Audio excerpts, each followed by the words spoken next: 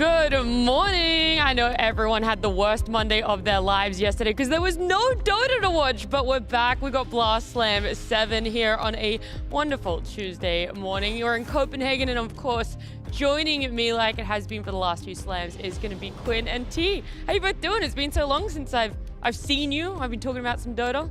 I am so happy. I took basically like a 2.5-week break. I didn't really think about any competitive Dota. You didn't miss much. I think there was an event that happened recently. I kind of kept up with it, but like it's just so bliss. Like, I feel so happy to have just had a break. So yeah. Yeah, that's the inverse of Quinn, who has been absolutely grinding. You were in a Dream League just before this one. Yeah, I've been Grussel maxing, but I feel good. I feel good. It was a fun tournament. I'm out here for another very, very fun tournament. I like the patch right now. I like Dota. I think it's in a cool spot. I think there's cool heroes. So we also had a lot of long games. So I'm kind of curious to see if we get more long games. We get some barn burners, but I'm hyped. Yeah, it's always that thing that when we get towards the end as well. My alarm. Sorry, guys. He's got his way. I said I'm still on break, guys. I told you. What is that?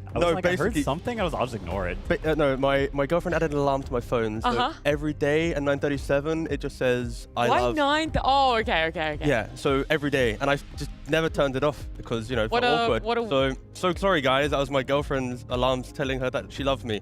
What a weird What flex. Up, guys? Hi. What a weird flex is what all I'm going to say there. Look, we can focus back up, though, because talking about Blast Slam, there's a lot of things that has happened since we've had Blast Slam 6. Of course, there's been, you know, not only so many other tournaments, you're saying you're enjoying the patch at the moment, but a format change up too, right? So something that was so enjoyable and fun to you that you loved from Slam 6 was the best of 5 single elimination. Yes. It's gone. I know. I pled my case for it. It was amazing. Just the idea of forcing teams to play, you know, the additional series, the intensity. A lot of teams don't get to play the best of 5s, but alas, that's not here. I'm happy though with when you talk about changes, we get eliminations in the best of 1s.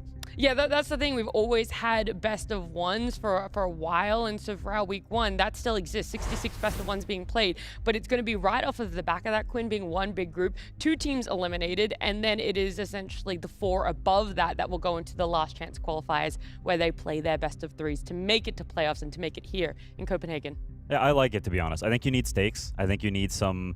Like, you can't just be like, yeah, you lose, you get last in groups, you don't win any games, but you still have a chance. Like, nah, no chance. You suck. You're out. Goodbye. It's so refreshing because, like, in the previous ones, like, even though we haven't had a team be in the previous iterations of Slam, be bottom 4, make it through last chance, and like win the entire thing, it's still just like the idea of like you can't just have an easy day, easy group, and like maybe clutch up. Like, just adding elimination, it's why Dota is like such a great just concept in general. Like, we eliminate teams and we just get rid of them as quick as possible. Like, thank you for having it back in the groups. Yeah, there was also that element where it felt like the bottom 4 sometimes were made in the first few days, but now it's going to be more towards that bottom 6, right? We get to expand it a little bit more, what's going to be happening there. But we're going to look at our prize pool as well, because it's not just the fact of not being eliminated in group stage that they're playing for, but trying to make it all the way to the end, try and play that best of 5 in the grand final and walk away with 300,000 for the players there.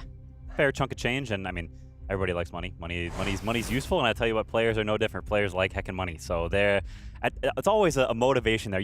Players say it, I think, more than they used to as well. People used to be like, yeah, it's about the fame, it's about winning, it's about doing it for my family. Now they're like, I want the money, and so I think it's for my family. I'm winning this Dota event for my family, for the honor of my lineage. That's right. And now it's about the money, so they switched. I mean, we are getting that in interviews, you know. The money changes their opinions on things, so yeah, it really says a lot. That's the old term, money changes people, huh, T? It does. It really does. Anyway, back to you, Nat. We're looking at the fact that this is our last Tier 1 event, I want to say, in the Dota season before we head into those bigger events, right? EWC is on the cards next. After that is TI, which is a big topic because today I thought we were going to be talking about how it's our last Tier 1 event, what teams are going to be able to push themselves over the line to get an invite for TI. That felt like the narrative coming in, but instead, Valve said, hey, surprise, we've sent out the invites. Of course, it makes sense with TI being moved up in the calendar compared to the last few years where it was in September and October. It's pushed back into August now, so it makes sense it's come out, T. But there were teams that were sitting on the cusp, but now that we look at who's being invited, just missed out for themselves. That's the way the cookie crumbles with TI, right? Sometimes it's 7 invites, sometimes it's 8, sometimes it's more. You know, everything changes. Has it ever been more? No, I just said it. Yeah, I was going to say, I'm pretty sure that's a lie, but anyway. I was just making sure that we had that panel synergy still on lock. You know, it's been some time since last Slam. You are correct, yes. Thank you. But that's the point, right? This time we have the 7 invites. There's like the likes of Mouse at one tournament, Spirit, Quinn and I were talking about it in the taxi. I won't take Quinn's point, but you know, there is some pretty good reasoning to why Mouse and Spirit probably aren't on that list. Quinn, take it away. Thank you, T. No, I mean, I think the big thing to me is roster changes. I look at, especially, I look at PARIVISION and I look at Spirit, and I'm like, team, yeah. you changed roster. Oh. PARIVISION swapped 2 players and they kicked their coach. There we go. See, boom. Oh my gosh, bro! You've said the most basic shit and have somehow blown my mind. That's Our taxi actually, driver loved it I as well. didn't even think about the fact of like. He cheered. Because we we look at like people's Glickers rating, right? Or we look at like teams' recent results, and a lot of people might have question marks about why certain teams. But you're right, the consistency not just in your roster, but your performance has to factor in too. Yeah, I mean, Spirit literally kicked a player before the most recent tournament, and PARIVISION have changed 2 players and a coach, and they sucked for most of the year, and they kind of clutched it up at the end. So to me, I think VII was like too little, too late, and I think it's kind of based. I think it is too little, too late. I mean, also, like, was it really Dream League was the last tournament? Like, maybe it was before Dream League that they'd already locked in their answers. Yeah, also very. So then, like, us as a community might be looking at Dream League going, "Oh my God, PARIVISION!" But it's like, well, the cutoff was like a week before, bro. Like, or it was the end of groups. You know, there's all of these things that we don't have answers to. But I feel really silly now saying what my hot take is about the invites after you've just made a really good point about the invites. Okay. But I think Liquid's TI invite a bit fraudulent, because you're saying, sure, maybe, you know, you show up, if you look at it, they peaked in that middle of the season, but the only LAN win that they had was Slam 6, which was fraudulent. They beat Falcons in a best of 5 and then went on to beat OG and Na'Vi in a single elimination.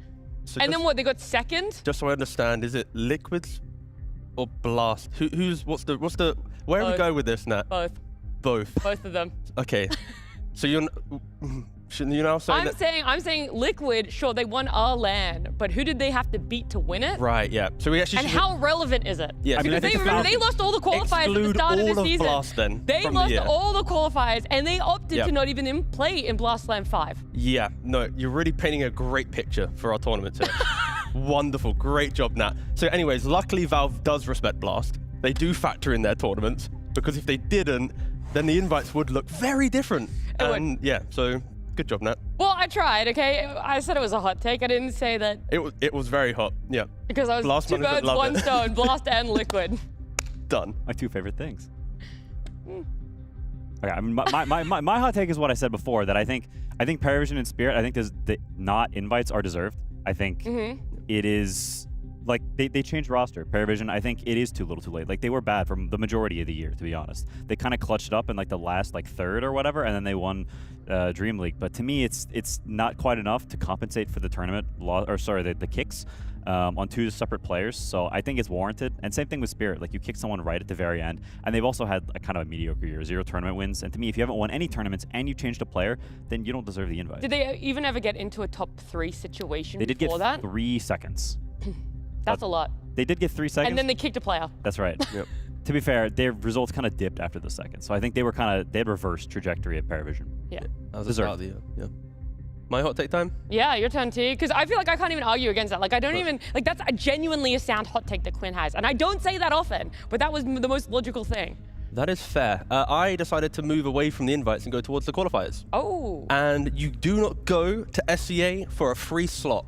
In the history of TI, there's always been a team that will randomly appear in SA or NA in the hope to find their... Why are you shitting on my region, bro? I'm actually hyping up the region. You're talking about the historic part of it. There we go. So the historical part, why it's bad. But Team Nemesis, having an SEA roster, also last year having one of the best voice lines in TI, have now suddenly picked up 4 non-SEA players, plus then, what was it? He's surrounded by jabs. They kicked their previous 23 Savage roster. It's what, 2 Brazilians, I can't remember what country flag that is. Sorry, Rubicon. Sorry, brother. And then, yeah, Yamson as well. So it's like the most random mix stack going to SEA in the hope to get to TI. They've bombed out of a lot of random EU qualifiers recently and EU events.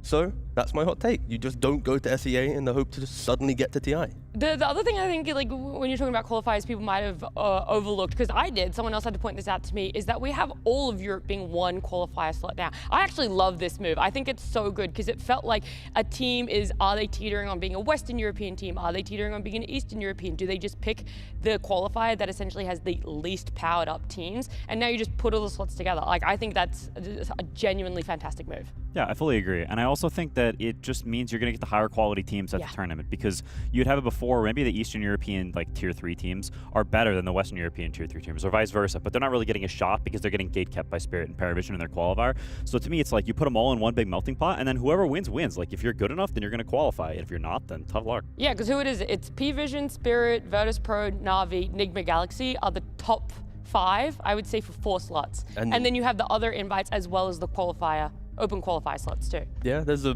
sprinkling of Mouse, and then there's the other teams, but no, I stood on my own headset. Oh, damn, congratulations, Nat. Day 1 back on broadcast, and I'm already ruining the set. Sorry, guys.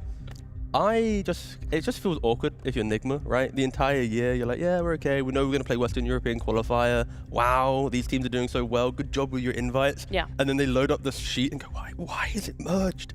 We had like a blip of form for like a week, and now we've lost it again. And then maybe we get it, okay, and now... Well, you're gonna hope you get it back, because that one's gonna be an absolutely hard-fought battle. Just like our last Tier 1 event that's happening within the Dota season for 2026. We've got Blast Slam 7, right? We're gonna be talking about all of our attending teams and what's on the line for a lot of them. We already know that so many of them have now been directly invited to TI, but for the others, you wanna be finding form going into these qualifiers that are coming up. And what really brings my mind is if we run down that list and we look at number 10. If you guys aren't addicted to social media and you haven't checked it out, yeah, that is LGD right there. That is the Ex-HEROIC roster now playing under the LGD banner. What timeline is this? Like, it's awesome. This is fantastic. Yeah, but it's not even like LGD International or like LGD. No, it's just straight up LGD. LATAM or something. It's just like, it's just LGD. Yeah. And like my brain still can't comprehend seeing just LGD not be a Chinese team. Yeah. Like, it's just jarring. Cool, great for the players, right? Also for the region, adding an extra little organization into the mix for a Chinese TI, sure. But it doesn't compute still for me. Like. Yeah, it's funny. I mean, it reminds me of TI9, where we were newbie at TI because we didn't have a sponsor, and the Chinese orgs, they want representation at TI, right? It's a matter of pride and showing up and showing like the history of the org. LGD has been at like the most TIs of any org or something like that. So I think them being at TI makes a lot of sense. I think it's cool. It's a legendary org, and it just feels neat to have them there. They have to qualify though, don't they? They have to get through playtime. That's true. We're saying at TI as if they've already qualified. Qualifier. They're fighting against each other. Oh, okay, all right. It's not like, playtime so strong. Yeah, exactly. Yeah, playtime is it's even the org name saying that actually whilst doing that. Fuck it. Back to you. Look, there's a lot of things that run through what's happening. We saw all of our teams, but let's have a look at our players. We're going to do our Gaming Malta Fantasy team. You guys can play along as well. You can head over to blast.tv if you want to join up. But yeah, we got our players here. So is there a certain role that you guys want to start with before we get into anything Carry. else? Okay, and you know who you're going to pick for carry? Satanic. Yeah, point farmer. Okay. TI Fantasy, Blast Fantasy. My guy just locks in the numbers. He really is good at that, isn't he? Yeah. Such an easy pick. Okay, and then good form. I mean, they just won the most recent tournament. So you got, Satanic, PARIVISION. Another role that you want to... Are we trying to win Fantasy, but we need to pick, we have to pick one person no one else will pick to then be able to win? Because if we pick all the usual suspects, we're just going to copy the points of other people. I just want to pick a super team. I just let's do it. Like if I pick this team, that they're going to win the tournament. Yeah, okay. Right, okay, let's do that. I like that. How many of the same team can we have again, or is it none? Uno. Two. Oh, it's two? Two. Is it two? I thought it was uno. One. It is. I actually think it is one. I'm getting it mixed with a different game. No worries. A different... Oh, really, Nat? Oh, which game was that? Okay, so... Thanks, Nat. I mean, I think for mid, there's a lot of choices. I think you could say GPK. I think you say Malrine. Yep. Depending on form. You could say no one too. Oh, but it's only no one. One's already taken. Sorry.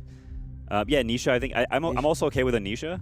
I think out of all of it, Nisha's the best pick for Liquid if you're going to pick a Liquid player. Yeah, they also won the last blast, so. And then so true. He's got like the point aura. A very valid legitimate and valid legal, win of Blast Slam 6. Because Valve respects it, and that's what they use for their invite. I respect nothing. Yes. And I trust Valve. Okay. I trust Valve. I also love Valve. Anyways. Position 5, I want to go... What's Tundra's form at the moment? Because they've been really shaky. Do you think that they're going to weirdly come back with the Blast Slam? They either crush it or they're just shit. And then they use the shit tournament to make sure they motivate themselves to win the next one. It's always the extremes, I feel, with them. I feel like it's that. So now we're in the winning stage. This team oscillates. Yeah. Like they win one tournament, the next tournament they're dog water. That's what makes me want to pick Whitemon for our position 5. I think when you think about 5, it's hard to not pick the ball. That's what I'm saying. I think we're going to go for Whitemon in position 5. I think the trajectory is back up on the upward Philemon. trend for Tundra. And even then, he still performs well, even if the team doesn't. I still stand by my boy Whitemon. But we are currently going for like the most scripted team. Okay, we still have off lane and position 4. And then that'll be a Riddies? bar for off Riddies? lane. What? No. No, sorry, Riddies. I didn't mean to react like that. That no was Damn! so, Someone clip was that. from his Send it to soul. Riddies. You gotta send that to CY.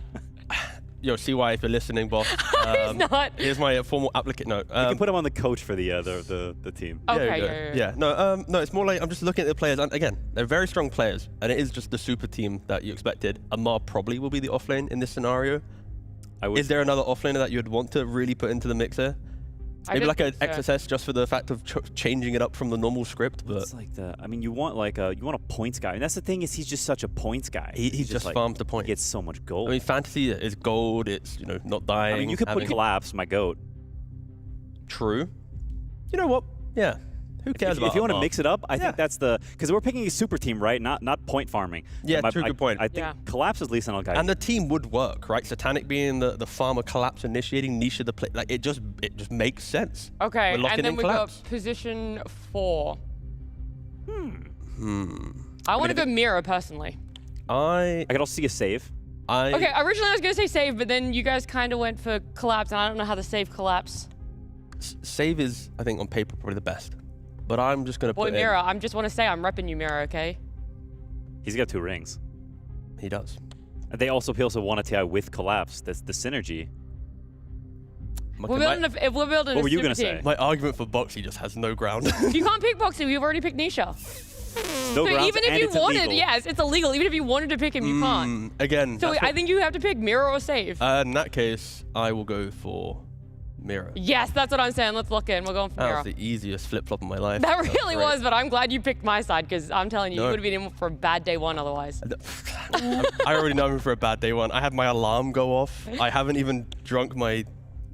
I promise it's tea. I promise you it's going to get better because there is a lot of Dota. So we've already looked in ours. You guys can go and have fun. You can look in your fantasy team as well. But we're going to look at our schedule for today because we've set it 66 best of ones over the next few days. It means that we're cramming in as much as we possibly can right now. This is what we're looking at the A stream. There's matches over on the B stream. Aries and Danog are going to be the opening casting pair there. So if you guys want to go and check out what matches are happening, they're going to start off with PARIVISION and OG over there. But for us, we're looking at all these ones. A game that stands out before we talk about our first match of the day for A-Stream?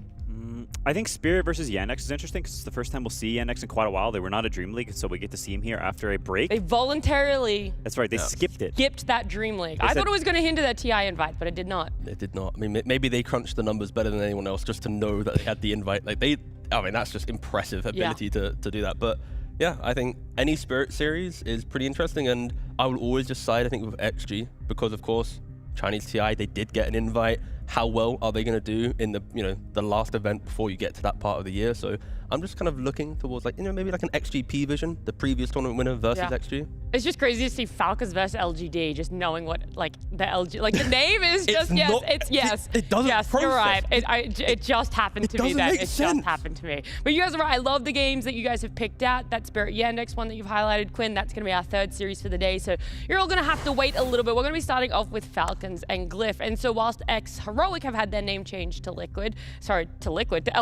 Holy baby. Leaked. Dude, I'm Already like leaked. 4 years in advance. No.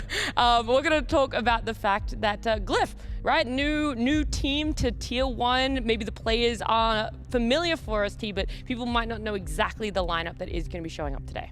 Yeah, it's kind of like a Yakult-esque SEA mix stack that has formed, done pretty well in, again, specifically the Blast Slam qualifier, getting themselves here. And the main thing is, it's just like you get yourself an event, you get your boot camp because you get to come to Europe, you get to play your games. Like, it's for a team this new, getting here this quickly is very impressive in such a volatile region that is SEA, where any team, any day, anyone can kind of be the #1 team there. Yeah, I mean, I think this is honestly an upgraded version of Yakult. I think Yakult was way too volatile, and I'm gonna be totally honest. I think this Baboka guy is kind of sus and plays some real sus heroes. I mean, and the drafting of Yakult was insane. Yeah, it was ridiculous. I'm gonna miss They it. lost every game at draft. They're not gonna first pick anti-team anymore, I hope. And I think there's a lot of mustaches out here. That's good. And I think Definitely not your cult, by the way. yeah, Definitely not Yakult. I think they're upgraded, and so I look at this team and okay, maybe we can actually make it to the second phase and not get one of the bottom 2 knockouts. knocked out, right? That's I think their hope. So when you say upgrade, you're saying like now there's a clearer voice, a clearer direction, how they want to draft, how they want to play out. Like you can't just say they're upgraded, but you not pinpoint at least 2 areas in which it's upgraded. It's also a matter of like, when you look at like the people around the team, you have, you know, Arthur, who's like the kind of a coach who tried to coach throughout Alliance and never really made success. He then goes back to SEA. You have like Permasneeze, who's like their manager. Like, it just feels like a wholesome group of lads where it's like they've gone to the region, gone, we need to make a team. We want to be competitive. They've all just come together. They've just trying to make it work. They've made it work. Where it's like you have orgs who are spending thousands of dollars on players, if not more, trying to make teams to get to tournaments. So it's like, this is like the true story of like why open qualifiers exist, why the joy of TI is there, because it's like these teams. Like Glyph is like the perfect example of like an honest Dota team. That you don't need big money to win. You can just like do it the hard way.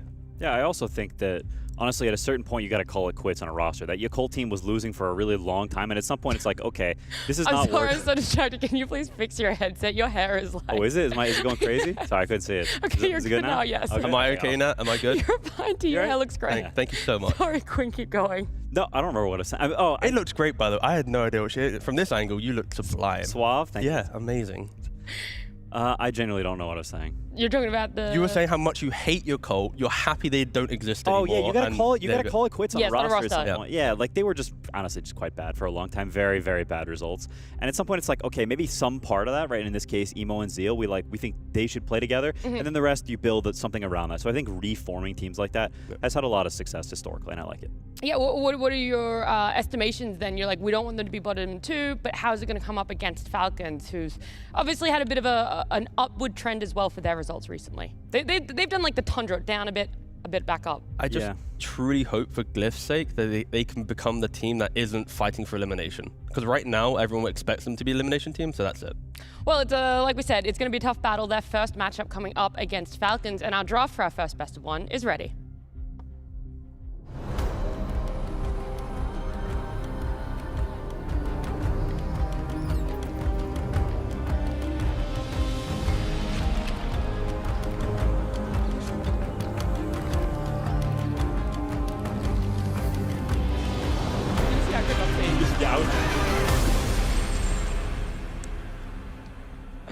Well, it feels like we have so much information already to work off of. The fact that we're coming off of the back of another event. We got Glyph and Falcons, and try and see what they're going to open themselves up with or what's going to get banned out. I know from all my time in the DPC that they are in the Alliance boot camp. I spoke about how Arthur used to coach that team. Yes. Look at them. That's snaking. Well, it doesn't matter. Point's gone. But I could see from just a mere pixel of background that they are there. Okay. And what does that have to do with the draft tee? Because Alliance is coming back to Dota. It's all in the script. If they win this slam, they're back. There we go. See? Full circle there. Well, look, our draft, Falcons open up with the Tiny because a lot of options taken out for them. The Kezban, the Storm Spirit, the Puck, Clockwork, Lone Druid, Pango, and Husker. Yeah, I love the emo respect Storm ban. When this guy is in the lobby, you know he's playing one of his 3 boys, and so they ban out 2 of the boys at the start, which I respect because some players are just limited in terms of their options, and it's just good to ban it that way. The response pickup is Wind Ranger there. I want to bring up the Tiny being picked up here. It obviously works way better in a core role, but I remember in Dream League, Falcons flexed it to a position 4. Didn't do well. No, and do you think they're like permanently like feared away from that? They're like, we're just never going to retouch that. Tiny lost a lot of his like star power through like the whole crash landing facet, him nowadays. Like you don't have as much explosive damage. You have the control and like the silly map play. You are like generic for block camp, pull, wave, run around, but you just don't bring as much as the Hoodwinks, the Rubiks, the Lions, the other heroes that can, Clockworks, the ones that can like live throughout the entire game. Tiny just kind of feels like a awkward early game playmaker that doesn't scale. What you're saying is carries ruin everything, because if they didn't pick up the Tiny, he would have still been a good support. Yeah, I mean, yeah, that's the argument for anything in Dota, right? Anything good for a support, eventually your core will take it, then it gets nerfed and our supports can't buy it. Yeah, that's how Dota works. Everything. You need to add restrictions maybe on Dota. Yeah, certain items, yeah, exactly. Yeah, you're not allowed to. When your net worth exceeds a certain amount, items are grayed out. Yeah, exactly. The meat map sound comes into play. It'd be quite nice. It's like Blink on Pudge 10 years ago. So when's Basher and Spirit Breaker gonna? Yeah, I'm gonna say never to that. Bro. Whoa, what do you mean? It's fair and balanced. How dare you stop a hero buying an item? Wind Ranger's a weird response to me. Like, Wind Ranger, we saw some in the last tournament with like middling success. I think it was one of those heroes that looked really bad sometimes and looked quite good other times. When I think about it versus Tiny, it's like, it's an okay matchup in that you can kind of kite the Tiny, you can space him and get the situation where you shoot him a million times and he can't get on you. But if he gets on you, he will make you go splat. So I'm not totally sure I necessarily like this as a response. Yeah, at least, you know, before Dream League, Wind Ranger, was in a position of, like, you had two types of players. It was the Mikkeys who wanted to go for, like, Mjolnir, Aghanims, utilize the move speed, kite in and out of the fight, always be present. And then you had, like, the Nightfall style carries where you don't ever buy Ags until, like, 7th item. You are just fully doing, I buy damage, I'm getting my BKB, I'm standing my ground trying to kill you. But the main thing is, in both scenarios, you are trying to kite, like Quinn's mentioning. And if that's all you care about in the carry to carry, not dying instantly from like a Silver Edge initiation of a Tiny, they're probably going to be happy, but it does, you know, you have to respect what your hero needs. Like, you need like the Tusk, the strong 5 position to give Wind Ranger some life in the lane. But is the flexibility still open there for Wind Ranger to be moved to a support? Yeah. Yeah, that is true. Definitely some casual 4. Feels like it does, it's yeah. I guess if that's the case, though, if they're flexing it, to me, it's still odd because I also don't think Wind Ranger 4 necessarily has that much interaction with Tiny compared to, like, if you look at what Falcons ban after the Wind Rangers pick, they ban Timbersaw. To me, that's a much more like, you see Tiny, you pick Timbersaw. There's more like direct response there. Whenever you see a first pick, generally the hero you respond to it with, there should be something there. Otherwise, it's like, why use this valuable spot with bans coming up to pick something generic? I mean, you then also pick Tree for Glyph, where it's like, if suddenly your support duo is Tree Wind Ranger, it just feels very awkward on the map. Yeah, I was like, gonna say, when I saw the tree, I was like, oh, please don't. Like, Tree walking to mid is fine, right? With the change to obviously all his, you know, toolkit over time, like, he can make these moves a lot easier. He can just pop the invis, go run, but it's just not that clear. And then for Falcons, follow the script as usual. They haven't changed. During my fun little holiday of Dota, they have a little checklist of heroes. Oh, it's available. No, pick it. It's wonderful. No complaints. They do well, but the Lich, a hero that was very prevalent throughout Dream League. Yeah, I mean, it was really good for them in the group stage, right? That was like one of the heroes whenever it was open, they would pick up, they would do really well with it. I mean, this lane's so, like, I'm gonna say generic because it feels like you pick these two heroes and I'm not looking at an offlane 4 combination against it going, that's gonna insta-beat it. You have a tree to shove wave, you have the blast of Lich to secure the range creep, you can support each other to kill a 4 position. Like, it kind of, again, plays itself out really nicely. Yeah, it was very solid. At some point in Dream League, they were even first picking a Lich. Yeah.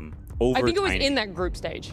They were doing it even in the playoffs, I think. Oh, they yeah? had at least one game where they first picked Lich, so they definitely prioritize it very highly and still do. The Largoba I like against Tree because you can lick off you can lick off everything. You can lick off the Leech Seed, you can lick off the ulti. It's good. And they also play it, I think it's predominantly 4. I don't think all play this hero. I think the Tiny flex is like out of the question. Like, you reveal it very heavily. Unless Amal wants to debate all of us and they're like, we're gonna flip the script. Yeah, I mean, he had that one game against Doom. It was at Blast, right? He played Largo, and they got absolutely unreal stomped. That's exactly what I'm searching for. Okay. Please hold, because when you say... I don't know, I remember every time they picked Largo, they lost with it, I swear. You put Amar and Largo in the same sentence, and I just, like... It's just nutty. I just want to vomit, I'll be honest. Whoa. It's visceral. Like, Damn. it is terrible. My goodness. It's like Amar goes through phases where he tries heroes. Like, he tried Sanking for a phase. Loved it. Now he got better. He tried Darkseer for a bit. Oh, that one was real bad. That was also really bad. I got PTSD. Like, my guy is the GOAT because he has his heroes. He's not the GOAT because he plays everything. And Largo, don't touch it, brother. Well, that's the fun about Glyph, right? Is the first time showing up at a tier 1. They don't have this box. They don't have this, oh, you traditionally played this. This is your stereotype. We're ready for what you bring out. They have the Invoker now for themselves. So it's the Wind Ranger, the Invoker, the Treant, and now a Brewmaster as well. This sort of makes it more more likely rather that Wind Ranger is support, because I think it's a bit odd to just give away your core last pick and just guaranteed last pick of support. I think that's not super common, so it does make it look more like Wind Ranger support, which is fine. It's fine. My problem for Glyph is they are kind of playing on a clear kind of timing of they need the damage during control of heroes for Invoker to, you know, get the Cataclysm off or the Meatball, whatever. But if you kite through that, if you survive it, their damage is kind of lackluster. Like, you need to kill with your focus fire. And then for Falcons, like, you have Largo. That is one of the best heroes at prolonging fights, keeping everything alive. Lich as well with his toolkit, being able to also buy utility. Like, a lot of Falcons' job is just survive. And Glyph, like, they have to kill in that moment. If they don't, they might have some damage problems. So if it is Wind Ranger to 4, their carry kind of needs to solve that just through having a good matchup in the lane to give themselves a lane to play through. So a better lane and more damage from Glyph is what their last pick needs. And then, yeah, with Falcons picking up the Mars, it's... Yeah, when I see Glyph's lineup, I'm just looking at, like, Brew gets 6, you take the Twin Gate, you try and hit the tower through taking that tempo. Invoker got some freedom from the mid lane. He maybe Forge Spirit, pushed out some waves, got some farm. And then, like, you sync another timing on the next set of items to go find more kills. You get yourself an Aegis, you try to play into the game. But that's, like, the most simplified version. Of course, there's a lot more nuance to any Dota game. For Falcons, though, it's just, like, sit back, hit creeps. Eventually, you'll be able to, like, out-team fight Glyph. Yeah, I mean, what I'll say, I don't really like the Mars. This hero has looked like quite trash recently, I think. The last time I saw Falcons play it, they got Unreal stomped and the Mars did nothing. It was like completely useless. Last time I saw Spirit play it, they also last with it. And to me, that's like the 2 best Mars players. And if they're losing with Mars, then this hero is cheeks. So I don't really like the hero that much here. I also feel like when I look at Glyph's heroes, there's Brewmaster and Tree. One of them is like very tanky. In Tree, he makes other people tanky as well. And Brewmaster is just a difficult hero to burst, and he presses ulti. So it's like, plus we're saying Wind Ranger's probably 4. All these things combined to me is like, why? Is it not just survival?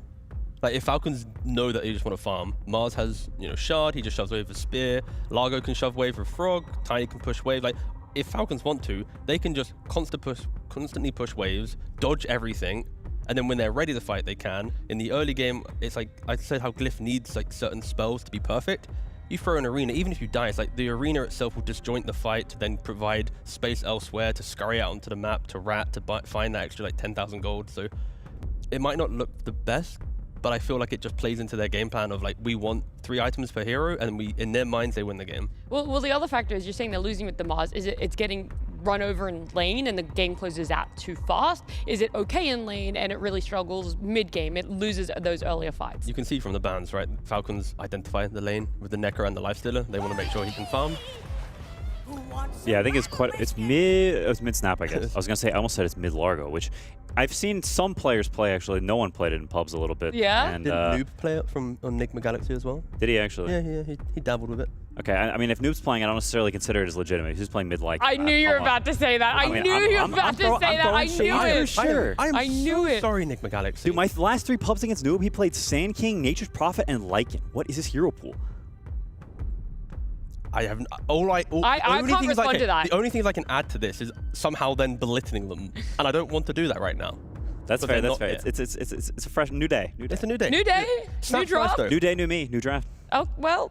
But Snapfire is not really a new hero. We have seen it, as you've already mentioned. It fits into the same archetype that Falcons have. Just shove waves, kind of big counterplay damage. Sure, Tiny can investigate the map, but again, Falcons, I think they're just so happy. They invite the aggression. If you don't execute cleanly, you are going to be executed. Now have all the heroes to be able to do that. Yeah, but Rubik last pick. Yeah, it doesn't do anything. Okay. Now, just like reduce Please set the scene for me, T. Okay. Epic moment coming in. Rubik steals the avalanche, hits a multi-hero, then somehow steals both Spear and Arena of Amar. His Ags. The thrower, spelled F-R-O-W-E-R. Yeah, of course he has the Ags, thank you. Again, Twitch, that's Obviously. like 20k MMR, they already knew that. And then because of his play on Yokam, he's able to then cancel Malreen's everything. Snap does too much, yeah. And you know, it's just awkward. Basically, Glyph, it's like win lanes, take over the game. If you allow Falcons to get online, I'm really worried for them. So they need to just have really clean, like, 8 minutes, basically. Yeah, I mean, I do think there's some potential you win the safe lane pretty hard, because Tree is quite a strong laner, I think, especially with Wind Ranger. And we've seen, I mean, you asked about whether the Mars problem is early game or later. I think a lot of it is the early game. I saw the hero get pretty trashed in lane sometimes. And so I think if you're Glyph, like, you're looking at that lane specifically to do well. And I also think this Snapfire hero, like, Malreen is good at Snapfire in general, but I haven't seen him play it recently. Yeah, he's also at a debuff. He hasn't had his morning stream. Oh, no. Because they've started so early, he didn't get in his morning stream. Is that a thing? He streamed every morning of Dream League, even when they were playing their officials. And he's also playing I like told you I was on a top holiday. four Had no idea. Yes, he has been streaming so much. So I think right now Falcons are actually at a disadvantage. I think Malmarine has not had his. Did he also stream on the day they got eliminated? Probably. He was streaming yesterday. Right. Okay. I think Sunday was the only day he didn't stream. I didn't catch it. Interesting. Well, that's Just factoring in non-game specific things too. Super useless and pointless, but just so you know. actually very important because it also shows how intense the Blast Slam format is. We only craft the best teams here because we force them to play all day. That is true. It is going to be forged through fire there as well for them. It's a lot of what-if questions, but I like the fact that you guys have pointed out you've loved what Falcons have drafted for themselves. But Glyph, first tier 1 team, tier 1 event as this new team. We get to see what they bring out for themselves, but more importantly, we're going to see how they fare up in their first best of 1 against Falcons.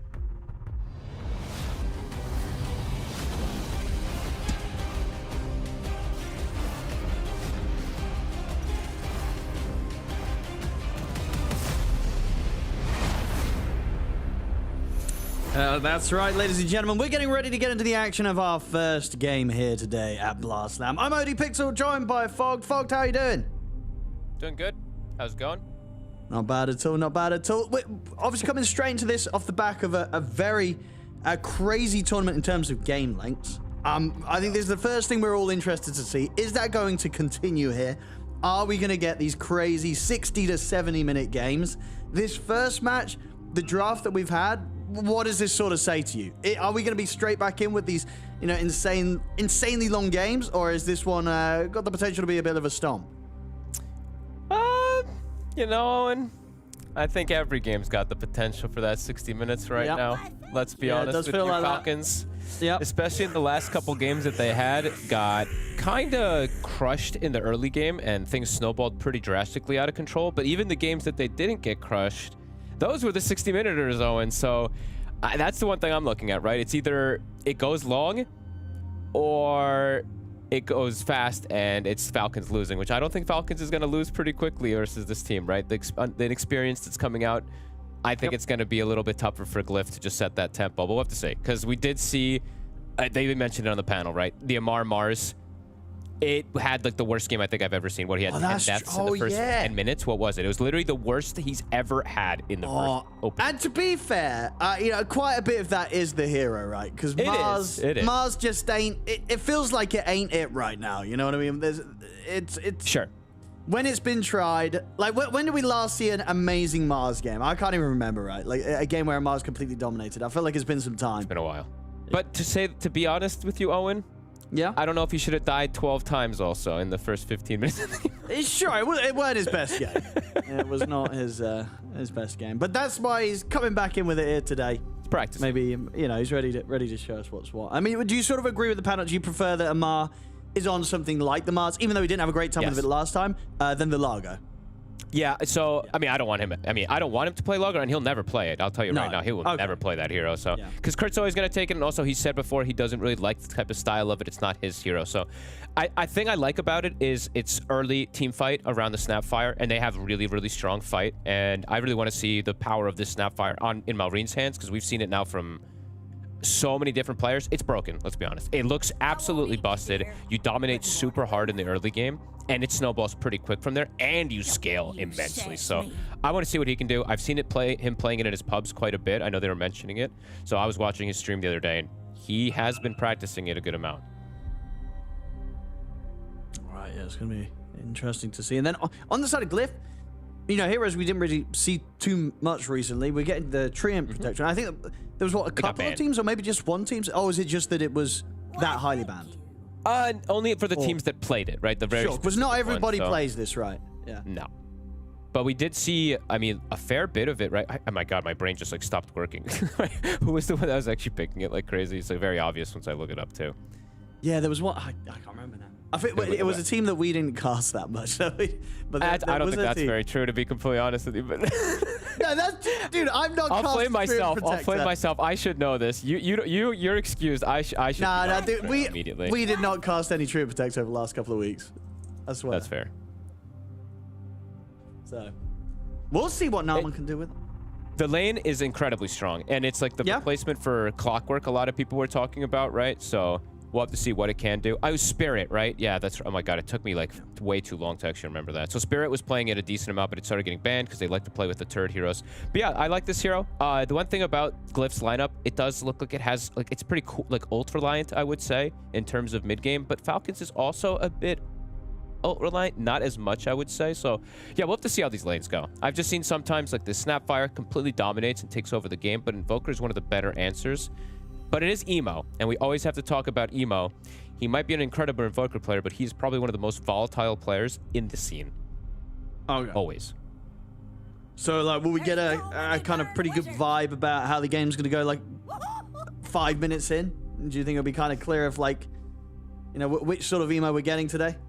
Yeah, I think so. Probably around that, like, 5 to 10 minute mark. Because I love Emo, but he is one of the most chaotic mids. Like, chaotic evil, I guess we could say. Yeah, that's going to be fun to see how he deals with the Malrine snap. As you say, this hero that has started to dominate quite a few matchups in the mid lane.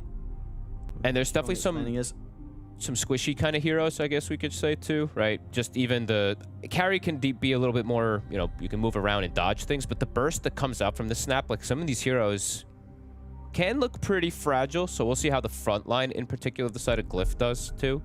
Does look like insane burst on the side of Falcons. So yeah, let's see what we do get underway. Last pick, Rubik. Let's see what Jokam's able to do as well too. He has a lot of good spells to steal as the game progresses. If he does get toward these Ags, etc., of course, way later down the lines, has a lot of potency. But let's see what he can do early around with Zeal. Yeah, I do have a fair bit of burst for the lane, so could get a little annoying. But at the same time, Skeeter, not going to be easy to push him out of the lane. No. See, Falcons might try and go for something here. Stepping out with the 5 of them up towards the top. Their first tree protector, right? This is the strategy. Whenever you first tree, cut the damn trees. Don't let him play the hero properly. They are playing a double melee lane up there versus the Wind Ranger tree, so they can get taken advantage of up there if they're not careful. Largo will have some nice things that he can do this game in terms of dispels, right? The Wind Run, even the living armor can help in the lane quite a lot here. So we'll see what they can do with Amar and Crit, which honestly are, I was talking a lot about Malrine, but I'm going to be watching them a lot because they had some really, really rough lanes at Dream League. So if they can start things off with the first blood. Smoked up on both sides. Amar. See how he does, right? Amar, definitely the one that we're going to be watching a lot in terms of the early game in that laning phase. How much can Mars get? Because how is this hero in particular, since it has been, I don't know, pushed like to this, like, I don't know, what we have like 6 or 7 or maybe even 8 offlaners that just feel way more prioritized than Mars at the moment. Yeah, I guess what in this game you got pretty good combos, right? With the kisses, the chain frost. You know, it is a pretty impressive team fight that the Falcons will be able to throw out if they do catch someone in the arena. So that's going to be nice. And I guess against a Wind Ranger, right? You know, you can't win run out of an arena. You're going to have to get BKB or some other sort of option. Yep, absolutely. So definitely watching how he's going to do in terms of this laning phase. And let's see how the mid lane goes, because we did talk about this one too. We saw Invoker and Zeus felt like the 2 better answers versus the Snapfire, but I do feel like the Snap can have a very good matchup versus that Invoker as well, at least in the lane. Top lane crit taken. Heavy hits that. Dude, Trade, man. Look how much damage. Look how much he hits for. It's insane. Like, yeah, it's always kind of been the thing, but yeah. You know. And this is sort of even with the lane setup, the way they did clearing out the trees. You know, Narman's still able to close in and trade as well as he did there with Crit. Just walks up and punches you. The Falcons is one of the few teams that still is playing the support Largo as well. So I think we saw 1 or 2 other ones, but yeah, Crit is continuing to try to make it work here. Yeah, already seeing some difficulties, at least in this top lane, very early. Amar's going to take a fair bit of damage here. Ooh, okay. Nice. We'll be able to get him down to the side, but still, I mean, this doesn't look like a fun lane to play. I mean, they're getting bodied. They're so low. They're just getting destroyed by this tree. What are you supposed to do, right? Like, once they get level 2, they can start to threaten, but the damage that comes out. Jackie did spam, I think, what was that, 4 power shots already, or 5 power shots, if I'm not mistaken, in the lane. So he is a little out of resources up there. But yeah, pretty much free farm for the Wind Ranger, Train Protector things. I mean, what is the plan against this lane? Like, how do you start to make this lane feel a little better? I don't know. It's kind of tough if you've got You just kind of Largo Mars against this Treant. You kind of just have to be like, okay, well, this is what's going to happen. Unlikely we're going to get pressure unless then look, we're going to pressure the Wind Ranger unless we have a rotation from the Lich. So I think it's just something they're going to have to endure because they also can't really pull the wave. That's another problem with the Largo 4 position. You're so slow. You're 290 movement speed. Very difficult for you to do so. So Glyph, pretty much a perfect start, at least for the top lane mid. We are seeing Malrine. He's having that edge. He's even killed, I think, at least one Forge Spirit.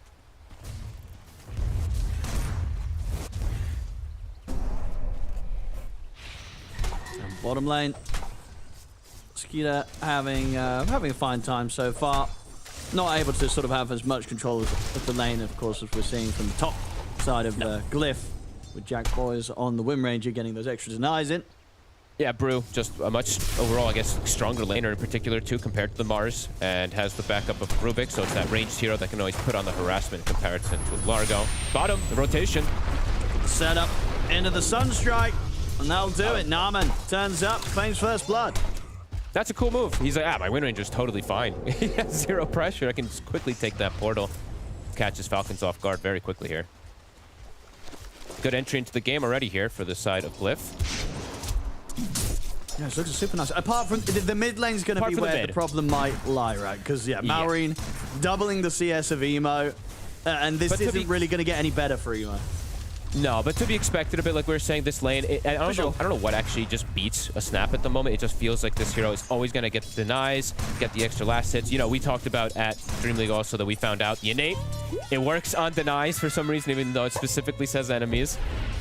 So it does make a big difference. But mid-game, Invoker does have merit versus the Snapfire, right? Cold Snap, Tornado ways to close the gap. So we'll have to see how Emo can recover. Top lane. They get the setup into the power shot onto Amar. And it goes down. I mean, this lane's looking better and better. I mean, to the point where, I'm a little surprised we didn't see more Triumph from other teams recently. This guy looks great. He's very good. We're seeing it a lot more. Emo will take a blast in the mid lane, but will be just fine.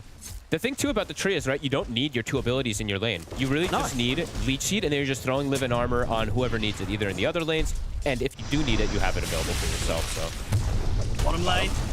Trying to get Yokam, but they didn't have quite enough. Zeal able to stand in position to stop them from pushing forward, so Yokam's able to salve up. Nice try, Emo. So Emo is having this, I mean, not as bad as the time, but he's having similar difficulties as Amar is. Yes, it's pretty rough in the mid. Yeah. And, I mean, honestly, both of these heroes, right, don't recover that quickly from a bad lane, Invoker and Mars.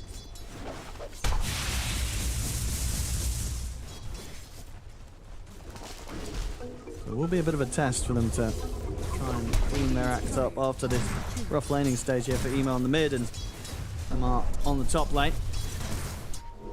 So Snaking tries to go through portal, but there was already a ward there, so he is spotted immediately. They both place wards on top of each other. Ooh, with a solo kill. Yeah, hits the 6, the kisses come out, and this mid lane starts to look rougher and rougher for Emo. And what would you rather have, right? Your off laner sacrificed or your mid laner sacrificed? I think. Yeah, I guess, yeah. Like, all right, well, Amar, you're going to have to struggle, but Emo is having a miserable time. Because it's like on the Invoker as the mid, you're going to expect all this kind of full spell combo coming out. For the Mars, even if he has a rough start, as long as Amar can turn up and get someone in the arena, the team's going to be happy. Yeah. Invoker can catch up through the Sunstrike kills on the side lanes if he can find some of them, but if he doesn't find them, those deaths definitely compound very quickly here. Malrine will also find himself a shield rune for progression. And Invoker too, right? If you don't get the Sunstrike kills, we've talked about this a couple of times too, right? You just are kind of a jungler for some time. You'll go back, throw your ice walls on those camps, stack it up. Probably gonna need some help from the support heroes very early so he doesn't lose his tower. Because they probably will look to sandwich him on the next kisses, I would imagine, from the side of Falcons. But first, Armin again making a move bottom. So if we can get Skeeter, he's pretty tanky. Full HP right now, and looks like they're not even going to go for the attempt. They've split their experience quite a lot bottom too. Jokam has been just laning the entire time, so Zeal is not level 5 or anything like that, right? Sometimes we do see them just give the XP to the offlaner so they hit the 6 early. So Zeal's not going to be the fastest. If they had the 6 early, they could go for the dive play on the Tiny, absolutely. But without that, not able to.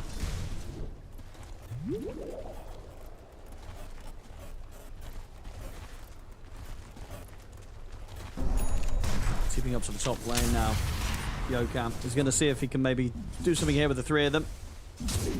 Got the focus fire online. And they got the shackle onto Amar, but it's a little too close to the tower. Malrine kisses out. They just turn, look towards the tree. A quick and easy kill. Malrine there prepared for if they did try for something super aggressive with the 3 of them. Doesn't get a core kill, but still getting these kills here and there, and it's sort of a slow start. It's going to be feeling pretty good for him, and it's going to continue to just keep him ahead of Emo. You know, level 8 here against the level 6. It's you know, this Snapfire could really get out of control, as we've seen quite a few times recently. Goes for the Dispel. Bottom, Snake. We'll go down.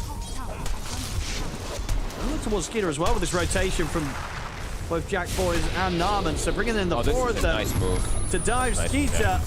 They'll take him down. So that's really nice from Jackie. It's been a pretty beautiful start here for him on the Wind Ranger. He's been set up for this fantastic lane top. He's now making these rotations, getting involved in taking out the enemy carry. Pretty much, yeah, perfect start here for the Wind Ranger safely. Which, you know, don't you want to talk about it? I thought you were going to say it right there. Yeah, we ain't big fans of it, you know, so it needs this perfect start to have a good chance of winning a game, I'll tell you that. Yeah, definitely he needs is getting it here. Especially versus the Mars. Like, we do have to talk about the matchup in particular, because you were, saying it before. At some points, you can't just get caught in the arena, and there's an insane amount of magical burst damage. So for Jackie, I want to see just probably Maelstrom into that BKB. We'll see if he can play it slower to go Mjolnir BKB, but it does feel dangerous if he doesn't rush that one. Amar starting to recover in that top lane, since we are seeing the rotations coming out. Narman wants to punish him.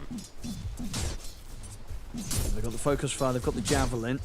It's dangerous versus Chip Vest, but they're going to go for it. Let's have a look. Indeed, as you see, Jack Boys is taking a decent bit of damage in return, and they weren't actually to chase for him. Concerned about backup coming in, and at the same time, Malrine gets himself another. Hell of a time for him. A 2K difference between him and Emo at the moment. The Boots of Travel are done incredibly early, so very early moves that they can even make top. Like, if Jackie's on the lane, they can just arena him, and the Boots of Travel can come in very, very early. So Glyph have to be ready, and Emo probably has to be ready to be able to counter gank, because he can tornado from a distance, at least to stop the kisses if he does see that. But it's hard to always TP like that as an Invoker who's behind, because you have no boots. You want to get your Meteor Hammer online too. So Jackie does have to be careful of that global threat. I want to try and kill Amar again, but he has Crypt by his side, and also Snaking TPing up towards the top. They'll use the arena. They're going to catch the 3 of them. Kisses. Follow-ups coming in the form of the kisses, laid down onto all of them. I mean, this is the worry. You know, this is the dream for Malrine, and also just goes to show why the rough start for the Mars doesn't matter nearly as much as the rough start for the Invoker, because Amar, he just arenas them, and then Malrine can do his work, picking up a triple. Oh, I mean, this is literally what I was worried about immediately at that point, too. If they go for the aggressive play, and it's literally the worst-case scenario for them. They get caught all 3 in the arena, all 3 hit by the spear as well for the damage. Malrine also has regen. Starting to push this tower top of it. Having the dream game, as these Snapfires have had so many times I've seen. Yeah, I mean, I think this is maybe even the best start I've seen on the Snap, in terms of just, like, dominating the mid, rotating, you know, 10 minutes in, getting a triple kill. And yeah, before that, pretty much getting a kill every time the kisses came off cooldown. This is pretty flawless stuff from Malrine. Picture perfect. He's going to have the Kaya super fast into the shard that we see, the similar build. I wonder if he goes full spellcaster, because as we've seen, GPK likes to go more of that right-click style build. I've still seen a couple people play more around that spellcaster style too, so I think he'll still probably go right-click. But we shall see what Malrine prioritizes. Having, an insane game. So Emo continuing to catch up. Meteor Hammer getting closer and closer. The good thing for Emo is his tower is being protected, so it's not like all this mountain pressure's on it. Threatening the dive here onto Snake King, and they'll snipe him here. Power shot comes in from Jack Boys, and they can take the tower. Nice little moves here. Zeal is queuing up the Midas on the Brew. I hate this item. And it's going to be tough, right, considering the fact that they've had a bit of a slow start. And it's just going to be this sort of period of the game where neither Emo or Zeal's going to really want to do too much or are really able to do too much in the early to mid game. Yeah, the strength of the Brew split is pretty good, but there is an insane amount of magical and burst damage. So they can even kill this Brew split pretty well early, and as the game progresses too, right? They have a lot of damaging abilities that are going to trip it up. Even Rebuke early. The Snap, I mean, Snap in general can just kill it. The level 1 split dies very easily just to the Snap Fire too. So, I mean, I don't know. I hate Midas so much, Owen. So I'm probably gonna hate on it pretty hard this game. It just feels like the numbers aren't good enough, you know. There's very few heroes that I want to see it on because there's very few heroes that actually use the attack speed. Yeah, that's fair. Nah, man, it's gonna get caught here as Falcons group up to try and take out the tier 1 from the safe lane of Glyph. Like Brew is, I would say like an. I mean, like, you don't really hit that much. Yes, you're hitting a bit in between, and you're getting the farm, so you want to get your Aghanims timing and all that. But, like, the ones, like, some heroes that I like, or not like, but I'll allow a Midas on is, like, Night Stalker, right? Like, because you're going to just be able to use that attack speed much more in comparison. Sure, to kill someone, yeah. Yeah. When you're going on them. So we'll see. We'll see if this does end up paying off, but it does feel pretty painful that it's like your Invoker's having a tough time, so you're going Midas on your offlaner. I don't know. That always... If I'm a mid laner and I'm having a tough time and my offlane Q's Midas, I'm like, oh, come on, man. But maybe they are just looking for that straight-up recovery in this game. But then your offlane is going to be looking back at you, being like, bro, why'd you lose mid? So it goes both ways. Well, he's going to, at least he's not queuing up the Midas on the Invoker, you know? Like. I mean, maybe he will now that he's seen that one coming out in Zeal. Emo's like, well, I'll do it as well. Meteor Hammer is just too effective on him, so yeah. He is getting that recovery and does have the tree armor to hold his tower. Blink, it's done for Amar. So his lane, as rough as it was, the recovery is there.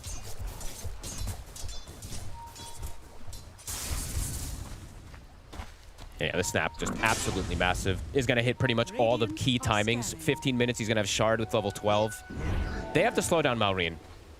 Does feel like they will probably ideally want to set up for him. Emo. He's got the combo onto Amar.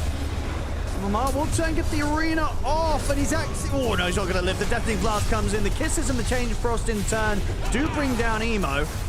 See if Glyph can find Snaking as well, with the split chasing him down. Oh, speared and cooking all over the place, Snaking. And dragged to the side, actually dodges the power shot with that crit. Pulling Snaking out of the way to save him from the shot coming in there from Jack Boys.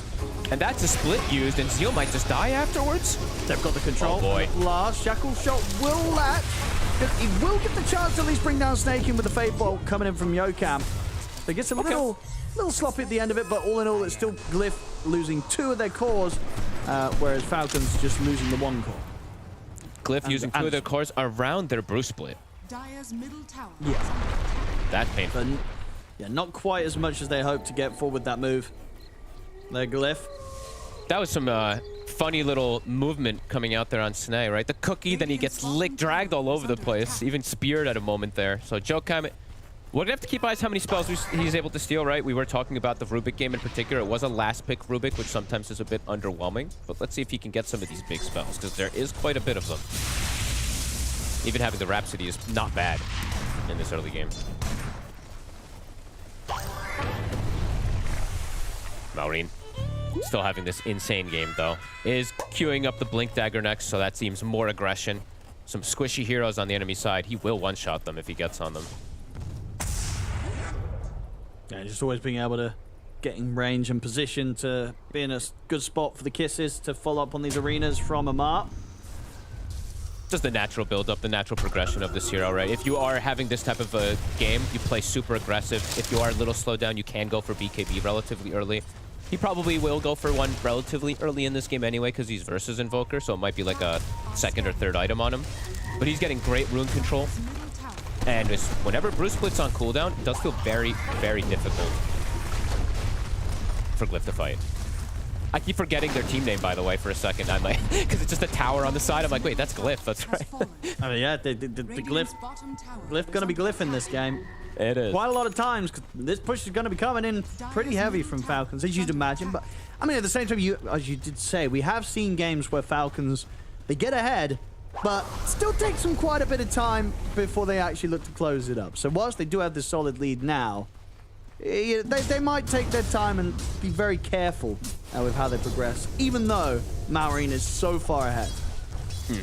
I'd say they're much more the aggressors, though, in this game overall, too, because there is a Midas Brewmaster, and I'm sure they clicked on Emo, and they saw that he went to Quash Shard.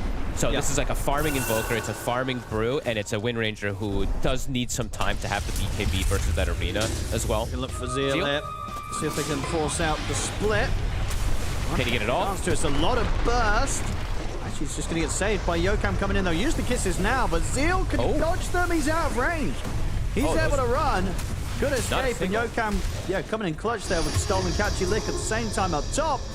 Narman gets the catch onto Snaking, so Glyph finds themselves a kill, and they keep their Brew alive. Amar trying to close the gap on Jackie, and he can't either, so a little slow there to turn and get the kill. Those kills, he didn't land a single one of the kisses. Oopsie.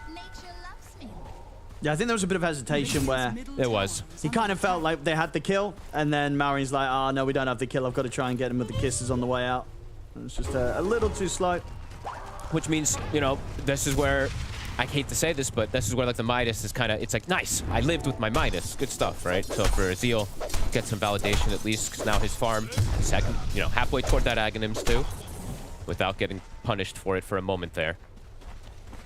They'll be pretty happy about that. Yeah, Jab Boys, his farm's going to start to pick up now. Full Miona is done.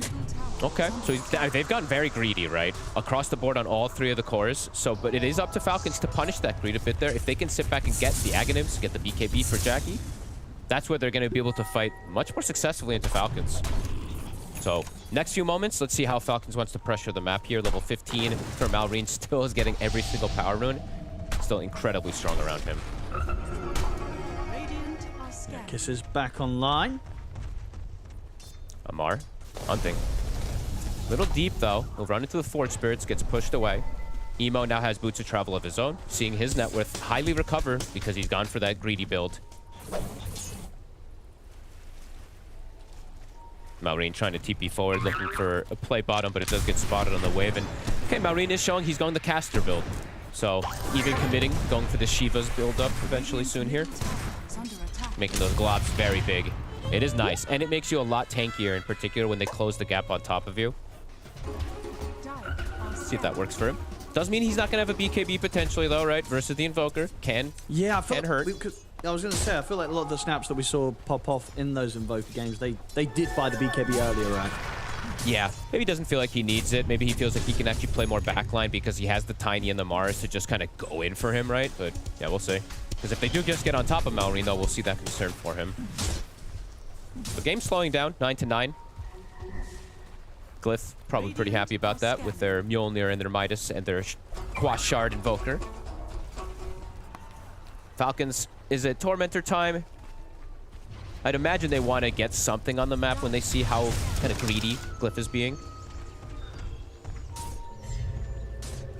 And Zeal getting closer and closer toward that Ags with the level 12, so he's going to have that level 3 split. Level 3 split online relatively soon for Glyph to come together. Quickly clean up the Tormentor. Who's going to get it? Oh, nice one. A very nice one indeed, yeah, Snaking. Do they have smokes on them right now? They have one. They have one on Snaking. Actually, one on both supports there. Oh, yeah. Because you'd imagine they want to go, right? Do they really want to slow this down? I feel like they're slowing it down. I think they're okay slowing it down. They're slowing it down. They're okay slowing it down to their BKBs. Yeah. I think that's perfectly fine, right? Because there is a lot of team fight as well on the side of Glyph, so it's not like you can just run into them and be like, yeah, we're just going to kill everybody. They do have a lot of team fight and control around the Brew. So I think waiting for Skeeter's BKB and waiting for Amar's is something they're looking at. But there's also things that go through the BKB, right? There is that trio. So Narman he was debating what he wants to build, and I think because the game pace slowed down, he had mech queued up, and he's like, screw it, I'm just going to go for the blink. So he can blink into the arena or any type of positioning. I think this is a really nice pickup for Narman if he is able to get it. Yeah.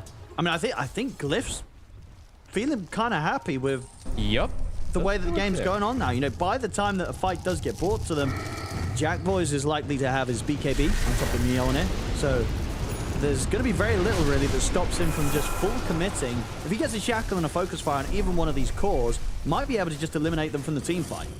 Yeah, no, absolutely. So, I mean, next 5 to 10 minutes, right, we're going to be pretty crucial in terms of who takes the fight and if they can get the setup initially. If Zeal's able to get split off, it does feel like it could be a little complicated for Falcons. We'll see. They still can kill split, I will say, even though it is that level 3 super tanky one. There is a lot of damage that comes out from the Snap and the Tiny, so... Solar Crest also for Skater they've got the 2 BKBs now. I believe the Shivas is coming out very soon for Malrine, so see if that timing is going to be something they look to fight around, because Glyph, they're about to hit their triple timing as well.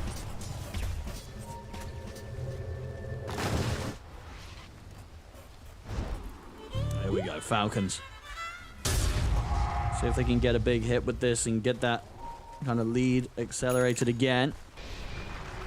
Or if Glyph are going to be prepared for this. I mean, Yokam would be... He'd be happy to tank this.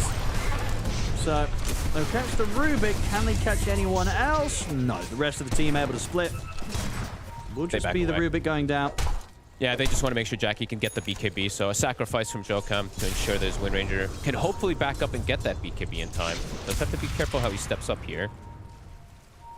Falcons looking to accelerate more here with those BKBs around the Roche Pit, but there is a ward, so it is going to spot this immediately. Yeah, they might want to contest this, right? Oh, I mean, they definitely do. Axe is done for the Invoker, too. Items. Yep. They're going to have to do it quickly. It's going down pretty fast, but they've got a good fight to give around here, Glyph. Power shot to Scout. Tornado.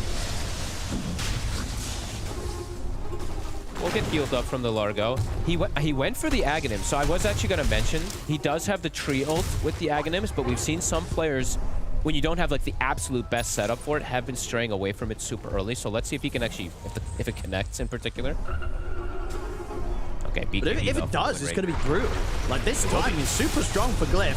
We'll see Zeal get caught out. Is he going to get the chance to get the split off? They've got decent control, but they can't stop him from getting it off. The split's there. That's going to be a mark dead. Skinner tries to TP out, but he is gone. And now they've got the control to set up a potential as well over towards Crit. As Crit will try and run, but the cold snap's there. Glyph take another. I mean, Glyph, they perfectly hit this timing. And I don't know, I feel like Falcons kind of let them get to this point. And I don't know if this game's going to get easier for Falcons. They had this brilliant start with Marin so far ahead. I mean, he's thinking about maybe going for a steal, but with the kiss is already gone. Unless he wants to jump in himself, he can't really do something about this. But I think Glyph's feeling pretty comfortable right now. And Falcons maybe just playing a bit too slow. I think, right, they got Mjolnir. Yeah. There was 0 deaths on Jackie. He was able to farm a full BKB. Zeal didn't die, didn't get punished with Midas. And Emo got to go bots plus Quash Shard and farm. So, yeah, they've been able to sit back, hit these timings. Falcons tried to execute to kill Zeal, but the second they don't kill that Brew, the fight's pretty much over. Yeah, these fights are going to be pretty messy for Falcons now. Like, that sort of clear-cut sort of arena into kisses is quite an ideal situation that now that the enemy has kind of got the items that they have and they're pretty much level on in farm with you, you're probably not going to find those sort of easy setups to sort of get away with that sort of play. It's going to be much more messy, and it does feel like that in these kind of messy all over the place team fights, Glyph's heroes with the farm that they have are just going to flourish that much more. Yeah, and for Amar, right, Damaris, I'm seeing like just the 0 damage that he kind of does, right? You see him get the connection, but he's just a control. Doesn't contribute that much more. If they don't get the full follow-up, Zeal is gonna live. Bruce split back up in 15 seconds.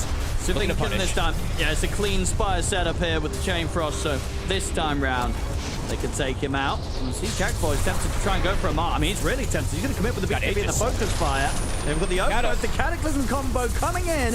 Amar will live, but Maureen will fall. A massive kill for Jackboys to take as he puts an end to Maureen's streak. And the power shot! Oh my goodness!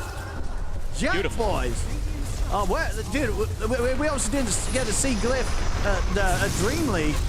We just need to see Jack Boys to be sold on the Wind Ranger, it seems, as this guy is absolutely crushing it, not missing a shot. Like, this is how carry Wind Ranger should be played for. If you're able to sit back and get a Mjolnir and finish a full BKB before they go for you, right? That's the dream. They're absolutely looking super good around their team fight. They lose Zeal, but then they just have a Wind Ranger with Aegis and way more advantage to just run in. And this is Maureen, right? He's gotten Shivas, but now does end up dying. Immediately queues up the BKB afterwards. I mean, Falcons, they've lost all momentum. Everything that they built up with that lead, it was up to, what, a 5K or so? And then they just got smashed in the fight because Glyph got all their timings together. They really did. I mean, and look at Emo right and his Invoker. You just got to look back to like the situation that came out of the mid matchup. He was absolutely crushed by Maureen, but at this point, you could hardly tell that that was the case at all. He's, you know, one team fight away from being ahead of Maureen on the net worth. And the Cataclysms, it's hitting with the trio. So the Blink from Narman, now 2 times in a row, he's able to land at least a double Cataclysm. I believe that does connect there. And look at, I mean, it looked a little rough as I said in the start, but they were, able to sit back, hit these timings, and now they have Bruce split, ready for the fight. So for Falcons, what's the next timing for them? Probably Maureen's BKB and Amar, I guess, having that nullifier so they can full focus a target. But if they don't just insta kill Zeal, it feels like the fight's just immediately going to be over for them. Can they maybe catch Emo?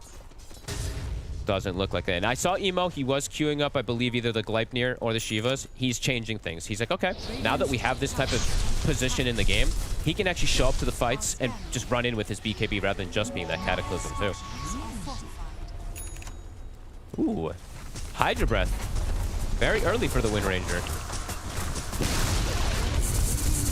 I mean, it makes sense, right? I guess, you know, First Tiny? Against this carry Tiny, that's a lot of max HP to take advantage of with that extra percentage damage.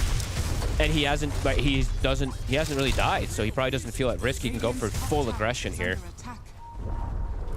Anyone's gonna die super fast here. Maureen, they know exactly where he is. They go straight for him. Ooh, he will try and jump away, but it's a little bit awkward. He has got Crit and Skid up by his side. In fact, Crit's able to bail him out. We'll get him out with the catchy lick, so Maureen will live. Does mean though, Skeeter, he's sort of been sacrificed instead. So Zeal and Jack Boys just turn at the Tiny. He'll try for the BKB TPI. It's not going to work. They kill him off. So sure, Maureen gets out, but you're giving up your carry.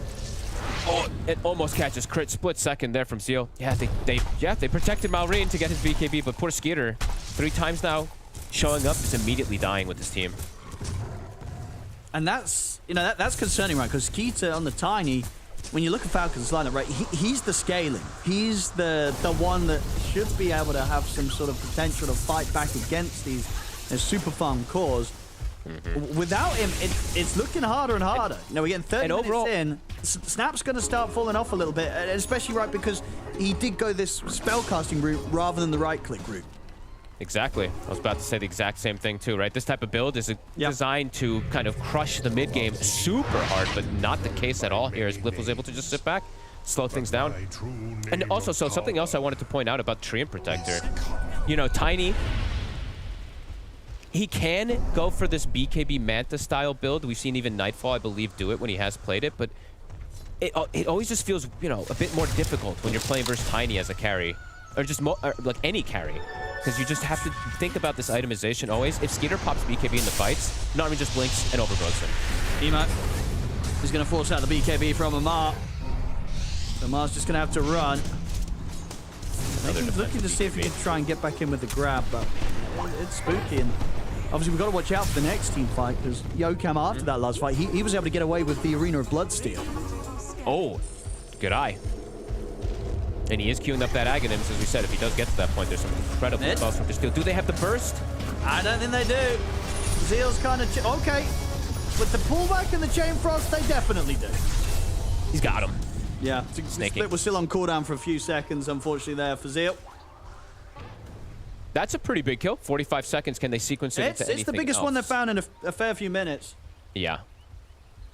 See if they can find one of the other big core kills. So it doesn't look like they are searching completely for it here. Buying a gem early up on snaking to try to fix things. Maureen does hit one of the next timings when you're playing Spellcaster Snapfire.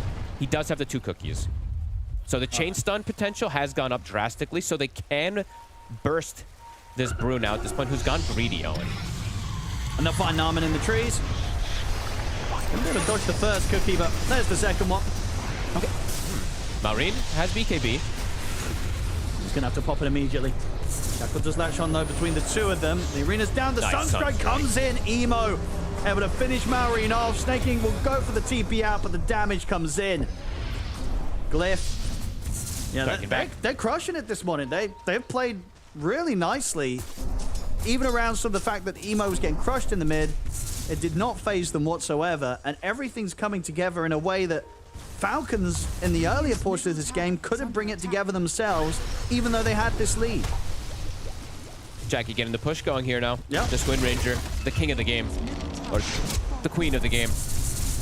Yeah, absolutely dominating, and pretty much has the money for the Daedalus, so the damage is going to be ridiculous. Like, it is now at the point where he BKBs focus fires, and he'll kill anyone, and there really isn't anything you can do to stop it with Falcon's lineup. And I'm just so wondering how Skeeter, if he does want to pivot his build in any way, because he has to be able to actually hit heroes, but if he doesn't have a secondary Dispel in particular, he has to save the BKB for the root, so it's complicated for him to just actually hit targets too, as we've seen multiple different times here. And Jocam, he did steal Frost Shield as well. So that's going to be pretty darn useful versus the Tiny. Yeah, he's had some good steals this game on the Rubik, and once he's got that Aghanims and a few hundred gold, he's going to pop off even more.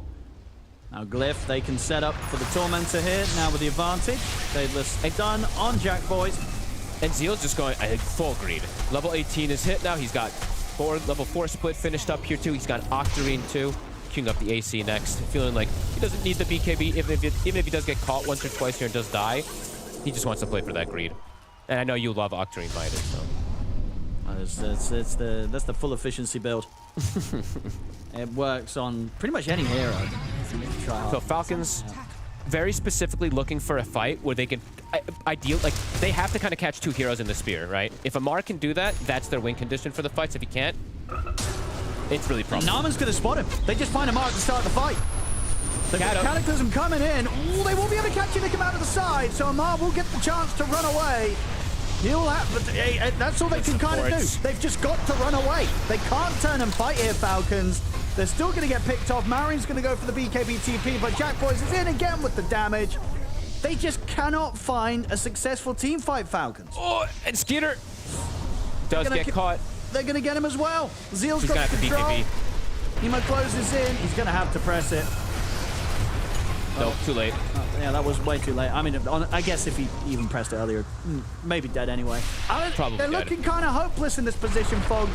Yep, Glyph they needed to land. Absolutely styling on them. Honestly, Glyph's making this look kind of easy now. They needed to, it felt like they just needed to get more done earlier to punish the greed, punish the Midas, punish the bots plus Quas Invoker. The punishment just did not hit nearly cleanly enough. And the Mars in particular, not winning many people over, I think. You know, he did recover in the lane in particular, but still having a lot of the problems that we've been seeing this hero have. And yeah, Glyph looking very strong around just being able to play that more passive style Dota and wait for those timings. Ags is now done for Jocam. He's got godly steals, Cookie plus Avalanche. And he's gonna be ready to get the money for the shard as well. Amar doesn't even have the shard, by the way. I didn't even realize. So can't even do for the double pin. So yeah, yeah. I mean, because as you said, it does feel like they need it. They need every sort of extra lockdown that they can get. And, yeah, they need to get pretty much the dream type of setup for it, but doesn't want it. He obviously dreaming bigger, going for the Hex. Of course. Which I guess obviously at this point, sure, right, because the game has fallen into a very difficult position for Falcons. It's like, okay, they need something big, but yeah, surprising that indeed that earlier he didn't want to slip the shard into his build. We'll have the Hex now finished up, so they can full focus a target. So if they still can catch one, they can go for it. But it feels like now there's 3 carries on the side of Glyph, and one of them has an Aegis too. So I mean, I tell you, maybe even 4 carries with obviously how good the steals from Jocam have been. True. And with the Zags. It's up to the high ground. This is looking rough for Falcons. Yeah, they can close this they're high one ground team stretch. fight away from losing the game. Absolutely. Banner's down as well, too, around the 35 catapults. So this push, see how Falcons can get this type of execution, getting 2 or 3 man chain stuns. Because it has to be absolutely perfect for them to even have a chance. Amar, let's back away. Mosquito walks up, but there's a sentry down. They're caught in the tornado. Amar's going to jump forward. He'll get the Hex onto Jackpot. He's trying to focus the Whim Ranger. Can they burst him? They can, but that's the Aegis. He's going to be back for round 2. And now Yoka steals the arena again. Gets the jump forward, catches Amar. Amar's out for 80. No buyback on him. And again, Skeeter's just having a BKB and run away from the primal split. The tier 3 gets taken down. It's an Ags arena too, right? So they do get the healing as well. When they kill the target, they all just get restored back up. I mean, yeah, Yokam, honestly, he's been a better Mars. It's one of those games, right, where he's been the better Mars in these team fights. That was BKB too. They're jumping again. They're going to try and put a bit here on towards him. Ooh, they'll burst him this time again.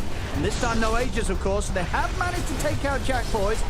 Can they get more? Chain Force thrown away out of Narman. Still an Avalanche holds them back, but Narman will still go down. Inside the base, Zeal's trying to chase him out, but Skeeter will manage to get away. Now Zeal, surrounded by the 3 of them, still 20 seconds until he has split back up. Can Yokam save him? And Yokam's doing everything he can to try and keep him alive in this fight, but Zeal will still die. Arena's back out into the tornado.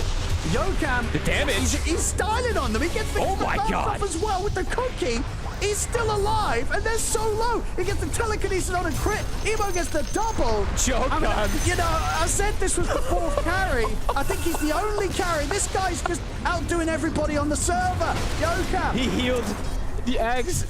The Ags arena healed him as well too, so just continues to get the spells off. Crazy. Oh, that was insane. And look at the AoE he has too from the Curiosity. The Avalanche is ginormous. So is the Cookie. Look at his damage. Yeah, just these avalanches, cookies kind of over and over again, slipping in an arena on top of it. I mean, they could not deal with him. He's hit the dream point on the Rubik, right? We were mentioning if he does get to this type of point, you have the most fun ever. Amar also caught again. Might just die. Full combo drops. He's gone. Him. He is out. Yokam, styling. He really is. And another one. Gonna work. Another avalanche to stop the TP of Maureen. This is a rough game from Falcons. They had, it felt like, at least all the tools to at least do a lot more than what they were able to do this game. At least the pressure. They didn't do it, and GLYPH absolutely crushing them. Yokam is styling on them. And, yeah, this game is pretty much as good as over, it feels, Falk. Oh, absolutely. I mean, we mentioned, right, Falcons had some tough games at the end, at the tail end of Dream League. This looks reminiscent of it. It does. Hitting some timings, but not abusing it and not pressuring, just greed. GLYPH went full greed and no punishment onto them. Refresher now for Emo. Yokam holding onto these 2 abilities because they're just destroying this with the split. I mean, that's Maureen. He tries to stop them from getting the Mega Creeps, but the Mega Creeps are already out. The Overgrowth's there, locking them down. Crit dead. Definite Blast coming out from Emo. Godlike on this Invoker. Really very much having the last laugh this game after he suffered in the mid against Maureen. But he absolutely brought it back. 9-2 and 14 at this point. That's Megas. And we've seen in most games, Megas are pretty much impossible to come back versus... I feel like I'm saying the same thing for a while now here, right? It just feels like they got to get to these timings, and they executed the fights just much better. Yeah. And overall now, Yokam is a core. Octarine. You know, he did nearly level 25 on this Rubik. I mean, it's got to be one of those games, right? If you're Falcons, you're going to be looking back and you're going to be saying to yourselves, where did it go wrong? And like, where did it go wrong, do you think, if they're looking back at this game? Maybe just too patient, right? We were mentioning, like, oh, they want the double BKB timing, and then they want to get that big fight, but it was GLYPH just being able to get an Aghanims for the Brew, the BKB on the Wind Ranger, and then the full Aghanims also for the Invoker. They did get all their timings at the same time. And Maureen did go for the early, like the mid game build, and they didn't win the mid game. So if you don't win the mid game when you go this type of build on the Snapfire, definitely problematic. Beautiful stuff from GLYPH. This is, and this is the thing, right, as well. GLYPH going for these sort of greedier builds as well. It was They knew that that's all they had to do. They were like, well, we just got to try, you know, with this Midas build-up on the Brew, play it as safe as we can to kind of get through this part of the game. And then once we've got through that part, the game's going to be ours. And we're seeing exactly that play out here. Mm-hmm. And, you know, at this point, not even close. Just 30K ahead here, 41 minutes in. Glyph's heroes insanely farmed, supports included. And damage for Falcons is just, it hasn't really increased. It has, like, Malrine, he's the one still dishing out a fair bit, but Skeeter has not had any progression in this game. So if anyone can do it, Malrine, get that rapier. If he can get 25, try to get to that point. But no, he did go for the cookie talent, so complicated for him to get that scaling. But they got to try. They're smoking, looking for another move. Let's see what they can find. Trying to get sequences when it's not just a full 5-man.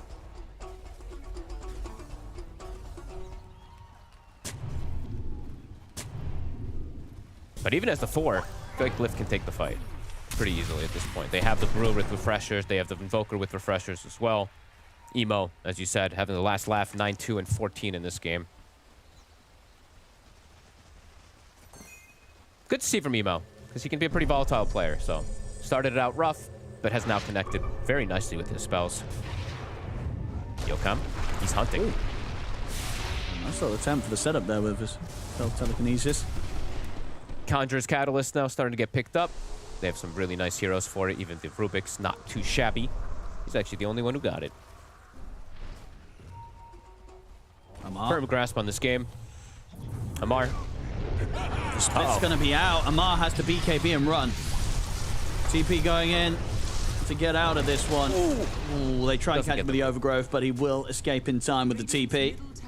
At least baiting a Brew split. There is a secondary one. Can they all run away as well? 2 crit is still on the high ground here. Has to be a little careful.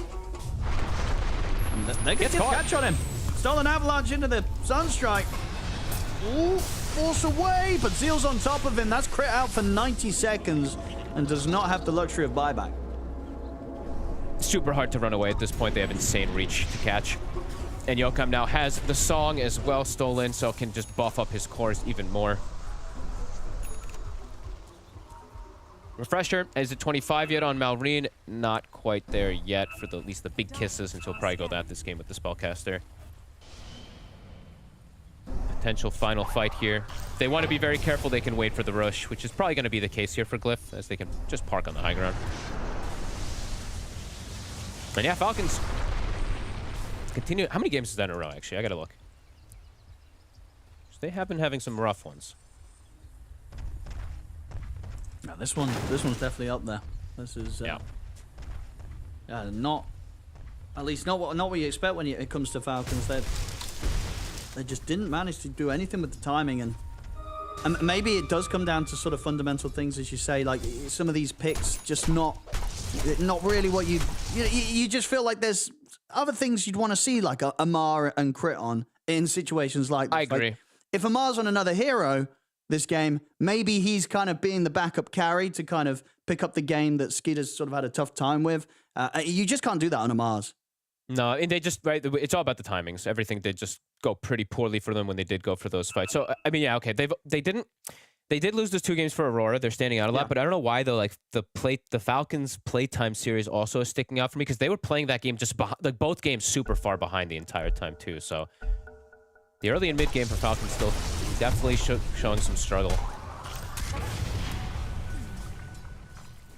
Glyph? Yeah, now at this point, like you said, just everyone absolutely massive, can just wait for Roche. They've got level 25s, refreshers. Time to seal that deal. Yeah, I don't want to see that. I don't know. I don't want to see the Mars too much more. I think I'm going to give it one more chance after this game. Yeah, it's just, as I say, it's like, when did we last see an insane Mars game? It feels like a long time.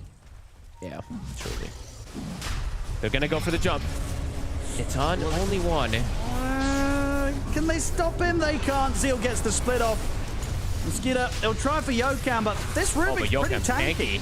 I mean, Skeeter's having a BKB and try and go for him, but the overgrowth there, he's able to back off. I mean, again, stealing these arenas every single time, Yokam. He's like full HP. It ain't even close. Yep. GG, they just call it. Yeah, this was A rough one from Falcons, but a beautiful showing from Glyph. I mean, turning up here, game 1 of Blast Slam, and really making a name for themselves on what the potential is behind them in this tournament. I mean, game 1 against Falcons, it feels like and looks like they didn't even break a sweat this game. This was easy for them. The lanes, right, definitely left a little bit to be desired, perhaps, but they got to just play greedy and didn't get punished for it, and then they got all the timings, and then they got to show off, especially Joe coming. They really there. did. So yeah, and Jack Boys on the Wim Ranger, as we say, me and you aren't the biggest fans of the Wim Ranger carry, but this has probably got to be one of the best that I've seen. 14 he 2 looked and 11. fantastic, and I want to see really more tree. Right, yeah, the tree in absolutely. particular looked super good. So I want to see more teams playing this hero. Yeah, and looking forward to see some more Emo Invoker, because if this is what he does when he has a bad lane, imagine what he does when he has a good lane. 9, 2, and 18. Crazy stuff from Glyph. They'll win this best of 1 against Team Falcons. It feels like a tale as old as time. Falcons come into a Blast Slam tournament, lose their first best of 1. A lineup like Glyph comes into Blast Slam, wins their first best of 1. They need to keep this trajectory, though, because normally by the time that we end our group stages, it's a little bit inverse. But it's good. We get to hype up Glyph right now. Their first Tier 1 showing up against Falcons, and then you do struggle in lanes, and you come out on top. You have a phenomenal middle to late game here. Yeah, I mean, looking at this game, I was like, okay, I was worried for Glyph. I was expecting, the mid-game, the dominance, how well Falcons played the early game. Sure, there'll be some clips down the line showing when Falcons truly blundered, but yeah, I mean, fair play to Glyph. They identified what they needed to do. They didn't let the pressure get to them. They just played a calm game. Rubik just fucking popped off. Like, yeah, so what were you saying again, Quinn, about that last pick, Rubik? Yeah. I mean, to be totally clear, I don't think Glyph's draft is good. I agree with T's point a lot in that I think they played very loose and chill. I think they win this game because of their mentality and like the vibe, not so much the draft or anything in particular. I think you look at like Yokam's spellcasting here, like he's very much just kind of like, look at him, like the way he's moving around. He's kind of like, yeah, they're going on me, whatever, okay, and I'll stun this guy, and then I'll stun him again. Like, it's very chill and relaxed, and I think you could feel that from all their gameplay. And I think that's why they won, because Falcons felt stressed in its first game of the tournament, so they have to lose. It sort of faded. So Glyph got a lucky round 1 draw pick. But that's the thing, though. It's like, when you look at how Glyph played, you saw that freedom. For Falcons, it just felt like there was like this, like, not stress, but it just felt this grit, this clunkiness within them. It was like this need to execute perfectly. Yeah, and like if we didn't execute perfectly, then everything was going to go. It just wasn't, right? Like, Malorine found his farm, he found some pickoffs, but then it didn't nothing ever happened. It just kind of, they reacted, they made some moves, they pressured a Roshan, but they didn't get the Roshan. Like, it just felt lost. Like, we are just looking at Glyph, who just had the freedom. They just got to play Dota. I think there was like a little bit of greed in team fights as well. Like, we see them have great initiation with the Mars Arena and the Spear, and the kisses are there for follow-ups, but most of the time Malorine would then change target prioritization. Instead of just focusing and ensuring someone's gonna die, like the Brewmaster, he then tries to like be a little bit greedier, get a bit more damage on the Invoker, and then the Brew gets the split off, and all of a sudden you've lost the team fight. I mean, it's also the Largo problem, right? Like, when Crit's playing... Dude, I'm sorry, but this team cannot play with Largo. I'm sorry, but it's insane. Their win rate with Largo has to be like less than 10%. And I will just blindly agree with you, because it felt like less than 10%. It looked Correct. like a less than 10% game from them, because if you had, of course, like the Hoodwinks, the Lion, the Clockworks, like any type of more killer mentality style 4, your initiation will be much better. But when you have Largo, you just sit there, you throw a croak on a dude, it's like, yeah, you can do it for me, brother. Like, there's no like 1+1 combo between Crit and whoever's initiating. Sure, you put that pressure onto maybe snaking on the Lich to find that, but it's when they play Largo, unless they run over the entire game, you will find fights where it's like you're missing Crit from the fight, where in other games, other drafts, he'll stand up and go, no, let me just fix this problem that we're creating for ourselves.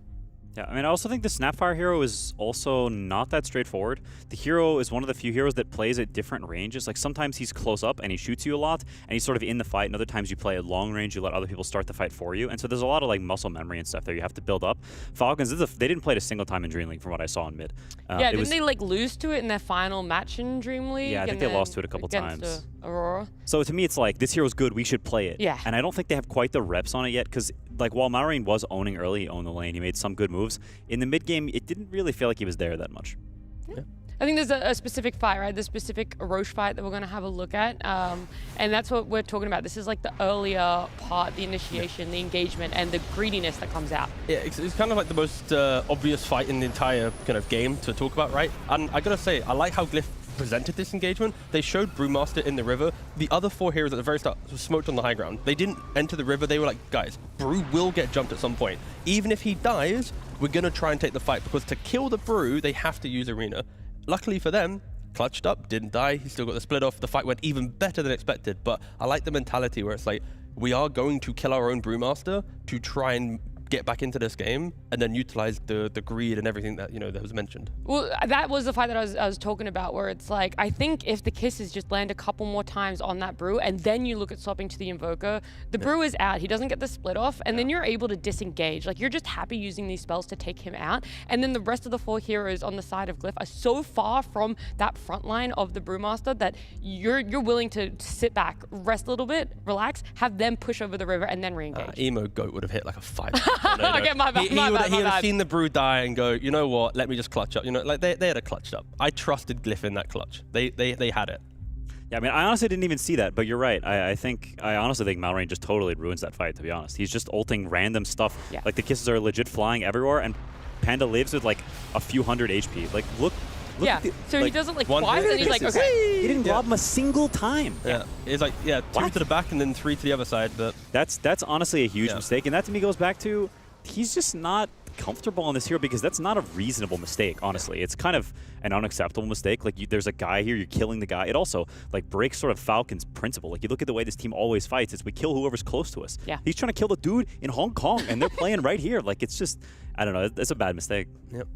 Yep. Falcons, like, they had 4,000 gold lead, they poke Roshan, they fuck up the Roshan, and then Glyph goes, oh, thanks. We're pretty good. We know what to do. We know how our heroes operate. Even on paper, they look like they might have some little problems. Doesn't matter, because we know what we're doing. And they just crushed the game. So Falcons, classic bad performance in game 1, day 1, Blast, Slam 7, and...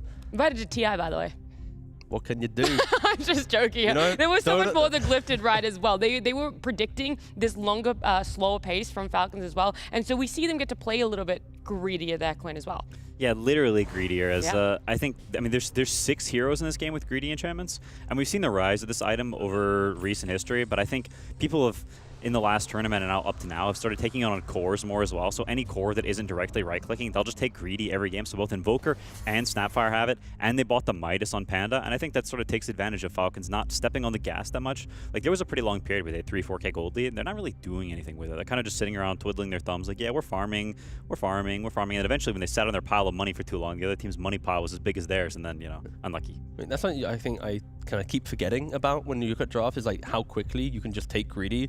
And like Brew, normally you go more aggressive. You don't always buy the Midas, but like buying Midas, knowing that you're going to go for greedy, if that's a conversation had as a team, you will play with that mindset of like, we don't need to overstress. We don't need to make too many moves. And Glyph kind of had that mentality. So you always have to factor greedy into any lineup, that the holes that they might present, if you survive long enough, you are always going to have like the fight to show your individual skill. Yeah, there was just layers upon layers of Glyph doing so many things right, planning for that longer game, being able to execute team fights for themselves, but also just closing it out. It feels like sometimes they might fumble at the finish line, but this roster looking really good to close out strong. And now we get to talk about our next best of one that's going to be coming up. Liquid up against Xtreme Gaming. Now, both of these teams invited to TI, which is going to be a lot of fun for them. And where would you say the fact that we have like Liquid and Xtreme Gaming, is there a side, Quinn, that you lean on a little bit more than the other for a best of one?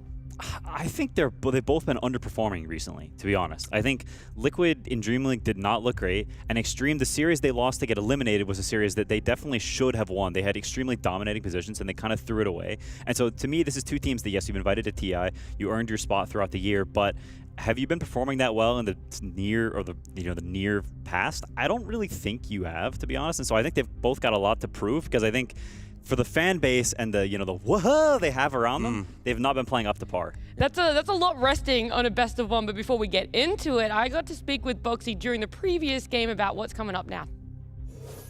You guys are going up against XG, who also got invited to TI. So how do you think that matchup's going to go?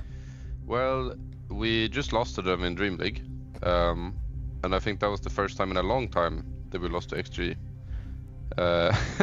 So hopefully we'll get a rematch. I think best of ones are always like a little bit volatile, but it'll be fun. I like playing XG, and I like that they're invited to the Shanghai TI. It would have been like sad to not have them there, I guess. So yeah, it'll be fun. Boxer giving Xtreme Gaming their flowers there, and noting that they did lose to them quite recently, what might have felt like a little bit of a shell shock, something that they felt they were a lot more confident in coming up. But volatility, T, I think is great use of a word for both of these teams, not just in results, but what they bring to best of 5. So now we look at a best of 1 and how strong are they going to be from the get-go.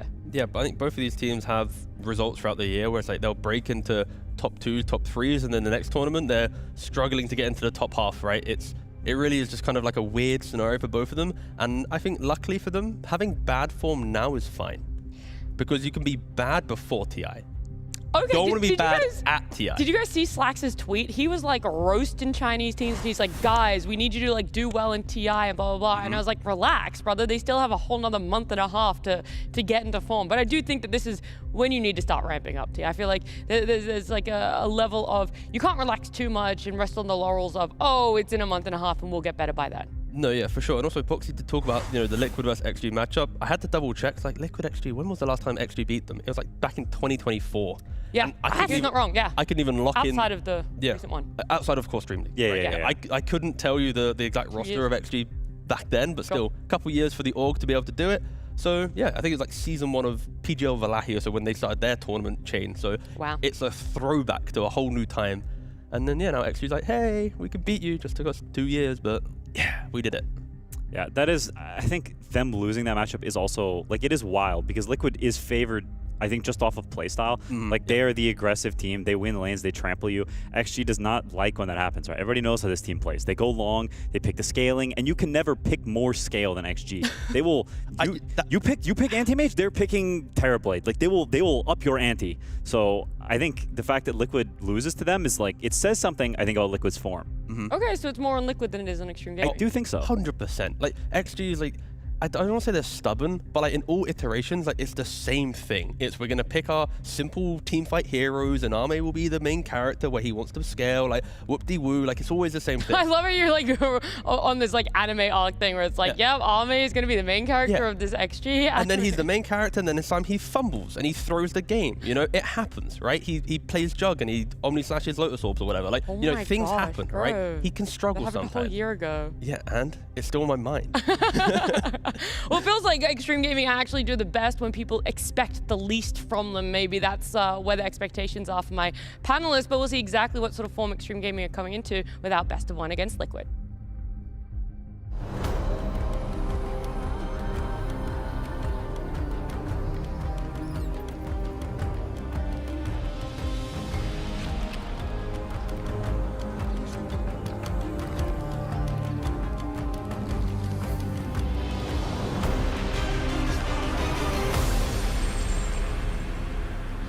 Draft will coming up very soon. A couple of bands already out that you guys will see in a moment. It's Kez, Puck, Doom, Lone Druid, and Clockwork. It's always fun to see what is team-specific, a player-specific ban, and what are just those annoying ones you always have to take out there. So yeah, Doom being one of those ones that Xtreme Gaming feel is required to be banned against Liquid. I don't know if I agree with that. Yeah, I don't know if I do either. They lost their last game with it, I think. And it did not look, T can fact check me, but it did not look very, I don't know, whelming in that game. So I'm kind of surprised. I feel like it's maybe not necessary, but fair enough. I mean, it kind of goes down to the comforts of Ace when he finds heroes that he likes. Maybe they're just trying to move him away from that, but also XG, again, I said they were one of the more stubborn teams. If they have this like concept that they want and they just see, oh wow, they've just played Doom. If it applies to their concept in a negative way, they might just ban it out, even if it's not good for the grand scheme of, respecting, the best picks of Liquid. Yeah, that is fair. I think Storm is a decent response to Snapfire mid. Snap is just a completely absurd laner. I think it's bordering on impossible to beat this hero in lane. Unless you're picking something like Death Prophet, I think is like a rare case where you can beat Snap in lane. So Storm is going to lose the lane, but you're pretty good in the game because Snap just lacks a way to kill you. And so I think I'm curious to see how Snap pans out through this tournament because its priority was being, raised throughout the entirety of Dream League, and it was winning a lot. But I think it's a hero that gets worse the better people play against it and the more people play against it. So I'm curious to see how it does here. But isn't it a matter of Snapfire? You shove the wave, you go for your quick shard. Like, why are teams not looking more towards trying to bring heroes to the mid lane, gank, break the tower, look at the double camp that Snap can stack and farm? Like, if you block one, take the tower. Like, there's ways in which you can make Snap feel like, oh, I've only got Blink Shard to my name, and I'm stealing from other people because I've lost my own map. It does force the side lanes to be very strong, and you now have to put a lot of focus on mid, but maybe it's one way to further make Snapfire feel like a worse hero is by just forcing it into, like we just saw from Marine, right? Like, you hit this minute mark, and it's like, wait a second, what is the Snap providing? Accelerate that by breaking the Snap as early as possible. Is it also potentially in a state that if you feel it's struggling against a mid matchup enough that you have to put too many resources mid for it, that you would rather put it in a support role? I know that there's better supports, but my argument is it still in a position where you're okay with shifting it that way if you feel too many resources need to be put mid? And Snap is so generic in farm that the Snap team can always leave it there because, like, you know it will farm, like Quinn's mentioning. So now you can utilize your early Snap pick to find really strong side lanes, having like the classic like Centaur Rubik lane where you know it will farm or something, right? The Mars Hoodwink, right, to get the kill. Like, you can find strong side lanes and enable XG's draft pattern by sacrificing a core early. So for them, like, they won't really care. I do think it is okay, though, to put it on support. Like, I think it is definitely an option if you have something, but I think you want something with some oomph. Like, XG doesn't play Huskar, but I think for a different team, say it's Falcons and Huskar wasn't banned for some reason, you could pick a Huskar and then put the Snapfire support because you're getting something that's got a lot of oomph to it. But if it's just like you're putting Snap support and you're picking another standard guy, it's like, did you really gain anything here with this flex, or are you just sort of moving laterally? Here for the Keeper Light. Yeah, just enables a storm, kind of speaks for itself. You just chakra him up, keep making moves. You also have like pretty good map movement on Coddle with your move speed that you are able to just go and investigate, like, oh, have they made any stacks anywhere? Have they done anything? And then you can kind of call the storm to come play with you. You make him feel stronger when he gets like Witchblade. He's like, yep, I can go make a kill. Even if that is the build nowadays, you might go for a different one like Kai or something. But yeah, it's just, everyone knows this combo is good.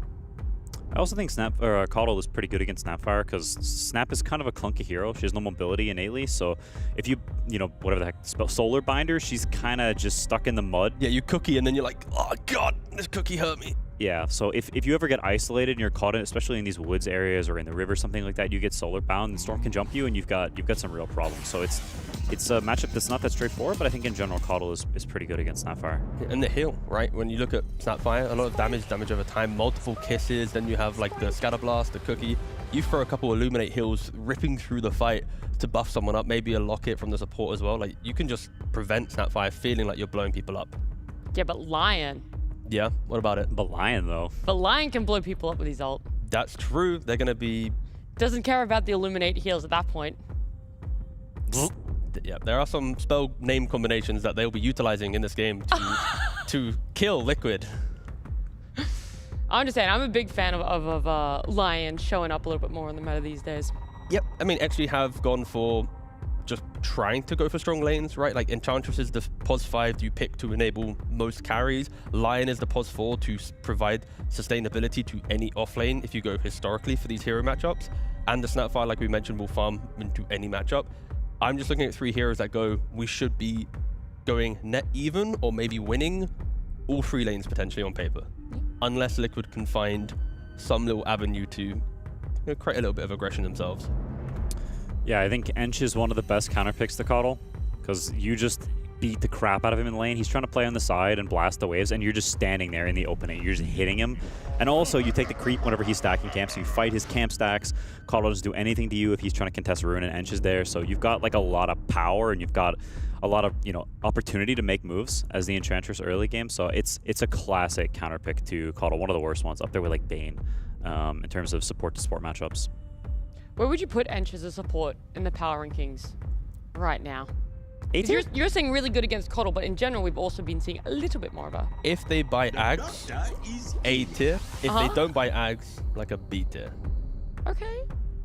Don't know if Quinn... I like Ench. I think Ench is quite good right now. I'd say probably A. Yeah, this hero is actually... This hero's been popping off recently. Guys, these are my 2 supports. Witch Doctor and Lion. This is the best of both worlds. I'm pogging out of my mind right now. Witch Doctor is just a fucking vibe, all right? No matter what. So I'm sad that he's been lost in the patches and pro teams never wanted to really go near him. Sure, there was some moment with Witch Doctor. Dude, he has like never been picked up ever since they took away the damage voodoo restoration. I mean, that was a bit That was Garbage. insane. And ever since then in like pro, it's just like he might get occasionally picked. And yeah, Ducalis has tried to kind of showcase the world a bit more what the hero can do. Of course, with Maledict, with Coconut, you can find kill in the lane. With Tiny, you have stun, multiple ways to do it. If Lion is out of position at any point in this lane, expect him to die. Like, that's basically what you pick Witch Doctor for. That's it. You have to win. Okay, there is no more explanation or expanding on Witch Doctor is very much a hero where it's like, ideally you get like 2-3 kills or assists in the laning phase, you twin gate at the right time, you go kill top, you run to secure rune, you keep, you know, finding these little cheap kills, and because of all of that, your cores are like, thank you so much, Doctor. At some point you might hit a good ult, but you've done your job. Just place wards and tank a gank or two. When do you guys use the Grigri for Witch Doctor? I mean, when do you think was the last time Quinn's ever I was played? gonna say that wasn't really that was like that was for chat and Satiga. I don't think he's ever. Yeah, have you even cast like? I've never used Grigri. Okay, great. I don't think I've played Witch Doctor in like at least 5 years. I don't think you've done it ever since though. I normally hold it for around like the 15-20 minute mark of the game, where it's like. Is it to complete an item? Yeah, or yeah. Like if I see like a clear item I need, like the blink or the glimmer or like whatever item I see is the winning 20 fight, because the 20 fight again around potentially Tormentors or Roshans, whatever. It's like I will use it for that fight. So I will go crazy in the early game, feeding away my life for the moves, and that's it. I'm super greedy. I wait until I finish Ags. What? I get it to like, yeah. If it's You that gotta late. stop watching Slack switch up the gameplay. Dude, oh my god, please. Bro learned that from me. Oh, you need to relax. Oh, you I'm think Slacks was the OG? I'm That's so insulting. sorry. That is so insulting. You gotta stop watching your own gameplay. Turn the monitor off when you play Witch Doctor, please. I do. Oh, explained. Okay, no worries.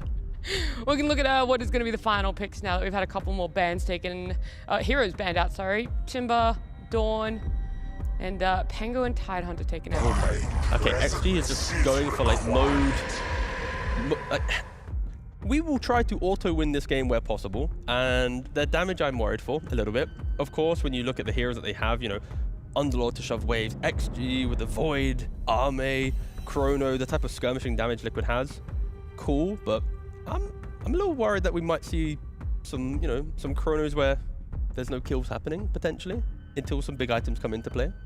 I mean, I just see Void when Coddle's on the other team, and I'm like, hey, it's Phase's Void. I think this hero is, in good games, is super powerful, and the hero is in, like, I don't know, Coddle just can't do anything against Dilation. It's a horrible, horrible matchup. That being said, I think Tiny versus Void is a bit two-sided. You can kind of get one shot. And so you need a good start. I mean, we saw Liquid pick this one other time, and he had a horrible game, and they ended up coming back and winning in the end. It is much better matchups against Void. This is a classic counter, so it's kind of hype. I like deep cut. Anytime I watch XG, it's like I kind of want the game to get to 50 minutes minimum, because like that's when the game will come alive, right? Because when you look at Liquid's heroes, you're expecting Storm to pop off in the early game because of the Coddle. We see the Night Stalker with the Science. You're gonna have good farm against Void in the laning phase. You don't really care too much about Ench. And then on top of that, you get to dictate based on your timing. So Liquid, if they are in control, should just be use ult, kill Void, reset, go again. Some guy might die to Chrono, but you have to brush it off and keep moving forward. Yeah, I mean, I do think XG can play this game. I don't think it's something terrible, and I think they have opportunities. Like I think Ench can make some moves. Snap can win mid very, very decisively, and then you can start invading this area. You can make some space so your Void and Underlord get on time. So I think they have chances. Like I think I don't dislike XG's draft. I think Liquid may have slightly better openings, but I don't mind XG at all. Are we worried about like the moving out of laning phase, right? You're looking at this Ench line Snap ideally to run around together. Like when is the Underlord joining? How are you making space for the Faceless Void? Like is it that interim that could be the question mark around if Xtreme Gaming have a game to play? I think it's just respect Liquid's ability to make moves on the map and make sure you always have resources to react when the Liquid move happens. Because like for them, it's like I feel like it's items help XG win this game. Like does Underlord get an Atos or a pipe? Like what's his build order? Is Arme going for like the Nightfall Helm with Dom still on the Void, or is he gonna go straight for like the Maelstrom in the hope to farm his way to like Maelstrom BKB and then stand his ground, right? Like I think it's more on what item timings come into play for them, because their heroes on paper they can do things. It's just if they have the wrong items at the wrong time, Liquid will just keep reminding them, fight, skirmish, pick off, and then the game's over, right? So that's kind of what I'm looking towards, a discipline for XG. Yeah, I think I don't know. I'm an XG bear. I feel like they won last. You put Nisha on your fantasy team, and you're gonna go for XG here. They won last time. I think they're winning this time too. That's Okay, you recency think bias, OP. a new record is starting here. Xtreme Gaming are going to be the ones taking wins off of Liquid left and right. A best of one. Volatile is what Boxy says. Let's see if that's how it plays out.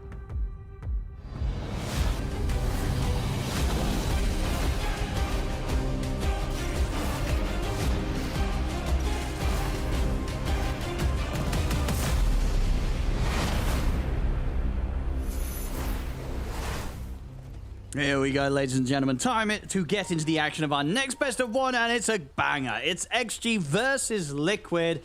Fogged, can't wait to see this one play out. We're getting this crazy combo come in from Liquid. It is the Storm Coral. And whilst I do see the merits of what XG's gone for, I don't know, for me, I feel this duo rarely loses. It's not. I will say also, it's not just the Storm Coddle. Obviously, yes, that one, but dude, all three chakras are amazing. Night Stalker chakring is amazing. You don't see it too often, but when you do see it, it can pop off in the mid game pretty hardcore because you just keep refreshing the Crippling Fear of the Void, and it's all about just snowballing and getting progressive plays.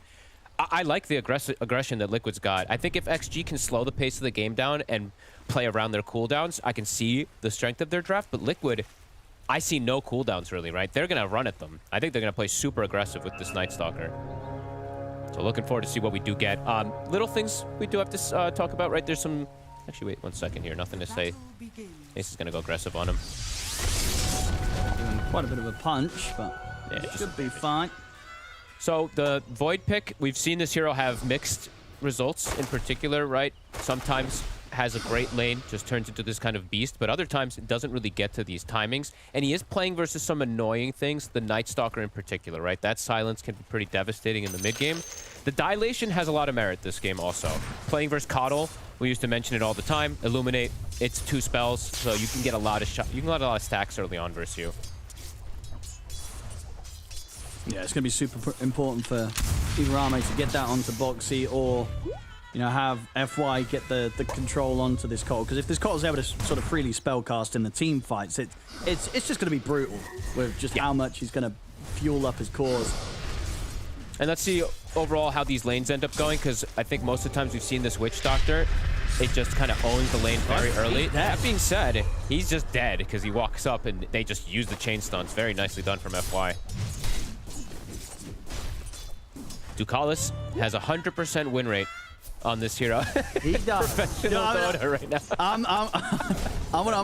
I've got to look this up right, because like Tofu, when did he last play some Witch Doctor in a pro game? Because he didn't do any of the Dream League, right? I don't think. No. I think it was wasn't it just Ducalis? It was 100% win rate, right? Yeah, it was right. Yeah, he won every game. So yeah. And okay, so little things to point out, because I see a lot of different ways that people play these type of things. Boxy, he actually goes Illuminate in this lane, even though he's playing versus Time Walk. When I watch 9 class play it, he never skills Illuminate first. 100% of the time skills Blinding Light. So just interesting things to point out. A little bit of different styles of play. Boxy definitely a bit more of a greedy type of style player. I guess you could say in comparison to 9 class, who's just super insane about how aggressive he plays. So we'll see if that has any result in the laning phase. Because the lanes, mid-snap, see how he does versus Nisha. The snap has looked very good in terms of that lane. We did just see it lose, but I think I have not seen it really lose a lane. No, I think at worst it's drawn a lane. Ooh, bottom lane ace. Ace is just sitting super low. The impetuses are adding up. It's a different style build that we've seen X-Nova. He might find another X-Nova. Does he get the angle? Oh. Close. He's pushing him off the wave, though. So Ace will just have to watch, get a denied XP. And X-Nova will catch the wave. He'll take a bit of damage here. Blood Grenade as well. Can they body block him? They can. Oh, they should be able to... Oh, maybe with the Fairy Face. Tangoing up doesn't matter. They will Boxy at least get him away. The aggression, right? We said Boxy much more aggressive. Blast comes into play pretty early, actually. That was pretty funny. Great body block coming in from him. X-Nova. That's a pretty painful death, actually, on the Enchantress. This hero is versus Coddle. They were mentioning on Paddock's designed to just be able to bully. The fact that he dies like that is a bit unexpected, especially versus the Night Stalker lane during the daytime. Yeah, and even though Ace sort of got zoned out earlier, it's not like his CS is doing that bad. Sure, he's a little bit behind. There's been some extra denies that Arme's been able to get, but he's doing fine. Yeah, and the game that he owned, right? The game that he owned, he was like 0-4, if I remember correctly, in Dream League, right? So. Yeah, made quite the comeback. Mid lane, nothing to say, keeping Nisha super low, nearly down. The malediction. Yeah, Ex-HEROIC.CET. Oh, he's got the stick charges. He's that super extra dead. right click. Yeah, he's popping. Actually, the tree coming in to do the job there, so Mikko will be happy with that. He gets the kill for that one. And have to point, like, little other things to point out. Ducalis, I almost said Duraccio, Jesus. Ducalis went for heal every time, not the cask. But that was an opportunity cask. Oh, mid. So right next to double creep mid. Oh, they were both teasing with each other there. Nothing to say. We'll get the water rune. Top, FY, also gonna go down. Gets tossed. Usually don't see these tinies get the toss. At least not even an early point, but wants that extra kill threat with the Witch Doctor. I love that we're gonna be watching this hero now. I think more and more teams are gonna be playing it because these offlaners, they really, it gives you kill threat on any offlaner, it feels like.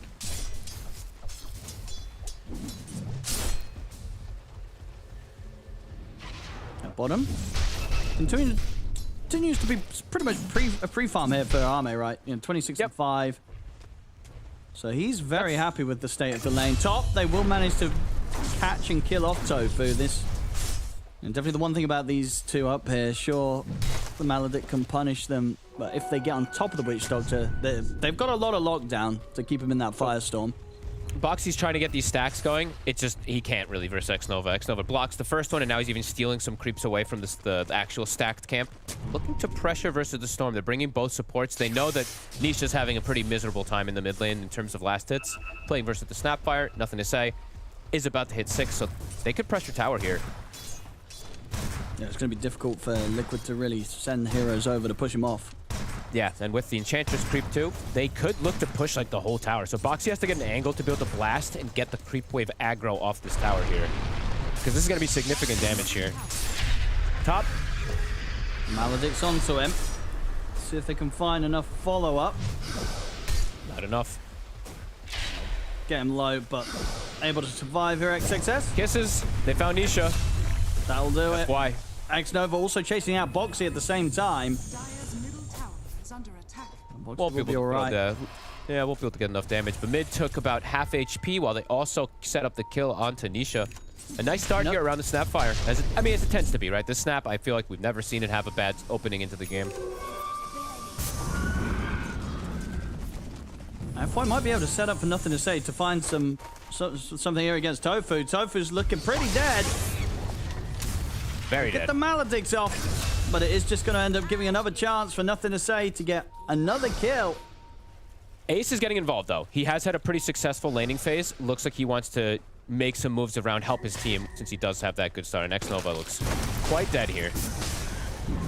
So although the Storm is having some difficulties, the Night Stalker is having a very good opening into the game here. And I feel like a lot of the game is going to be around a lot of these rotations of Ace, too, right? The silence is super effective this game versus two of the cores. And both supports always just suffer versus Night Stalker if he does have a good game.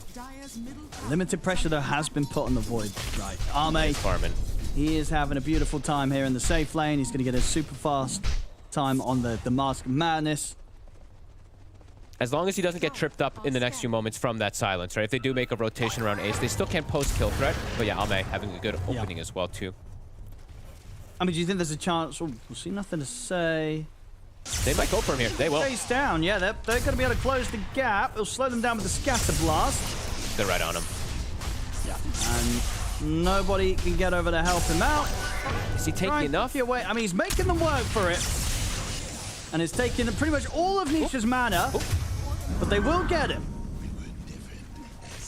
He's got mana to work with, though. He's going to have the chakra. Going to get filled up here.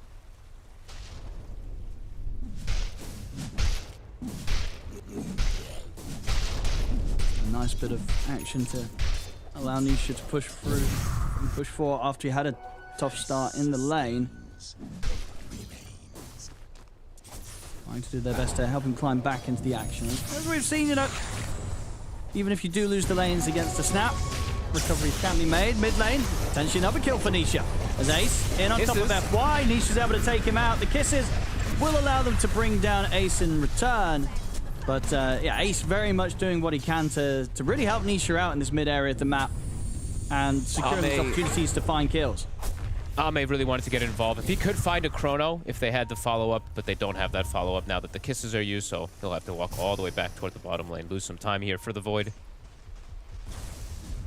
I like that we're seeing him play aggressive, though, right? Ame even trying to TP in. He's like, hey, I'm here, guys. Like, I can show up to these fights. He is going to go the Mask of Madness build, the one that I know me and you like, or the I like a little bit more, but see if that pays off for him, because having a secondary silence versus a Night Stalker can be dangerous sometimes. If you do end up using that mask at a wrong moment, and then you get a, you know, a Night Stalker on top of you, can't just get you killed. They'll back up. They'll be able to get their Shrine of Wisdom. I was waiting. You know, it is 9 minutes. It wasn't stolen somehow. They were able to just chill. Ace will take that one. And nothing to say. About 500 gold off from having the boost of travel. I mean, once that's there, I feel like this bottom area of the map will be pretty scary for Liquid to enter into, because anytime you try and approach this Void Bright when he has the chrono and the Snap's got boosts of travel ready, like, Ame will just go for the chrono and they'll turn up for the play. Toss back. Getting themselves another bit of action for Nisha. I mean, very dead. Nisha, again, for all the tough time he had in the lane, he's getting involved in quite a lot, and that will help him over time really pick his way back into the game, back up the net worth. They're just going to keep the ball rolling. Yeah, just this keep chakering whole lineup, as I say, this duo gets kind of crazy, and they are not going to slow down. They've found nothing to say. They'll bring him down. The stun comes out, but it's too late to save. Nothing to say. Try and find Tofu. They'll get him. Fairy Fire will not keep him alive. Underlord ult used to join in, but he's can't really commit to help anything here. Once he has Atos, he's going to be able to do a lot on this Underlord when he does come in to catch Nisha. Nisha will get another power rune, illusion for him. They're shutting down the snap, slowing down that progression. We've seen, you know, these snaps have good success when they snowball, but definitely some difficulties if you get killed too many times in this mid game. They have great heroes to get on top of you, right? The Storm, the Night Stalker can always stop the kisses. So nothing to say. Definitely not wanting to be slowed down too much more here. Has to be a little careful. Mickey, Echo Saber's done.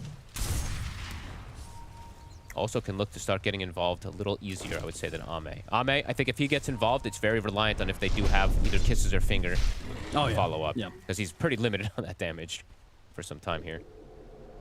He will make the move, though. Let's see if they can dive for Mickey.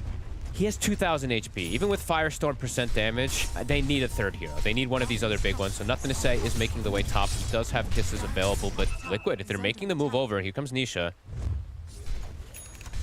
If nothing to say gets gone on, it's very dangerous for him if they see him. Nisha waiting for sort of vision for the info so he knows where to jump. Toby's coming in from the side. They're going to go straight over towards Ame first. Silence comes in. Ame trying to get away from Ace, but he cannot, as that's going to be Ame gone. Nisha fueled up and ready to go for more. Zips over towards FY. Takes out another. I mean, they do lose two in return. So at least a bit of a trade, but XG losing their carry there. Ame going down. And again, there's continued fights where Nisha, he's just getting the chance to catch up every single time. And they did use that big cooldown, right? They did use kisses. As we talked about for XG, much more cooldown reliant in particular than Liquid. Liquid, their longest cooldown is really Darkness. That's it, right? Or the Dark Ascension in particular. So they can get a lot done during any of this downtime. And Nisha's getting a lot of power runes. Another one gets picked up. He has an Arcane for the next potential fight too. And these cores have to be very careful, especially the Void and the Snapfire. If they get caught in any silence or disable, they will just die, as we see there. I mean, Ex-HEROIC.CET has to be the body. The Storm's going to be terrifying. Like, Nisha's doing all this with, like, the minimal farm that he was able to come out the lane with. So once he actually starts to get items online, like, somebody's got to catch him. Bottom lane, they'll use the Chrono on Oasis and bringing in XXS as well. They will manage to take him out with four of them, get some pressure on the tier 1 tower. Nisha is starting to get a lot going, but they will have a lot of catch for a moment, right? They will have the Lion stuns always, which is one of the best answers, and the Atos, it's about to be there. So there is going to be quite a bit to catch and lock him down. Same thing with the Night Stalker. But they've got, but they do have to catch him. Like the last few plays that we've seen, Nisha, he's getting the chance to freely choose his targets. Yeah, definitely. I think but when the Atos comes out, I think it becomes much easier for them to catch, right? So We'll see how he does when that is coming out here for XG. Because XG, with the Void lineup, they are the ones, at least with the gold lead at the moment. Even though Ame did die. Just Mickey having that big difference of net worth. And some of these tinies, you know, we did see Skeeter have a difficulty in the game last time. Mickey does feel like he can have some pretty explosive timing when he gets the Shadow Blade. Some very squishy heroes. Great pick-off on Liquid overall.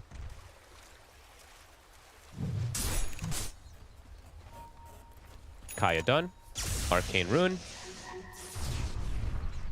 During this daytime, they do have Dark Ascension, so Liquid can look to fight around that. Power Rune for nothing to say, and it's a good one. Does have the amp damage.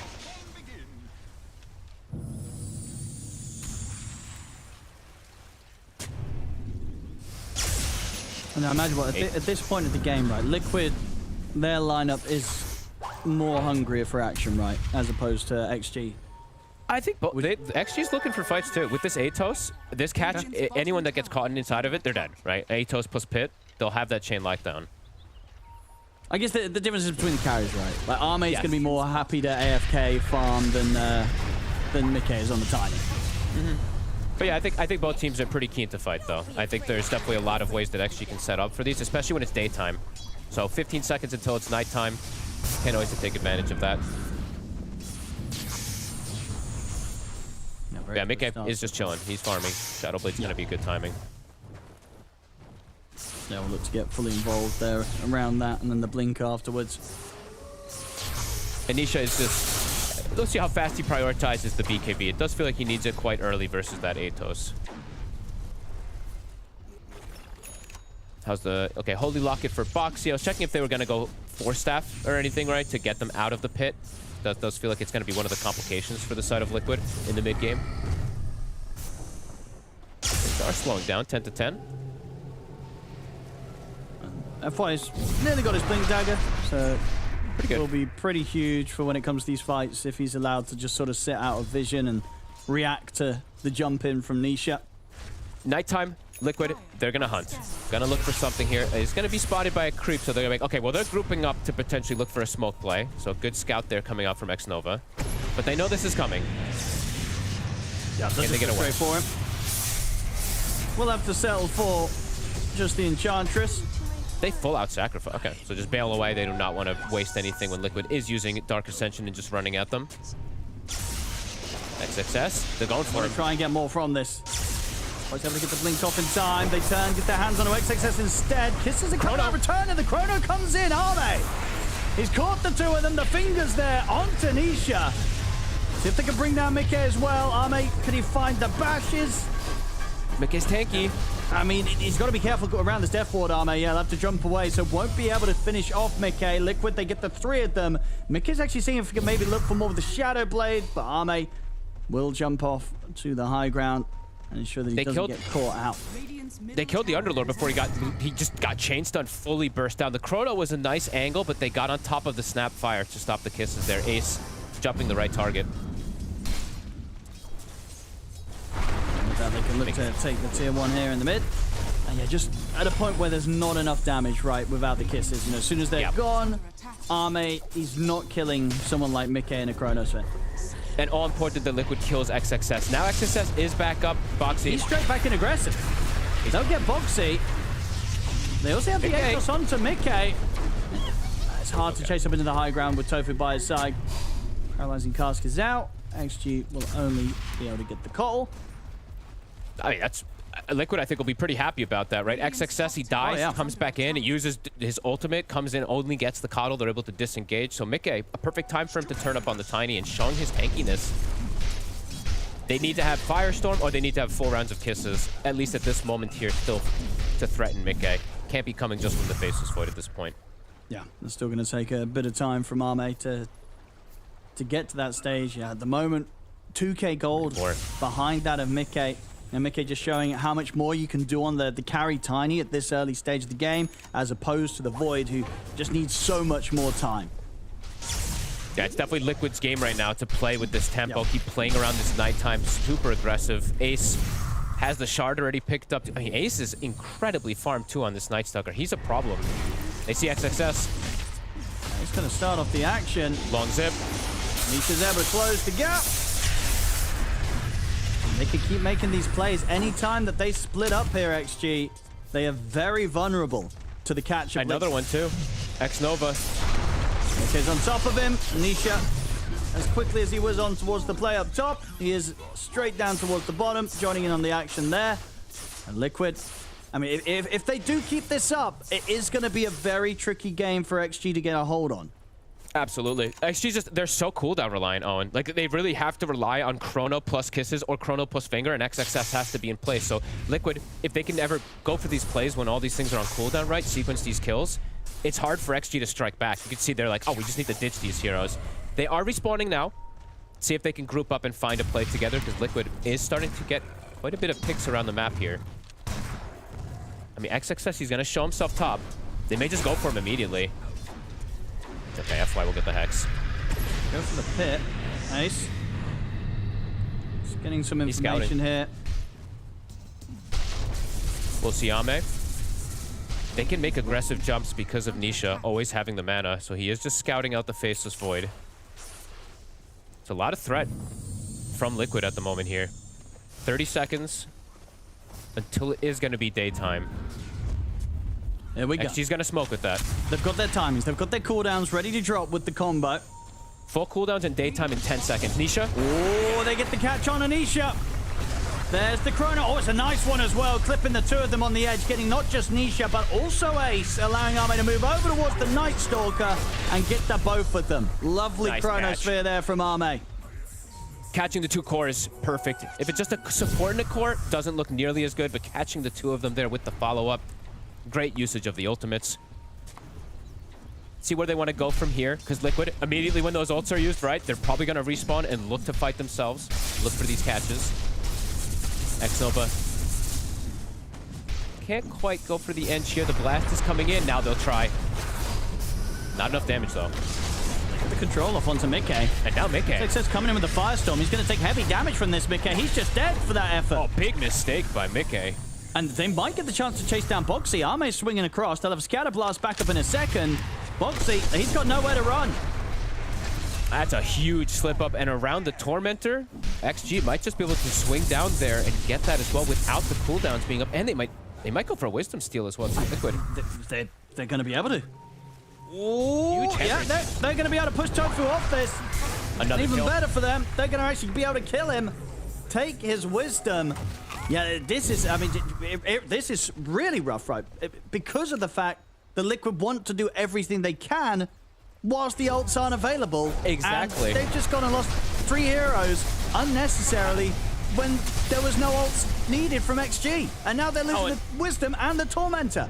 They must have not fully checked the HP on X-Nova too, because he has Treads, Fluffy Hat, he has all these small HP items that they don't have the threshold to burst them. And it's just an Enchantress kill if they do get that there, right? So a pretty big blunder by Liquid as XG is going to be a hell yeah. Now we're going to have all our spells up for the next fight as well too.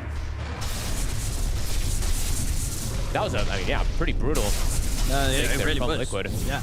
It doesn't look that major on sort of the net worth, but just for the feel of the game, that hurts. That hurts big time for Liquid. Especially as we saw sort of last game, right? Falcons, they also kind of got to this timing, and then things started to go downhill. And honestly, this could be one of those situations again where, because you have like this void on XG, if this game gets too out of hand, Ame will completely take over.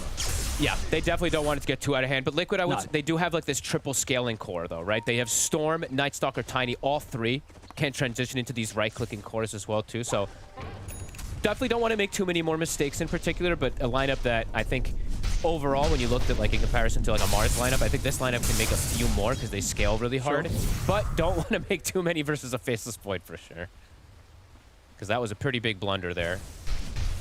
And it's a pretty nice game for the late game Chronos. Like Ame will always catch at least 2 cores, right? You've got a Tiny and a Night Stalker trying to get on top of you, and sure, the Storm is ranged, but most of the time he's pretty much melee range, trying to get on top of you with the Remnants or dragging you in with the Vortex. So 100%. If Ame plays his cards right, he will get huge Chronos this game. And at least for me, right?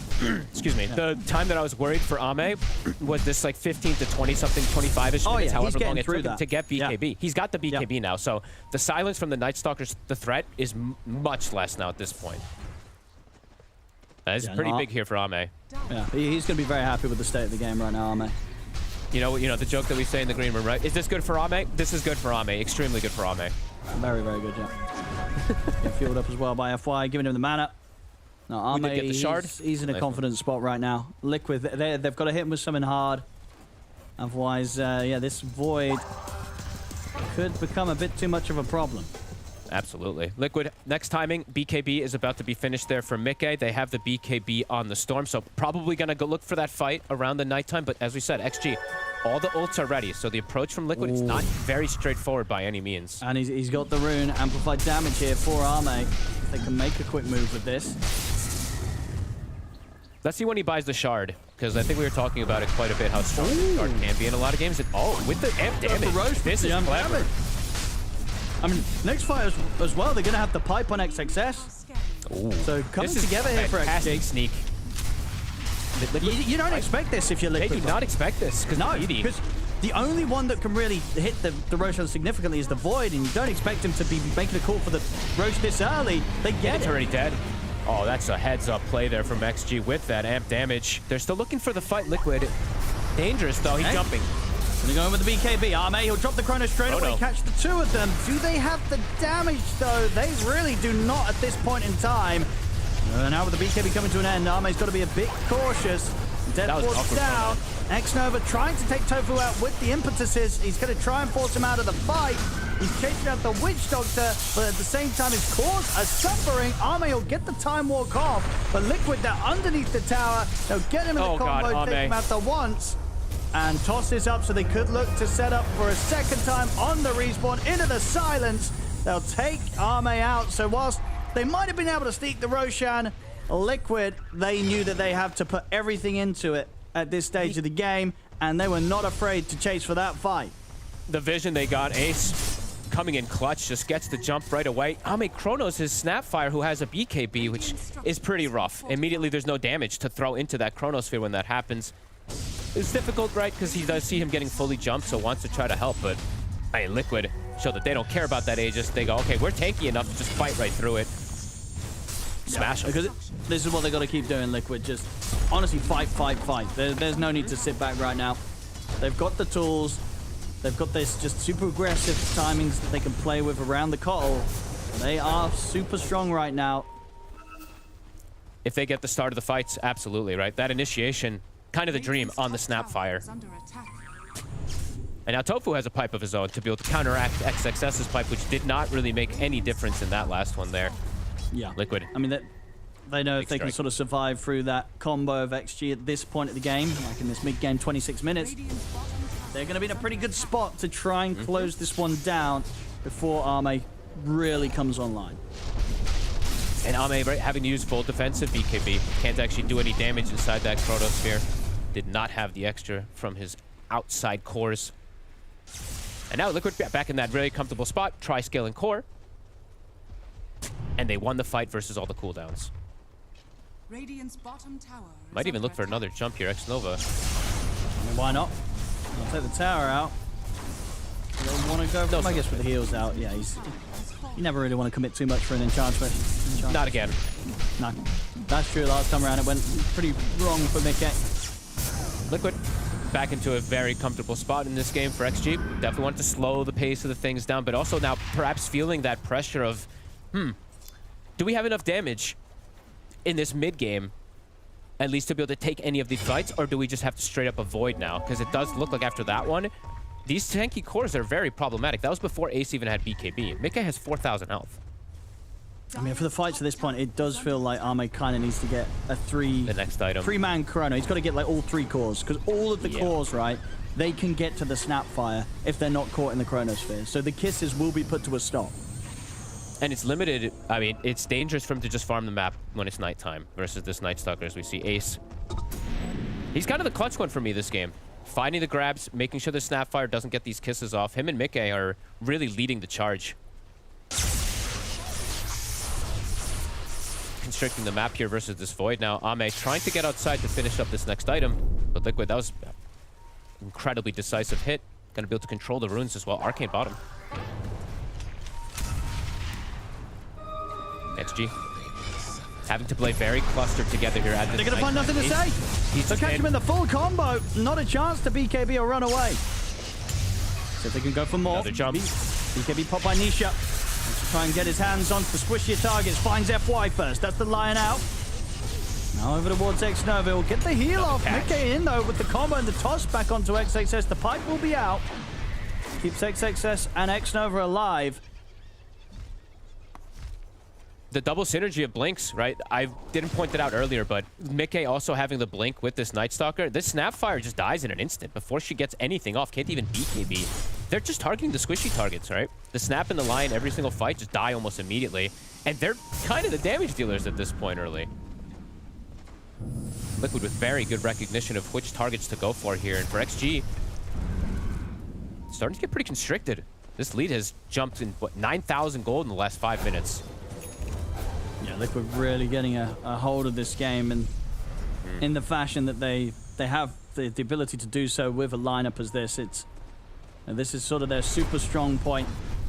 Taking over the game and just not giving XG a chance to play or really just even get out on the map.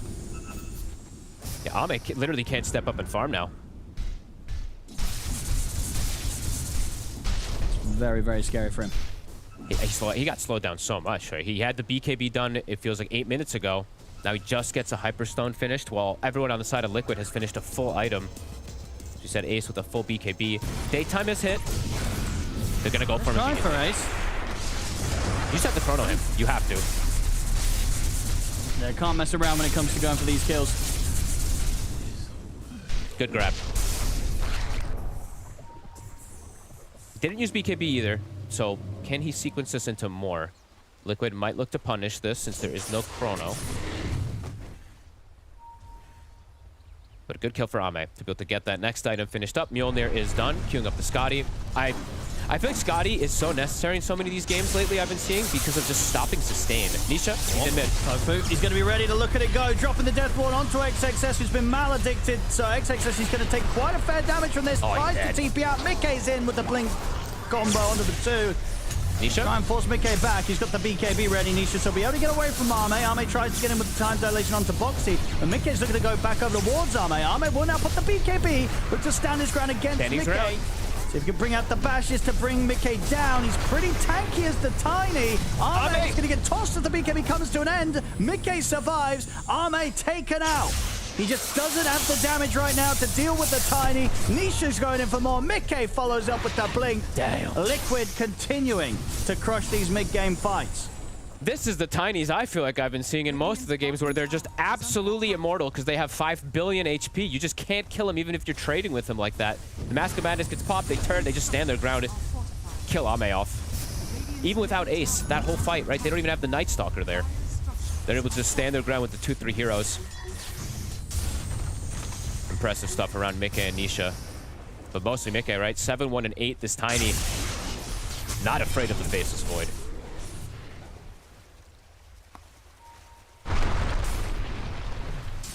XG's trying to fight back here, trying to bring the numbers. But this lead just continues to grow. And Mickey, the next damage item is about to be there, the crit.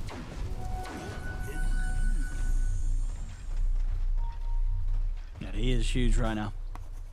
And I do think, like, honestly, it's like, yes, in the super late game, the Faceless Void always, but honestly, this tri-scale and core, I think at this point, they can outscale a Void with the way that they're kind of pacing things as well, too. They have this type of advantage where they will threaten kills on him, and I don't think you have damage for Mickey. He's way too tanky. Yeah, killing him in a chrono is going to be pretty brutal. I mean, Ame eventually, when he gets like the Skadi and the MKB and the Butterfly and the Rapier, then he's going to kill, you know. Well, so the issue is, like, if they don't kill the backlines too, like Boxy, he's been quietly farming up a storm. He has a full Hex, and we're seeing the heals that this hero can pump out. It's tough to see now at this point if XG can slow this pace of the game down for the Void to get to this type of crazy scaling, because this Snapfire, she's falling off. The Underlord as well, too, has not been able to find the great connections around that Atos that perhaps they wanted to get around the mid-game. Yeah, Liquid playing to the strengths of this Tiny is...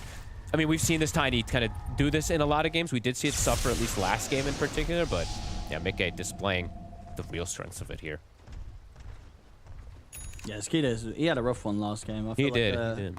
A lot of those fights were kind of like, where's the Tiny fights? You know, he wasn't really able to get involved anywhere close to the level that Mickey has been in this game.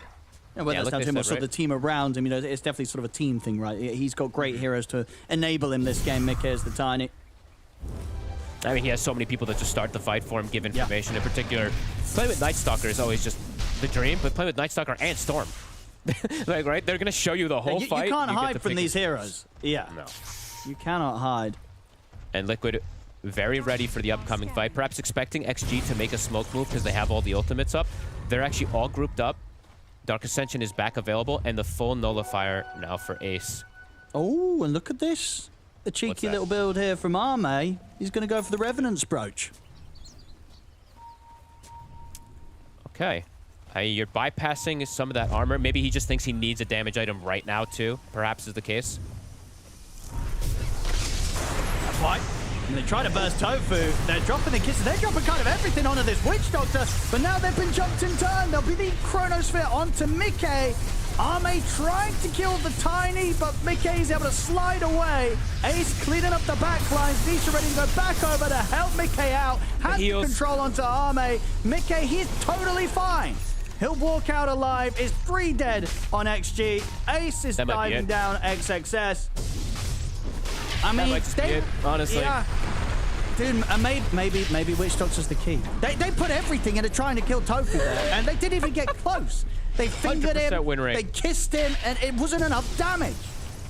He just survived all of it, and then they get the free target jump, right? Because they see the snap fire. This snap has fallen off a cliff completely similar to the last game, kind of in a way, too. So, yeah, teams finding the answers, and it does feel like, in particular for Liquid, the 3 cores, yes, the lane, right? You can dominate a storm, but then you have 3 cores that jump a Snapfire, and that's kind of Snapfire's least favorite thing, especially when you're playing a core. They get on top of you, you can't do anything, you can't run. Yeah, Liquid fully dominating that. Yeah. And Ame, like you said, he went for the small crit. I think just because they saw this coming, that he's like, we need to win the next fight, or we just lose the game. And it feels like that is just the case now for Liquid. 27,000 lead. Just in the last 10 minutes, it's been all that 27. Massive now on all fours. Yeah, have really pretty much that. Just what that one minor slip up this game, Liquid, when Mickey and Boxy tried to go for that kill on the end. But outside of that, it's been pretty smooth sailing from Liquid this game. These 3 cores, I play so well with Coddle behind him. Honestly, maybe it is these healing supports, right? Yeah. The Coddle plus Witch Doctor, there's definitely something, there's definitely an element here that we're seeing, because this is what PARIVISION did too, right? They played the Coddle 9 class, they played the Ducalis Witch Doctor, the sustain inside of these fights absolutely adds up. Greaves pipe Witch Doctor with a Holy Locket Coddle. Good luck bringing these targets down now. XXS. They're using the kisses, but straight away, Ace just jumps them. He's in with the BKB in the silence. FY is taken out. Ace is going to be able to back off with the remainder of the BKB. Okay. He'll go for the Chrono. Should be able to at least bring down Ace this time. Now going to look over towards Tofu. The bashes come in to put an end to the death ward. They'll try and get the 15 onto Nisha, but the BKB's there. Yeah, actually you have to be careful with the Tiny starting to close in upon them. He has to use this Chrono, right? He's like, I need to use this to kill a core, but as soon as it's used, Nisha and Mickey are like, all right, we have free reign in the fights. But does at least get himself an off-lane kill, but now has to be very careful in these next few moments. Liquid might just force, with Chrono down, with Kisses down, they might just be able to push the top lane and go for the, kind of just the end of the game here. See how XG tries to react to this. Because I saw the line drawn also from Liquid, making the call to just go for the push.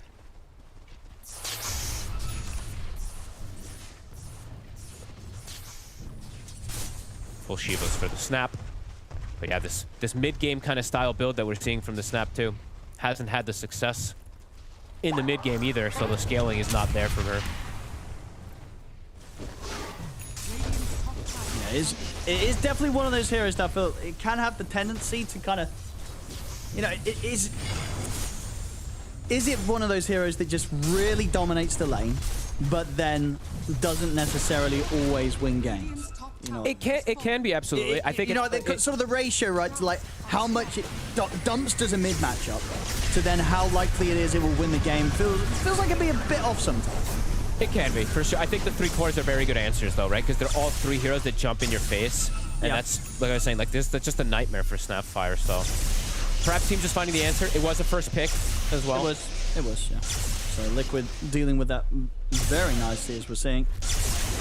And maybe the double supports as well, too, versus Snapfire. Definitely showing the merit. Up to that high ground. There's no chrono. There's no kisses, as he used them before. 15 seconds for that chronosphere. Mickey forcing the issue. Here we go. Ace, well for Ace, yeah. Jesus. I mean, Ace he's going to be ready to jump in if he sees the target. He's massive in the game. He's already going to start. They're all going in.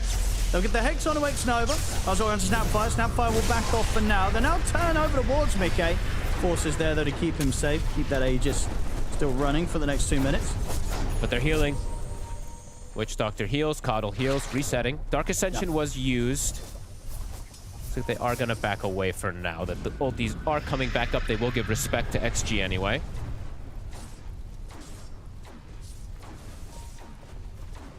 I would imagine that we'll want to go again before this Aegis goes. Yeah, daytime though for a little bit here. A Dark Ascension on cooldown for 80. So that's they'll probably just I guess they don't want to throw themselves into a chronosphere. Yeah, I think they'll just sit in this like triangle there. You keep restricting the farm and perhaps just wait until that does come back up. Even though the Aegis is gonna get reclaimed, I don't think they really need that Aegis to just force the issue here at this point. Yeah, and it's hard for XG to punish. They've won many a fight without Aegises. XG's gonna try during the daytime here, but it is gonna be into a DD Tiny. Who's the dream catch? Any of these cores? Oh, Nisha. If they could catch Nisha right there, would have been it. Yeah, I think Nisha would have been the dream one. It completely puts a stop to that smoke play. If they can catch Mickey in 45 seconds, right when the Aegis time's out, full commit everything if he's isolated. That's one other option, but hard to do that now at this point. Lanes are going to start pushing in. Liquid going to start getting the information. And if you're Armate, are you spending up on getting this damage online, or do you still want to save for buyback? I would say so, but it's not like this. If you can get a full item, like a Demon Edge is kind of meh. Okay, yeah.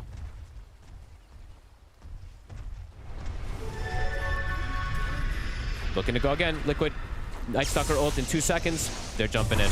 They're going to find nothing to say straight away. The Hex to follow up. Let's see if they can get him out. He'll look to Cookie out of this, but Mickey's in with a toss. That's nothing to say. Dead without buyback. Ahmed will come in with the Chronosphere, but he gets caught by the Hex into the Vortex. He didn't get the chance to get his BKB off. He'll pop it now. Get away with the Time Warp, but he's surrounded, and no chance for another Time Warp to come out after that one. The buyback's coming out here from XG, but Liquid produce the entire team still close to full HP as they'll push on, take X-Nova down.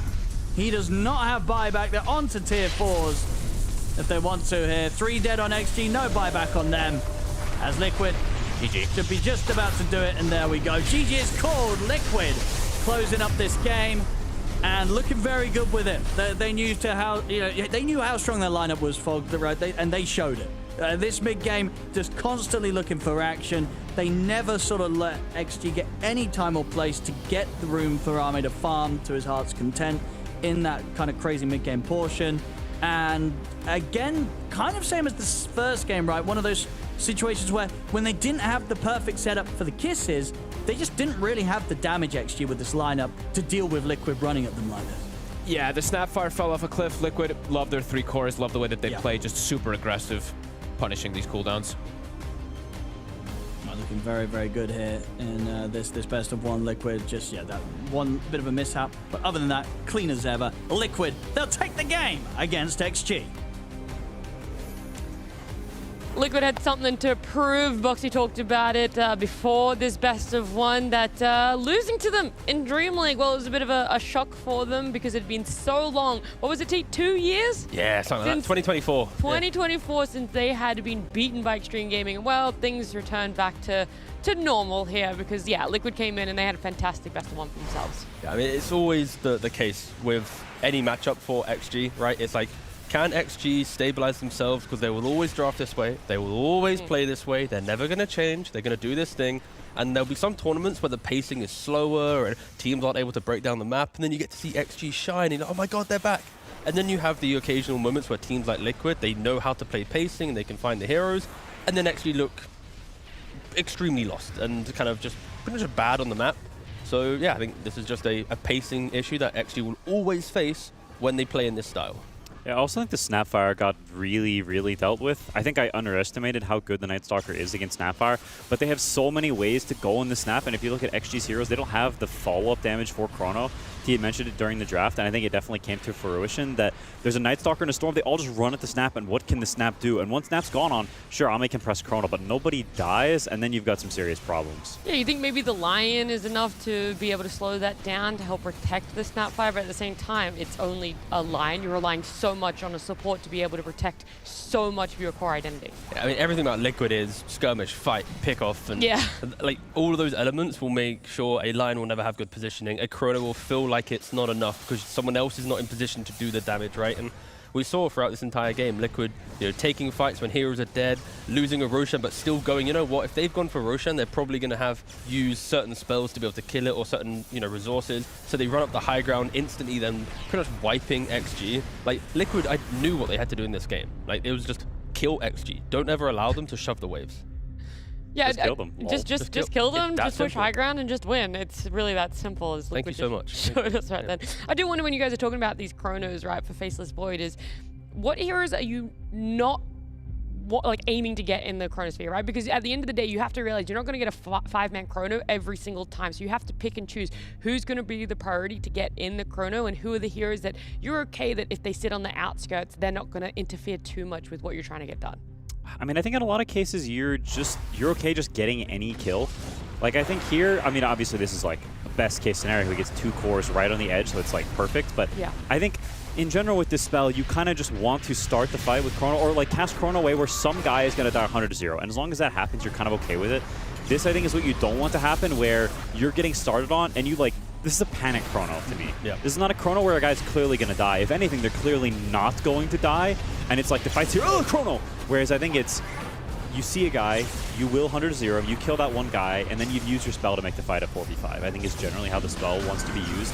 Late game, it gets a little different. But I think he kind of just got a little ahead of himself in some of these fights and just Chronos some Tiny who's full HP, does 200 damage, the fight's over. That's the thing. There was so much being put into a Tiny, even in that Chrono that we saw there. The Ench is standing off to the side and is trying to like impetus the Tiny over and over and over again. And I'm like, would it have been slightly better if instead they had looked at the Storm Spirit, or would it still been the same thing where you still wouldn't have been able to 100-0 him? The problem is Liquid were so good at making the fights feel like XG was responding. So then, like Quinn's mentioning, it's a Chrono, but there's no like shard fire some of the Underlord on top of the Void. There's no perfect kisses. There's not there's not like a symphony of 3-4 heroes utilizing the Chrono together to get a kill and then go, now what? Like Night Stalker as a hero, you amplify other people's positioning with vision and you can kill supports.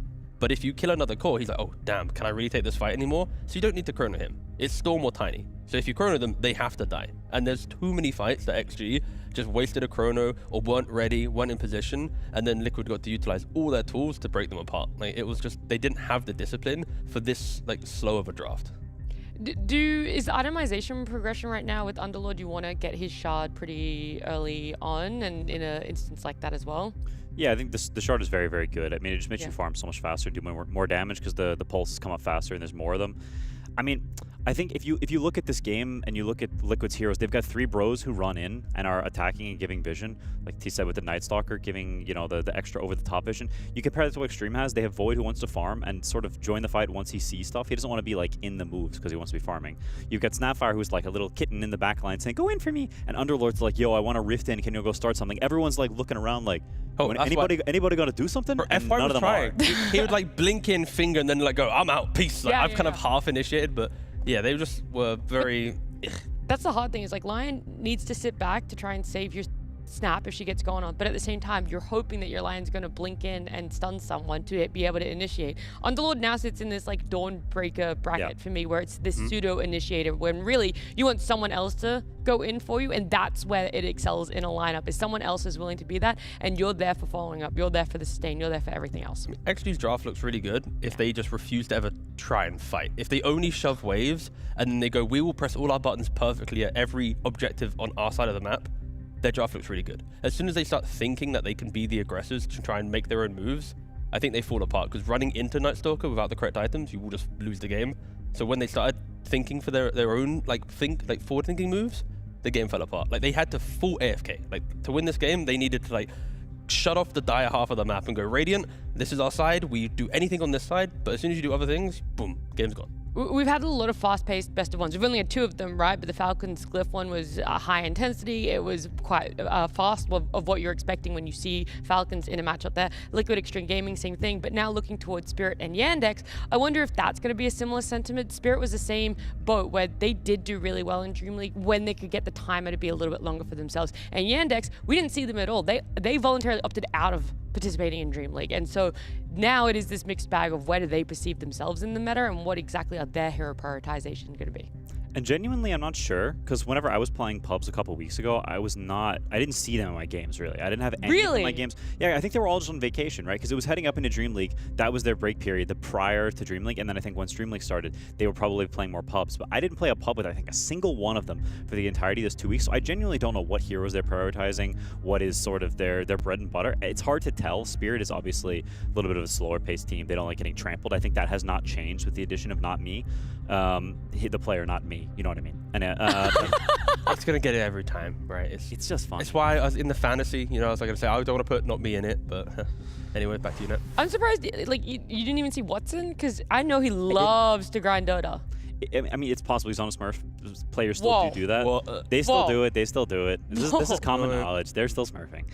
So it's possible he was on a Smurf. I cannot wait for Cole to appear back in the inventories in December. Who? Cole. Oh, they said Cole, like the org. I was like, I don't think they're coming back, brother. And I don't know why they'd be in your inventory. Oh, yeah, no complexity. Yeah, there's stickers, actually. That's the leak for no, anyway, back to you, Net.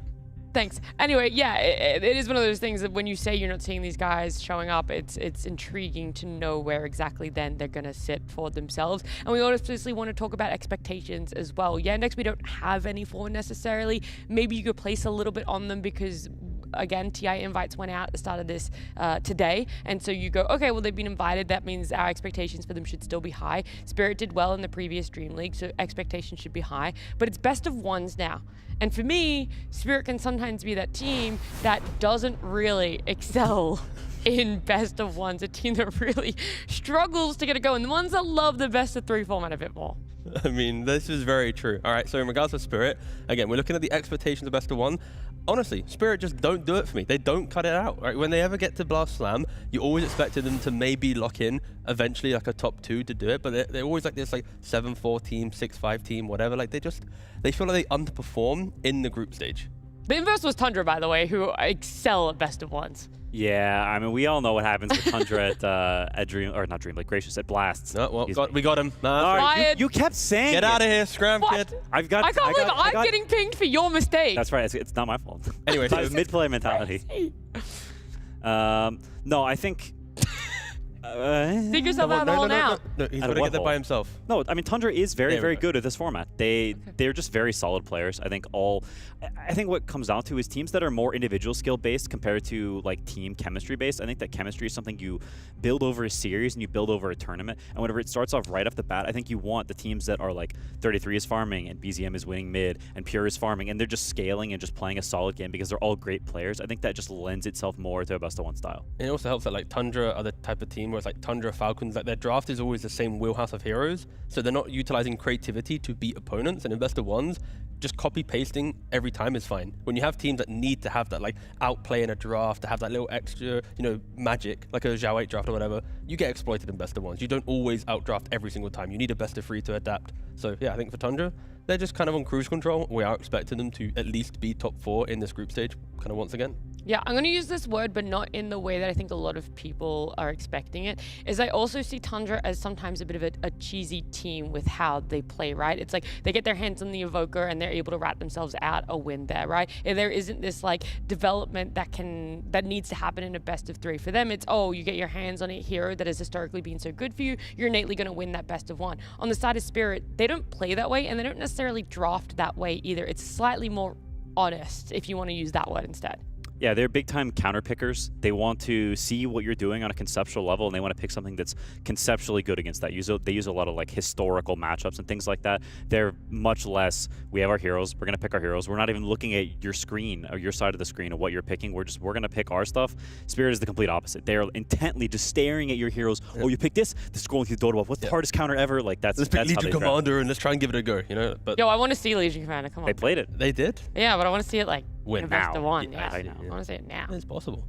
But that's also the downfall of Spirit, though. I think Spirit, they try to emulate the Spirit of the past where they think they can still draft in a way where it's like every hero is possible, anything's amazing, but then their performances don't align with that mentality.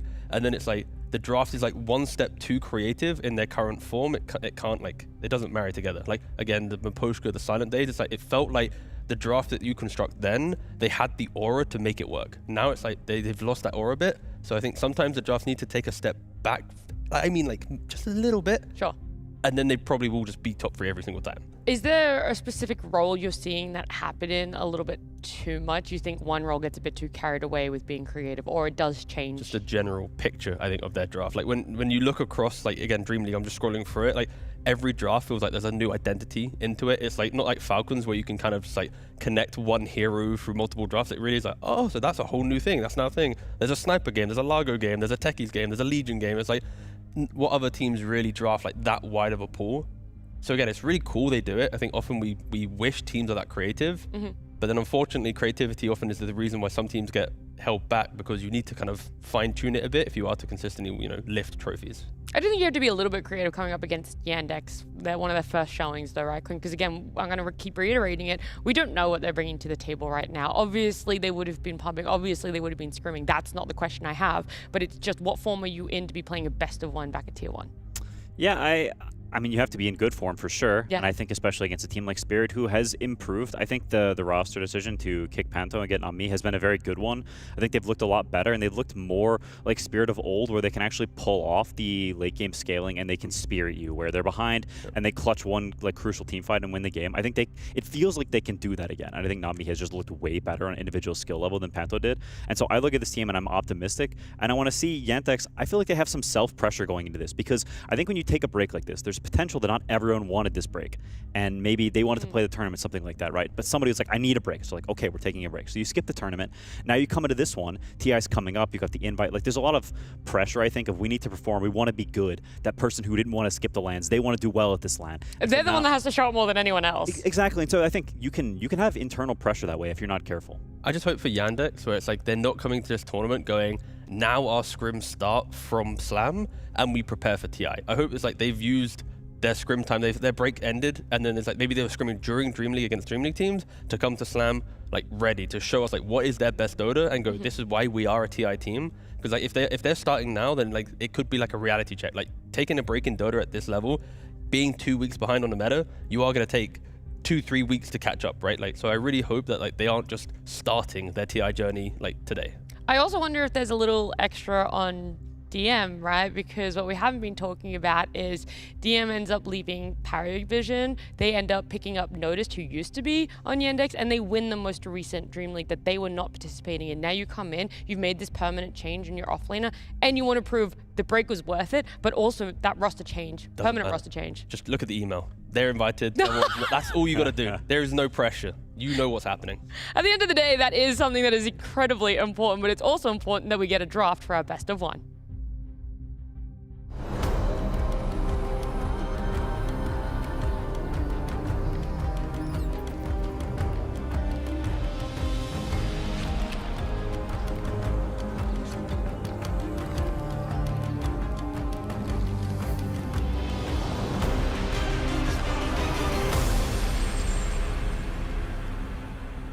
Spirit up against Yandex. So many what ifs in a best of one, but you're not going to be getting your hands on a Coddle, a Timber, a Clockwork, or a Snapfire. So now Snap is at the point where she was rising in popularity, people were picking her more, then she got to the point of being first phase picked, now she's at the point of first phase ban. That's the way it goes. It always is. I mean, I wanted to touch on the offlane swap thing. I do think that's super interesting, and I wonder how they feel about this. Because, I mean, the DM initially getting kicked set off a chain reaction of 3 subsequent kicks afterwards. And so I think it's spicy, and I also think whenever you kick a player and then you see him go win a tournament right after, it's like, did we make the right decision? Now you're going into this tournament. Eventually, they will play against each other, which will be very spicy. That one I'm looking forward to. Yeah, that will be fun. So there's something there, and I think there's a lot of question marks and a lot of interest and intrigue around Yandex.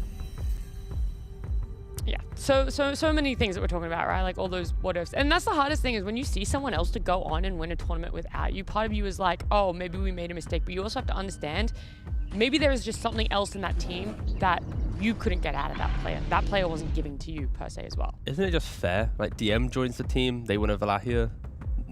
PARIVISION as well. He then gets a tournament. Like they both kind of did the same thing, where it's like they do something else. Sure, one guy technically got kicked for the other guy to get his thing, but they at least both have kind of like shown up to a team, helped them lift a trophy. So independently, they have gone, I am worthy of joining any team to help them win tournaments. That's at least one silver lining. That's true. That is very, very true, T. We're going to look at the draft, though, focus in a bit more because Lone Druid has been first phase banned in our last 2 best of ones that we've been watching. Gets through here, and Spirit want to open up with it, which does leave Yandex getting that Enigma. Yeah, when we got the letter patch, I was really wishing that Lone Druid just got more nerfs. Everyone did, don't worry. I wanted like Aghanims to have like a silly cooldown, or I wanted to have like the further away he is from the main bear, he does less damage style of play. Like, I wanted something, because this little Aghs, Shadowblade, Miona, little fucker who runs around the map and does everything for free, like, I'll be honest, low skill. Oh, for sure, undoubtedly. Lone Druid, I think, one of the hardest heroes historically, but it's really easy now, genuinely. The hero just... I'll be the judge of that. It's just AFK farm bot who gets turned into one little bear who runs around. The hardest thing on Lone Druid is making sure you don't accidentally kill your main hero whilst you shift A-click through the jungle and you're focused on your main bear. That's the hardest thing. And let that sink in, if that's the hardest thing. Sounds pretty difficult to me. Roll the clip. I do think Enigma is a cool response. Not one I've seen yet. I mean, it's obviously like the DM classic hero. That's more than anything else. That's right, why you add him to a team, by the way. Like, if you're looking at your offlaner and he's like, you're not very good at Enigma, you just call up DM. Like, he is like the GOAT on the hero. Incredibly good. For sure. Against Lone Druid? Yeah, I think it's cool because it gives you the potential to play really aggressive on this hero early, because once you do get to that Aghs point, the hero's gameplay becomes very scripted and it's not that easy to play against. So the best window to play against the hero is you beat him in the lane early, you gate gank this guy, and you sit on him, and you do not let him farm and play his game because he is ultra slow. He has 0 spells. The hero is exclusively a right-click hero, and heroes that have no spells suck from behind. So if you can shut him down early, it's very good. But that's where it's like, when you look at Yandex, they need to continue like compounding what is a very scripted draft, right? When you have Enigma in this play, you're trying to take the safe lane tower. You're going to walk towards the mid tower, maybe at 10 minutes, ideally taking both within like the first 11. Like, your entire game plan is map progression. You want to have strong heroes, you take the hoodwink, you could play that lane. Like Quinn's mentioning, the twin gate rotation from the safe lane duo potentially, but everything on Yandex screams, we are running at your towers in the first 11. So for Spirit, they probably should just start picking heroes to deal with this like expected pressure, either through surviving or by shoving the waves to just buy a little bit more time. Hoodwink is also just a hero that doesn't really have any weaknesses. To be honest, I think this hero is good every game. Nothing counters it. She's just a gal, and she just throws her bushwhack, and you're stunned, and she's good in lane. The hero is genuinely just good at everything, and it's also one of the best heroes at playing aggressively. So even though it's double ranged heroes, so I'm somewhat skeptical of his first 2 picks, I think it's quite good with Enigma because it follows up into this vein of, you want to play aggressive, you want to shut this Lone Druid down, you want to kill him, and what better hero to do that than Hoodwink? I genuinely think your lane pressure together, even at level 1, is a lot, right? If you can get the Eidolons and you land a bushwhack, that's so much damage. You get a blood grenade on it, that's pretty much, you can kill almost anyone. Yeah, you need to make sure you respect the laning a lot. Like, are you walking to lane, are you preemptively blocking the hard camp that Enigma naturally will push the wave in and Hoodwink will pull? If you're not preemptively blocking it when you step up to go and block it, again, Eidolons can just bet microed over and you die. Like, you just have to respect the lane against Enigma. Any one mistake, you are losing your tower. Like, you just need to really understand the motions. And for Spirit, at least, They now have a cheap Black Hole Cancel in the early game with the Shackle Shot. Not that important, because again, early game Enigma is more about just overwhelming you with the bodies rather than and auras, rather than like Black Hole itself. And a casual Phoenix, like a counter throughout the game against Enigma. You have Sunray heal, you have egg saves, you just have egg stun as well, depending on the kind of the timings of the fight. But just two kind of casual heroes, I'd say for Spirit. I wouldn't really go too crazy on them at the moment. I feel like the cause will bring more life to the draft at the moment. I will say for these two heroes, or for Spirit in general, I think right now, they did get a 4-player, and they moved their 4-player to 5. So for a lot of the prior tournament, they had a lot of double 4 heroes, and one of them was just playing 5. And so I think some of these more traditional 5s, like a Phoenix or, like the Liches, things like that, they have not been leaning that much on, because I think they have that double 4 thing a little bit. We even saw PARIVISION have a draft where they banned 4 heroes at the start of the game, essentially saying your hero pool is limited here. And so I think that may be something that people try to exploit, and maybe is a weakness for Spirit. It's just funny because we had that earlier in the season as well with Liquid, and then we see how far they've come, right? So it's a change that can definitely happen, but right at the beginning it feels like a low-hanging fruit that you can take advantage of. No, for sure. I mean, especially if your 4 players are playing your 4 heroes still, and even your 5s playing the 4 heroes, you are going to naturally lose some of the advantages that the 5 pool has, right? The stronger laning, the more sacrificial mentality that the heroes bring to the game. So it is something to note. But at least for Spirit, if Phoenix is going into the 5 role with Fire Spirits, you can annoy the Eidolons, but like as soon as Eidolons get used, like you need to Spirit them, you need to right click them, you need to be like in position. You can't allow them to get any hits off and then potentially multiply. Because for Yandex, their side lanes are like, they are locked in. It's like Tree SF, stable lane, will just farm. Hoodwink Enigma will just farm. Tree will then be able to use Twin Gate that Quinn was asking for. Like, again, the draft is so, like they're not hiding anything. Like it is just oppressive. Collapse Axe. Collapse Axe. Boy's a heckin' beast on this hero. How many Aegis steals did he have during Dream League? Do you have like the tracker for that one? I don't think I have enough fingers to count on my hands. There's just no way. Boy's a beast. Actually, I don't think he specifically stole that many that tournament, but he is... In general, just this calendar year alone. Yeah, he's the all-time GOAT of Vegas steals. I just love how he has like the aura in which he then, any play he's with also will then try to do it. Yeah. Like, you look at again before Panto got changed out, you'll see him try and do it. Like it's like he probably wouldn't do that. If Collapse didn't teach him the ways of the Aegis still. But Axe into Tree SF in lane, I can see it potentially being a little volatile. If Enigma gets set up and Hoodwink can Twin Gate to top, and then you create a tri-lane, kill Axe a couple of times, that's one thing. But throughout the game, Axe, Blade Mail, Blink, if you can go to kind of the classic route, you are going to be a thorn in the Shadow Fiend side. But again, the lane can be volatile. I think both ways, honestly. Yeah, it's very combative. I think both sides. Sometimes you walk into a lane and one side is trying to win the lane.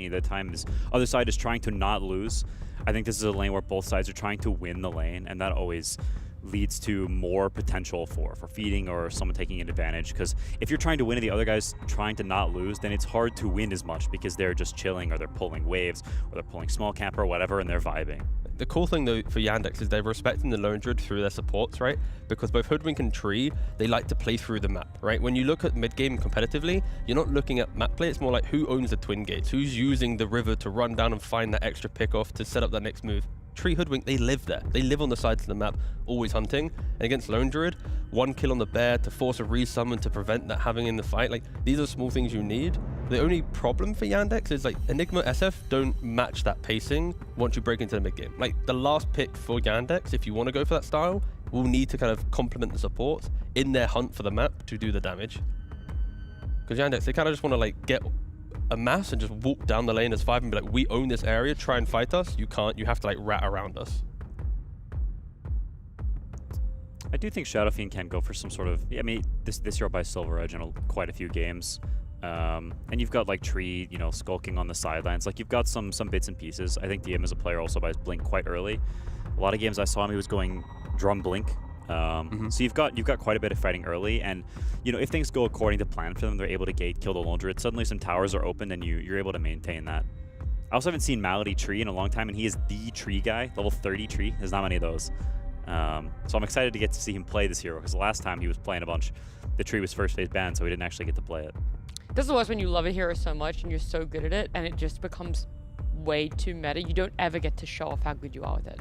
That's why I'm losing out more at the moment. Is Ear Breakers banned every game? No, I didn't realize Warlock. I mean, no, it was Warlock, yeah. Because I played Warlock pre everyone playing it, and then Yeah, it was got cool sad. before it was cool. I know, you know what I'm saying, and then got shit done at MMR, and now it's like, what the f. Falling off rough. hard. But both teams right now having last picks for themselves. For Yandex, we know it's mid. Spirit, do they want to try anything kooky, or is it also just going to be straight up a mid pick? I mean, based on their bans, it should just be a mid-hero. These are surprising bans because Cheer Jr. doesn't strike me as a big player of either one of these heroes. You're talking about the Necro or the Husker? Yeah, I also agree with T that I think they probably want something catch-oriented, some sort of melee dude. I suppose if you're picking Puck, the Huskar ban makes sense. The Necro ban's still a little odd, though. The Puck, of course, based on the bans, it feels like you're looking towards that style of play, but when I see Spirit's lineup, it's the lanes I can see being a bit volatile, and they very quickly will go, we are going to rat the map with Puck, with Axe running around skipping away, with Phoenix Wind Ranger throwing spells, Londra getting the Ags, and then we'll just play a constant macro game in the hope to find a point where you're not in good positioning. I don't know, but to me, Spirit's backup plan feels like it very quickly in this game will become their main plan, around like minute 20 potentially. I can see them go for, I can't see if Slaughter's banned, but if something that's Slaughter's not banned, I can see them Slaughter's banned. It is banned, yeah. Yeah, okay. Okay, so this is something Niku's been trying. Night Stalker mid against the Puck. So Cheer Jr. taking a page out of his book. It's a lot better now, I think, because you can eat the creeps without the shard during nighttime, so it gives you an actual way to keep your economy up, so you don't fall super behind the Puck, and then you get that that pressure. It gives you the catch. Into the Phoenix, of course, I think people will be going, what's happening? But like, I don't think it matters, right? Because like, you're going to farm the lane. You're going to force Phoenix to think about egging in times he doesn't want to egg based on Night Stalker's initiation, so it already kind of breaks the logic. But yeah, I don't mind it. I think for Yandex, the main thing is stop Spirit feeling comfortable in lanes so they can start ratting the map. Like they want Londra to have 5 items on his bear, to be chipping away, wasting your time, doing all this stuff. Like Spirit's entire game plan is like kind of just be annoying. So pick a hero to stop Lau, to stop him from opening these opportunities. And then you play a clean game, get Roshan, SF just walks down the lanes, you're going to be very happy. These some good building blocks, Quinn, for Yandex's first game back after their break. It's very them, which I respect, sticking to your guns. I do think both teams are making pretty big assertions about how these lanes will go. Like they're saying, we think the lanes go one way. The other team's saying, we think the lanes go another. And I'm genuinely not sure. I don't know these matchups well enough to know for sure. And so I think it could swing quite heavily one way or the other, depending on how lane skill goes. All right, we've focused a lot on lanes before, and that's normally been the indicator. However, there is so much that has been happening this patch, whether it's a 23-minute stomp for some teams, 60-minute games. Either way, I'm excited to see Yandex, what form they're back in, and Spirit, how they're going to deliver in this best of one.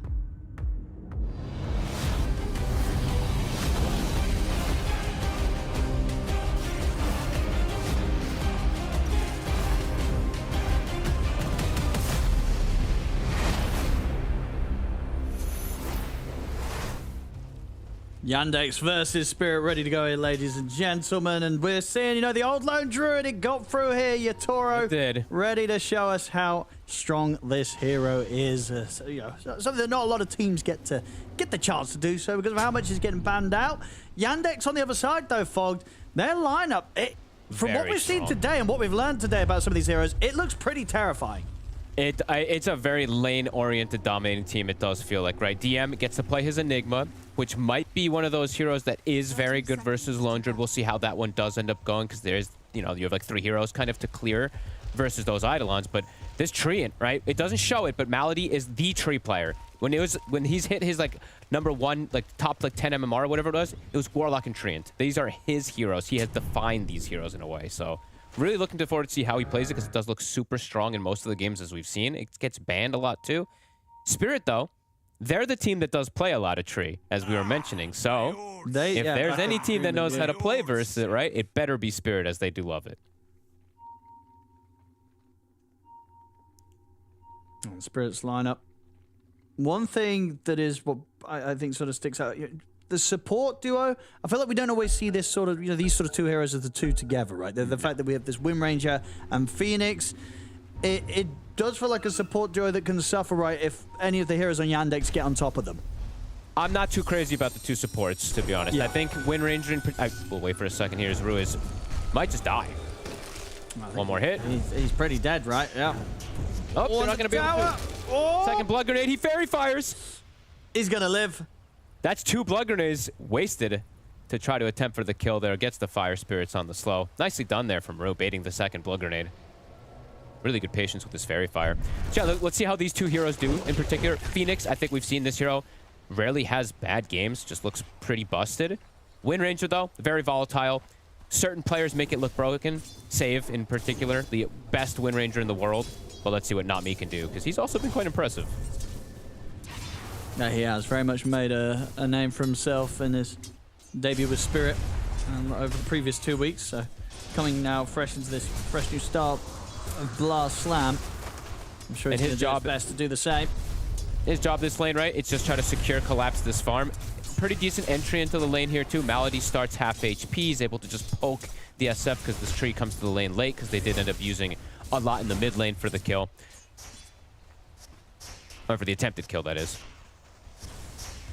Cheer up. Let's see how this matchup goes, too. We've been seeing more and more players trying this. Niku, in particular, playing versus the Puck and versus some other spellcasters. I think this hero's kind of on the rise again. I wanted to see it played more initially when we did see it get this afternoon feast.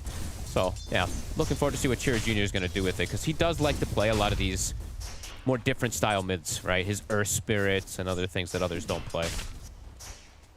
And we've seen, obviously, Night Stalkers run the offlane recently kind of dominate the game and really take control of the mid game, even when they have like a rough start in the offlane. Yeah. So I can only imagine if you move this hero to the mid and you kind of get that accelerated start in the 1v1 in the mid lane and have a good entrance into the game, that this hero can just completely take over. The silence, the silence in a period just kind of breaks the game in a lot of ways for certain heroes, right? Like Phoenix and Puck in the mid game can just die without getting any abilities off, so it can be pretty brutal. We will mention the interaction between the Phoenix and the Night Stalker, right? The egg superseding the Dark Ascension, the Night, in a way. But either way, from what I've seen a lot of times on these Night Stalkers, it doesn't hurt him as much as it used to. It feels like, at least.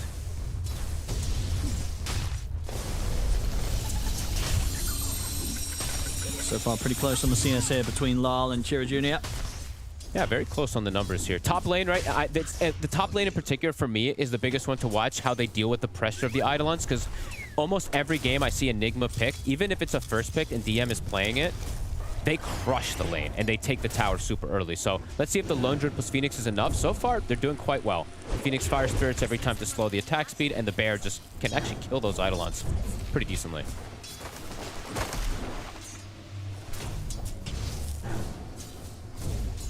And on this bottom lane, how safe is Watson? And do they pose a chance of killing the Axe, or do you not see Collapse dying down here? You can absolutely die. Both can die, right? It's just positioning. I think if the lane goes a bit too far forward and they do get the extra slow with Hunger and a power shot, they can, but SF Tree is a very strong lane to get kills always. So Collapse does have to be careful of those raises adding up here. Good spam so far. The Battle Hunger plus those power shots are adding up, at least for Watson at the moment. Does have a lot of stick charges and Fairy Fire to be able to counteract, and the Living Armor should keep him secured. But yeah, watch the lane positioning in particular. If they have it near the tower, Watson should be fine, but if it's too far forward, absolutely can see some plays. And even could see Rue, right? We could see the Phoenix take Portal. We've seen a lot of these players do this lately.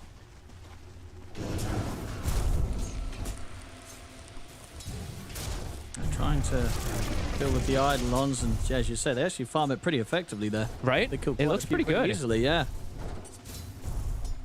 Not too shabby. Every time that he tries to split them, a Fire Spirit lands right on top of them, and then they're able to get those extra hits. The thing about Lone Druid, right? He's not the traditional carry hero where you have to put yourself in a position of risk to go for these Eidolons. You just send the bear.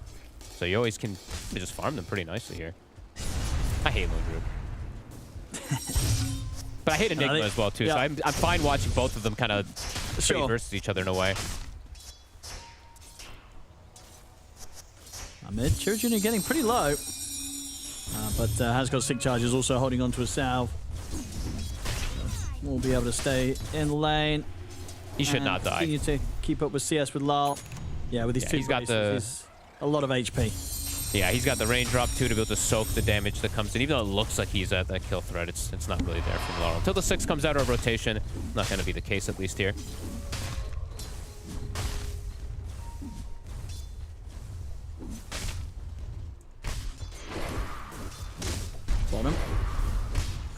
pretty much impossible, it feels, for that Malady to sort of set up onto Collapse.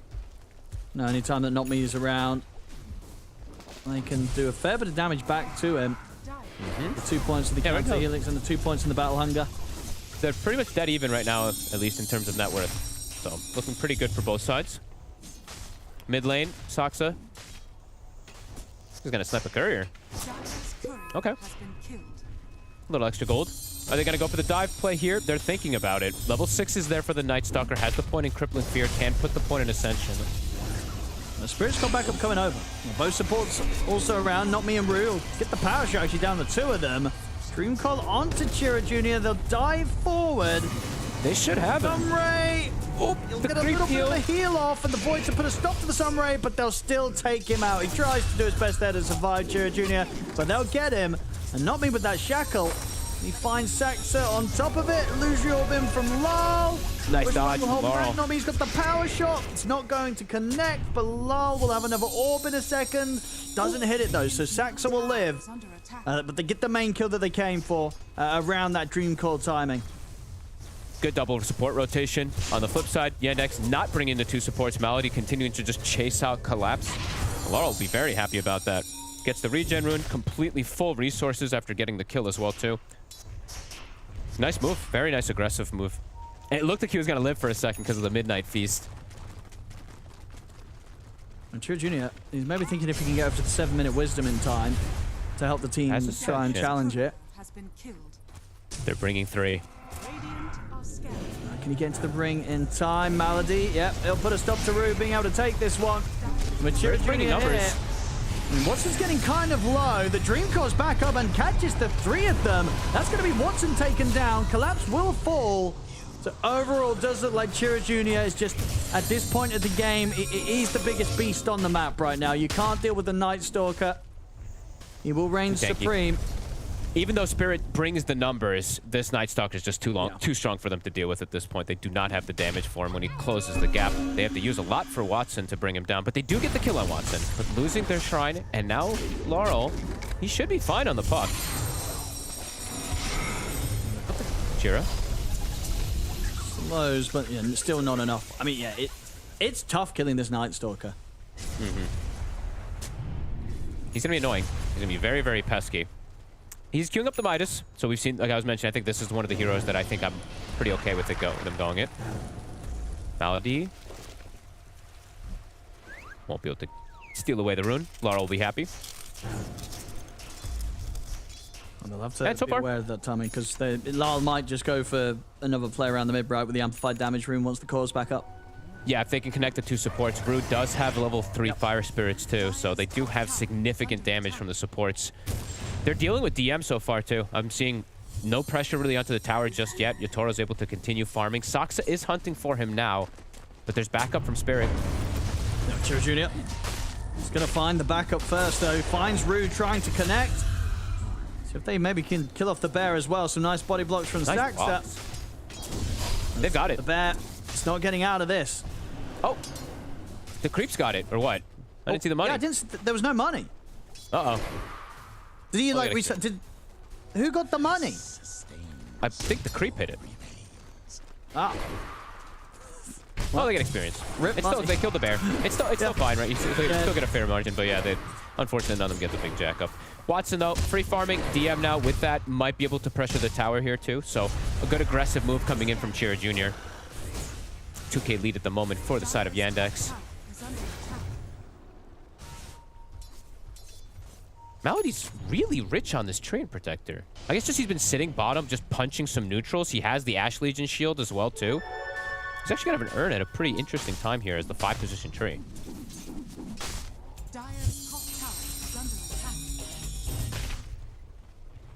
And the supports, they're 6 now. So Tree ult is online, Sharpshooters at the ready. No 6 for Spirit on the supports yet. Yeah, they're going to be able to pull off some pretty aggressive moves, Yandex, with this early lead. Feels like most of the early game, it's all around Laurel, right? How much can he do with these coils if he can get the power runes? He still has this amp damage, so he's looking for a catch here. Are they going to get DM? Yeah, probably just throw everything onto the Enigma. to take him out, but everything was armor. apparently not enough. DM's fine. Living armor, too strong. Blocks an insane amount of damage there. I mean, that hurts. That really they hurts. needed to get someone out of that. There's a big movement. Lyle coming across, using coil, having the remainder of that amplified damage rune. They didn't really even get close to killing him. And the coil is the only threat on the map early game here versus any of the cores, really, right? Cheer Jr. now at this point, it's like, okay, coil's on cooldown. I have Dark Ascension ready. This Night Stalker might look to hit up top. Spirit has to be ready for this move. And I don't know if they are. Rue has to dive away. They're diving. Settle for the Wind Ranger. It's much easier for this side of Yandex to just make these moves. Spirit very reliant on having like 2-3 heroes in every single situation. Cheer Jr. can just let the kills almost solo. Yeah, makes them TP play down towards the bottom so we can also set up onto the axe. His Lab's heads up going to moves. try and run. Cheer Jr. will have run. Void back up in a second. He's not getting away from this collapse. Give it to Watson if they can. They can't, but Cheer Jr. he won't complain. He'll take it for himself. This hero looks super strong, Owen. I gotta be honest. A couple of these games we're seeing, even if it has a tough start, its entrance into game versus some heroes is insane. You're so tanky. He's actually gonna have the Midas at good timing with phase double bracer. 3K lead, Yandex looking to shut down this early game, shut down the lone druid. So far, looking pretty solid approach.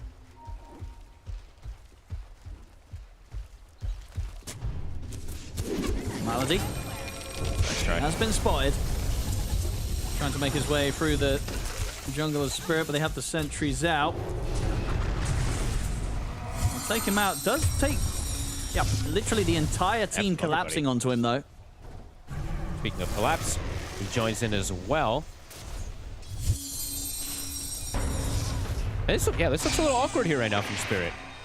Can they get the kill here onto DM? He is way too speedy. We're even close. I mean, it's another coil, and this time it was even further away from even having the chance of getting a kill. Like they barely, nothing was done to DM then. So Spirit's starting to look a little desperate, really, in this early game. Yeah, just not able to make any of these connections. And Laurel, his game is not the easiest by any means, right? We do have to mention he's versus this Night Stalker. He's versus some of these stuns that can be pretty dangerous to play versus. If he gets caught in a single disable, he will just die on this puck. There's so much damage that follows up too. And Watson is just chilling, completely chilling on the Shadow Fiend. He's gone at least full right click for now that we're seeing. And I don't think he's going to change it, right? We've seen some players go for the Yashikaya build. Maybe he will, but he's gone for the Dragon Lance in between as well too. He might just go Manta, right? It feels like that's the build that he's going to do this game and just play full right click because the Manta feels super good this game versus Phoenix. Being able to disrupt versus the Axe potentially too. Watson's in a fantastic spot this game. Yatoro is farming, but yeah, he's falling behind. And yeah, not able to farm nearly as fast as that as Watson right now. And we'll speed up once the Mion is there. Just the Maelstrom for now on Yatoro. Collapse. Stepping up forward here. Malady's making the aggressive move himself. See some TP backup coming in. They'll use the Overgrowth to lock him down. They'll kill Collapse off, and they'll be able to walk away from the Supernova. Watson is dying to the tower and the Battle Hunger. And with the Sunray out, they will manage to punish him. So they'll get a trade. And a second. The Malady is going to try and TP out for the Focus Fire. And the fire from Rue will claim him. They keep their Shrine of Wisdom safe, so... Do you see Spirit being able to respond a little bit there to the aggression of Yandex this time? Rue, perfect positioning. Just instantly drops that egg right on top of the SF. Gets baited versus Collapse with the Blade Mail. Slowing down Watson again. Pretty important. Wanted to try and get Lyle there. Couldn't quite catch him, even with sort of the extra help from the neutral. Laurel surviving is also important in this early game here. So he can get to that first item to potentially protect him versus the Night Stalker. Because if he dies like once or twice, the sequence of deaths could start to accumulate very quickly from him. He's level 11 right now, so keeping ahead of Cheer Jr. in that front. Mid tower will fall though, so we are seeing Yandex set the tempo on those objectives. They wanted to go for bottom tower 2 here, but as we saw, they did die before. Night Stalker though, nighttime is there. Can look to play a bit more aggressively here forward. Might look to finish off this tower bottom since there is no egg available too. Rue. Okay, so he's maybe adapting with his build a bit here on the Phoenix. You don't usually see 4-staff Phoenix, but for the obvious reason, right? Not wanting to get stuck under the Night Stalker silence. One of the bigger ones. One could disengage somebody from the bushwhack potentially too. Definitely merits if he wants to go this build. Yeah, I mean, honestly, they might need a couple of these, right? I think so. Not me down the line. Because it's just saving your puck to get him out of the silence as well too. There's a lot of different things that Ru can do with this. Malady stalking him.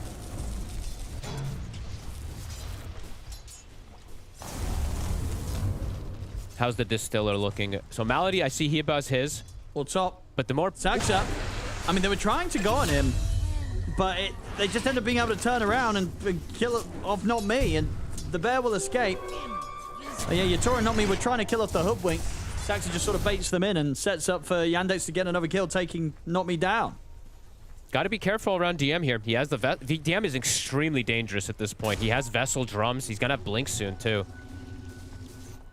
Have to 100 to 0 him, or he can just turn. And as we're seeing, some limited damage on Spirit. I feel like the damage is very reliant on Ru being there with the Fire Spirits, with the Supernova in most of these upcoming situations until Collapse has Blink. They're going to do everything they can to hold these tier 1s, Yandex. They know that they can take these fights. Spirit try and bring them some action right now. I mean, they have Tree Protector, right? So the longer you hold those tier 1s, the longer they're going to be held even more so because of that. This tree is going to be really annoying. It's going to disrupt a lot of the teamfight potential of Spirit whenever they do want to look for it, too, because he's just going to hold them in place, allow Watson to just dish out the damage, and that is Watson's Manta already finished. It's very fast that he's getting his timings. So we said, Yatoro's farming, but not at the same pace, even though Watson has died twice, and Yatoro has not died. Not going to be able to finish off his Ancients here, Collapse. Getting bullied off this part of the map. They have blinks. Chira has his blink. Enigma has the blink. They can close the gap on top of these Spirit heroes. There you go. Pull with the silence. They've caught Ru. They can keep going. Laurel. There's a blink in 2 seconds from Chira. Oh, Malady's got eyes on him. They're in with the silence. No way to get out of this one, Lal. Yeah, they're playing this beautiful. Playing around this Night Stalker, enabling Chira as much as possible. And we see there, right, for the puck. This could happen over and over again now at this point. Might have to change the item build, but it feels very bad if you have to do that as puck. Like, so many times if you put, like, this hero, if you have to go BKB first, it feels like it's just a miserable game anyway.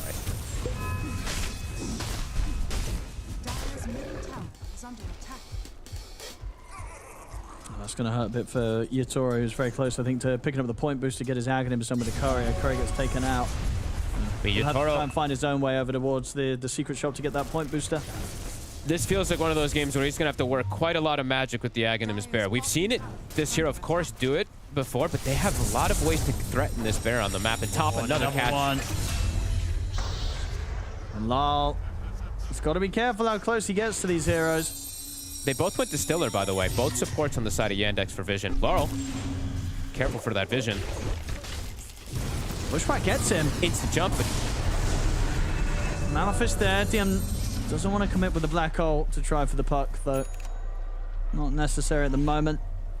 They're respecting Ru, right? I think when they see the Phoenix there, they're like, okay, that's the one hero we have to be concerned about at the moment, because he is their damage dealer. Collapse also now does have Blink Dagger, so this is the time for Spirit to start striking back. They have their ultis ready. They have the Blink Call. But Yandex also have quite a bit ready for themselves, as we said. Multiple blinks for them. And it is still nighttime.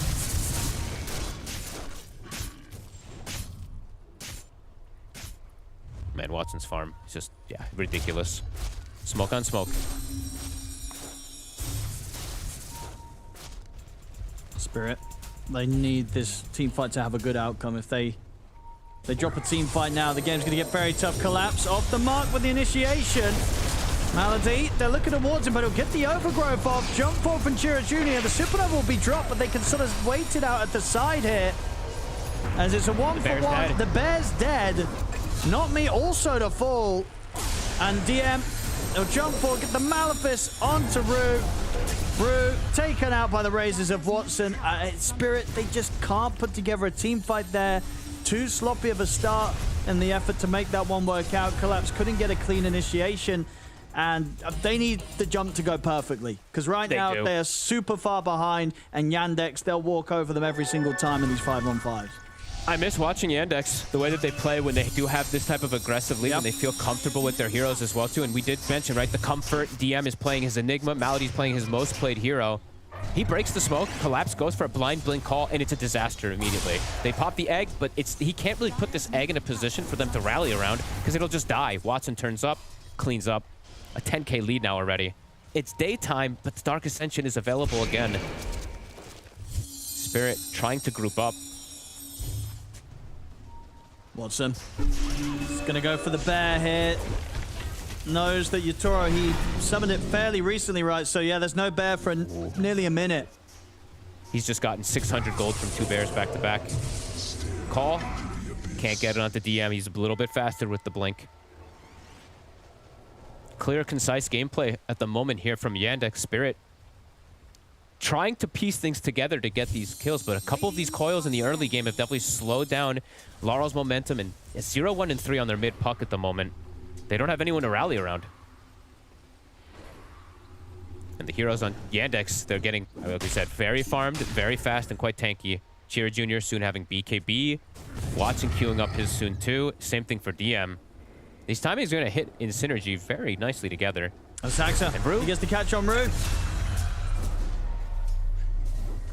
They're playing super good here. Yandex not giving any space to Spirit. Look at mid. Yatoro shows himself, but it's his real hero.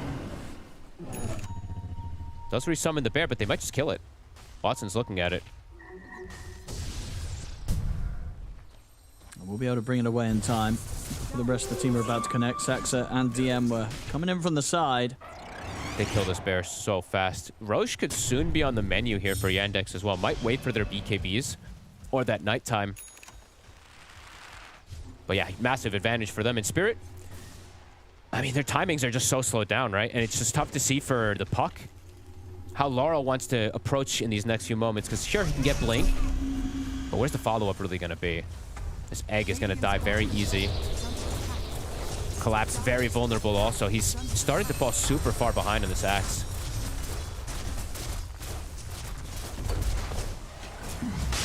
We'll finally clean up this tier 1. 23 minutes in, though. Yeah, against this tree and protector took quite a bit of time. Yeah. And Malady is pivoted his build a little here, right? He went Distiller into Holy Locket, so a lot of healing. They're trying to get a fight going, and they will catch Chira Jr. with the coil and the Supernova. Oh, he's actually able to just get out brains and Supernova's done. It didn't actually hold him quite close enough. That's the 2 ults down. They don't stop Yandex getting the Roche, getting the Aegis for Watson. Rue tries to dive away, but Chira Jr. is ready to jump back in on top of him. Take him out. They're crushing this early game. I mean, the whole game so far here. This is starting to be a bit of a stomp, this one. Yeah, a Collapse. I mean, the panel was mentioning, is Collapse going to have to steal an Aegis? He did try to steal it. He tried. But wasn't able to get the angle. And the bear, it's just dying to mostly just the Eidolons in the Midnight Pulse. It's dead. Oh, man, I don't know how Yatoro can do this. The other 2 cores are completely dead in the game, and his bear, it just keeps chain dying. They kill it so easily right now. Yeah, they're that far ahead, and Yandex, they're very much turning up today, giving us a bit of a showcase with their heroes, and definitely it's going to make teams think when they go up against them in the remainder of these games of Blast Slab. Like, I can't imagine that they'll get the chance for all these 5 heroes in the same draft again, because honestly, this lineup looks pretty perfect with the way they're playing it. Trying to put something together because it's daytime. There's no Dark Ascension. Only got a 30-second window. Some of these ultis are going to start coming back up, and Watson, he has Aegis. Collapse is looking. They sense that they're coming, and already the Bushwhacks held back the bear. Collapse will get a nice call. The 2 of them. Good jump from Collapse. Sets up to take out Saxa and take out the Aegis. Can they deal with Watson a second time round? Chira Jr.'s here with the backup, and Watson's got a BKB, so he pops it, takes out Collapse. They'll turn over towards the bear. The Overgrowth comes in to lock it down, kill the bear off. Not me. Chase down as well. They'll try and win run as well, but cannot escape Yandex. They might have been able to take out a support and the Aegis from Watson, but it still cost them so much. And again, another pretty much a full minute where Yatoro is going to be without his bear.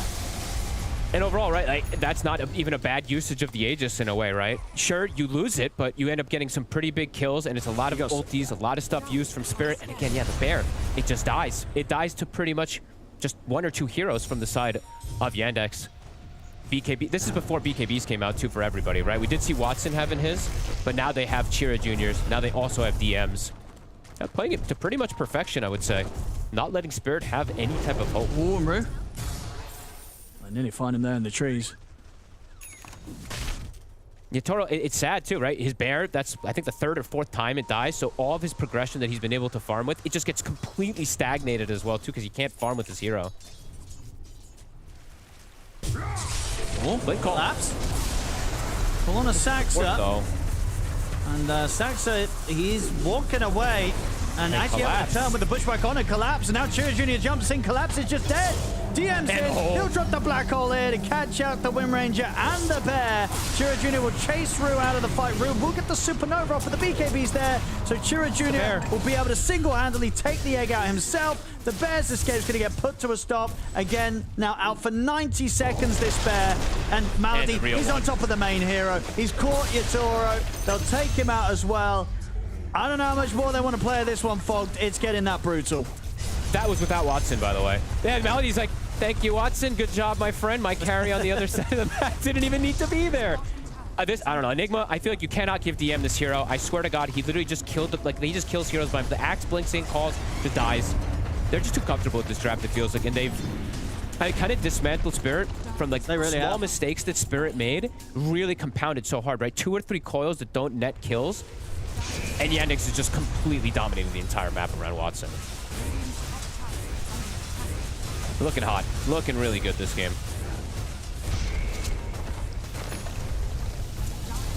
And Night Stalker mid. Chira only dying the once so far this game. Pretty much having a flawless, completely flawless game. The teams have got to watch out for that. No Very annoying hero to play against. Especially when you get behind in the early game. And especially if you like to run like the pucks and such, right? Yeah. Straight up counter. And very good versus a lot of these like double range supports as well, right? So perhaps something other teams are gonna have to think about too, because now we're seeing 2 times in a row. We saw Liquid having pretty insane success with it, and now Chira. Spirit, you said it right. Feels like it's pretty soon to be the end for them, as the bear does get resummoned finally, but yeah, it feels like Yatoro's gotten no farm in the last, what, 7 minutes, 8 minutes or so. Just keeps chain losing the bear. Watson nearly 7k ahead of Yatoro, just 28 minutes in. Chira Jr.'s in with the jump. Rue will be able to slide away with the 4-star for the barracks. Starting to melt here against Watson. Spirit not going to try and put anything into holding onto this bottom set. Be back coming in. Ooh, nearly catching not me, but the blink was there just in time before Malady got the hit in. Oh, collapse. They know where he is. We'll try for the TP out, but the Malefice is there from DM. Not having a fun time this game, Collapse. 1-8 and 5. It's been a difficult one for him. It has. This is Yandex putting on a full display here, not letting him get almost anything here. Saxa, they're trying to kill him. He will finally die, but I mean, you saw how much it was taking even to just kill a Hoodwink at this point. Took forever. Collapse has, I mean, look at Collapse. He's been okay, it's rare to say this, but he's been overtaken by a tree and protector. Not the usual 5 position that gets this most far, but the axe is overtaken by the tree. Rue. Dead again. And Rue. Another one for DM. 5-0-11, yet to die this game is the Enigma. Ban the Enigma. Do not let Yandex get this hero. I'm gonna say it you'd say that's the top of the list right now from what it's definitely one of the big ones. Yatoro also gone. Of course, it's not the only problem in this game, but it does feel like it's his best hero.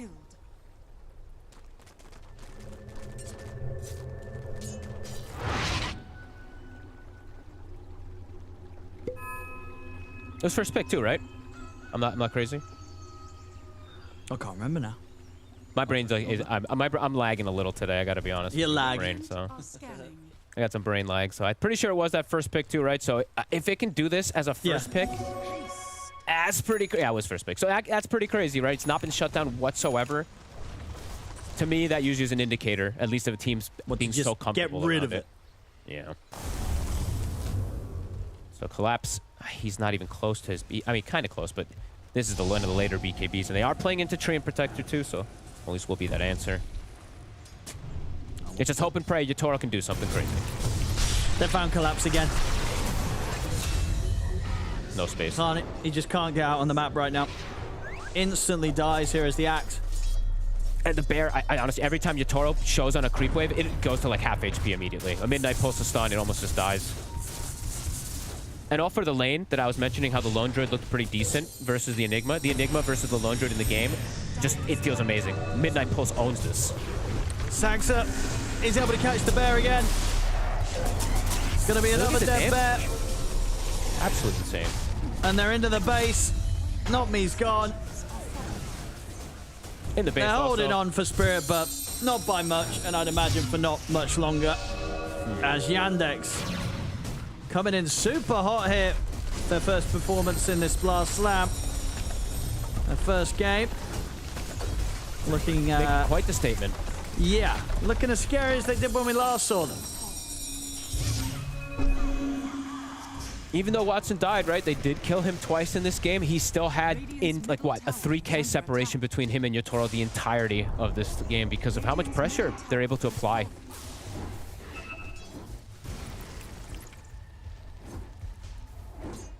My goodness, the Night Stalker, massive nullifier basher. These are like 40-minute item timings, 45-minute item timings usually on these Night Stalkers. Has it so fast. Spirit trying to pull something together here. Yeah. They know they're desperate. This might be it. Yeah, this is going to be their final attempt. See if they can get something going. Collapse still doesn't have BKB. 9 deaths on him.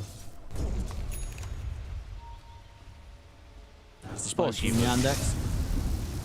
They are ready to put an end to it here. Yep. They are all absolutely massive. Looking for the final fight. Collapse. The BKB's coming, but he might die as it comes. They're going straight for him. They're right on him. Another death for Collapse. 10 deaths.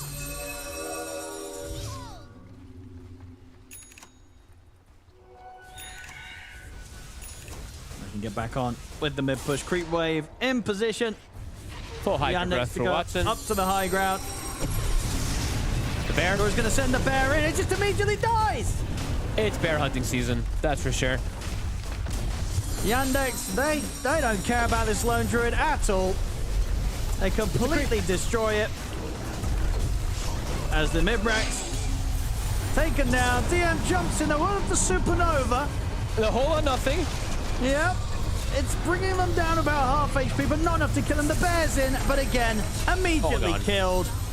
And indeed, they'll tap out now. GG is called. Yandex absolutely stomping Spirit here in this one. Spirit, they didn't have a chance here, Bob. A total beatdown.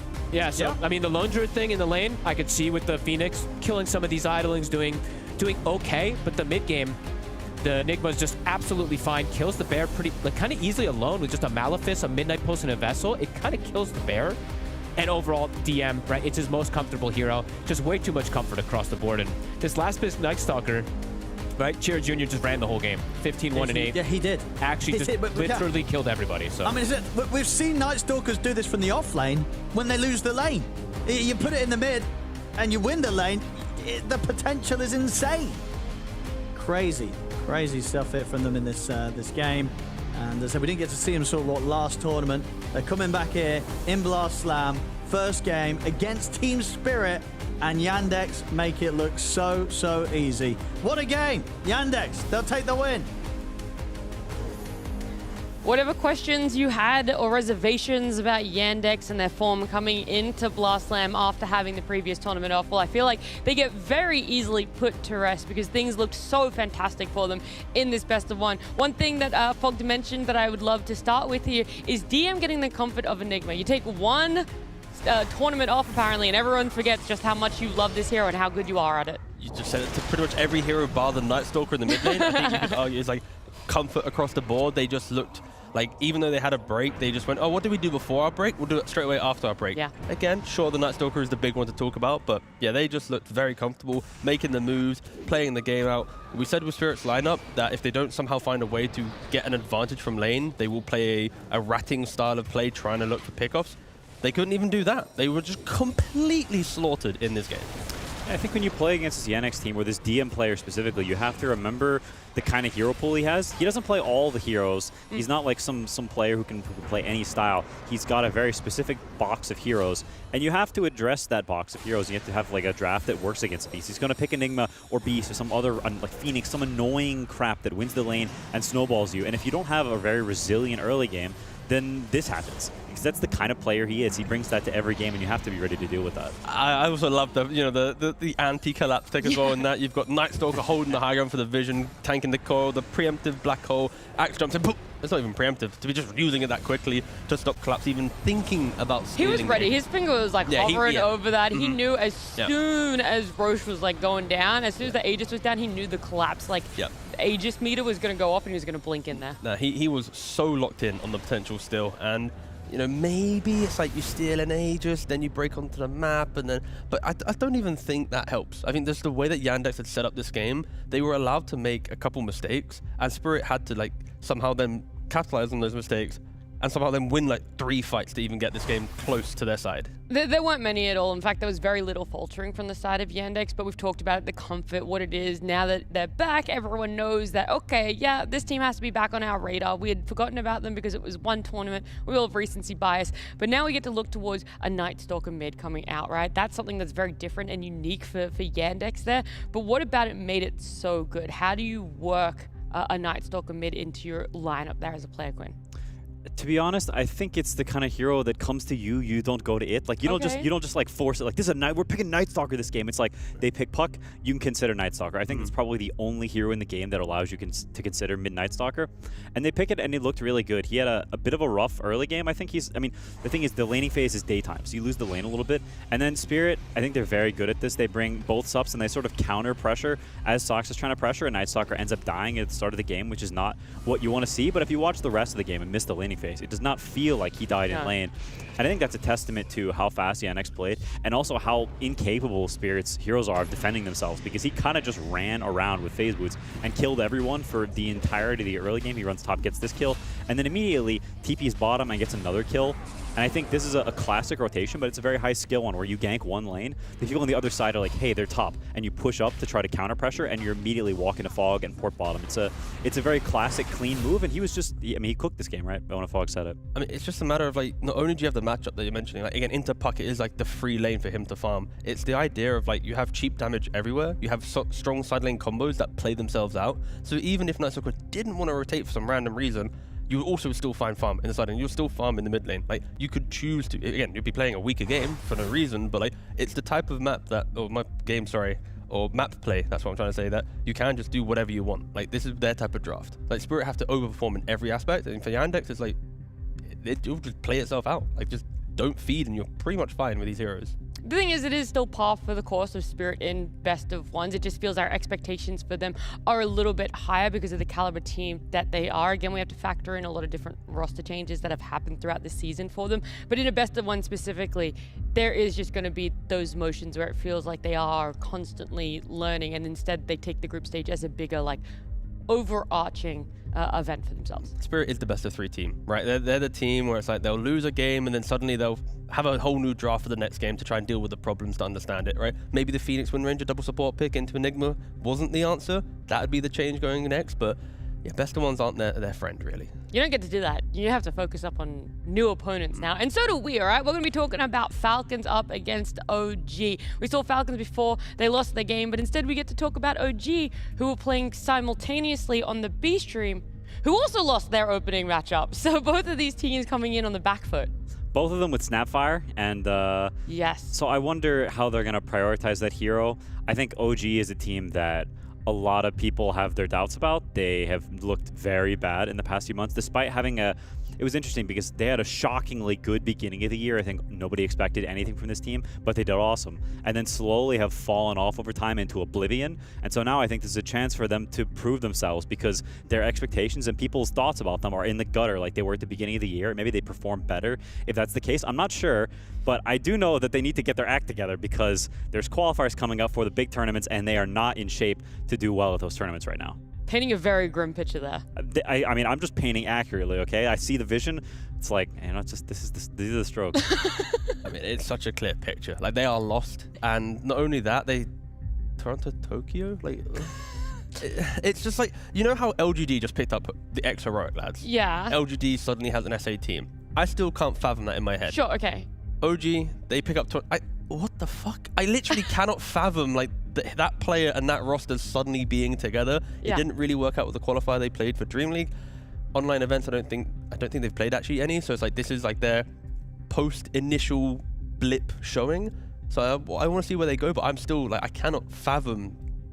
Yeah. Any of it. Oh, look, I'll give you some of my thoughts about the merging of Toronto Tokyo into the OG roster, but I want to hear from one of our players. I spoke to Skeeter after their Glyph matchup, but before this one to figure out what exactly went wrong and how they're looking coming into their series against OG.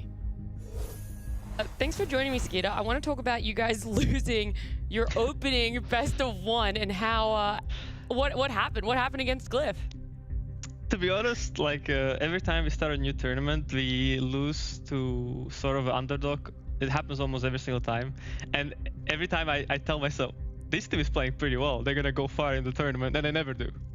That's like something that always happens. It's happened with like Nemesis at TI, with like VP last Dream League, and now with Glyph. I mean, I'm hoping they're going to go far because they won against us, but we shall see. Yeah, if history repeats, they unfortunately won't make it out of groups. Do you know, by the way, your like win rate in opening matches for tournaments? I don't. If you had to guess, what percentage would you put it at?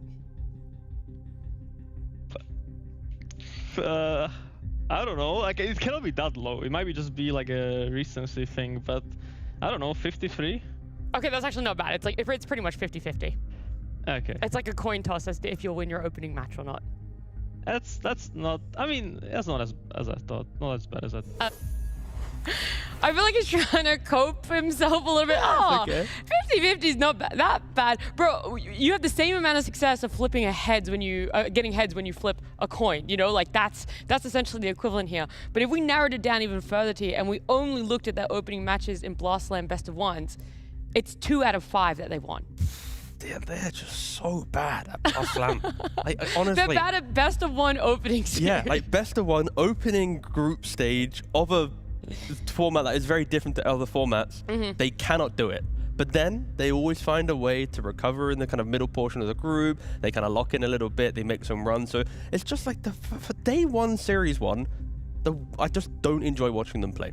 But all the other games in the group stage, I like watching them play. That's the wake-up call.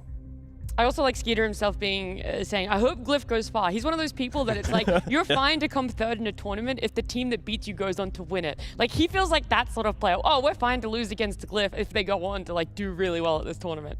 Yeah, if you lose to a team and they end up being dog water, then what does it say about you, right? You don't want to lose to all the worst teams because it's like, well, what am I? I lost to the worst teams. Yeah. And the fact that Glyph, I get that. They won the game though. Like, it wasn't as if Falcons like threw some incredible lead and it's like, oh my god, Falcons, what are you doing? Like, it was an honest Glyph win.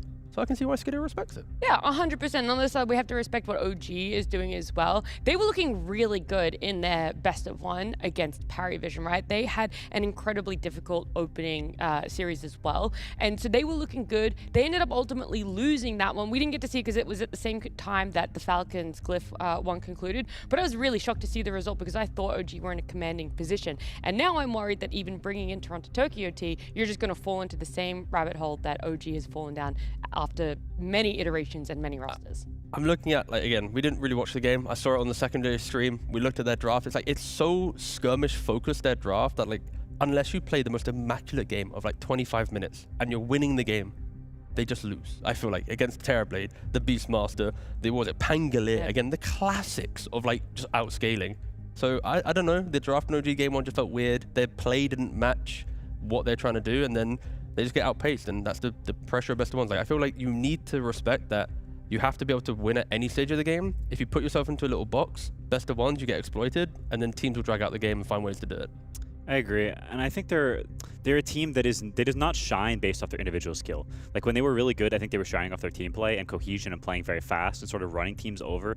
And I think that is a bit of a problem. Like when you hear some of these top tier teams talk about why they're successful, a lot of it comes down to we're all really good individually, and because of that, it makes us really good as a team. And I think OG in some ways has skipped the first step where I don't think all of them are that amazing individually, but they can make a good team. And I think they have to be really good as a team to overcome that. And that normally starts with a draft. So we're going to see just how this draft is going to play out and what's going to be our opening picks.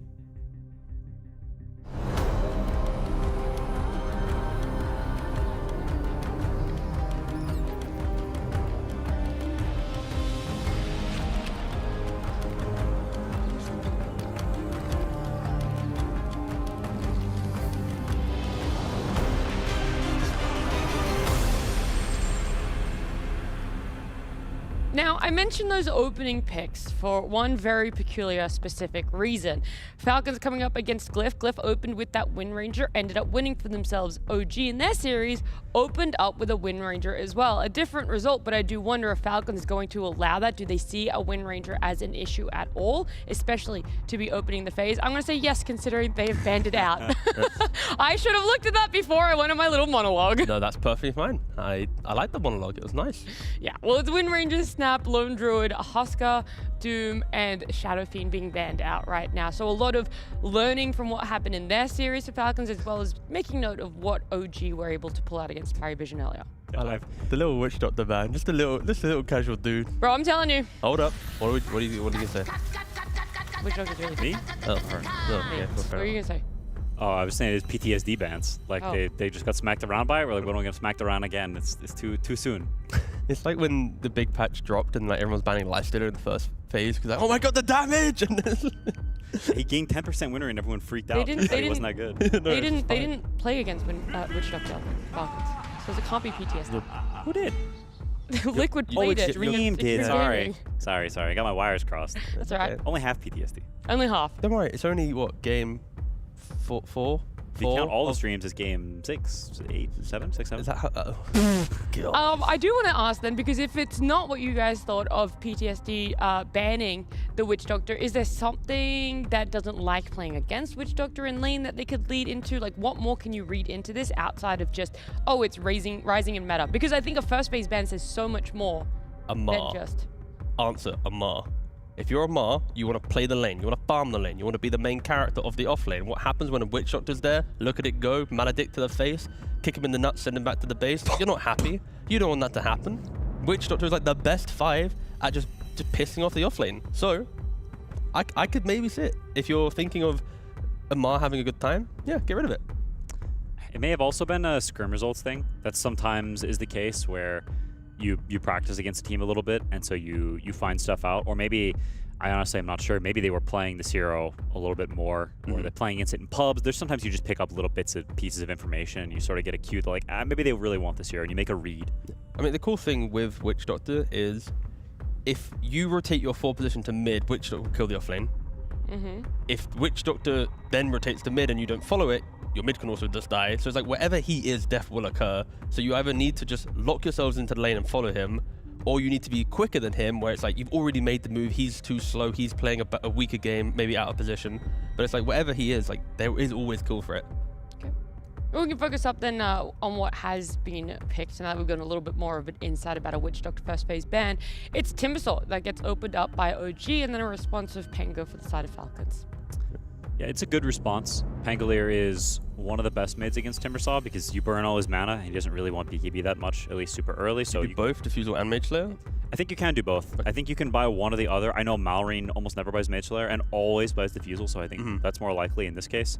But no one, for instance, was buying Mage Slayer and no Diffusal in all his games. So there's not like a clear, concise theory on Pangolin right now. People do different things. But either way, it's just very good against Timbersaw. He likes that mana, and he likes to do damage with the spells, and either one of those items is good against him. So, yeah, it's a good response, and it's also like the quintessential Falcons hero. Timber also was like one of the heroes of the previous tournament, right? Was it like one of the most popular offlaners, right? It had a mediocre beginning to the tournament, and then the last few days it had some obscene win rate. It was like 12-2 or something. But the builds are still normal, traditional builds. Like there's no like item. Okay, cool. That's like Treads Kaya something. Flange beat. Yeah, okay, cool. Now Falcons just trying to preserve their draft a little bit longer. They go for the Lion, of course. Pangolin mid to offlane. Lion. We said it during the XG draft, where it's like he is your when Hoodwink's banned.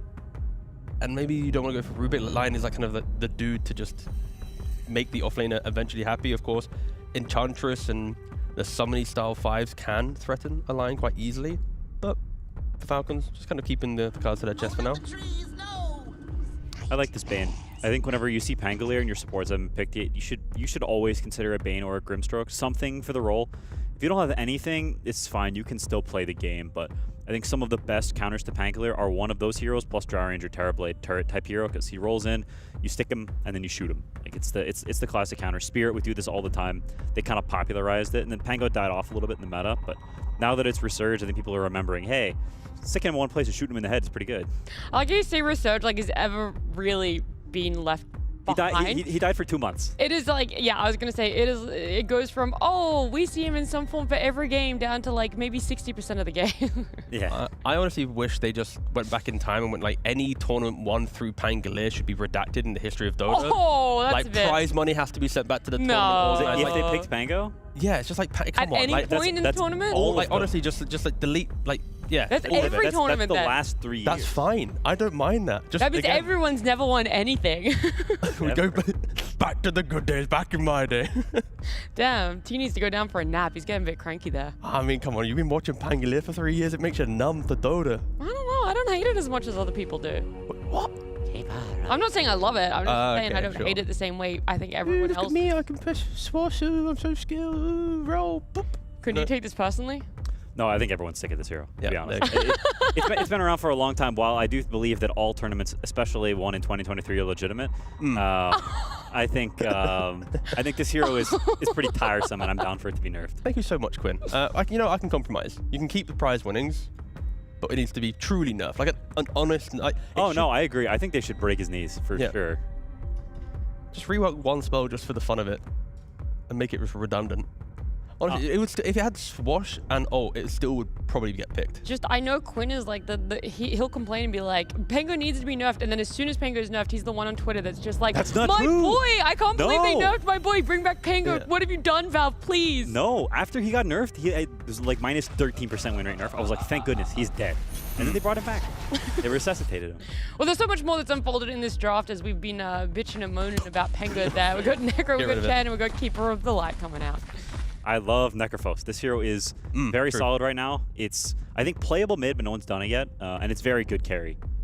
I do think it's kind of bad against Coddle, because Solar Bind is very good against you. And the same thing with some of the other heroes where the heals over the top make Scythe, and these long fights a little worse. You're playing into big-time heals. But it is good against Timbersaw, and you can potentially deck him in lane. I think Chen Necrophos will stomp Coddle Timbersaw. Whatever happened to the sentiment that you just buy Nullifier against Necro and he doesn't feel like a hero anymore? He just gets so tanky through buying Radiance. He then also buys BKB, and he has maybe even a Wraps sometimes in games. So it's like you can just stand your ground so quickly that yes, if you nullify him, you do that. You're using so many resources to kill him that someone else in the team will then step up, right? Also, Nullify is expensive, and you can't. I don't think there's any hero that can like rush it first item. So now it's a second item Nullifier, and by that time, Necro already has like 14,000 net worth himself. So. Yeah. You guys want to complain about Pango? I'm going to complain about Muerta. I'm sorry, but the fact that this ultimate can be like sub 20 seconds at some point is ridiculous. This hero, if you ever get past, I want to say 36, 38 minutes, it just feels next to impossible to come up against her. You engage in a fight, and she pops ult. You disengage waiting for it to go out, and I tell you, as soon as you re-engage for a second fight, that shit is back up. It's ridiculous. It's a very good spell and a very solid hero, especially against Necrophos, because you just shoot him through his Ghost Shroud. Yeah. So it changes the way you have to build on Necro. You need to buy a relatively early BKB and more survivability. I think it's actually not the worst matchup ever. People overreact to it somewhat because I think if you win your lane, then your team is making moves, you're vacuuming up the map, getting really fat, and then you join with BKB, and you can sort of trade BKB for Mortal, which you're okay doing on Necro because he's not a hero that needs the BKB super badly because you have other ways to survive and move around. So I think while it is a good pick and a good response, I think it's not like curtains for Falcons or something. Yeah, the thing with Murto though is like you're mentioning the cooldown late game. It's like you are still very greedy in nature. You can be annoying in lane with like dead shots and your farm potential, but it's like you still need a full like Mjolnir, a BKB, a Pike. Like That is true. You're kind of like Medusa level needing a farm, but you can be a bit more aggressive in certain timings, right? And that alone is where Falcons utilize the Necro Chen, break the top safe lane. If Timber can't step up and buy time for Muerta, you can have this disparity of Falcons being very tanky and initiation through Pango Lion and Necro just walking through the map with the Radiance. Like, I like the idea of Muerta. I just don't know if the first 3 pieces of the puzzle are strong enough to like just open up the game. Build her up and give her that space that she needs.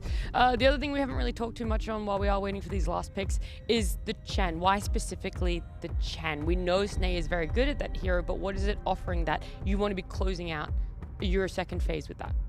Probably just keep whoever's getting gripped alive. Yeah. Always helps. Just throw a couple more bit of utility into the mix, some solo crest, some heal, whatever.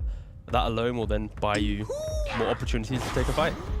I think also historically that hero is very good against Coddle for some of the same reasons that Ench is, where you just sort of run and you just right-click like a moron, and he has a really hard time laning. You have creeps and you invade his stacks. There's a lot of the same mechanics as Enchantress is good against Coddle. Well, that's what I was sort of alluding to, is we've seen Ench previously for these best of ones. Why the Chen over the Ench? Why not just the Ench? But maybe that's more a comfort thing. Maybe that's also what T's talking about, throwing in a bit more utility. Yeah, I think both are possible. I also think Falcons just have a very good win rate with Chen, and whenever you're maybe in a bit of a rut or you lost some game that feels bad, you're like, hey, let's go back to something that we win very consistently with. Like you said, the comfort type deal. Yeah. And would you say that that is ringing true for OG closing out their draft now with Monkey King? It's very, very good against Pangolier. It's one of the current best counter picks, I think. But it is a very high execution hero and a hero that you need to be very comfortable on. Yopaj never really struck me as that much of a Monkey King player. Like, he is probably capable of playing it, but it's a hero that requires quite a bit of finesse, and Malrine is sort of the king of getting through lanes that he's supposed to lose. So I have my doubts about whether OG can actually pull it off or not, even though I do think it's like a pretty good game for Monkey King. But then can't like Pango just go to offlane, you pick like a queen or something mid, and then you just find a different way to play it? They don't go for the queen, but they do go for the sniper. Just like ranged hero that doesn't care about a monkey matchup. So I mean, I like it from Falcons. It also gives them a little bit more kind of damage scaling, like physical damage going through to later portion. Sometimes Necro can fall off by getting blown up by Nullify pickoffs, maybe Muerta down the line. If you do have like a Mjolnir Pike building sniper, just always holding that kind of backline position, throwing in the damage, Kotl, Bane, they'll just disappear if they show for like a millisecond in the fight. And Malrine's in position, of course. Yeah, I love Sniper. I think this hero is really underpicked right now. I think he's very, very solid. And there's a lot of different item builds you can go. It's very good against Monkey King. It's cool with Lion because you've got even though Lion's a ranged hero, he kind of gets in there and stuns for you. So the synergy there is good. And a lot of what makes a good sniper game is, do you have heroes that help you? Sometimes it's not even so much what they have. It's just, do I have heroes that can go in and stun for me? And you've got a lot of beef. You've got a lot of start. So I think it's a great sniper game. It gives us physical damage, which they don't have from the Necro carry. I like it. I like Necro. There's too many heroes in this draft that I like. I have to be a Falcons bear. But also like for OG, like if they want to try and get a sniper, it's like how much lockdown do you have? How much backline lockdown do you have? Bane, kinda, but you never really truly get to the backline. You're kind of like stopping whoever goes in first, and then you're hoping Monkey can like jump in. When he Wukong's like, who's helping him, right? Until Muerta gets like Blink Dagger with the BKB Mjolnir, it's kind of like you're on an island by yourself. So there is a bit of a disparity or like a disconnect in OG's lineup. Like if Sniper gets into the game, unless you're smoke killing him by in a jungle camp, you're not going to probably kill him in the bigger team fight. So the big sentiment right now is, if Malrine has bad positioning at any point for this sniper, it does feel like this hero might become redundant. But outside of bad positioning, there isn't actually a way to comfortably engage on him, comfortably make him struggle. Yeah, I think so. I think, to be honest, I think OG kind of got cooked, and Falcons might roll him and smoke him in a second. Okay. All right. I mean, you were biased as soon as the Necro came out, and then they put the cherry on top of the Sniper. They're just pandering to Quinn here. So I just don't want to see Ags. All right, just boom, headshot. No Ags, please. I want multiple No Ags quacks. on who? Sorry. Sniper. I want no Ags on Sniper. I don't want him to have the quack cosmetic, so we hear that throughout the entire game. Top tier. All right. Well, both these teams lost their opening matchups, looking for a win to have a better day one for their group stage. Let's see who comes out on top in this best of one.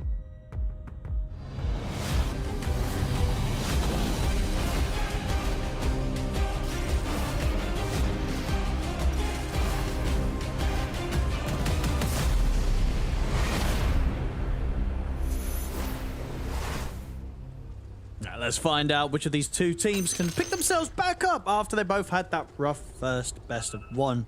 Both of them, of course, losing them. This game, we're getting the Necrophos coming in. We saw this hero pop off over the last 2 weeks. Coming in here, though, I do feel that OG, I kind of like some of the answers that they've got, Fogged. I mean, what do you make of these lineups? I liked the first 4 picks. I was worried for Falcons because I thought OG got a lot of the answers, because even the Necro pick into the Timber, there's a Bane. So you can always sleep during the Reaper site. We saw that a ton in this last tournament in particular too. And then they have this turret hero that also bypasses versus the Necro, right? So a turret versus Pango with a grip. So I felt like for OG, they had a lot of boxes ticked in how they wanted to approach versus Falcons draft. But I think the Sniper pick fixes everything, honestly. I think I was actually quite worried for Falcons until this Sniper pick came out, because this is going to be that actual traditional carry that has so many frontline distractions now at this point that it might just be enough for me to win it over. I'm still a little, I'm not sure if I'm 50-50, but we'll have to see how the lanes end up progressing, and we'll see how Falcons plays with it. But I do think this Sniper fixed a lot of problems that I was looking at. All right, well, we'll see how the Sniper does. I mean, what is it about the hero? I feel like we've seen a couple of the teams, we know a couple of the teams have these Sniper pickers. Do a lot of teams have mids that don't want to play Sniper? Or, why don't we see more Sniper in some of these matchups where it feels like, hey, getting this guy that has this range advantage and is going to be able to harass well could work out pretty nicely in the matchup? It just can be a bit of a volatile hero, and some players just, I think like you said, they don't really like to play it. So, yeah, I mean, we're going to have to see. We're going to find out in this game, which is brought to you by Polymarket, the official prediction market of Blast Slam.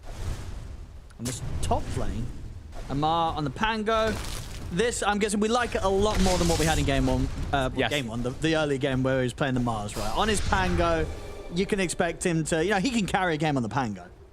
For sure. And I think there's only a few players that I actually am okay with seeing on Pango offlane, to be honest. And Amar, he's definitely one of those. He's quite greedy, goes for like the 4-4 build a lot of times. And he's going to be the distraction, right? I think that's the biggest thing that kind of made this draft look better, is that they have these distraction heroes for the Sniper so that he can just, ha in the back lines.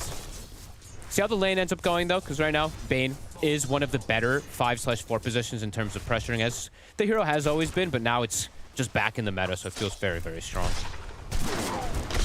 Ooh, really hitting the dead shot there. That was rather close. That was really off the mark by that dead shot. I thought well, who's he got? I felt he was trying to go for Amar with the angle, right? Or you think he was going for crit? I thought he could just go. I thought he would just kill crit. I don't know. It was kind of weird. But maybe he just tried to big brain it. He tried to kind of bounce it off one and get the. Then he ended up getting needed. It happens. Yeah, it happens. It happens. And OG overall, right? Looking it for a big win, because they have been struggling a lot recently. Falcons has been struggling a bit too here, but they did at least get this, they did get an okay positioning in Dream League. Just the way that they ended Dream League, it did look a bit rough, of course.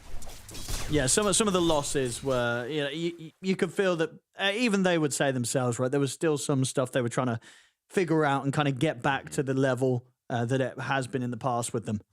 I knew this was going to be the Monkey King bug. I saw immediately when he disconnected, so he's going to have to reconnect versus Yopaj. 9-4 right now for Maureen, but 7-5 Yopaj is getting a little bit here in the lane, but it does get progressively worse and worse. And yeah, let's see Snaking playing his Chen, right? He hasn't gotten to play it that much. I think he played it once in Dream League, maybe twice. Don't think they had the success on it the game that I saw, but with this lineup, can absolutely see the power of it with Necrophos, right? The insane amount of heals you can pump in, all the auras that are going to come out to potentially protect. So that's the other thing I did want to mention is, even though this Necros versus Muerta, I think the Chen, right? There's some auras that you can get can be really nice to let you fight versus that matchup.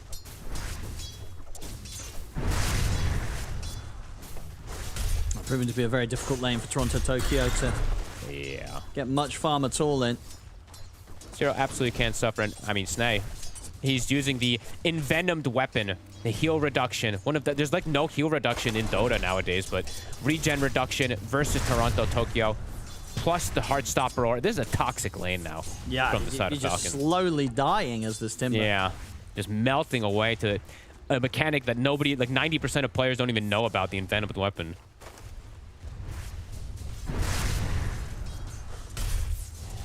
Down to sort of his last tango, Toronto Tokyo. It'll be a tough one for him. I mean, Falcons looking to kind of crush lanes. That's the design, I think, overall. Top lane should be fine for the Muerta, but the sniper lane plus this Necro lane definitely designed to dominate.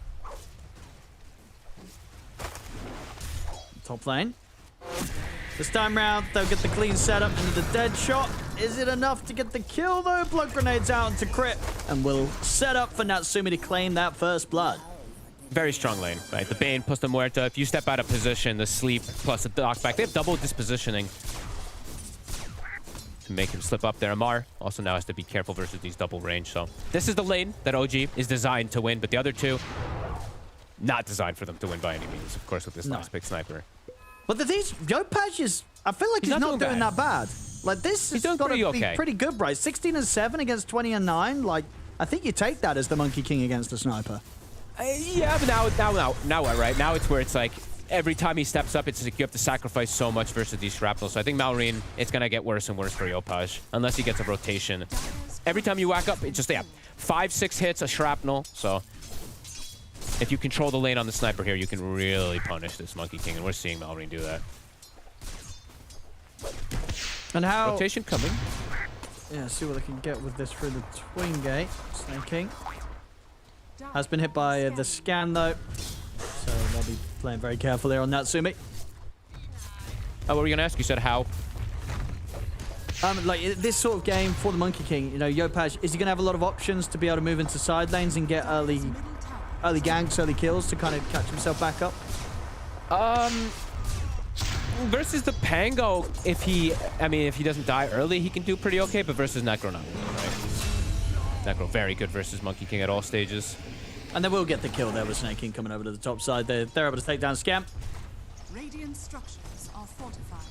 And can maybe put some pressure onto Natsumi as well. This is a lot of pressure onto this Muerta. Snake. They've got the Sun. Nice bonk back, but still looking pretty dead. Yeah, probably still dead in Natsumi. Snake King coming up towards that top lane and ensuring that they get the 2 kills. They set someone in the Bane and able to stick around and make sure they can kill off the carry on top of that. And they give Amar the kill, too. And he has the urn now finished up to potentially look for more pressure plays here. Tims is really struggling. He's level 2 on this Coddle right now. And he's pulled away from his ancient area. He does have some stacks made right now, but he does not contribute too much up here right now. No, I think these two supports cannot really deal with Snake King and the summons kind of moving around the map right now. No, and bottom, Toronto Tokyo will get brought down, left alone. Malrine making the move top. It was hit by the scan, but Tims just walks up. Oh my, wait, what? Okay, well, he'll live. We didn't see that. Yep. Well, we get to just walk away. Weren't able to get the stuns onto him. Impressive plays. Falcons looking to play with that advantage that they have in the laning phase. A 2K lead already for them. The Timber. Oh, where do you go now, Toronto Tokyo? What lane do you want to be in, and do you actually want to stick down bottom? Because Reaper.CET is available now. He'll have HP reset, so he should be able to farm this one here. But definitely problems in 2 of the lanes, as we're seeing, quite massively. See if he can take out Amar. YoPaj. He's got the setup, the boundless into the dead shot and the blast. Good. Very cleanly done there by OG. Scam, you cannot do the sleep thing versus a Chen. Just doesn't work. He's just dead. Sometimes we've seen these Banes able to walk in and you just sleep and pull them out of it, but the Chen doesn't care. He got them creeps, you know? He's going to be able to wake himself up, doesn't have to worry about it as much, and he's got the backup of crit. And YoPaj is made the movement over towards mid, but not be able to keep Malrine in the Wukong's command there, so... That's awkward. Now, YoPaj. They might be in trouble if they can get some sort of catch onto him, and a bit limited with the heroes they have. Canceling TPs.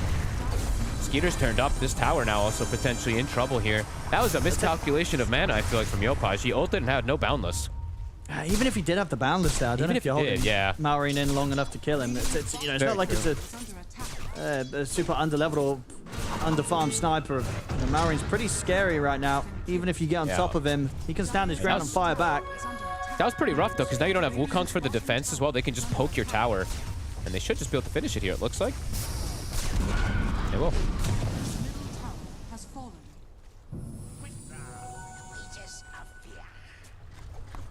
Well, they are starting to, you know, get that little bit of a lead. We did see, though, you know, Falcons, though, in the first game they had today, they were able to get a lead, but they were not able to continue to dominate with it. So you know, the question is still going to be very much asked this game if Falcons, with this early advantage that they're starting to show signs of being able to build up, are they actually going to be able to close up the game against OG with it? Because if they don't, Natsumi he'll 100% become a big problem on the Muerta later down the line. Like, there's got to be some level of kind of pressure that, again, is on Falcons to play this one relatively fast. Relatively fast, but not having to overdo things, because they do have a sniper to rely on, right? So even though they have the Necro, they do have a sniper that is that carry that can also scale very hard, and they'll find Natsumi. Yeah, that's the big kill. They shut Natsumi down. They can make the game very easy for themselves.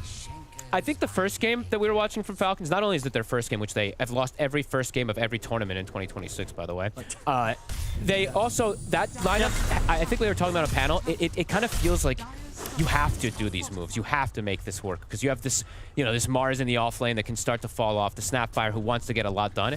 This one, it scales. It absolutely does scale. So I don't think they're as pressured to just go crazy getting everything done. But definitely wanting to pressure, you know, the Muerta. You don't want this hero to just be able to sit back and farm. It just, it does feel like they do have some pretty good answers in terms of how the Monkey King is going to try to play in this game. Just feels like it's going to be a hard entry for GLYPH since he got straight up counterpicked.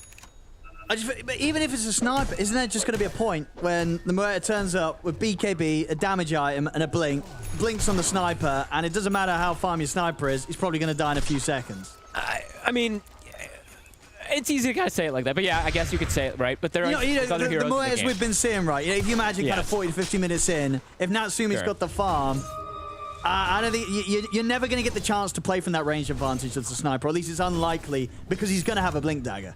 Yeah, there could be some problems. But I mean, Muerta is a ridiculous hero. The auras as well too. You have to factor in all these other things too, right? Snake can deter a lot of damage. BKBs can come out. Pipes can come out. They can have a lot that just deals with that. And setting the tempo is definitely still important for them with this Chen, and they are doing it right now. But I know what you're saying. Don't worry. I get what you mean. Let's have a look. See, GLYPH is closing in on getting the defusal. Okay. No, in the Radiance timing, Relic Gold is there. The Skeeter, so his Radiance will be on time. As expected, after he had such a solid lane against Toronto Tokyo. Toronto Tokyo's getting good farm now, though. You know, had that kind of rough start in the first few levels, but is now able to kind of get out on the map, and you know, is not falling too far behind as the Timber. This is important for GLYPH. If he's able to connect here with this Monkey King and get some big kills. The stun to put a stop to Wukong's command for now. GLYPH. Well, from Crit's trying to stop that Wukong's command, but now the Boundless comes out onto Crit. They're trying to kill the Lion, but Toronto Tokyo... Ooh, the sleep save comes in clutch there from Scam. Will still die, though, as he gets shot down by Malrine. Rolling Thunder from Amar comes across, clips onto Tim's. They set the fight up for Malrine to clean up a double. Might even get the chance of closing onto Scam, but the remainder, the Rolling Thunder doesn't hit on towards him, but the Swashbuckle, a bit of body blocking from Amar. Buying time for Crit to get in, close the gap with the stun, and get a third kill here as Falcons respond in full force there to that dive attempt from OG. OG not able to get anything with that. Even though they get that Reaper dodge that we were mentioning, the Bane Sleep. I think I saw this happen like 15 times at Dream League, but it doesn't matter. Falcons, they bring all the numbers, and GLYPH, this is kind of that was a pretty crucial moment for him to turn up to try to get something in. He just got chain controlled. Crit, he saw him, gets the stun, gets the Hex, and then there's like 50 summons on him. It got awkward for him very quickly. Falcons setting tempo, getting insane item timings here. Skeeter, that's the Radiant stun. Sniper also matching that farm. Let's see if the Muerta can do that. As I said, GLYPH is going to start falling significantly behind here on this Monkey King if he doesn't get some type of kills. So easy to sort of just jump in and die. That's the Monkey King out. And the Shadow Blade. I think this is the build that I like on this sniper. So we saw, who was it? It was no one of the games that he got a last pick sniper as well. And I think it was versus Falcons that he just decimated them, right? He went for just Dragonlance, Silver Edge, and then he was just hunting all the time. Definitely a good game for it this time around. Maureen has backup. Yeah, Crypt, they're ready immediately to provide protection and turn the play around onto GLYPH and Tim's instead. Tim's trying to run, but the blood grenade will find him. And they've got to be careful when they try and go for this sniper, especially when he's in a position like that. There's likely to be backup, and Crypt immediate with the reaction. It really feels like a Dream Sniper game. If this Monkey King is struggling this much, who else gets on top of the sniper at this point? Kind of nobody. They will just die. The Timber is too far behind. Toronto Tokyo's looking for Amar, but Amar should just be fine here. So yeah, Maureen, he's kind of cruising throughout this early game here. Concerns for OG, very quickly fronting up the buildings, especially too now. We're just seeing them kind of surrounding everything here. GLYPH, he's trying to get stuff done, but there's a lot of Falcons heroes here. Be careful. Contest this. OG. They want to set this play up onto him. Scam get in range for the grip. Hex. No, Amar. GLYPH, he's caught by the supports. Deleted. Scythe comes in and his game continues to suffer. Now set right back there, lowest on the cause as this Monkey King. He needs to back. He's trying to make plays because he has defusal, but that's now a few times he's jumping and crit catches him with the Hex mid-air, and then the supports actually just killed him there, to be honest with you. It was just a Reaper that got the last hit. Wisdom Steal. Scam is going for it. They're bringing double supports. Falcons not looking to give anything up to OG. Oh, and Scam will immediately TP out just in time before Amar catches vision of him. I mean, this feels kind of like the level of stomp that Falcons were looking for in that earlier game, right? This time, the execution is very, very, very clean. 15 minutes in, 12-2, 6K lead. Pretty much everything going their way right now. And they've got very good heroes that can now chill a little bit. They don't, as I said before, last game, it felt like it's like, oh god, okay, let's go. We gotta do stuff. This one, it's like, we've got Necro Radiance, we've got Sniper chilling, we've got a Chen on snaking who likes to hit the creeps. So, yeah, it feels a lot more chillax. They can look for kills very easily as well, too. But they can just do it 2 heroes. Natsumi can actually just get picked off by these 2 here if he steps up. And so much sort of relies on Natsumi right now. As I say, he is the one X factor of, you know, maybe if OG can hold off this game, get him time to farm. You know, his farm pretty respectable considering how the rest of the game is falling apart. But if they start to be able to kill Natsumi off time and time again, then OG's going to lose their one real way of getting back into this game. Yeah, you can see Natsumi's item build. You know, you were mentioning he needs the blink at some point. Someone is going to have to get on top of the sniper. You got to jump the sniper. Yeah. That's very early to queue it, though. It's like second item blink on a Muerta. He just has to do. Maybe he feels desperate. You got to get Miona. If he can get Miona and blink before they lose the game, then maybe they can find a fight where he could just blink ult on top of the sniper, kill Maureen, and give them a chance to win the fight. They will find Crit up top. Who was completely out on his own there. Not bad. GLYPH will be able to find one finally. But I say finally, because it has been quite some time. He is 4,000 behind. And not a hero that really, in this game in particular, doesn't have the best matchups. Yes, versus the Pango, but not versus really anybody else. And this Pango is quite a bit bigger than him. Blink almost, I mean, Kamara is going to be going for it soon. Has the defusal finished up pretty early here. So far, no grips. Scam unable to find an angle.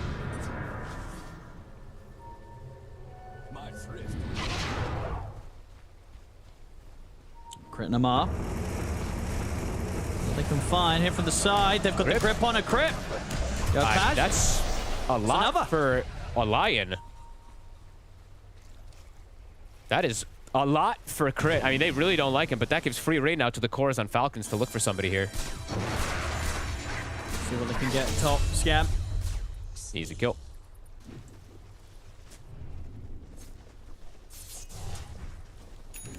To 4. Maureen and Oh, Skeeter. Get themselves another, this time again with the side.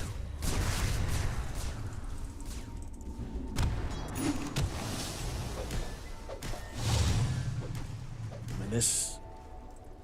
Yeah, well, okay, now Natsumi's changing his mind as well. He's queuing up the Dragon Lance now instead of the Blink.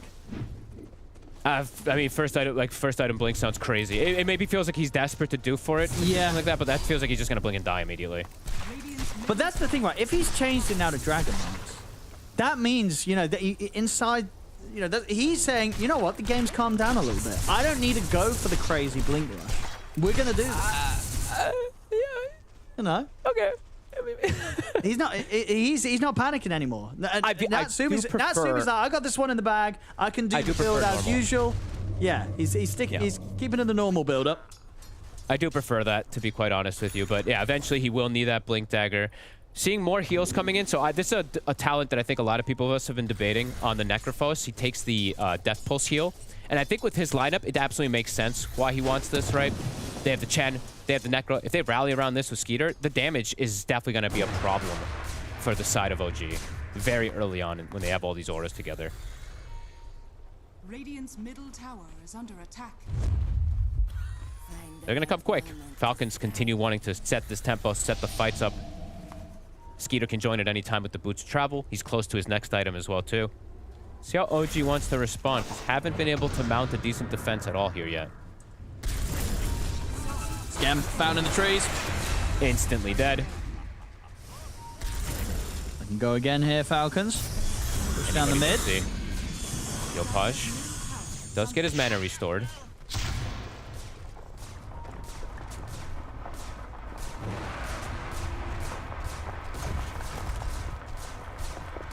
All right, what do you think's on the mind of Natsumi now, after Dragon Lance? Is it back to the Blink, or is it BKB? What's going to give him the best tool of turning this game around?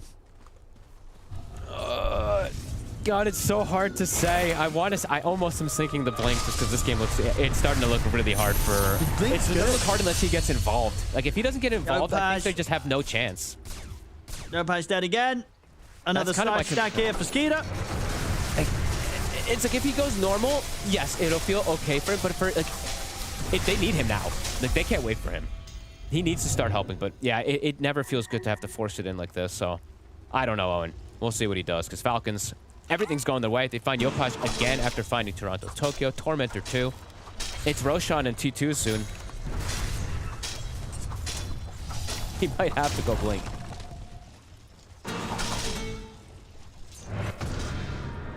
God, but you can just blink and you'll get hexed. I don't know. Yeah, you kind of need the blink BKB. Yeah. Amount of hex, crit. You get the setup onto Toronto, Tokyo, and as tanky as he may look, they are slowly bringing him down. Maybe a bit too slowly, though, actually. Toronto, Tokyo is fine with the backup of his team turning up. Wukong's command, and the Boundless Strike catching Maureen, but they're able to step out of the ult. Falcons, Amar thinking about getting back in onto Scam. Maureen shoots him down. They can't touch the sniper. This last pick, honestly, was incredible. Maureen is just chilling. They just disengage from the Wukongs. GLYPH just has to watch. Every time I watch Monkey King versus Sniper, it looks so sad. It feels like the hero just cannot play in design unless something goes drastically wrong inside the laning phase. He's about to be superseded by the Chen. Snaking didn't even pop the Hand of God in that fight, and yeah, he's 300 behind this Monkey King now. Yeah, Snaking does. He has the tendency to get super farmed on his Chen. He does. There's a lot and the auras are strong this game. Oh, yeah. Ooh. Oh, he's double dipping. Oh, I've been wanting to see people do this. You get the Riverborn aura plus the Alpha Wolf. So if you're in the water, everybody has what? 14% plus. Yeah. Like, you have insane bonus damage on everybody. So that's cool.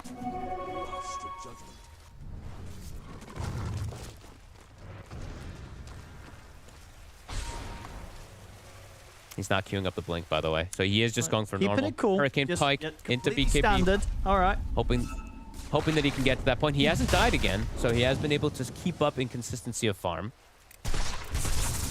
I don't know. I think he's got a pretty good chance of carrying this one, Natsumi. It might not look great because they're down 17-4 and they're 9k behind. And, you know... He's got a chance. he's got a chance. Natsumi He definitely might has a do chance, this. but it's not the biggest chance, I would say. I would be like, Yep. yeah, like maybe 30%, maybe something like that, right? Because we've seen Moeta do it before. And he's getting a lot of space. He is. Again, the fact that kind of everything is falling apart as much as it is, and he's still getting his farm, it does mean that there is a chance for OG. Always a chance. Scam, though, will get picked off. Skitter. Might just put. I mean, they could just push forward pretty soon, I feel, Falcons. They could just set that pace and just accelerate things right now, and then you kind of pose the question to Natsumi to show up right now. And he's pretty vulnerable still. Exactly, yeah. In an ideal world, he kind of has the time to get this BKB done. And then it's like, okay, he can turn up and sort of do his bit. TP out with the BKB. We'll get out of there this time, YoPaj. Immediately pinging him. They know. It's the big target, the big catch if they can get Natsumi. If they catch him once. Yeah. Honestly, it feels like smart with his movements. He has to be pretty perfect this game. It does feel like, so, right? Even one or two misstep of death, and it feels like there's going to be almost no hope for them. They have to wait for those type of high ground plays. Wait for Falcons to come to them. They're actually, this is a very aggressive move here with no BKB on YoPaj. Maybe looking to catch them off guard here because of that, but Falcons is positioned for a push potentially. Yeah, looks like they were kind of hoping that they'd catch someone farming alone in Falcons jungle, but indeed, the whole of Falcons up on the top side of the map right now, so OG won't find a kill down here. And Skeeter is super tanky right now with the wraps, and he's got a greater healing Lotus. You don't usually get these greater healing Lotuses at 20 minutes in. Huge surge of healing, plus the Ghost Shroud. It'll full heal him. Radiant's bottom tower has fallen. Scam.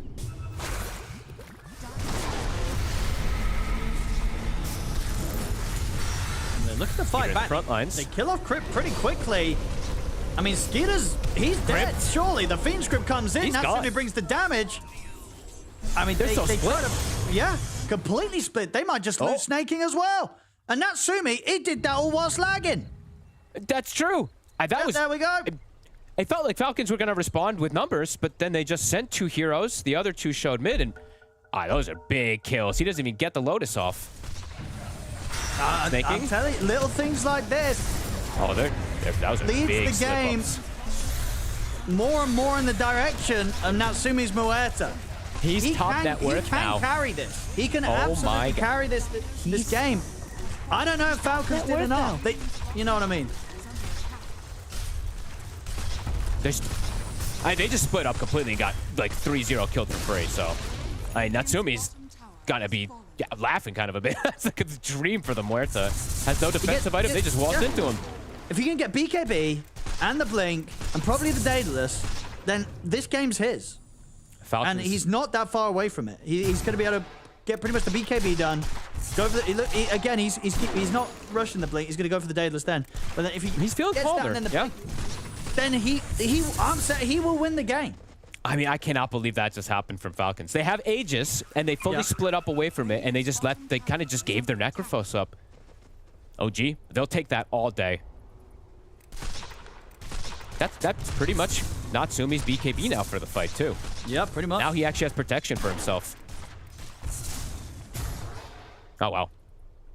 I think it's just, again, it's kind of concerns that Falcons are hitting this sort of bit of a tough spot in this mid game that we've just seen them kind of struggle with in a fair few of their other performances recently, including the one we had earlier today. They can't split up like that again. I want to say for Falcons, they have 90 seconds left. They got to push, or they want to at least threaten here. Don't want to just let this Muerta get another situation like that. That was very disastrous for them. Boots of Travel finished up for BKB finished up for Skeeter. We'll catch Toronto Tokyo. Yeah, this time on his own, they can take him out, and he's gone for a while now. Dead for 70. Got the creeps up top as well.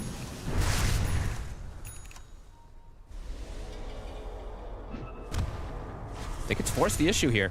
They actually have a base score too on Falcons, so this could catch OG off guard if they're not ready for it. Yeah, I mean, I think that they should for 100%. Yeah, with the last minute to say, just try and. Tim's. I think at the least they're expecting to take a set of barracks with this. Put Skeeter on the front line with the BKB with all the auras. He does have Pipe finished, and he has the Centaur, so it's a lot of magic resistance they have on their heroes on the side of Falcons. I mean, if they can time it whilst the Aegis expires and Skem can get the wrap around onto Malrine, that would be massive. You know, they had to try and time it and get the catch onto the sniper. Dire's top tower has fallen. 20 seconds. Dire's top They're waiting for that timing. Is Falcons going to be prepared for the wraparound? They get the scan. They are. But it's a big wraparound from Skem and Natsumi. They're not quite with the rest of the team. The Wuthos Command get laid down with the BKB. They've killed off Crit.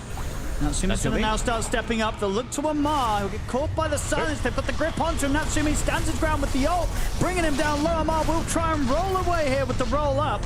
He'll be fine for now. Toronto Tokyo back in the game. Skitter falling low. Put the BKB and run.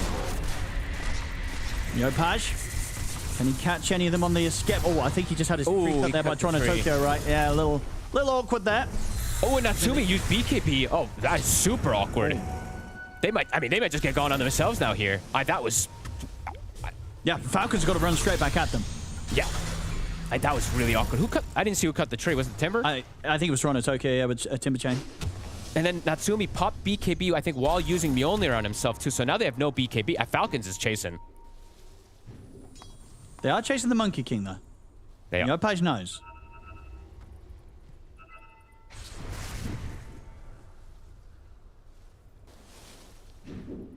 So he'll get out just fine. Natsumi showing he can deliver that damage. He's gone crit. Even through the auras, significant amount he's able to do. Amara gets passed over a grading heal notice. They immediately swap to the Necro. Skeeter got a little scared for a second there. Straight back toward the top lane. Falcons looking for this pick off. Toronto Tokyo, is he going to get caught in the same spot? He is. Looks like he will do indeed. Still without the buyback potential, short on the money. Another minute without him. That's almost certainly going to mean that Falcons are going to be heading straight back up to the high ground.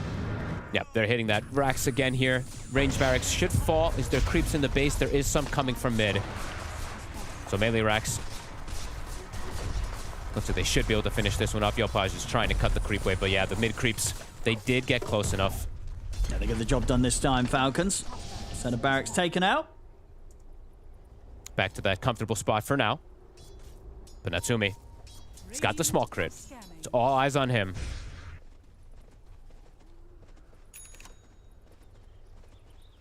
Ooh, amp damage bottom. There's a big rune.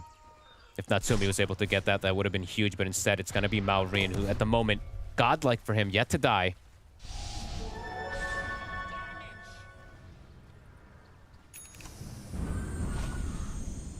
Full Greaves now on Snaking. Everything coming together here to allow Falcons to just keep pushing this lead.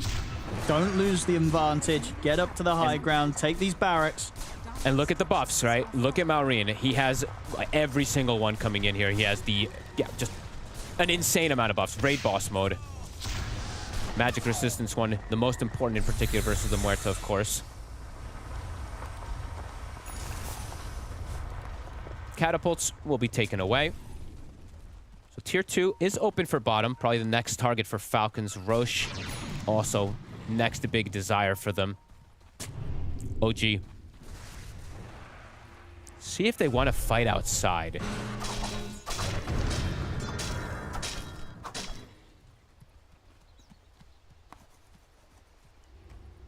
Well, heading out of the base. Gem to be picked up by Scam. Got to make sure they get these lanes in a comfortable position here. But YoPaj is very close to having the Nullifier as well, so they could commit onto the Necrophos when they have that. Tormentor. We'll go the way of crit. And straight to Roshan. I'd imagine for Falcons, if they get that Roche, that's the problem for OG to stop the push. OG in position. Surely OG's going to want to go for that, yeah. I'd imagine they have to, yeah. If you just let them get Roche, get that banner with the next catapults that come in, it is a problem, so.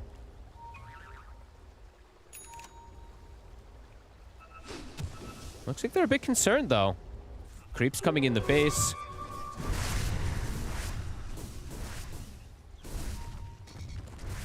Falcons is going to start it. And with the positioning of OG, it does not look like they want to contest. They're not close enough. And you see Falcons, they are like they're wondering, is OG going to come and do something about this? But as we're seeing, not, well, they're Now they starting up are. now, but It's a bit late. a bit too late, I think. Well, it's kind of working in their stopping. favor that Falcons are so scared. Like, Falcons are playing Well, very careful about how they push for this. This is giving time for OG to come and set up. This is the rule, though. As a lot of the pros always talk about it. If they're going to contest roast, you don't finish the roast. You go and you take the fight yourself, because otherwise you get just surrounded on. So they did anticipate that OG was going to come out here, even if it took a little longer. GLYPH looking for the angle. He has the nullifier. Full Shivas now, though, for Skitter. It's gotten quite a bit tankier here. And walking into high ground is dangerous. Natsumi's very close to the Daedalus. He's got the recipe, so just needs that 800 gold for the Demon Edge. Okay. So for him, ideally, he doesn't want to take a fight before he has that done. Lanes are starting to push in. Catapult is bottom.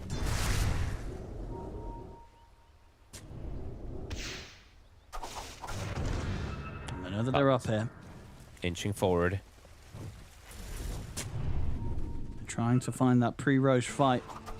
Falcons.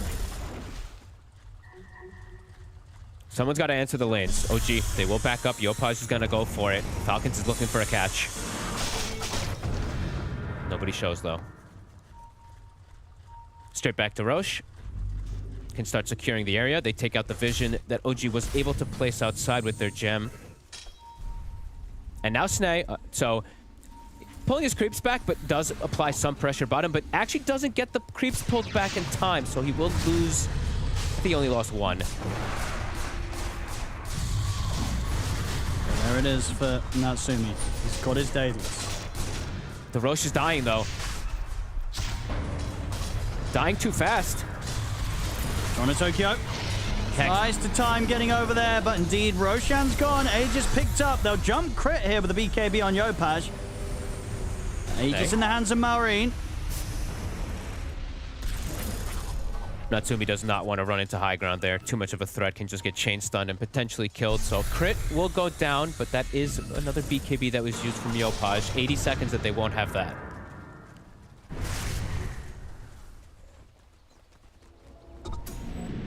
And for the majority of this game, it really has just been crit dying, right? I think that's like the sixth death for him. So 6 of those 9 has just been the Lion tanking a bunch of them.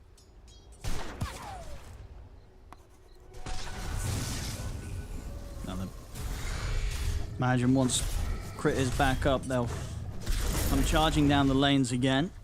Yep. Natsumi's very close to that final piece of the puzzle. He is. Falcon Blade with the Blink Dagger, and then he has everything that you kind of want as a Muay to turn around a lost game. Yeah, Falcons at this point, right, with this siege, with the double catapults, with the banner, this is where they want to look to kind of close things out for OG. This is where Natsumi has to thrive, get these kills, get to the next point of items, and see if he can have that success. Skem gets caught outside, and that was a dieback, so 75 seconds, quite some time without the Bane.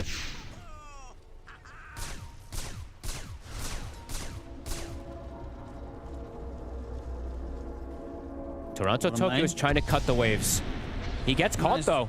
Yeah, he's going to kill the creeps, but they're going to kill him. Finger in the scythe takes him out. Does have buyback this time round. He was trying to make sure that they can't get to the base, but the catapults are actually still alive. And they've already got the mid-wave. We're alive. They do. GLYPH, is he going to look to try to cut the catapult here? It's been healed up, though. Skitter's just pulsing it.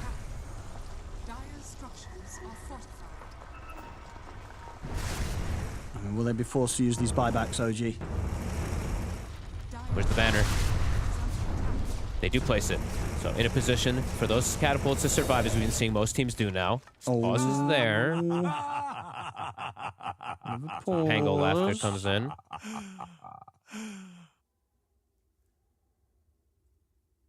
He's got the blink. So, and he's got the Flair's Dota. He's ready to go crazy. Let's see if he can. It's got to be super precise with the moves, though. They catch him in a hex, it's game over. So we'll have to always pre-BKB before the jumps. And hope for him that he can finish off the targets, because there's a lot of there's a lot of heal that can come in. There's a lot of damage resistance as well around all these auras. Snay has what, the trifecta or the quadfecta. So he has the HP bonus, they have the armor, they have the magic resist. He's gotten all the big ones in terms of protecting his cores. So let's see if that damage is going to be there from Natsumi, as usually the Muerta can do a lot with these items. Oh, yeah. Like, yeah, I feel like the damage will be crazy. I feel like he's going to shred targets, even though there are these auras in play. I don't know. You have to factor them in. It's a lot. But I don't know. Usually you don't see this many auras on. I'm telling you. You don't Okay. see this many in usual situations, so...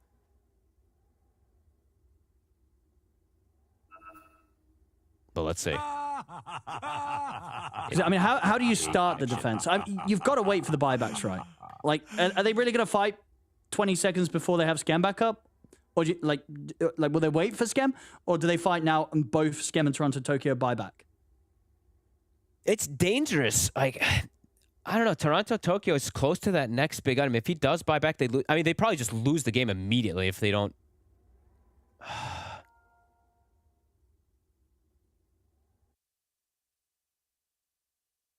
Oh, yeah, there's a gem down there. There is. Nobody saw it. He was pinging earlier. And they killed Toronto Tokyo right down there. I don't know. Let's see. Let's see how they approach this fight, because it's not super simple to just jump in. No. Yeah, because it's going to require buybacks. Yeah, and Banner, you know, the creeps they are pushing in. Catapults are doing their work. Amari's picking out that there's a shield rune. He's like, hey, guys, maybe we want to, you know, there's a nice little shield rune back there. But they still have the catapult, so they want to use this banner as long as possible. And here we go. 40 seconds, no timber. Just being able to wait out the buyback. You Scam. They're just giant. Okay, Amar, he's zoning them. He's trying to pull something out of Natsumi. He'll respond with the ultimate. And gives him the space to take the barracks. Lose half of them. They're not sticking around to finish the others. They find GLYPH instead. He has buyback at least, but yeah, they'll kill him off pretty quickly there as he's caught behind them. I guess he was hopping over and placing a ward for his team to get some vision in the back lines, but now he dies as his timbers respawning. Now he's got a buyback. Final set of Rex. Can't just let it drop. Toronto Tokyo's back up. 15 seconds until Pierce the Veil's back online for Natsumi. Okay. Hey, they cannot let this Rax drop. You can't give up mega creeps nowadays. I mean, if they got a smoke or something, it's still hard, right? There's still nearly 2 minutes left on Maureen's Aegis. He's just poking.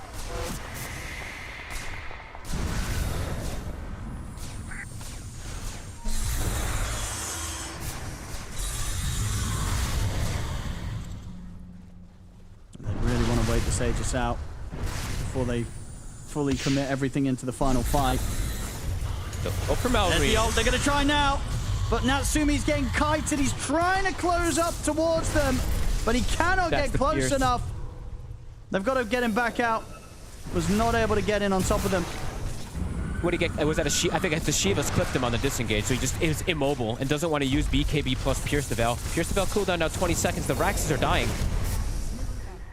Well, they found Crit. They gotta go. They're going to try and burst through the line, and they will. That's Crit gone. GLYPH turns with another fire over towards Maureen. Toronto Tokyo going in aggressive with the chakra onto the both of them, but the scythe comes in, not enough to kill him. Timber chain away, but Amar jumps back over the Rolling Thunder and kills him off. They've got the grip on towards Amar. Natsumi, he's got ult back in a second. There's the ult, but he didn't get the BKB off. Now he'll get the BKB off. We'll get the BKB off, jump forward. Amar's pretty tanky though. He's able to kite them out. Natsumi has to slide back up to the base, but Amar just jumps back in to chase him. In on top of Natsumi. Natsumi tries to stand his ground, but Amar will win the duel. Just right-flicking him out. As GG is called, Falcons will take the game. OG not able to turn it around. Natsumi did his best with the farm and the creep hitting, but was not enough. As you say, Fog, it did very much seem then that the auras and the survivability too much for a stacked Muerta to shoot through, even in the later stages of this one.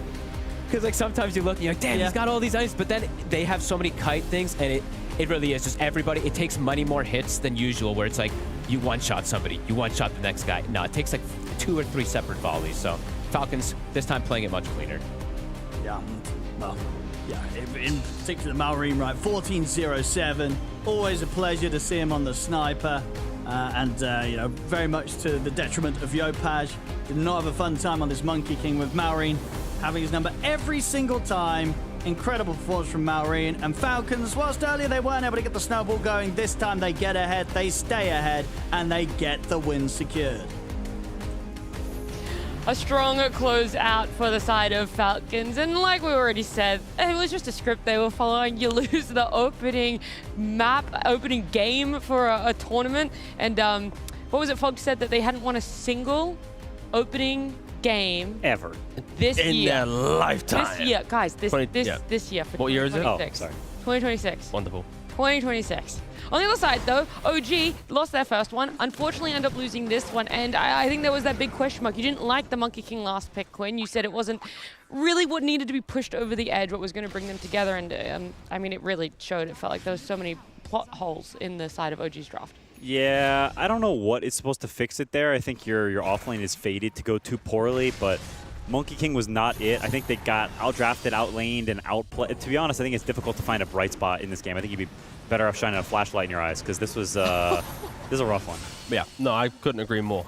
2 flashlights, actually, 1 for each eye, potentially. Because they just, they were just lost in the game. The Timbersaw wasn't really able to find many moves. The Bane died like 10 plus times, just constantly again, he'd walk out, get ganked, and then, okay, well, what do I do now? Just run out and do it again. Like, there was no real meaning behind OG's play. Like, even when you look towards the end, when Murta had items, the way that Falcons were playing, it was stopping Murta's entry, right? It was always a Mar jumping the backline, forcing out a Pierce Level, a BKB, something, and then there's no fight to be had, because your Murta has defensively used all her toolkit, rather than going, I am the carry, and enter the fight.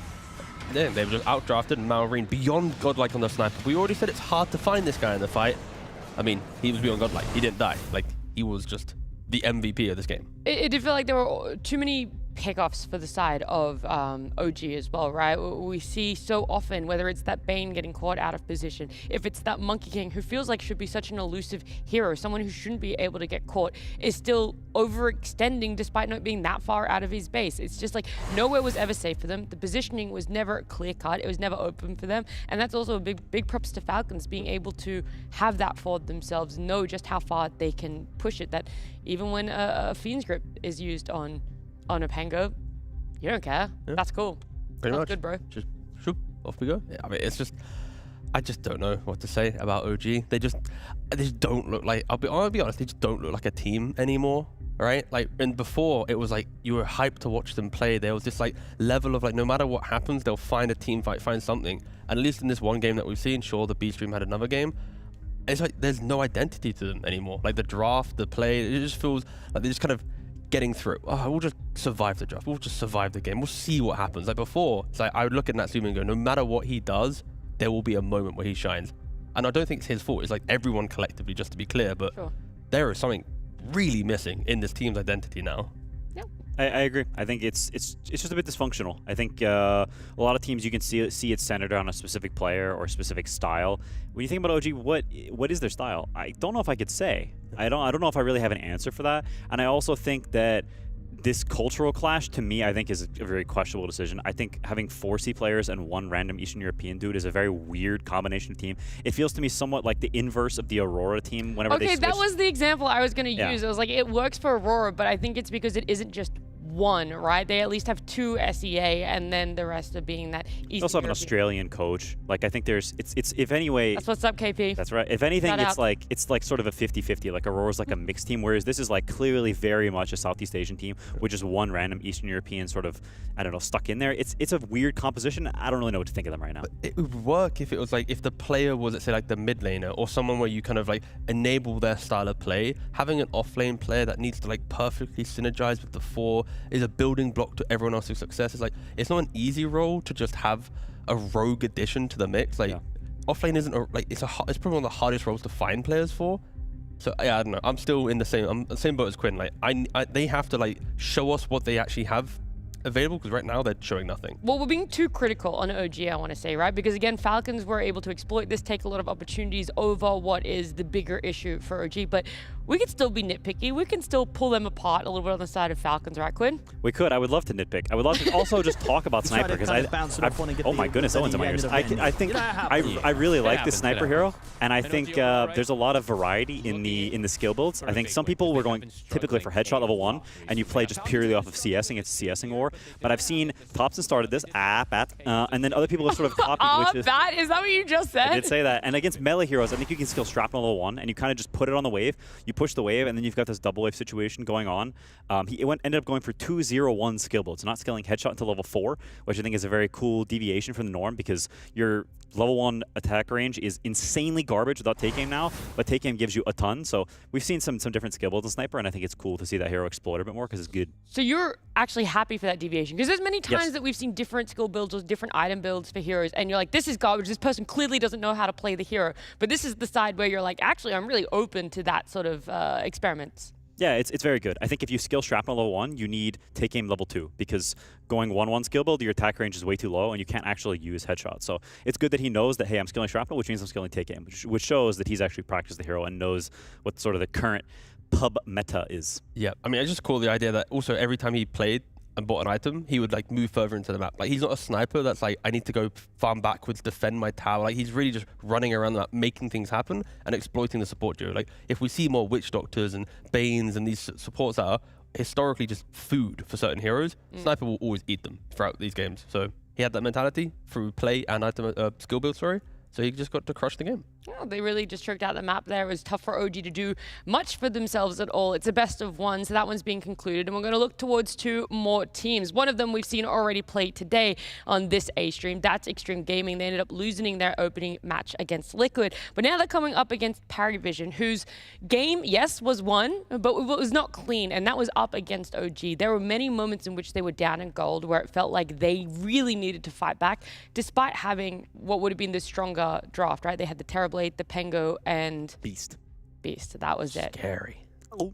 Yeah, I think PARIVISION are definitely the favorites going into the series. I think not just off of current status, but I think the heroes they pick right now are very good, and I think they're a much faster team than Xtreme, which same issues as maybe the Liquid series. The best drafting team, you would say? I would say so. I think they're on the ball right now. They're on the cusp of the meta, the bleeding edge. They're showing, like, they're looking at a game and they want problems, and no, they don't want problems, sorry. They want to solve problems, and they're ready to do it through draft, and the play matches that, problem solving. So yeah, I'm a big fan of their drafting. I did notice your inverse was the worst drafting. Yep. Was LGD. Yeah. Yeah. Would you still stand by that despite now they've played 2 matches? They are getting better. That's the main thing. Because we made this graphic before we saw any of the games, right? So pre these 2 drafts, I just don't enjoy their drafts quite often. I feel like they handicap themselves for the fun of being an underdog, and they could just draft better and not be an underdog.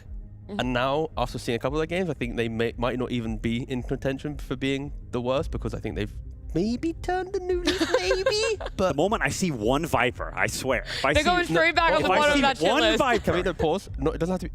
If I see one clunky, non-big playmaker mid that opens up the draft, that's when I'm sad. Okay, well, we don't have to worry about it for this best of one, all right? They're still playing. I believe they're... Are we covering them today? We are going to be covering them today, later on, yes. Right now, they're currently playing over in B stream. Cool. So we get to focus up. In fact, it's going to be in 3 best of one time, 2 best of one times. We're going to focus up. PARIVISION, we think, are the strongest drafters, and then we have the flip side, XG. We didn't put them as the worst, but where exactly would you put them? In the bottom half, or you are actually liking what's coming out from them? I would put them in the bottom half, outside of when they suddenly become the tournament and they're OP. In their kind of growth phases, they're some of the weakest drafters, because you always know what they're going to draft. There's no surprise. It's like, we'll have the team fight, the scaling, the slow. It's like they're very predictable. But then when they finally become like this unbeatable team, they have the runs like at TI, whatever, they come like second, whatever. It's like, oh my God, how do we beat the team fight? We can't do it. And they make the tournament their tournament. But it only happens like kind of a couple tournaments per year. Like, they don't consistently have a dominant run like other teams in the past. Yeah, I do think even whenever I don't like their drafts, I think they're fun to watch, or they're a little spicy. Like, I think sometimes when they're drafting and you don't like their draft, it's sort of boring, or like, what the heck are they doing? But I think XG, they've got that team Spirit flair, right? They're the most similar team to Spirit, in that they want to counterpick you. They want something that's good against what you got. They're not picking just stuff for themselves, and I think that's fun. I just really enjoy that style of drafting. I think it reminisces to older times, and I think it's also it's just the coolest way to pick heroes, right? It's drawing back on old knowledge, and it's really trying to craft something special for this game. And so I just really like watching them play, even if sometimes their drafts are a little sussers. With how much the game is evolving, though, do you think there's historical matchups, that historical information is as impactful? Even though it's fun, you're saying it's fun. Is it as impactful though? I think it is very impactful. I think they get stuck in a trap of I think they go too far and they They're talking like TI fall error, you know? No, like I think like they go too far into countering and they sacrifice the integrity of their draft because they want to counterpick the enemy so hard. Like they pick a bunch of stuff that yes, it's good against what they have, but it's garbage together. I think they need a little bit of a medium. All right, well, both of these teams liking to have that counter pick. We'll see what meets in the middle because we do have our draft between PARIVISION and Xtreme Gaming coming up right now.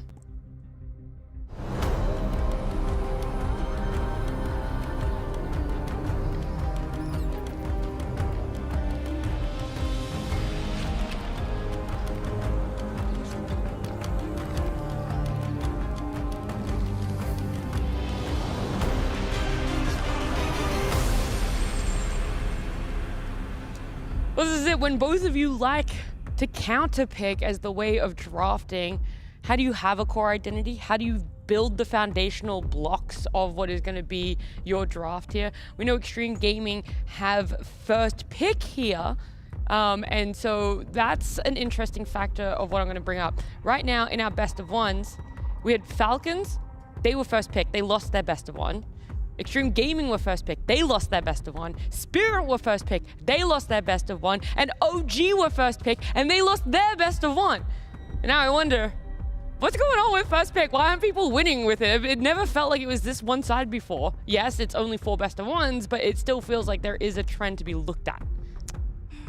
I think whenever first pick loses, I mean, it's only 4 games, so, you know, it's... That's what I'm saying. I know it's a small sample size, so I'm not getting too carried away with it. No, I do think, though, whenever first pick tends to lose a lot, it's because the patch is not fully figured out. Like, I think when the patch is solidified, first pick will generally be better, and whenever there's still stuff to explore, I think second pick will be better, because you get to respond as opposed to, like, having to jam something. I mean, you can also look at the drafts we've had, right? It's like the first pick snap fire for the mid lane, and then it doesn't really pan out. They lack some damage. It's the first pick Lone Druid that was really prevalent in previous tournaments, but people now understand it. The Timbersaw that was dominating Dream League to the tail end of it, also, you could argue, is understood based on OG just losing their last game. So like, all 3 heroes are recent heroes, at least in the last month or so. And I think you'd like to think that people know what they're doing against them, like Quinn was mentioning. Just so you guys know, we are remaking the lobby. That's why draft hasn't come up just yet. You guys aren't missing the picks. There's no information that we're, you know, keeping away from you. There's just this quick lobby remake, and then we're finally going to have some picks and bans that we get to talk about. Going back to the whole XG draft thing, Yeah. I do wish they could find a way that no matter what patch they're in, they were competitive. Because like XG as a team, they are one of the few teams in a tournament that's like they will always be a treat to watch, like Quinn was mentioning. Is I think Spirit has that kind of aura when they're in form. XG has it. I don't know, like what other teams would you add to that list of like no matter what series and position of the tournament, it's like they will create those type of games. You could argue Liquid, if they're in that kind of faster pacing form, also could maybe be in that category, but I don't know. Puppy playtime. True playtime. I think they're fun. Yeah, I agree. They're really fun. They're not going to be here though, so. No, they're not, but they are fun. Maybe Yandex. I think Yandex is fun. Yeah, I think Yandex is really fun to watch actually, and I like all of their players too. So it feels like there's a little extra on the line where you're like, you want them to do well because they're enjoyable players. Your boy CJ. That's what I'm saying. CJ Goat. Yep, me and him, we go way back. That's right. Yeah, you say that though, but CJ picked back when Noticed was like literally like this was 6 weeks ago. I still think. Wow, about you're going ancient history, huh? Yeah. He picked his old offlaner in a ranked game, picked me as well, and then he was against him and decided to AFK because he was bored. So then he gave his old offlaner 40 MMR. By the way, he drafted for a -40 game and AFK'd. Okay. So to that point, I've gone, you know what, CJ? I do hope you miss one more CS in the mid lane. Whoa, T. Just one, I know. I haven't gone to the That yet. is too far, The brother. first range creep gets tonight. I don't know if I can subscribe to that And one. I'm going to hold that true until like maybe the start of the next Dota season. Like that is, you take 40 MMR away from me. Are you a grudge holder, Quinn? Do you hold grudges? Depends how grievous the sin was. Well, let's say it's something on T's level. How long would you carry that grudge T's burden for? Yeah, 40 MMR, Quinn. I don't know, like what is Is that a happening? cat? That's a cat! Oh, kitty. It's like a void. onyx. Yeah, that is. Like a Well, didn't black they hole. discover like that new shade of black that literally is Yeah, like it's called cat, I think. it's called Notice's cat. That's that new shade of black they discovered. Scientists are They just got back from the lab. Dude, it actually just looks like... So do you think he plays like the official matches like with door open, cat just zooming through? Maybe his cat's 100%. chill. Did you ever do that? Because you have cats back in the US. Did you ever play your officials with the kitty cats in the room? Maybe in the room, but not on the me. desk? On me is I'm gonna say a no-go during officials. You take Dota way too serious, bro. They get in front of your monitor, they start No, stepping on your hands and your keyboard. I have a no cat. I have 2 cats, but there is a no cat policy. If I'm playing, They're not in the ranked room or at all, ever. in the office, it's like office door is closed. I'm playing Dota because like as much as I love them, like if I'm mid game, you know, and I'm playing some very technical heroes, Warlock, you know, I don't want the cat jumping up when I'm pressing Golem in the right place. You know, if I'm upheaving hands off keyboard, I can't have a cat, you know, blocking my keyboard when I need to return after my 15 plus seconds of standing still. Where are XG boot camping? Is that Liquid? Because normally they boot camp. No, Liquid. that is not Liquid. It does not look like it. It's LGD are in Liquid's boot camp. Yeah. Okay, so where is this? And Yandex are in the boot camp where the webcams just don't work very well. Dude, that's what I was thinking. I think if you win a tier 1 event, you can't have potato quality cameras. I'm sorry. It's like Reconics had it last time. Just now not Yandex, allowed. That's illegal. It's just like there has to be a baseline of you going, that's a bit fuzzy, mate. Come on, like it's not that hard. Like for 50. It's 6 pixels, bro. What do you mean fuzzy? For like true, good point. Yeah, I was being generous. Dude, BetBoom's is the worst. Theirs is unreal. Okay, we haven't had them yet on the A stream, so I haven't seen For them. a reason. Like, Yeah, it's all about the webcam quality. poorly investing. Like they've been part of so many tournaments yet they just can't buy like a simple. Do we have a sponsor? No, we don't. Like insert any 100 Any euro peripheral webcam. brand It'd be right there. 50 euros and it'll be better. Well, look, we remade the lobby. Our yapping time about look at Onyx this. cats and Dota grudges is over, and webcam quality. We get to look at some of the bans. So PARIVISION taken out Drow Ranger and Clockwork. Kez is one of the response bans from Xtreme Gaming, and this is very reminiscent of the bans that we saw earlier in the Liquid XG matchup. So right now it doesn't feel like, oh, specifically this is something targeted towards PARIVISION. This is just something of the greater picture, with the Pengo now being taken out too. Yeah, the Drow ban is definitely specifically targeted at XG, though. They were like... That one is for sure. At one point, they first picked this hero during Dream League, and then after that first pick game, which they won, first pick Drow Ranger, they won. Insane. It was banned every game after that, first phase. Drow just really good. They For were Xtreme decent. Gaming. Well, maybe Ame's just built different. He is built different. What do you mean? That's half of the fun of like the excitement we're talking about. They'll get into a position where they pick a carry no one else is looking at, like the Jug at TI, right? Like all those things that we're talking about. That ended sometimes, well. I was gonna say sometimes they work really well, like a Drow Ranger, and other times it doesn't, Like a Juggernaut. like a Juggernaut. But no, I respect teams when they look at a hero and a team and go, you know what, this needs to go, right? Even though Drow, you could argue with the rise of Night Stalkers and other random heroes that potentially can be the gap closing shenanigans, you still respect it. You understand that it's a very comfort pick for them. Also, I would like to clarify for anyone that was tuning in beforehand, before the lobby remake, it was Xtreme Gaming that had first pick. Because of that lobby remake, there was like some mix up with priority. It ends up PARIVISION have the first pick, and so the question still remains the struggles that teams have with first pick. A team that likes to have solid counter picks, where do they open it? Well, it's with Io. Yeah, this hero is very, very good, and I think not enough teams are playing it. PARIVISION's one of the only teams that's said, hey, we think this IO hero is broken, and we're going to pick it every game, and I'm surprised it's not banned, because I don't think they have lost with it yet. Like a single time that they've picked it, I don't think they've lost. So, we'll see if XG can break that streak, but the hero has seemed bonkers when they get their hands on it. It's just a silly combination, especially for 9 class. Like he will go for like eventually having like heart and just farm really effectively, even the Aghanims from the 4 roll. Like he knows what he needs to do. There's Muerta partnership, there's Gyro partnership, like there's multiple ways in which you can play it. If you really wanted to bring back Leshrac to the mix in the mid lane, you could probably do that as well. Just have a strong independent off lane at minute 4, then you run to mid and just dual lane that way. Like there's so many ways to utilize IO, but you need your player to be like a perfectionist on it. You can't just half-ass the hero. Like you have to understand it. And 9 class is in contention at now becoming like one of the best in the world at it, based on like I don't know who else is trying to make it work. I think it's mixed with that, but as well as like ensuring you have the faith in your carry. And at this caliber of Dota, like yes, there is always going to be that, but I think there is something else when you know that you're picking an IO. You leave Satanic to farm a little bit, or you pick him on a hero that's willing to join fights early. Like he is that sort of carry that is willing to have it. Not every carry is willing to do that. Not every carry wants to play a hero that pairs well with an IO. Yeah. based on Quinn's point about not losing with IO, it is, I believe, 9 games played with IO and PVision with 9 class, 9 wins. So 5 months ago, it was added into the mix. 5 months unbeaten. Yeah, it's very powerful. Coddle is it's a decent response because you're a hero that's very good at buying Vessel, and so which is obviously good against IO. But besides that, I wouldn't say it's the best. You don't pressure IO at all early. There's not that early tempo, so he will get to his early levels and presumably his early items too. You've got the Vessel, but you need to abuse that timing quite a bit because I think as more time passes, IO makes people really fast, and he like gives you a lot of across the map pickoff, and Coddle doesn't really have solid lockdown. So I think as more time passes, it starts to shift into a more IO favored matchup. But this is where I want to see Coddle have like the Ember with him, right? Like the early Vessel buying mid laner that will then maybe go Mage Slayer. You play with Coddle the entire time. Like you keep running into the jungle, poking heroes down, just being annoying, and then you don't enable this kind of like greed to across PVision, right? Yeah, there's definitely a possibility. There you go, Snapfire. Probably mid, I guess. Yeah. I don't know if I like this with Coddle specifically.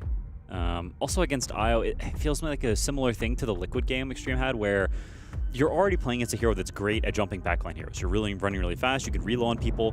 That's what Snap hates the most. Snap hates getting gone on. She wants other people to start the fight for her. Coddle does not start the fight, and IO jumps you. It feels like, to me, the opposite kind of pick that you'd want. Yeah. And it's also like when Coddle goes for the solo bind onto a hero, Monomachus on top, you just need one relocate. There's no cheap stun to prevent that right now. So if you want to play a defensive game, that hero's not dying.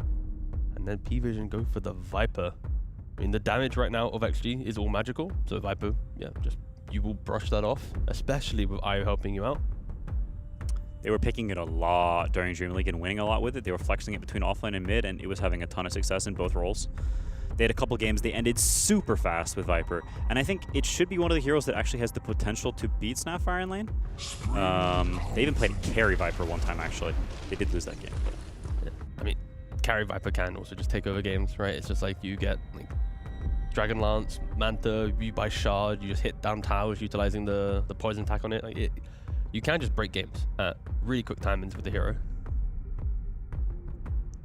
For sure. Tree to me is, it's good with IO. I think when you have IO as one of your supports, especially when it's IO 4, you want your 5 to have catch generally, because especially when you got IO Viper, you got 2 dudes who have no lockdown, so having someone who can set up across the map to allow you to use relocate, and also to just balance things, because IO is sort of sustain and a damage machine. He buffs into someone else. You need someone to lock people down, and Tree makes sense.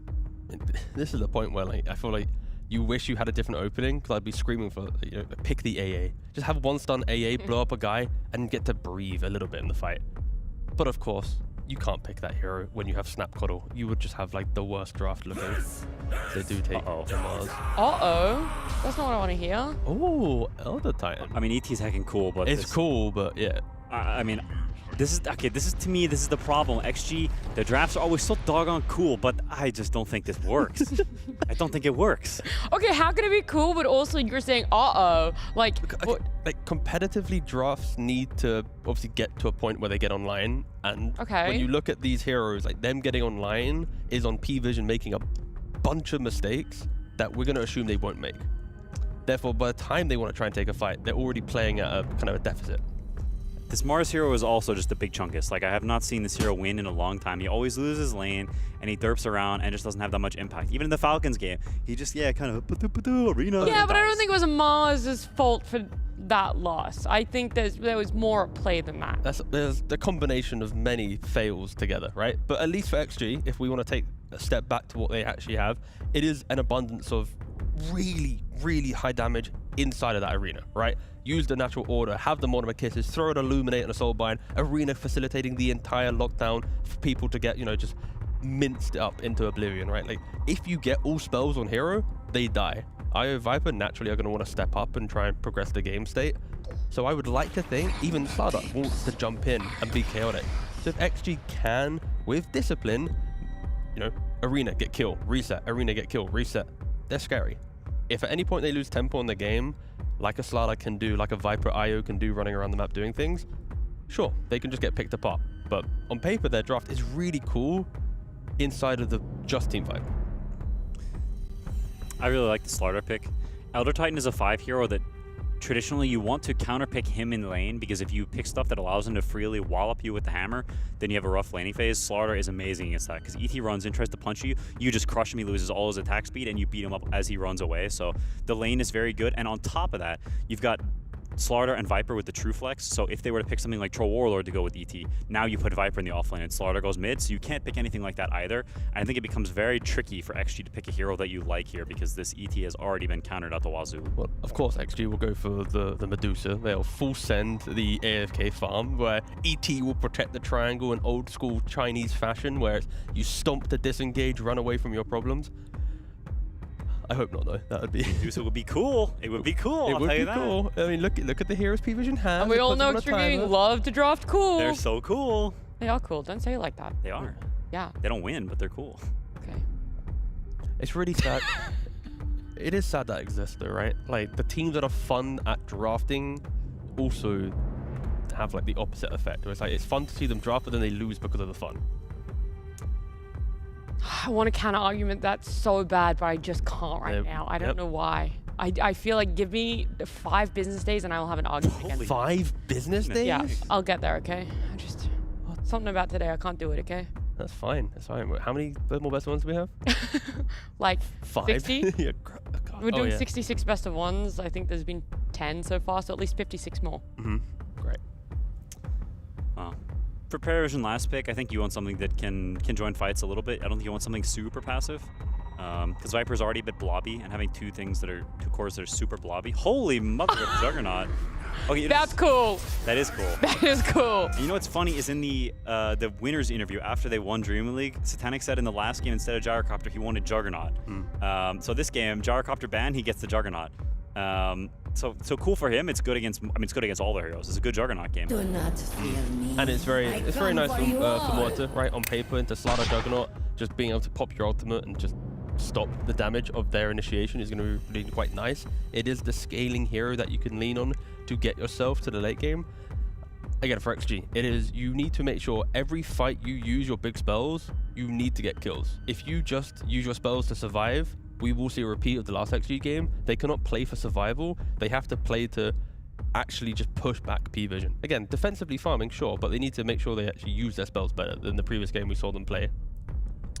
Yeah, I'm gonna need an impressive lane performance from XG, because you need to get up the ground running. This Moira, the hero, if she loses lane, is a disaster. Snapfire, if she loses lane, is a disaster. Same thing with Mars. I think all their heroes, some heroes have the luxury of losing lane and still be fine. I don't think these heroes really do, and so I think for XG, you need to clutch up in this early game. You need to play lanes well, and if you do that, then maybe the cool factor kicks in. And there's heroes are cool for a reason. It's because they have good game matchups in like a situation where they get the item. So can they get there? But that's PVision's lineup also is very fun, right? The tankiness of Viper are corrosive, the healing of an eye, the living armor of a tree, also naturally going for items for more buff ups. Slaughter could even go like Ags and Lotus and ways to be tanky. Jug with healing ward, like all the heroes in tandem. You put healing ward next to an eye, you're really happy. Like everything just screams, we are going to be a blob and try and kill us.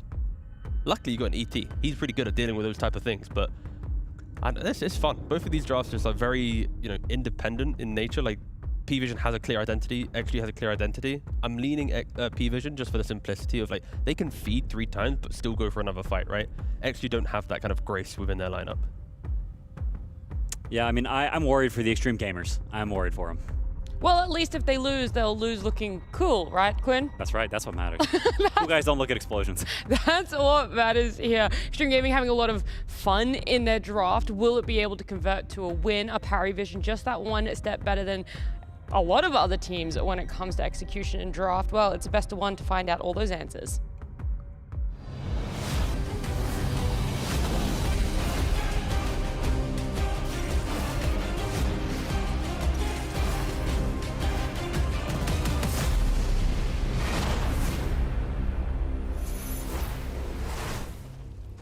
Time to get into the action here, ladies and gentlemen, between PARIVISION and Xtreme Gaming. Fogged, first thing I'm seeing is it's another team that I feel like they want to try and prove 2 things. They want to prove that they can beat the 9-class IO, which that just doesn't really happen. And they also want to prove that they can make Mars work. What's going on here? It's the Mars players. It's their fault. Ex-HEROIC.CET and Amar, the two best Mars in the world, and they're like, I'm gonna make this hero work, but they're not. They're gonna lose again. No, damn. I mean, It's of not course, looked great. You have to say, No. it's looked really rough. It falls off super hard. Ex-HEROIC.CET is one of the best. Let's see if he can also have a better time. Right? Amar did look quite a bit better in that last one. I can't blame him in that last one entirely. I think a lot of other problems did happen in that one, but I also have to talk about Elder Titan. X-Nova's picking it. A couple teams have picked it. I think this hero's terrible right now, so I hope to be proven wrong. I don't see it at all in most of the games have any success, and it feels like in this type of game too, I don't know what he's going to do, because it doesn't look good on paper. I see how he buffs up his allies in terms of the natural order for the spell lamp, but this is not a lineup where you can walk into ever as an Elder Titan. You will just immediately die. So I hope to be proven wrong by X-Nova, but I absolutely hate this hero. So, and I have like 500, I don't know, I've had so many games on this hero. It's insane. So. Because what's up with the hero? Is it just the nature of the meta that we're in right now, or just nerfs after nerfs, or just other heroes getting constant buffs in the support positions? Yeah, I think that's kind of the big thing for me is other heroes constantly getting buffs, and using your Spirit in comparison to what it used to be is just very difficult.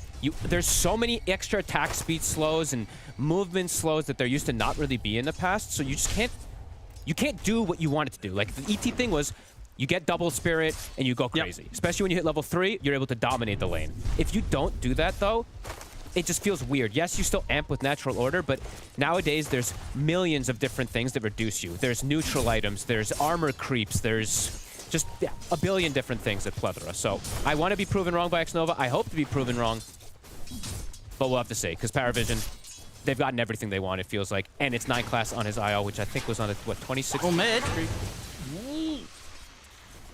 Has he got him? I think he has. First blood for Noah. On a pretty good hero this game too, so I wanted to mention the Viper as well versus the entirety of XG's draft. It looks like an insane Viper game. They are like all magic damage. This hero loves to play versus full magic, and he's into a Murta last pick also, which the attack speed slow and all for all the magic resistance is brutal to play against. So we'll see how it all plays out.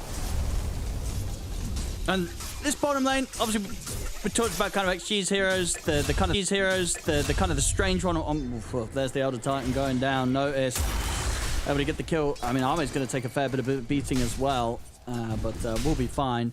I mean, on PARIVISION side, we've got this juggernaut for Satanic, and as we've heard from interviews, this is something that he's really wanted to play. I guess with all kind of like the things that you don't like about XG's lineup, you would probably agree and say, hey, well, if there's a time to try the Juggernaut and have some fun, it would probably be this draft. Yeah, definitely. And they've also wanted to play it before that they've said. Yeah. I think this team really likes to play with healing lineups in particular, as we've heard 9 class say multiple times. This fits into that style, right? Healing ward with IO is absolutely ridiculous. It literally is one of the more ridiculous combos together in terms of mid-game fight. So yeah, let's see. Let's see how this Jug looks overall. It looks like a pretty good lane for him in particular. Shouldn't be any kill threat, but Ex-HEROIC.CET is getting free farm right now. Losing their couriers, though. The Calls will get one of them.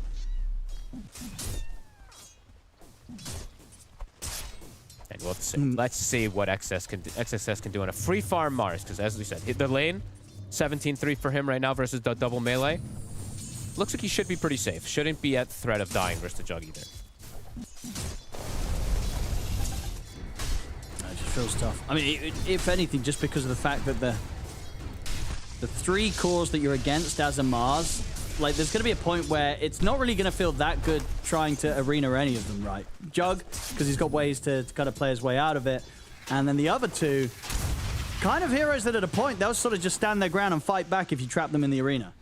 And yeah, in particular the Viper, and then with the heals that come out from the IO can absolutely be problematic. So we'll have to see. And we'll have to see if they're going to get like an early Vessel, right? Because not many heroes go for Vessels nowadays. It might be something FY needs to do on this Coddle, even though you're 4 position, because there's just so much healing.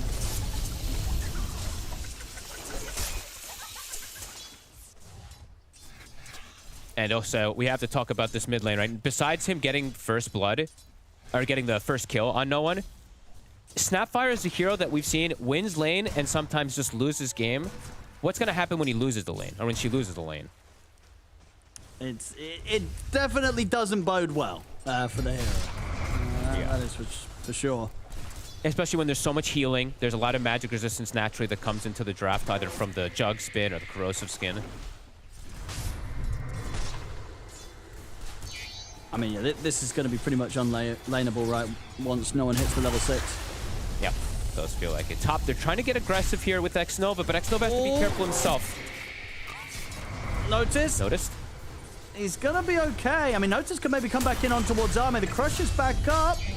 Notice the heals. Taken now. Notice is surviving. They're both dead. 9 class gets the double, and I don't think you give this lad this hero, folks. We saw it. He was all chatting it right the previous tournament. He's won like 24 games in a row in his pubs. He's never lost with IO when he's been with PARIVISION. It might just have to be instant ban every time. I don't care the meta, the patch, the whatever. Agreed. This hero's got to go. Mid lane. 100% agreed. In mid, he's dead. He is. Ooh, yeah, he's dead without TP now. It's rough. This game is going to be This is rough, Fogged. This is going to be a quick one, I feel like. Noticed also, he's playing his best hero, his Slardar. He looked, one of his best. He owned so hard on this hero in Dream League as well. And yeah, he crushed in the finals, yeah. Well and truly enabled. This could be one of those games where 9class does that early Aghanims thing that we've seen him do in the pubs, and he just gets absolutely ridiculous because he's more farmed than the mid Snapfire already. Oh dear. Oh dear, indeed. All right, XXS. This is where you prove it with the Mars. That's, if XXS can carry this game, you know, he's right. Mars is great. Everybody else just sucks. You know, if XXS can do it this game, it's going to be a miracle. Top already. Lanes are starting to be broken, so Jug's being left alone. 9class with Notice. They're looking at Ame. TPs are coming in. Ame, you'll get the dead shot off. They cannot save him, though. He's dead. They might just be able to dive for Xnova as well. Crushes in. He is gone. Double Goodbye, kill. FY. All of them are dead. They're going to also be able to kill him, I'm sure. He's trying to dodge around the tree line, but the spirits are up. And FY has got nowhere to run. They'll chase him. Triple kill for Noticed. Well, it might be 6 minutes in, but this is an absolute disaster. More than I've ever think I've seen at the 6-minute 40. The carry has no farm. Jug, at least, okay, we'll say Satanic is slower down a little bit on the Jug, but my goodness, the Slardar is massive, IO massive, everything looking like the dream for them right now. XXS? Oh, 7 minutes. Can't get the wisdom. He's got it. Yeah, he'll have it. And they should kill him. Kisses, they'll get no one. That was kind of disrespect by no one. Watch Hedgie just walking up on his own. Alone. He has no allies. Yeah. And he just walks there when they all have TPs, right? That's kind of says something there. But they'll get the kill. XSS will be very happy about it. The kisses are used. Level 6 already for the IO, 9class. He's gonna farm.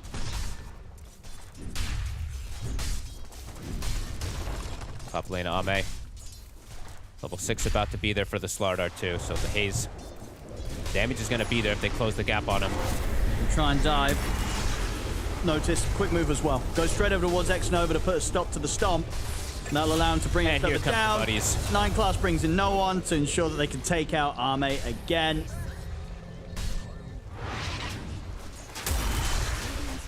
It's a beatdown. It's super early, but it is an absolute beatdown. Already being relocated. When you get reload on at that moment, you're like, he's 6 on IO. It's very sad. Tough. FY, we'll back up, get some 4. stacks. Yeah, he's one of the lowest levels in the game.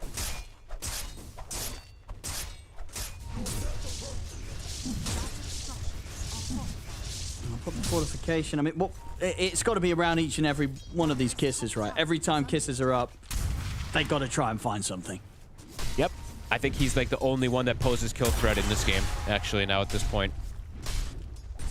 And it might not be enough when the IO comes out with a mech, because 9class, I imagine he still will, he almost always, and I imagine he will still buy the mech super early, because it's just the best item in the game on IO, next to Holy Locket. And then you might not even kill heroes with the kisses, so the execution from XG has to be as clean as ever. They have the amp damage on, nothing to say at the least, but yeah, this has to feel very demoralizing, even though it's so early. Because Ame, he's lost his tower, he's level 4, and he's a Muerto. This hero does not like losing its lane. And not only did he lose his lane, he got destroyed. Yeah, 3 deaths. It's not an easy start. I'm shocked. I gotta be honest, I'm shocked they picked the UP with it, but we'll have to say how much it works later on. 9class will get stomped. Oh. not gonna hit the stun, and he's getting reloading. out. Oh, God. Can someone TP back that he can bring over to help him out? They won't chase that. They can't. Or they actually They just won't use even the set kiss. up to They kill him a can't second kill him. time. I don't that's think they rough. can kill him even Yeah. if they come, even if he comes back alone. No, you're right. They don't even try. That's got to feel bad, right? When you force an IO to relocate away, and you know he's coming back, but you can't even set up to kill the IO here pre 10 minutes. That's their amp damage Snapfire rotation. Speaking of the Snapfire, Ducalis is on the prowl for him. They've got the... Actually, they won't go for the connection play. Viper's just going to chase into the jungle, look for X-Nova. Instant TP from X-Nova. Does he even live? Oh, okay, he will. Ducalis is getting so much info with this. Yeah, he's just stalking him. Yeah.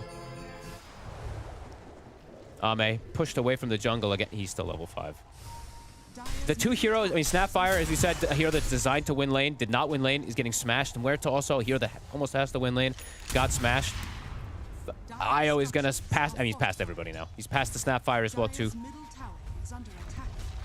And the push, it's coming in quick. He has queued up the Aghanims as the second item. Kind of figured it would be this case when he's this farmed on hit. Yeah, 9 class, you have to ban it from him. You absolutely You have to really get rid of do. him. I mean, the stats don't lie. He wins every game with it. Yep. XXS will come in. It's just a kill on the Treant and the tower. It has fallen already.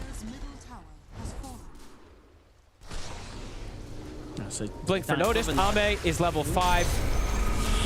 They're just going to start tipping him. I mean, Ame has left some games pretty early, honestly. Yeah, I was going to say, I don't know what they might do. be trying to speedrun the Arme GG with this one. I think they might call it. They might call it very PARIVISION up. early.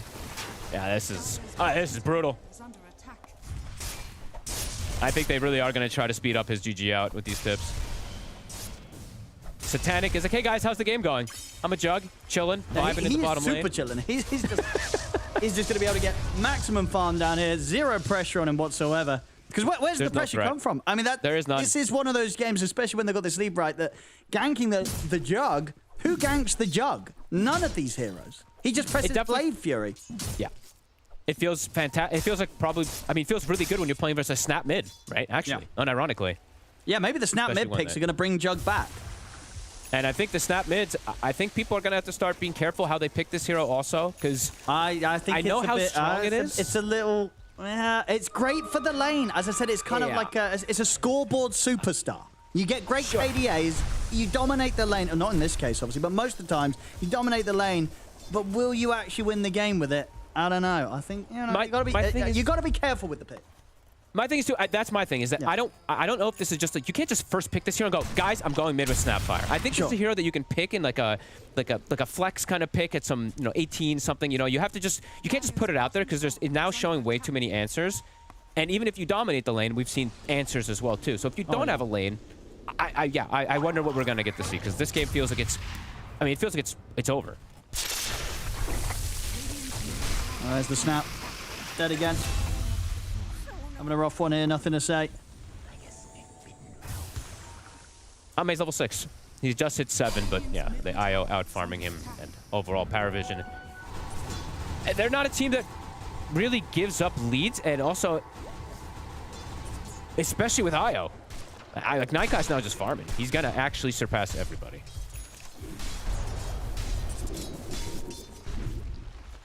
Nice success.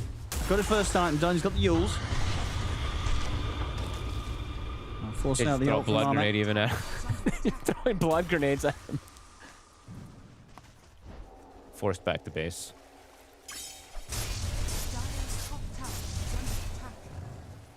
Of course, could have objective soon if they want to, PARIVISION. Could take a early Roche, easily around the IO, the Healing Ward, and Satanic, and the fact they've got noticed on this slider. They can do anything they want. Even that's an option right now. Yep, they can literally do anything they want, it feels. No one has Dragonlance pretty much done. The Mage Slayer, which, as we said, Xtreme's draft is only magical damage.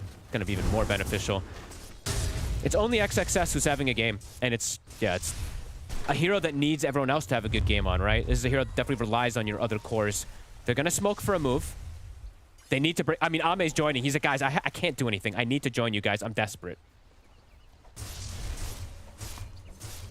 Let's see if they can get the arena. Won't be easy.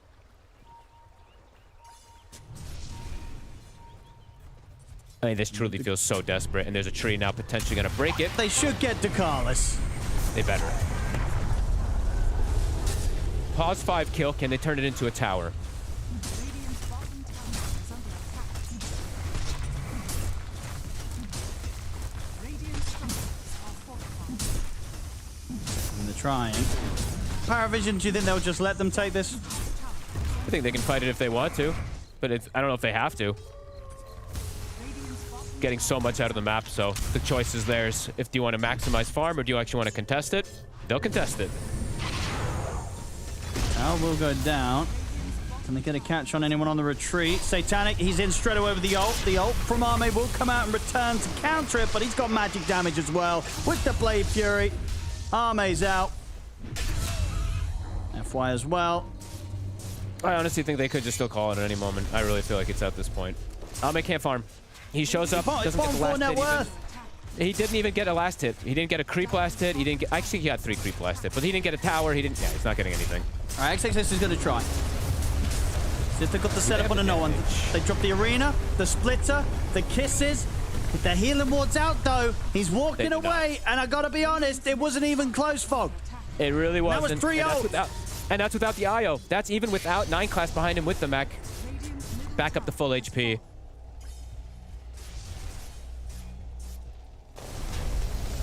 Okay, on to Roche. They can literally do anything, Owen. Literally anything. And everything was used. Literally everything from XG onto the Viper without the IO. Can't even bring it down. Feels like the perfect pick this game for them. And it feels like XG kind of picked into this Viper pretty significantly here as well.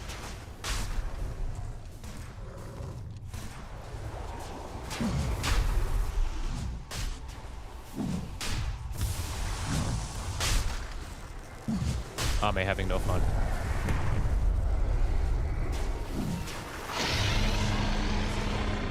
And I'm sure Ame is also looking at Satanic and being like, man, look at him, he's playing Jug and having so much fun.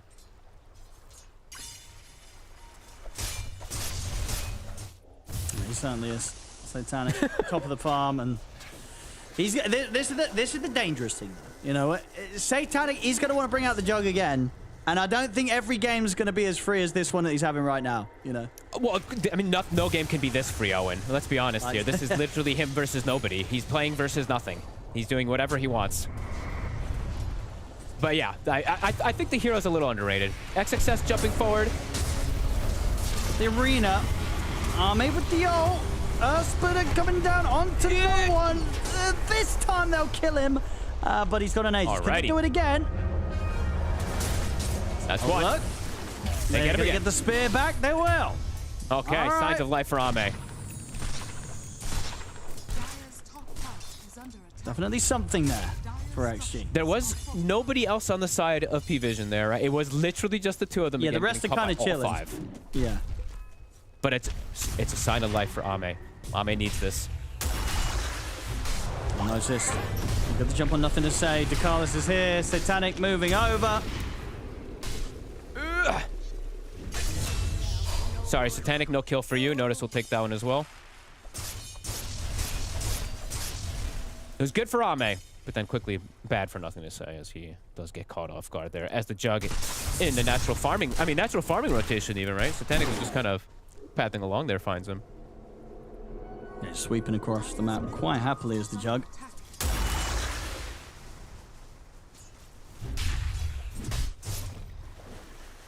Throughout it all, though, you know, Ex-HEROIC is still yet to die.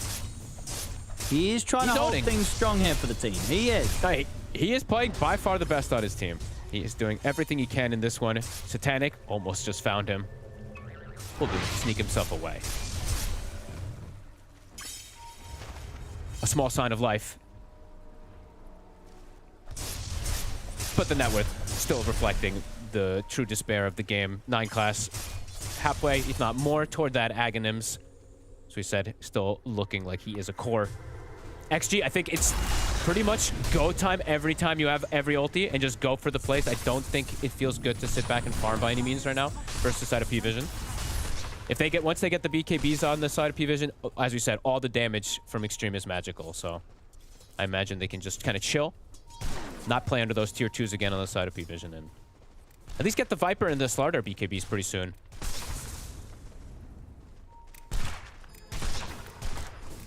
Yeah, they're coasting. They are truly chilling. Satanic in particular. Battle Fury Manta. Double the net worth of Ame. Dire's top tower is under attack. XG, here we go. Smoked up. All right. It looks like they knew, though. I think that ward from Ducalis saw them on the angle. We'll show that with the arcane pickup. Finding Satanic would be pretty massive. It has to be super perfect. Some sort of instant spear into like a stomp and a cookie. And they do get that instant spear into the cookie, into the splitter. They've done it. XXS. XXS. If he carries this game, it will be one of the more remarkable things you'll see. But he's doing his best effort at it. If he's able to carry as this Mars with the setups for his team, honestly, that would be probably the best Mars performance in the world. Getting a good catch. I mean, all the catches are all because of him. PARIVISION back to business, at least for the other 4, toward that Tormentor. Who got the last hit as well, too, was X-Nova, sadly, so not Ame. We'll talk about X-Nova. Might be in trouble there. They've come through the Twin Gate PARIVISION. Should be able to stay a step ahead of them, though, here. The supports will be fine. Disengaging. Ults are still at the ready. PARIVISION, BKB is done for their Slardar. How's the BKB looking for no one? Getting closer.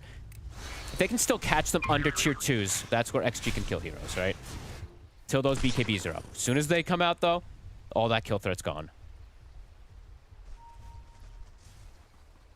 And Satanic is going full greed, right? He is going the literal greediest possible build you can on the Jug, besides your multi-Battle Fury shenanigans. Midas bots Radiance build. He'll get that. Next game he'll pull that one. Next game. He'll understand. At 9 class, that's the Aghanims essentially done for him after like 1 or 2 more camps. We'll have it at the ready. And then his damage is also going to be very difficult to deal with. But Ame has gotten an item. He has gotten to his first core item. The Mjolnir is finished. And I think they have a Solar Crest almost done? Yeah, almost a Solar Crest done for X-Nova. So putting together some elements, at least for Ame.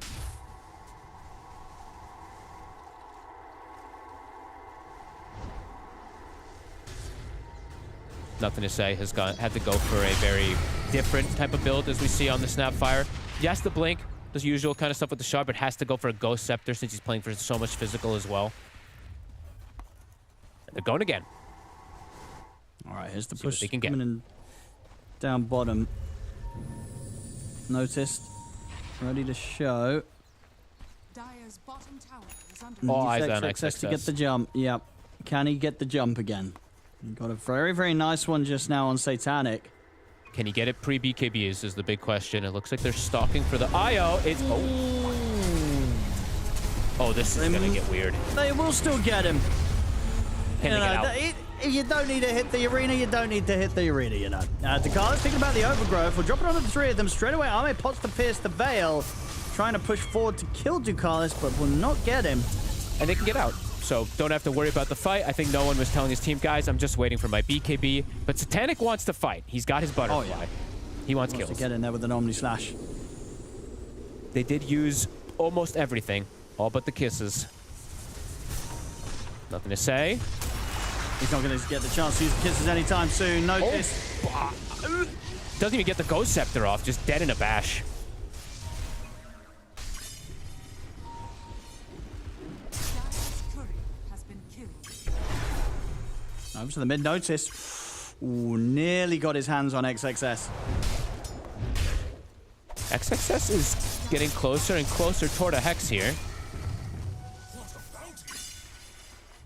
So many games I've seen for XG that his whole team is struggling, but he's doing well. It's actually crazy how he does this, I do have to say. Have to give him the credit. Ducalis coming in from behind. Has Notice with He is him. scouting everything. They're bringing in the relocate. You know, Ducalis might die, but he's setting this up for the team to turn up. Look towards Arme, who gets the ult off, but has no damage to deal right now. Crush comes back in, stops his TP attempt out, as Arme will tick out to the damage of no one. Is under attack. And they can Hard to continue the play. push top PARIVISION. Hard to play the Muerta versus the Viper at this point, and most points, to be honest, still, Viper is one of the better heroes versus you at all stages, especially a Mage Slayer Viper. You just ult her, and even if you hit her once, the attack speed, you can see it, right? She just stands there. Minus 140 at this point.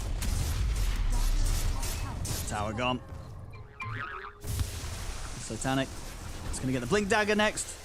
Really wants to just get in there and use his net worth to get off a very, full, satisfying Omni Slash. He wants to join in on the fun. His team is still having a hell of a time. He's just a watcher. 16,000 lead, 25 minutes.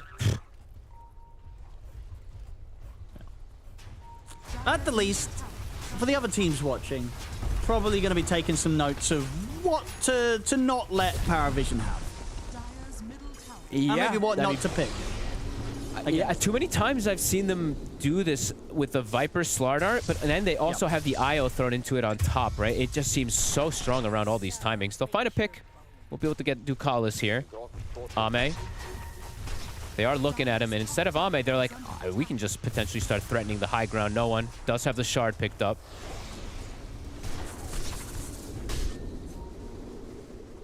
Wrap around here. XXS looking for the play to catch them off guard here. Ooh, can he get the jump on Satanic? Oh, already they'll notice he's going to get the jump on Awame.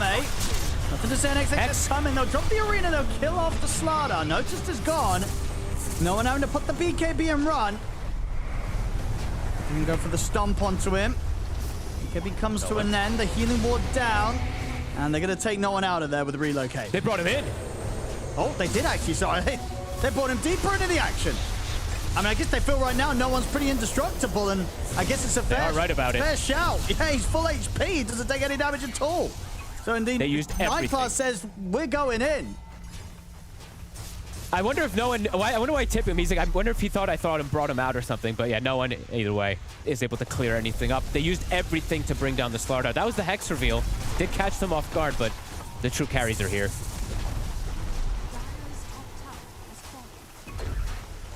And Satanic, he really wants to get in the action, but yeah, 1-1 and 2. It's been kind of hitting the creeps kind of game. I mean, He got to Omni. he's happy chilling. now. That's true. He did get one Omni off there. That was a nice one for him. But And he still definitely might one of end those the game. games where if you're the Juggernaut, you're kind of frustrated that your team's winning this easily. You're like, guys, can we I want to do the carrying, I got this time to farm with these items. Let me kind of come in and be the superstar.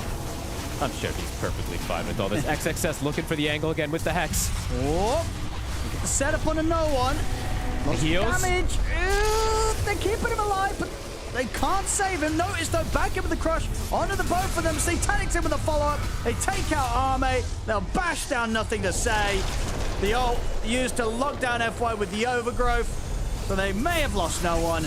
This time, Satanic gets Relo in. with the cleanup himself, and indeed they're looking to go deeper, getting it on towards them. The arena will get laid down, but the bashes are out for Notice. X-Nova tries to turn with the Earth Splitter, but X-Nova's gone. Only XXS left alive, scrambling back to the fountain. Everybody else on Xtreme Gaming dead, and PARIVISION dead straight down the mid lane onto the barracks. I mean, XXS played his absolute heart out this game. If the other two lanes just didn't go as horrifically, perhaps there was a chance, a small chance in this game, but they did go horrifically. He was the only one having a fun.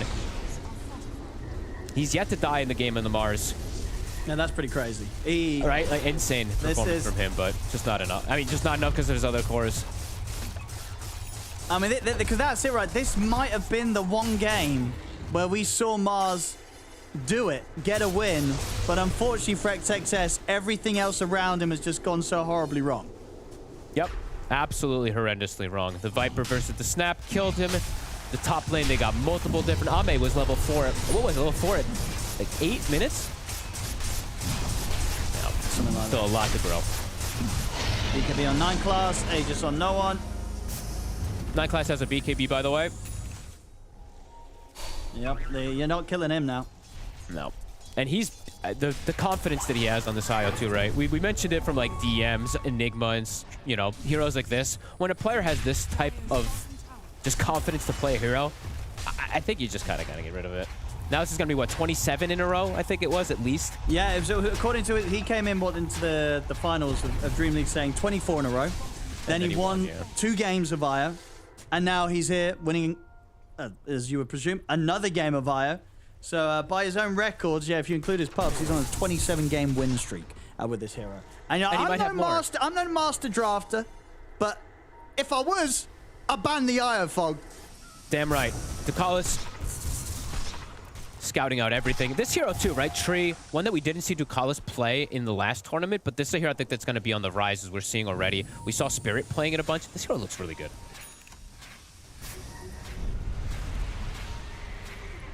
Super disruptive playstyle. FY wants to go for him, but now they baited, nothing to say. Yeah, they're not going to get Ducalis. Nothing to say. Can they actually get him out of this? Ult's going to be there, stops the TP. Deadshot at least will push back no one, so they will at least manage to make sure that the snap can survive. Kisses. Ame's dead. Yeah, Ame does just get jumped immediately, and there's the Omni Slash from Satanic. Takes out X-Nova. He'll buy back X-Nova, but Ame does not have buyback. Ex-HEROIC dead, and there it is. GG. They'll call it GG. My goodness, that was something, folks. That was Dota game. I don't even know what that was. That was easy game for PARIVISION. I even say, I told you, he's sad because the team made it too easy. He didn't get to go on like some 20-game kill streak as Jug. That was his dream. Not to pick Jug and just hit creeps and not need to do anything. It felt sad for him. He's crying. I mean, Satanic is probably not sad. He's perfectly fine, as his teammates are having the best time. I don't know. Yeah. Definitely some drafting, like the way that they position a lot of these drafting and these picks, right? I think Snap has to be saved. You can't just pick this hero straight up. He gets killed. I think PVision, they gave up kills they didn't need to in this game. This was decided super early on. So I think XG for X success, he looked good, but everything was a disaster from them. So need to fix everything. I'm just looking forward to see if other teams also don't buy an IO against PARIVISION. We'll find out as we continue here at Blast Slam. It's definitely a big question. Now we know it's a 10-game win streak for the IO. Since being on PARIVISION, 9class not having ever lost with it is pretty crazy. But just seeing the progression of the IO, what it can do, and I love that you mentioned Satanic talked about really wanting to play Juggernaut. Well, it doesn't matter what you played in this game, bro, because it was all the IO and the Viper running around doing everything. You could have picked whatever hero you wanted, and it feels like the game still would have ended up the way it did. Yeah, this game was rough. There's no other way to put it. I think they are horrendously outdrafted, and on top of that, I think they just got super outplayed. PARIVISION, they just won the most recent tournament. They've looked super, super dominant, and Xtreme is just not on their level, to be honest. And this is what happens whenever teams are on just different planes of existence. PARIVISION's like I don't know, there's beast mode, and Xtreme is fun mode and cool mode. Right now, the 2 games that we've seen from XG, it's like if you closed your eyes and there was like a truce in the first 20 minutes of every game, then they're probably competitive. But that doesn't happen. People do open their eyes and play the first 20 minutes of a Dota game. I'm so happy to hear that too. Yeah, I know, it's crazy. It's a revelation, but maybe for XG, it isn't a revelation because they keep thinking they're going to get this like free pass to the mid to late game, and that isn't at all a thing right now. I can't fault them necessarily for thinking that a game will go late and that they're going to be able to stall a game to go to that distance, because when we look at the previous tournament, just how long the games were going, the average game length, I understand that train of thinking, but there becomes a point where you have to draw a line in the sand and say, this draft isn't going to enable us to get that far, but also teams aren't necessarily falling into that as much anymore. Towards the end of what was Dream League, it felt like the games sped up a little bit. What our best of ones have done, they've also sped up. I feel like our longest is maybe 45, 50 minutes. Yeah, so it's not only that, but XG, they just like Snapfire coming into Blast, right? In the first, both drafts, it's like first pick, and then it's the opening pick in the second phase in the next draft. And because of that, I feel like they're kind of putting themselves in this position rather than allowing it. I believe in Dream League a couple times, they even like last pick the hero to complement the type of lineup they had. It's just weird. It's just not that good. Not Two cool? best of ones. Not that cool? It's not cool at all. No. Nah, Snap's not cool, and losing is also not cool. You know, you could, at the end of the day, you can say like, "Oh, their draft's so cool. This is cool. Ame's so cool. That's so cool." But like, when you lose, it sucks and you feel bad. So I think they should stop trying to aura farm and just try to win farm, because they're right now they're L maxing Would you say they're getting a bit crushed? a little bit. Yeah. Like Slaughter was crushing them. Slytherin. Go on. That was my segue for you to talk about the Slaughter, by the way.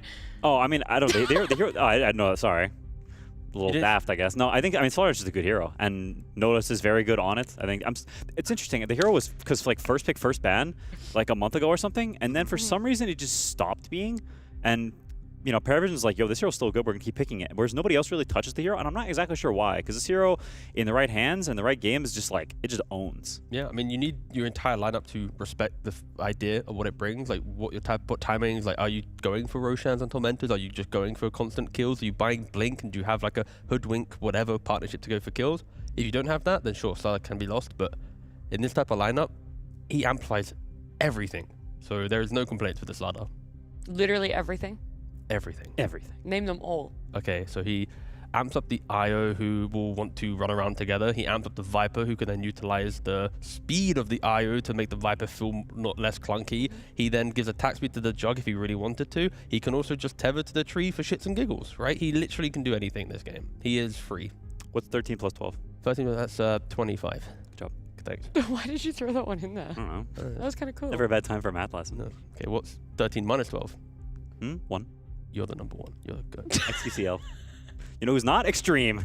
Because they're in last place right now. You're talking about Slaughter doing so much. Let's take a look at the moments, though, throughout the game, right? That it really prevailed and it showed a lot. And this is what you're talking about when Slaughter came out in the draft, Quinn. You're talking about how he's able to support his teammates, but also to re-engage, right? You just jump on, you're able to backline jump and just crush and bash time and time again. Yeah, he's. I mean, he is free reign to do whatever he wants this game. Him and IO, they kind of stomp lane. People gate. They kill them a bunch. That's and my favorite one. XG, they're just bleeding to death. You can see the life just fall out of Snapfire's eyes here. So he just stares I into the shouldn't abyss. laugh. No. It's just like, it's way too personal. I've had that experience so many times in bombs. I'm also laughing at myself because we're talking about Slaughter, yet I spoke about IO, and I'm still confused Yeah, why I I said know. IO. Yeah, I just took a second to really. That's fine. I didn't want to. No, why the fuck did I? What was happening? I don't know. I literally said to name everything about Slaughter. I don't and say then you name said everything for IO. I know. I wasn't going to bring it up. We got derailed by the math lesson as well. So no, I it's think just like, the maths actually brought me back to life to realize Oh, why wow. the hell was I talking about IO? You spoke about. Anyway, it's fine, T. We can put that one to the side. We can see if other teams are going to pick up Slaughter, especially with a highlight reel like that. It feels like a hero that needs to be talked about a little bit more. It feels like something that won't just eventually be a PARIVISION specialty. And maybe we're going to see it in our next best of one. It's now our 6th best of one for today. We're looking at Tundra up against Spirit. Spirit played earlier against Yandex, and I want to say they got absolutely dismantled. It was not a Spirit of any strong showing at all. And now they're coming up against Tundra, who also didn't have a very strong showing when they played in their series earlier on the B stream against Aurora. Yeah, for me, I'm looking into, are you leaving Lone Druid in this game? Because Spirit got given the Lone Druid and it looked very bad. They got raffle stomped by Yandex. So I wonder, are you going to let them have it? Do you think it's fraudulent? You know, you're going to fraud check it? How does that go down? Because I think Tundra is also in a rough spot right now. So to me, this is two like top dogs at different points who are, you know, they're down in the mud. This is a mud wrestling match. You know, you got to get scrappy. You got to get back on top because right now you're not where you want to be, especially moving into the late stage of the season, right? It's the last tier 1 tournament before you head into the big tournaments, the big boys at the end of the year. So it's this matters. It's the ramp up, and you don't want to be down in the mud. You want to be on the bench. I would say after what we just saw with PARIVISION and Xtreme Gaming, that was a bit of an uninspiring, a bit of a lackluster game. And so I do wonder if we still sit with the sentiment that there are some teams out there who feel a little more uninspiring, T. Wow, I get the hardest question. You do. Yeah, no, let's be honest. Tundra. All right, so they dominated a lot of slams, but then they are just not doing too well. Like, it just whenever they play, at least recently, it's not like, oh my god, yay, Tundra's gonna play. No, it's just like, okay, sure, whatever. You're probably gonna win, or you're gonna come last. Like there's like this weird drift in the team. So I'll be honest, yeah, I'm not that excited to watch them. They're very good, but I'm not like inspired to, tell my friends to rally around the TV and let's watch a barn burner of a Tundra game. Like, that doesn't exist. Is that the same reasons for you, Quinn, or are there other ones? No, I think that sounds about right. They're farmers. They just go to all the corners of the map and they absorb the map. They get out their heckin' scythes and they collect the corn and they make food and they eat the corn. Yeah, I don't know, whatever, bad analogy. They farm a lot. No, I liked it. I wanted you to keep going. Okay, yeah, they farm a lot. They've got a serious industry going on, all sorts of reaping machines and sewing machines. It's like but not the clothes. Yeah, I don't know, they're just kind of lame, kind of boring. Yeah. It literally, I'm not even inspired to talk about them because that's how unexcited I am about them. I'm just, again, at a loss. Except for Whitemon. Whitemon's pog. He's amazing. Okay, I was going to Whitemon. defend, and I was going to say I do enjoy watching Whitemon play. Yeah. Whenever it's like I myself am struggling to find a position 5 hero that like I want to play or whatever, I more often than not just go and see what Whitemon is playing. I'm like, yeah, that shit looks really good. I'm going to play that one. I just wish he played more ET. He was like one of the Did you watch that last best of one? Sorry, we're talking about Tundra, the least exciting yet successful team, versus XG, the most exciting, least successful. Yes. The two inverses. Okay, so you wanted him to play more ET. Yeah, I mean he's okay. The reason why is because like he is a 5 player that mechanically is able to do more than other 5 players because like he plays cores and pubs and the whole story of like he's not just a 5 that's like the smoke tanking bot that kind of just hypes up the boys and places wards. Like he can do so much more mechanically. So when you get to see the rare game that ET makes sense or any mechanical 5, it is just a treat to watch. Like he has the skill set. It's why everyone, I think everyone and most people say he's like the best support or top 3 supports in the future of his career, probably all time at some point. Like he is that good.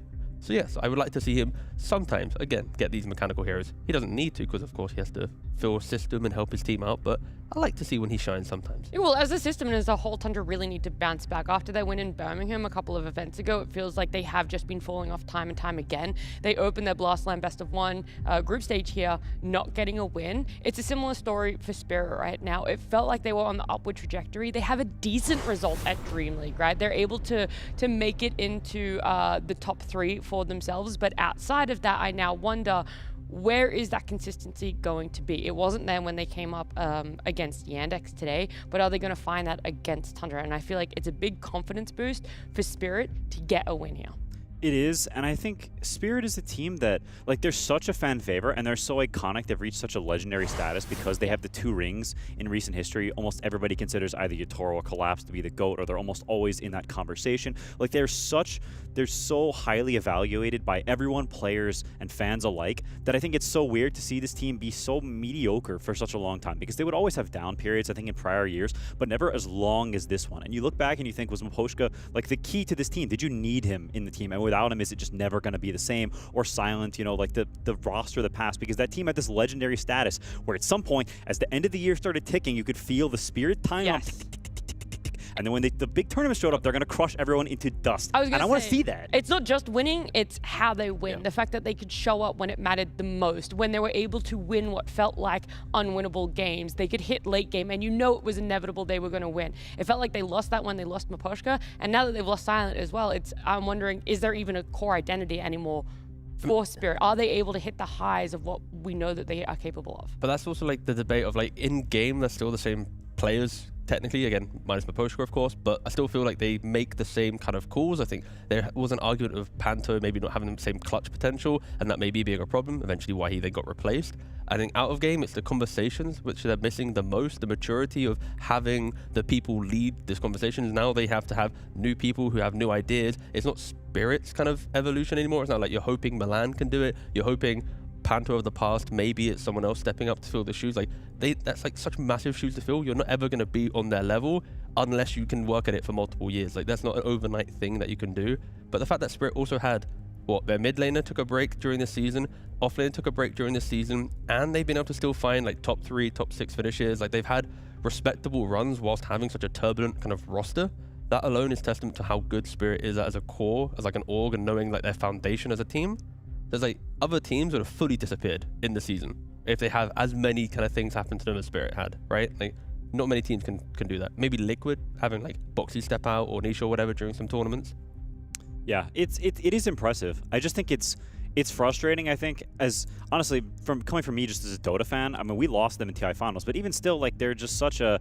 I think they're one of the coolest teams ever. Yeah. They're just awesome to watch. They have that like spectacle to them. They're just so cool. They bring games late. They buy clutch items. They pick crazy heroes. Like, they're just a really fun team. And so I just want to see them return to former glory. I'm always rooting for this team at tournaments. I want to see them get back into shape because I think they're one of the most exciting teams ever. They're genuinely like an enthralling team to watch. And so I'm just hoping they get back into shape because I think they're amazing for Dota. No, I fully agree. And again, it is always this. Sometimes we just move the goalpost depending on the teams, the players we like a little bit more, things that they bring to the game that other teams and other players aren't bringing. But there is still that question I have around it is you've now locked in that this is going to be your core 5 and this is going to be your coach for what is going to be the big event season, right? Going into EWC, going into TI, you don't get that luxury to make any more changes with qualifiers around the corner. And so this is why I think it matters so much, this best of one, why I think the group stage matters so much for Spirit. On the side of Tundra, it's just like they've had ups and downs, they can work through it, but Spirit are changing so many factors, and that's why I worry for them. Yeah, no, I finally see when you look at them, at least in regards to the players, maybe not the coaching, it's like you see the players and you go, I think they're settled, right? Okay. I think until Spirit announces that Milan is not a trial anymore, technically any minute that could just be peace, Corbin's going to do something else, you know, whatever. But at least in the players, I look at the 5 players and go, you know what, this team, I could see them stick together, play out TI, go to the next season and like continue trying as Spirit. Like they have that little moments of flair that we saw during Dream League, and we didn't really have that flair in the previous roster. It was kind of like good draft or good play. It wasn't like, oh wow, they're making that play. It was just kind of like just honest Dota. But like Spirit of the past, Spirit is always like, it's honest Dota with the magic on top of it. Yeah, well, look, both teams started their group stage right now with a best of 1 loss. Both of them looking to hopefully get their first one, and that all starts with the draft.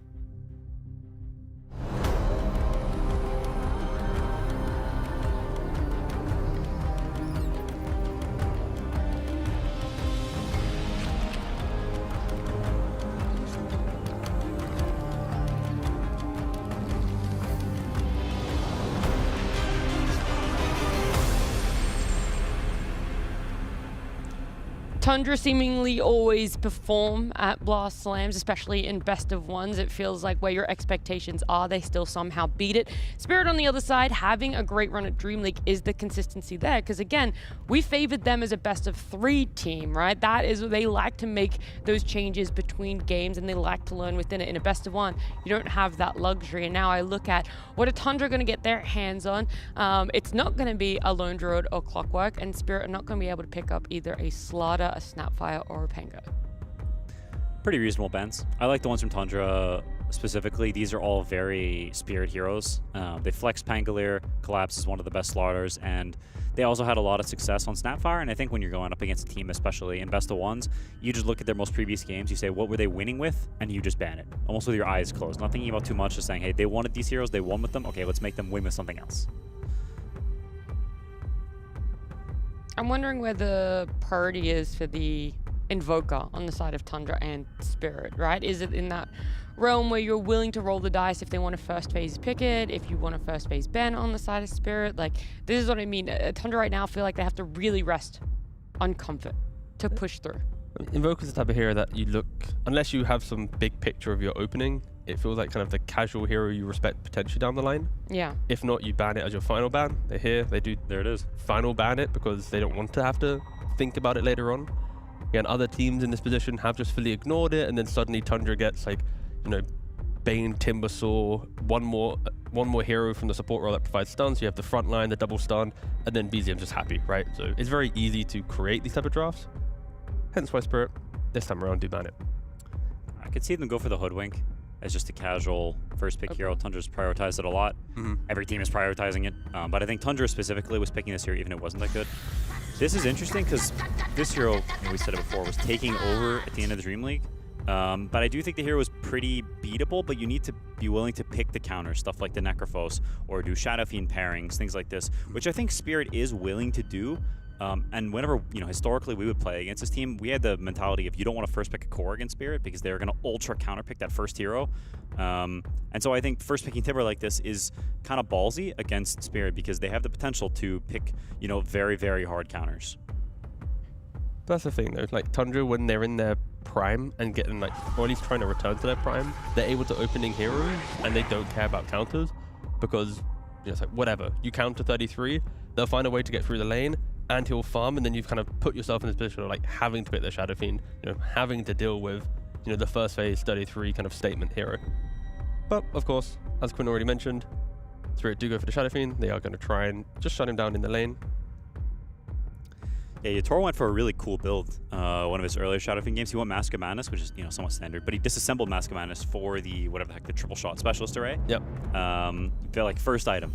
Wow. And then just went and farmed with it. I think that item is sleeper pretty decent right now on some heroes, so I like when people mess around with it a little bit. Hydra's Breath also just looks super cool. It's like you just want to buy this item. It's like purple and stuff.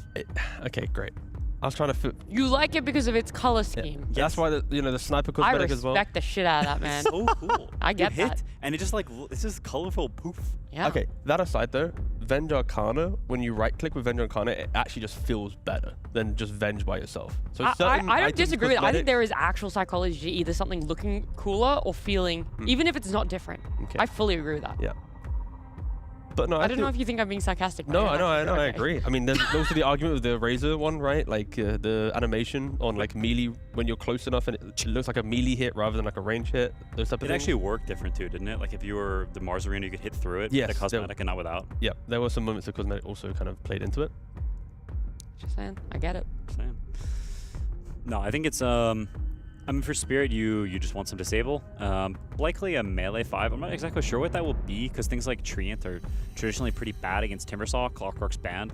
And so what hero do you want to enable SF? Because generally that hero wants either something like Bane, like a ranged hero that in a lot of ways acts like a melee hero in the early game, or you do want that melee dude. But a lot of them are bad against Timbersaw. So I'm not exactly sure what they're looking for next, but you want something along those lines to enable SF to smack them around in lane. Isn't that where Lich kind of fills that void? You have the lockdown to stop the Timber Chain away. You have that nuke to kind of chase down the Timbersaw if he does waste his chain. Like, it's not a melee hero, but it lists, kind of fits the archetype of what type of support you want to bring to Shadow Fiend.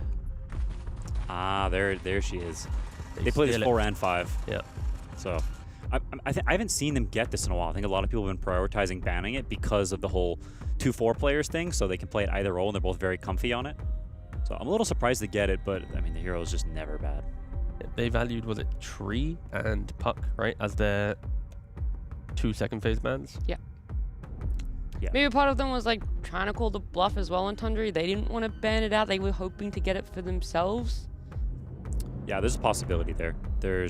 Or like if you start banning it all the time and you prioritize it that highly, you'll probably never get it. Can I just say, what do you think Collapse is eating? Every time we've gone to his player cam, he's been chewing. Isn't he like jacked? It might be just like a protein shake. No, it's just, like I think he's eating something. Oh, he's chewing. Okay. Yeah. I really Sorry, I want could to- just, You think he's eating That's not- snowballs? he might be in this game. D's face right now. Do you know like when you half listen, but then you don't, and then you hear kind of... No, what I'm you- always actively listening to my panelists. Sorry, I Well, can't relate to that. Anyways. I was listening to my host. I was not listening to Quinn, and I kind of heard what he said, but didn't hear what he said, and I just heard the worst version of what he said. Ah, yes, okay. That's why I took a moment to think. What I do want to see you think about techies though here for Tundra. All right, in the 5 role, 4 Tusk can just run around, skip waves, make Timbersaw happy. Techies then comes through. You have Taser for some disarm against the Shadow Fiend right click. A nice bit of just jump damage. Alas, they go for Lich. They take the Lich themselves. Sure. I mean, Lich, Tusk, Techies, Tusk, whatever, 5+ Tusk. This is a support combo that will run through the map and try and find kills. And against Shadow Fiend, they're expected to chase down the lane, maybe pressure Timbersaw. What happens when 2 supports appear, and then they kind of counter that with their aggressive positioning. Like, you are going to be vulnerable to maybe dying. Yeah, and I think it's something that some teams are better at addressing than others. I know whenever the gates first got instated, you die almost always these ganks. People just didn't think about it or didn't remember it. People over time have gotten much better at when you see heroes that you know are going to aggress on you, like a Tusk and a Lich, right? Those are very kill-oriented heroes that people put gate wards. They will posture slightly more away from it. The comms have become better. It's a big part of the early game that we don't see too much of, but communicating, hey, this guy's missing, this guy wants to pressure somewhere else, they can't do anything here. Things like this, these things go a long way. Yeah, just respect the first night time, sorry. So like at 4 minutes, are you taking the water rune? At 5 minutes, are you running towards mid and playing for like the 6-minute rune? Are you then going through Twin Gate, placing sentry? If there's no ward, then you can go for the fight. If there is a ward, of course, just go back through Twin Gate, don't waste your time. I think kind of the 5 to 6 minute window of the game is just very important. and the best teams kind of exploit it the nicest. I gotta say, Doom is a hero for me that I really don't enjoy playing against or with, but I really enjoy watching him play at a competitive level. I don't know what it is. There's just something about the hero that I actually enjoy. I mean, every Doom has to count, and here, Doom Timber, done. Like your game is, that's all you have to do this game. Yeah, the Spirit players do an interesting build on Doom. I think everybody else is kind of buying Radiance, but they put a lot of points in Devour, and they buy the Shard where you can eat Ancients, and they eat the Fire Dragon, I think it's the one with Cleave, and then they use the Cleave to farm instead of buying Radiance. So they buy Drums and Blink and BKB and things like this, and then Cleave with the neutral creep to farm instead, which I don't think anyone has been doing before Spirit. And I think some people have started to copy it, as it lets you like be a little more online earlier and not sacrifice the farm speed. I mean, yeah, he needs to be somewhat active in this game, because if you have a farming Doom, a farming Shadow Fiend potentially going like Mask of Madness, like Quinn mentioned earlier, and then your mid lane is like the only playmaker, it kind of becomes very simple for Tundra. It's like stop the playmaker, gank the side lanes, and then they're kind of waiting for more economy, right? You need to be mindful. Spirit's lineup looks really good, but a couple items are kind of needed. And they go for the Drow. Holy. What the heck? So we saw this hero a lot as a response to Doom, because his whole kit is kind of tailored around hitting you with Inferno Blade and running you down with Scorched. And if you're Drow and you're really far away, then there's none of that, right? You're spacing him the entire time. Now there's maybe a Bushwhack to pull you in a little closer, but Lich is also pretty good at resetting. And so I think this is a lane that could go very poorly for Spirit. We saw some Dooms get massacred by Drows in lane. With Hoodwink, I imagine it goes slightly more even, but it's been a counter pick we've been seeing a lot, and it's also a great answer to Shadow Fiend, because you sort of outrange him and outfight him at that. When Shadow Fiend runs and starts hitting, Drow does it too, and Drow generally wins that fight. So the Drow Doom lane matchup is so Drow favored, you feel that even later part in the game, if the Doom focuses a bit more on jumping the Drow, on dooming the Drow, it doesn't really matter that much, like the impact isn't really there? I mean, it's more like when Doom jumps out at that point, Drow will have potentially a Mantor or a Dragon or a Hurricane Pike or a Mantor, or ways to just like disengage the Doom initiation. Then he's like, I've tried to jump you, but I can't. And also his job is to stop the Timbersaw the entire game, right? So it complicates things. It's a difficult lane. It means your mid game is a little bit annoying if your mid laner cannot join you, right? I think the bans are quite nice from Tundra with the Ember. Maybe a Storm Spirit as well could be quite a nice ban, because you know, it's like these are mid laners that will just always find Drow, go, I've dealt with Drow, Doom, you deal with Timber, and then the rest of us will kind of just kill everyone else and we'll kind of meet back in the middle, right? Like you need to have kind of fight on all fronts pretty much. Is it easier then to find a counter or a solution, a different solution, sorry, to the Timber, or a different solution to the Drow, or there's sort of an overlap between that? I think you've got plenty of solutions to Timbersaw right now. I think it's sort of covered. Okay. In terms of solutions for Drow, I think T is right in that you want some... I mean, you just want to be able to do well enough in lanes you can bring numbers to Drow Ranger. That's sort of her least favorite thing, is when she's being ganked and hated on by a lot of stuff. And so if you do well in lanes, that opens up the opportunity to get runes and put smokes down there. On top of that, if your safe lane's doing well, it means Timbersaw, he's kind of a garbage hero at TPing safe lane because he wants to farm, right? It's also 33. We know what 33 wants to do. He's going to sit and farm his triangle, right? So I think if they do well in lanes in Spirit, then there's definitely a vulnerable spot there. Left field suggestion, all right? From the mid lane, depending on what Tundra go for, you could go for like the mid Zeus, right? You just see Drow the entire game, you just pop ult, you put Nimbus on her, she's half HP, she has to run away, she can't fight. You just shove waves, you arc lightning from the mid lane. Maybe it's not a playmaker, but it just gives you the damage that Hoodwink finds a hero, Bane finds a hero by themselves, you get kills. So you can prolong the game through just AFK, basically. Not a playmaker, not a major thing, but it just brings the damage that you might want. Also, the lockdown could become a problem. It's possible. There was a period where Malrine was playing at someone's stream, trying some builds. And the hero's pretty popular on support right now. Whenever a carry player gets his lane stolen, he just goes Zeus 5 and then just AFK jungles once he gets a shard for like 25 minutes. I mean, at least it's not They tree win a 5. lot. They genuinely win a lot. The AFK Griefer Zeus. Tundra yoinked it. Wow. I wanted it for Spirit. I mean, they clearly saw that and knew that too, and they're like, well, then we'll just take it. It's not that bad for But us. Zeus is just a cool hero in nature, right? Like Kaya into Ags, and then of course you go refresh. Like the build is quite clear. It's very scripted. You're not trying to do any right-click shenanigans. It's just I'm going to do so much damage that you have to be ready. That when I press my ultimate, if you're not in good position, you are gonna have to disengage, or we're just jumping and killing you. Like, imagine the combinations, like Lich support goes Blink Dagger, gets Shard, you throw down your little Spy, you Chain Frost after the Zeus ult, like, Tusk can jump in and punch, like, it's just a fun lineup from Tundra. A lot of damage. I'm just sad that Zeus didn't go the way of Spirit, but I respect that both teams clearly were thinking about it. It's weird though. I don't know if I like it with Drow Ranger Timbersaw. It's sort of 3 cores that are all focused on damage, and then Lich is also kind of just a sit behind damage bro. But look how aesthetically pleasing their color scheme is. A You lot of already blue. talked about how attracted you are to nice, pretty colors. It's kind of like a full house. Like you got 2 reds and 3 blues. It kind of is. I like this thematically. It's not a hero we've seen very much at all. Now the GOAT Hatson has been playing it somewhat recently, putting more points in the silence and less points in the roll, going like 3-0-2 skill build. But I think you want something like this. It's sort of that thing if you want to run up the Drow, right? Tundra's heroes, they've got 3 very greedy cores, 3 damage types, 3 farmers. Even though they got the full house, I think the Earth Spirit is cool in this draft and fits. It helps enable Shadow Fiend. I like it. I think it's a nice pick. Is it a Blade Mail Earth Spirit, or is it like a different build?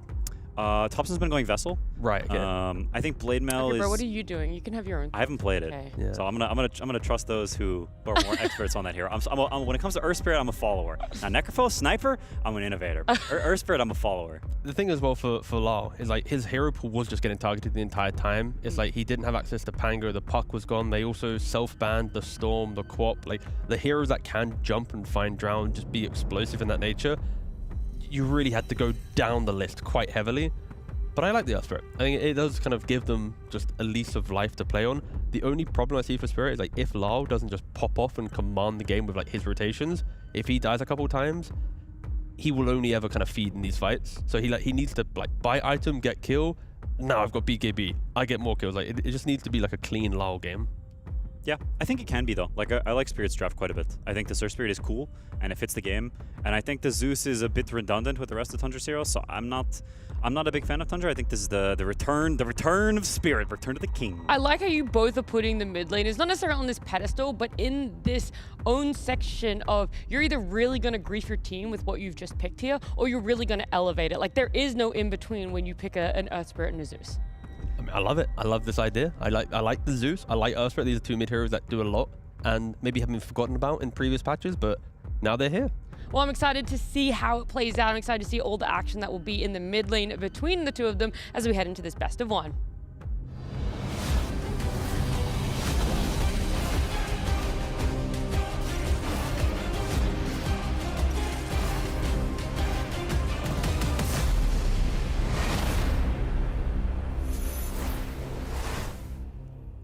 Hello. Welcome. Suns fan here with Cinder. We're very good at introducing pauses into the game, Cinder. And how are you doing? Right. That's some good timing right here. I'm good. Do you know why we're paused, Cinderin? The lore behind it? Oh, the lore? Yeah, there's lore. There's a player in this game where every time the game starts, they pause. Who is that? Can you answer it? Oh, 33. That's correct. Very good. You're learning so much over the years. Usually light related on his face. Very sensitive young man. Anyway, back to you. More importantly, how are you? Yeah, the previous games today were maybe not the best, so maybe we'll be a little bit luckier in that regard. I think, the previous 5, it's BO1s. Sometimes people just have a bad draft or get stomped or whatever. It can happen. I think OD and Fog got multiple of those games back to back. This one has the makings of a potential similar trajectory, I want to say. I'm really with the panel here that I look at Tundra's lineup and I think it's too one-dimensional. I think it has a lot of damage, but very little means of setting things up for itself, which means that I would think that the driving force behind this mid game will be Spirit's selection of fights. Like they can kind of pick and choose what they want to fight, right? They have the catch. They have Bane, Hoodwink, Earth Spirit. What do you got on the other side? Tusk, I guess. Scaling wise though, Tundra becomes nasty late game. There's a fearsome Tricore when they get very late and they can itemize catch because damage is not a problem for them. So they kind of need to weather the storm. Yeah, talk to me about the Bane as Rue will be playing it. This is a hero that we were talking about it yesterday. You were not expecting to be picked all that often, but seems to be the go-to for some of these teams. Yeah, I'm surprised. I still am, even though I've seen it in Dream League. It was being picked quite a lot, and now here today as well. I wonder if Spirit bumped it up a bit in priority, considering they're playing against Whitemon, who I consider the best Bane in the world. So there's some inherent value in just getting that out of his hands if it's actually good. But yeah, I am a little bit surprised, considering my overall read on the game is still largely... I find that a lot of games have natural downtime, and being able to wave clear and farm jungle, even on supports, has been deemed valuable forever, it seems, in this... at least since the map got bigger. That's not forever, but it's like a couple of years at this point. Not me getting blasted, gets put inside shards. Blood grenade as well. The sleep is actually not going to save him. BZM gets the last hit at the last moment. So first blood for the Zeus on the Tundra side. And that's another hero I definitely want to talk about. This Marl, hero kick is... him into the tower? Thinking about it. There we go. Yeah. He let him get the whole wave before he did that. I'm surprised. I think there was an opportunity to do that way earlier, but BZM gets away with it. Obviously a very welcome head start for the Zeus. This is a lane that is, I would say, as far as Zeus mid lanes go, this should probably be one of the easiest ones. Earth Spirit doesn't really pose that much of a kill threat on you. He doesn't have consistent harassment that is enough. Like, you can kick and pull, but Zeus is gonna buy bottle, he'll get water runes. And in terms of last hit damage, you are more than competitive on Zeus. This hero hits really hard nowadays.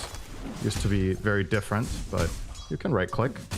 So I think BZM will win this lane, courtesy of First Blood. I mean, I'm just happy to see an Earth Spirit versus Zeus mid. That is... Yeah, that's cool. That's awesome. It is cool. It's kind of a blast from the past, no pun intended.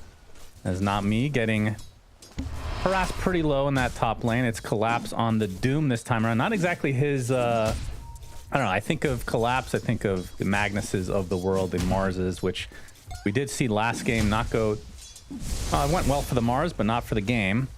A lot of his heroes just not in the pool, it seems. But Doom's just powerful in general, so... Yeah, and again, I think there's some counter merit also of taking that away from Tundra. Even though Tundra did pick Timbersaw first, that does not mean it's a guaranteed offlane for 33. They could have flexed it to mid and then run Doom on him. It's obviously the gold standard for that hero. You could argue for both even. And of course, Doom is good against Timber. You want long duration silences, you want healing reduction or block. Pure damage is good. Speaking of 33, he's actually very dead. This lane is awful for Timber. Yeah. Mega counterpicked. Shadow Fiend plus Bane, repositioning tools, pure damage, magic damage, and all you have to protect you is the Tusk, who is resigned to trying to pull the wave, but unfortunately the small camp is open here, so he can't really bring it all the way around to 33, who will now have to wait and lose a couple of CS, more than likely. As we're going to see another kill, this time top, as Pure gets taken out by Not Me. Was quite low for quite a while, as Whitemon is going to be able to live under the cover of the tier 1 Collapse. Not able to finish the job, but obviously the bigger kill onto Pure rather, on the Drow Ranger. And it's good. How important is the laning stage for Drow in terms of like comeback potential? Because we've seen Shadow Fiends come back in the past at least. She mostly needs levels, I would say. Drow's jungling is atrocious until she hits level 6. So if you can not only shut her down in terms of CS, but especially XP, it can be really crippling. Shadow Fiend does way better in the jungle at level 3 and 5 if necessary. Not that you're going to do that. You generally mix, where you play both the lane and the camps. But yeah, for Drow, it's really bad. And that's what I was going to say. The kill timing there was more important almost than the kill itself, because Pure died with 3 creeps in tower. So he loses a ton of experience, and that is going to, more than likely, when the dust settles up here, lead to a faster level 6 on Doom. And that could give a secondary kill, and also just the lane itself. Like, a level 3 Doom Hoodwink is fearsome. You gotta be a bit careful now, not to repeat the mistake up there. And water runes will be traded from BZM and Laurel, respectively. And no kick this time, as top lane Pure getting low again. Is this going to be a second death? Going to get the shield applied to him. He still ticks out and Collapse.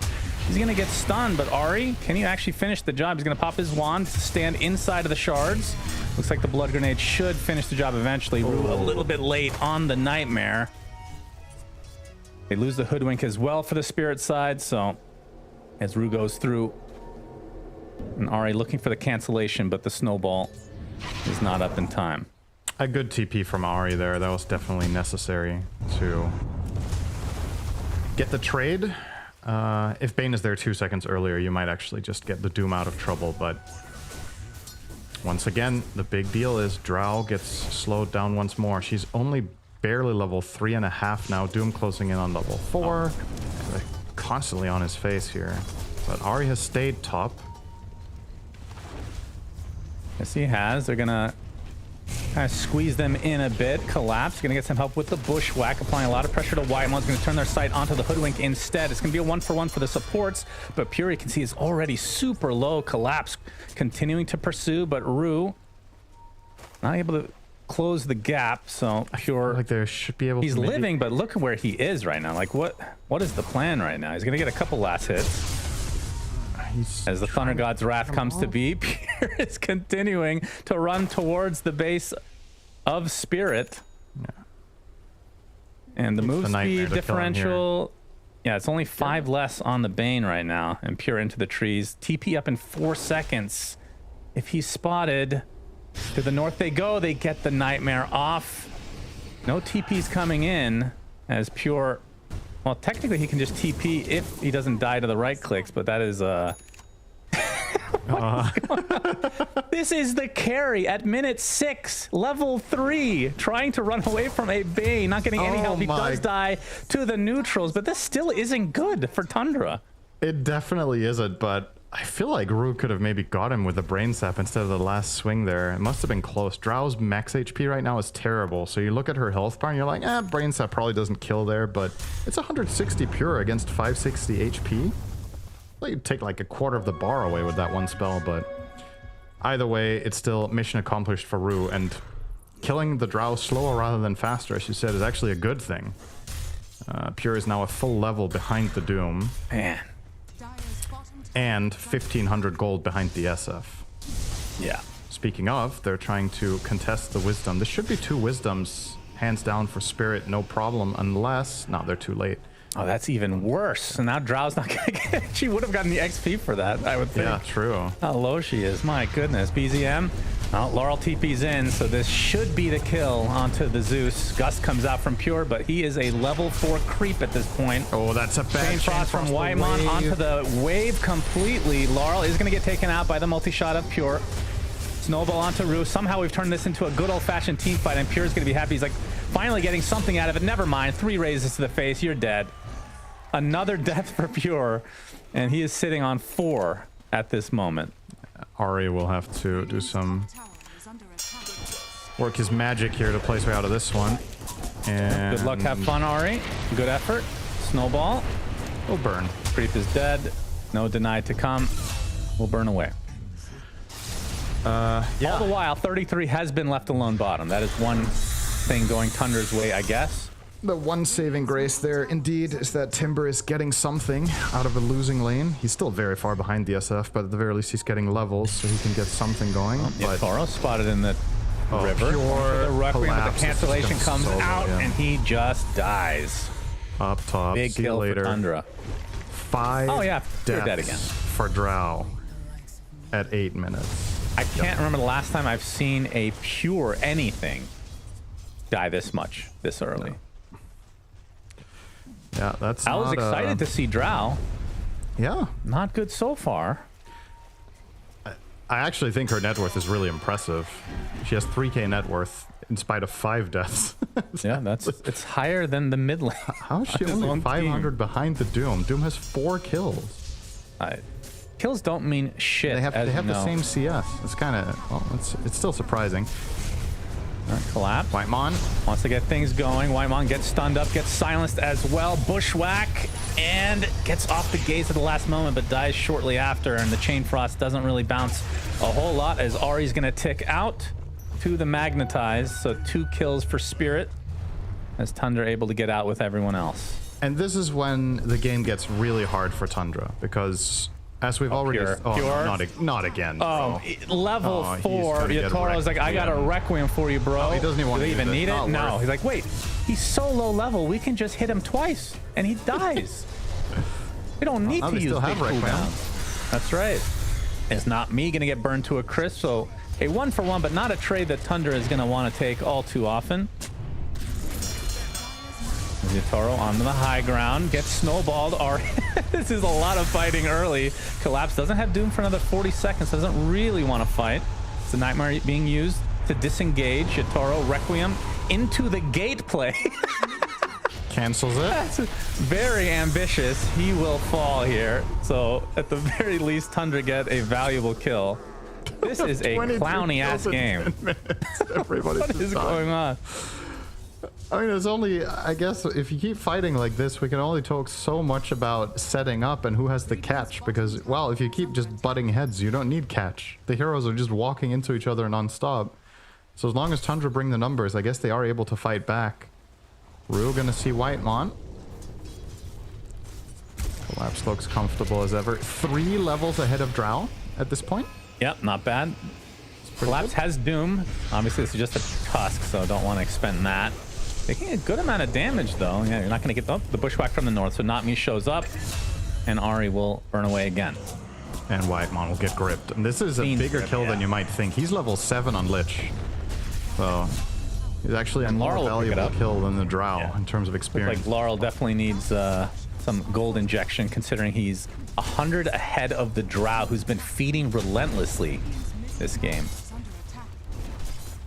Still can't help but feel that Spirit are pulling ahead by a decent amount. I know it says 1k gold. It's more like what's to come now for 10 minutes. I mean, what's the XP differential is the real question. Yatoro, he scans out, so he has an idea that this is happening. He can dodge this death. That would be pretty big.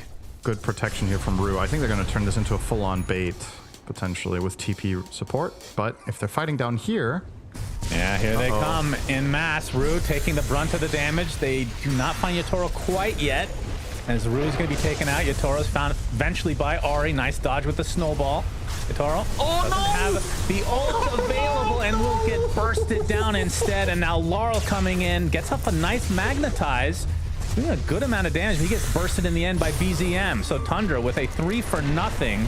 The Doom finally comes out onto 33, will tick out as Ari in the tree line will fall as well. So a 3-for-3, definitely not exactly what Spirit were looking for. They lose 2 cores. That could have gone so much better for Spirit. Laurel was waiting the entire time on his roll. He was like very patient, and then as he rolls in, the Shadow Fiend gets chain frosted and they're stuck right next to each other with nowhere to go. If he rolls any earlier or any later, Spirit might just clean house there, or at least get a much better trade than the 3-for-3. But pretty much worst case scenario there. I suppose with that in mind, a good sign that went horribly wrong against the Chain Frost. You still traded 3-for-3. But I can't help but, like, you know, these two teams, this is probably somewhat unfamiliar territory with, like, the frequency of kills, the amount of kills, keeping your read on power levels in the game. Slowed into the Fiend's Grip. Easy kill in the mid lane. I did want to ask you this. The Zeus pick. Yeah. I know this is very low-level thinking, but I'm just curious if this ever enters the mind. Like, you see a Doom on the other team. It's not a hero that wants to buy pipe. You see an offlaner that doesn't want to buy pipe, and you have, like, this crazy Zeus Lich, ridiculous magic damage. Is that a consideration? Because who would actually buy it here? You or is it can just buy all about pipe on Doom. BKBs? You definitely can. It's not his priority. I mean, you don't want to, though, surely. You don't want to. General. Honestly, I don't think any hero wants to buy pipe. You buy pipe because you have to. Nobody wants to buy items for their team, Shannon. This is not a team game. It gives good health regen to yourself, though, Cinder. That's true. I understand. Everybody who wants to buy health regen doesn't want to buy pipe, Shannon. They want to buy hard. Well, yeah, of course, everyone wants and they buy to buy pipe hard, because they have to. Fair. But yeah, I mean, Doom is definitely a much worse pipe buyer than, you know, your standard aura offlaners like Centaur, Underlord, etc. But it's not out of the question. Still, Collapse is opting for, as you mentioned, the BKB. I think it's a better choice regardless. You're playing in a game where Shadow Fiend, without question, will want one himself at some point. Earth Spirit is also not a bad BKB buyer in the mid game. So then you don't really get that much merit out of your pipe if every core is buying BKB anyway. Just also, the flow of the game, you're not worried that Tundra are just gonna hit some sort of insane power spike at 25 minutes and then end the game, right? Like, they can't push. Drow's level 9. You know, you're like nothing to work with in that department. And that's better than 3. Thought she'd never get out of that hole. Rue looking for a victim. BZM somewhat nearby. Rue has Fiend's Grip in 8 seconds, and Pure would be a delectable choice, as some would say. Yep, some being you, of course. You don't like that word? 2 people in my life that say delectable. It's you and Jenkins. So the question is, who inspired who? It was me, of course. Okay. You think I would ever pick up any of his habits? That's actually a fair point. I'm too stubborn for that. You've tried to influence me in the ways of positivity over the years. That's never rubbed worked. off on you a little bit. Tier 1 tower taken out in the mid lane. Although, come to think of it, the things that I've rubbed off on you with is skepticism about stuff, not positive things. It's you being more positive than me, and then I make you more negative. You've become a real piece of shit over the years, and I think it's in large part because of me. Yeah. So you're welcome. Always taking credit, aren't you? All right, what is Pure going for, Syndon? He's got the Yasha, gonna go for the Aghanim Scepter, it seems. Oh, that's a very early Ags, I would say. I'm assuming it's just things. I don't think this was his plan A. I think his plan A, if the game was going really well, was probably Pike Manta. But considering the circumstances, he might just go this for higher farm efficiency and playing for the late game.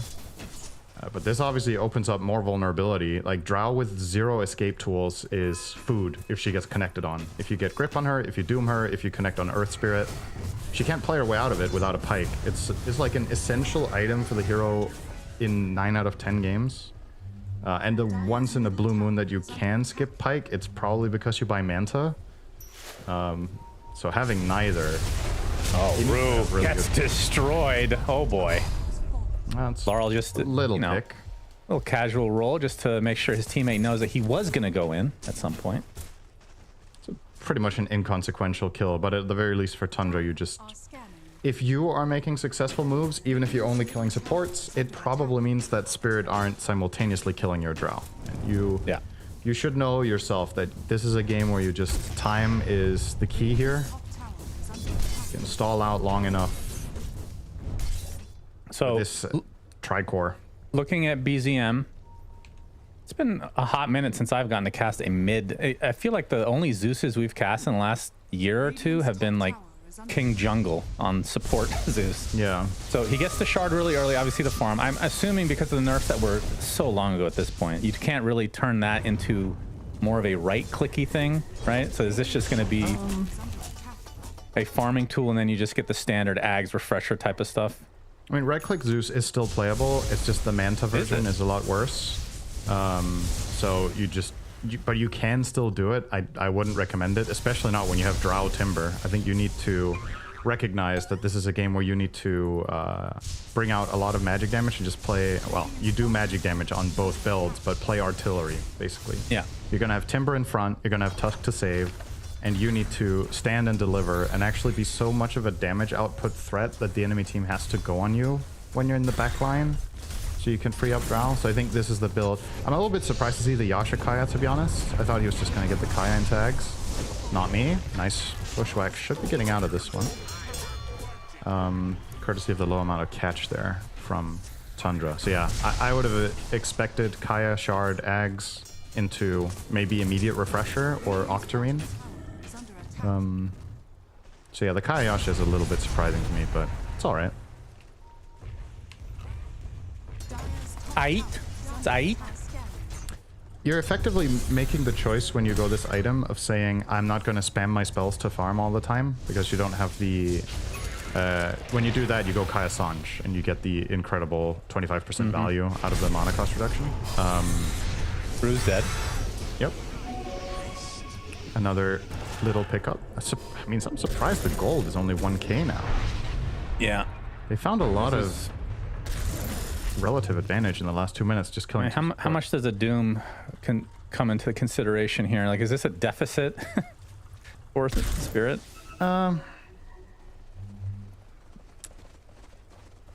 I mean, it's kind of just such an unusual setup, I would say, considering you have the top 2 and number 6 by a landslide in the same team, right? It's just it's not very often that it looks this lopsided. If you have the top 2, then if you also do have number 6, he's usually not another 2K behind number 5. So I think the challenge here is to find a way to utilize Laurel, and I think it also makes it a bit harder to like quantify what is the lead here, because you're right, Doom usually we say, well, if the gold is even, Doom is behind because he has natural influx from Devour. But Earth Spirit is also a deceptively strong hero with low net worth sometimes. I think if Laurel gets a BKB after that, I don't worry too much for him. I mean, are you saying this is somewhat normal then for a mid Earth Spirit? Surely not. This is a normal level of gold or experience? Yeah. Gold. I mean, it's a bit on the low end for sure, but it's not alarming, I think. We've cast a lot of games of Void Spirit. Alarming. The same. Oh. Tormentor being pursued. Whitemon with the Chain Frost. Rue gets it in the end.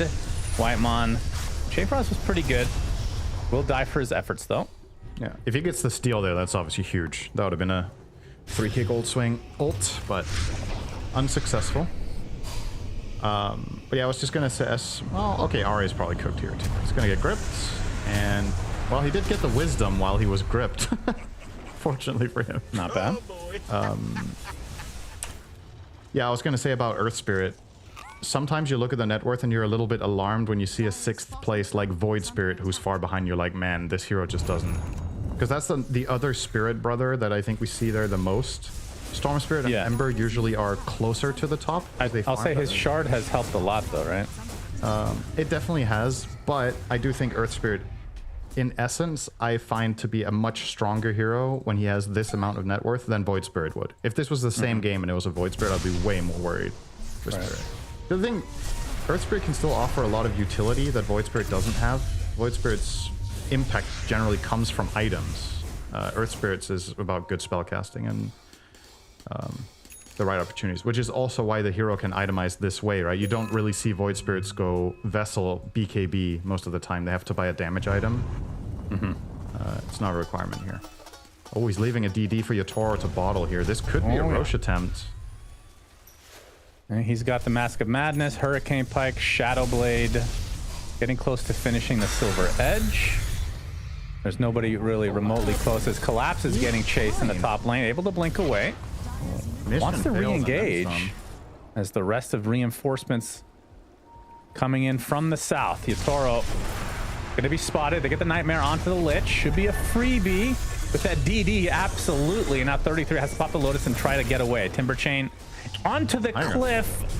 Is that a good thing or a bad thing? Multi-shot comes out, absolutely destroys Rue, but there's the connection onto the Drow with the Requiem from afar. Absolutely no way to get out for pure CC'd hardcore. Double kill for Yatoro's Collapse. Trying to run away from this snowball. Ari continuing on, but the triple kill from Yatoro. Now 33, can he get the kill? No. Instead, he's in a 1 versus 3. Gets the Timber Chain completely canceled thanks to the Bushwhack. More Shadow Raises to come. 33 is so tanky, my goodness. Yatoro running out of mana. They get the last bit of damage needed, though, for the ultra kill on the Shadow Fiend. And some way, somehow, Collapse. Detail. They were chasing him from the beginning of the fight, and they almost killed him towards the end, but he evaded death time and time again. Consider this. They tried to gank him first. He got away with BKB. In that fight, Collapse had half HP and no BKB when it started. And somehow he plays to the absolute limit, gets off the Tumbler's Toy when the snowball is connecting, gets glimmered, does a good movement path to not get hit by the Chakram. And now it's safe to say that Spirit are in a very dominating position. This was, you know, pretty much anyone's game 2 minutes ago. And now with a 10k lead plus Roche, things are coming up very much Spirit. And you saw the exact issue there with Drow, by the way, right? That was the perfect example of what happens when you don't have Pike or Manta. She got connected on by a roll, she just dies. Like, there's no counterplay. She will be going Pike next. Yeah. Like you said, this will be a free Aegis for Spirit. And that's going to be enough time for Yotaro to get his... Oh, he already has Silver Edge. All right. And he's already a good amount into his BKB. And we'll see how much they can get out of the Aegis. Still a couple tier 2s remaining in the mid and bot lane. 20 as well on SF. Looking very good on the levels front. Way ahead of anybody else. Second highest level hero is 17. He's almost 20. Shadow or Silver Edge, pardon me. Looking for the connection here. If they have that with a grip, they could kill Timbersaw.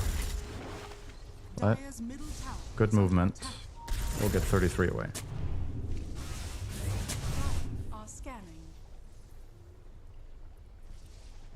So what is a successful Aegis usage here? How many towers? This is not typically a high ground one. Is not me. Gonna jump into the bot lane. TP's likely coming. He's getting completely CC'd though. Gets gusted, gets killed. Okay, that was interesting. He didn't have the information there. He thought he could get a clean opener on the Lich with some backup, but protection was there now. Yotaro will pike his way away. Wait, how does pike work with Lotus? Doesn't double it, apparently. Well, if you're piking the opponent or they're piking you, you're still splitting, right? Yeah, but is not him casting on you as well? So wouldn't it theoretically, should it be a double pike? Oh, so you mean the guy you enemy pike also goes gets farther the away. attacks? Oh, you mean I don't think you travel any further. But I don't know for a fact whether they get the attacks. I think they don't, but could be wrong. You would think they would. Based on how Dota works. I don't know. You never know. It's just a gut feel. I could be wrong about that, though. But yeah, if you pike Timber, it doesn't matter. It's not like he's going to melee attack you from 2k range. All right, there's the pike for Pure, speaking of. And he's about to hit level 18. So this hero is starting to become a potential threat. Starting to become a potential threat. That's not good news for a carry, usually. Oh, you take the tier 2s here, and then I honestly don't think you can really get much more out of it. I think high grounding is still too difficult. Oh, and Yotaro might just get jumped. Okay. Yeah, the Nimbus gets punched. He's already in the river. Gets blocked into the shards, though. They get the dust as well. And the Nightmare's going to give him a little bit of time, but Yotaro, that's life number 1. The rest of Spirit on the way, though. The roll in with the BKB from Lara. Going to focus on the Zeus. Yotaro is going to be able to right-click from afar now. This is going to be punishment on the Tundra side. Zeus is dead. Tusk is next. The BKBs pop galore. Pure able to sidestep the bushwhack. Whitemon trying to buy some time, but it's going to cost him his life at the very least. The Drow does live, but 33. He's the tankiest of them. Can he survive this? Broken for the time being. Already in the trees. They spot him, though. Bushwhack right clicks. Jump in from Collapse, and there's the Doom. That'll finish the job. They get the Earth Spirit eventually, but he's actually pursuing Pure in the enemy base. All right. All right. I very stopped greedy. Watching. Okay. All right. All right. Pure gets a double kill after his team gets wiped.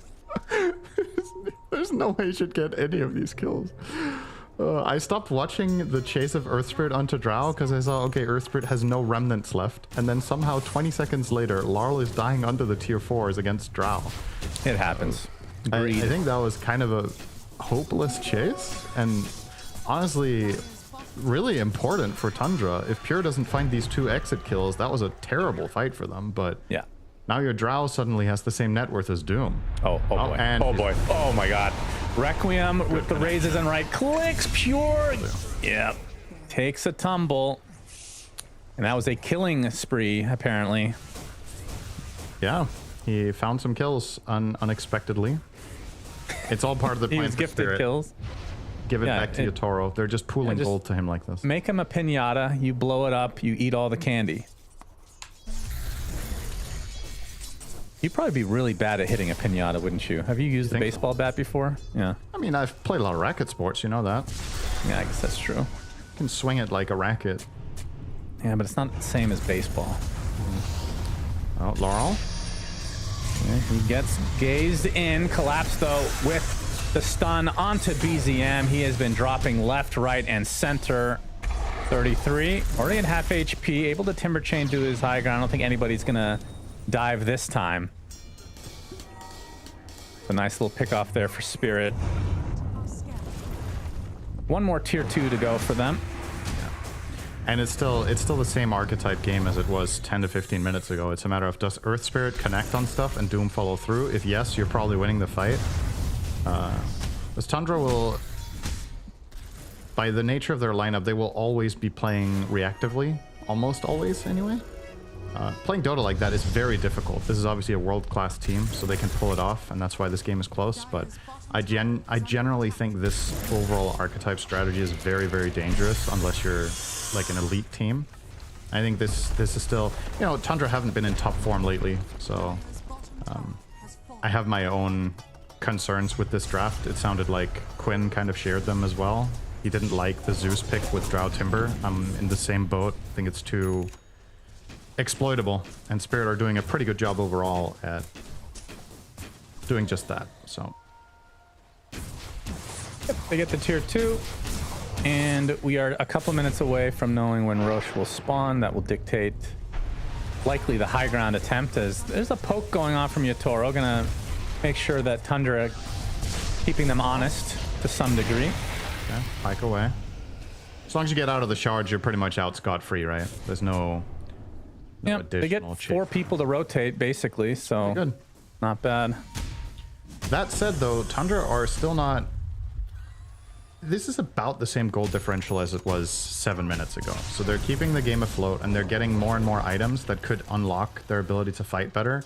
Drow has a Manta now. Timbersaw just got BKB, so he can actually stick on targets, not get perpetually silenced and slept. Zeus is close to Refresher. And I think after that, my big question is, what's your lockdown going to be? Are you going to start buying hexes? There's one queued up on Timber. Is there any world where you can get other versions of lockdown? I'm not seeing an Orchid hero. I'm not really seeing an Abyssal hero. So you probably have to mostly rely on just hexes. I mean, if we've seen a Basher Coddle before, anything's possible. Yeah. And it worked. Radiant's top tower is under attack. He used it for the cast range on ult with Abyssal, right? I don't remember the specifics. As Pure is nightmared into the tier 1. Instant cancel on the grip, though, but the right clicks are likely going to be too much to handle. He goes out to Rue as Collapse kills off Whitemon in the time being. Did he kill a hero in a more or less 1v3 and escape? Effectively. Snowball does hit from Ahri, but Yatoro is there to help clean up. And 33 has to pop the BKB in retreat, but is it going to be enough to actually get away? 33 with the attempted TP. He's fine. Barely. Not even the congregations of the deep can stop that TP. That would be an interesting if a creep had a piercing stun. But like generally the creep sucks. So you only get it for specific situations. What do you think about that? I think that would be interesting. Because if your draft is not... I mean, it would have to be an ancient, first off, right? And it would have to be really hard to connect. The closest we have is the Petrify from the... Yeah, it would be like an Abyssal type where it's melee. Yeah. Yeah, piercing stun. It has to be pretty bad then. It would be pretty bad. It couldn't be if it was an ancient, it would have to be like I don't know. But like for an ancient, that's not that good actually, because most of the time you wouldn't even bother, right? Just specific situations. That very much depends. Yeah, it depends on the stun duration. Yeah. 0.5 seconds. I don't know. It sounds hard to balance. And at the same time, you kind of it is very hard to balance my face. God really tried with that one. And Nimbus is going to be taken out swiftly. They do scout that Roche. I mean, he's going to belch, or maybe he already did. It's almost 25 now. Reset a bit.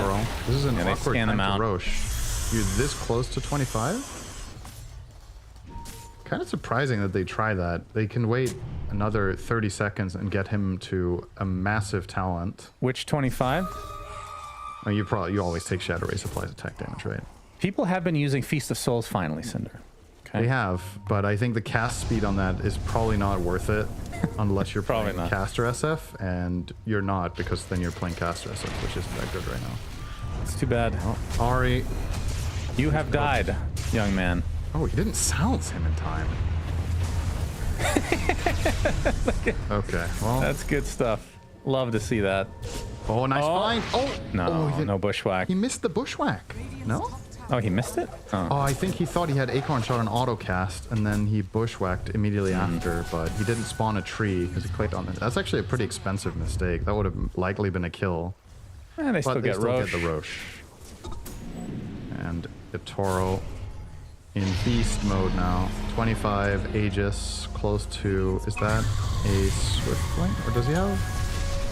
Collapse, gets off the Doom onto BZM. He is surely dead, and now they're going to turn their sights onto Pure instead. Lich ult, not a whole lot of bounces, but they do have the damage to looks like to finally take out Collapse. That was a 9x kill streak, by the way. Laurel into the Roche pit he goes, but there's the right click from Yatoro, just doing work. Pure in the trees, there's nowhere you can go. Wait, he actually gets away? No way.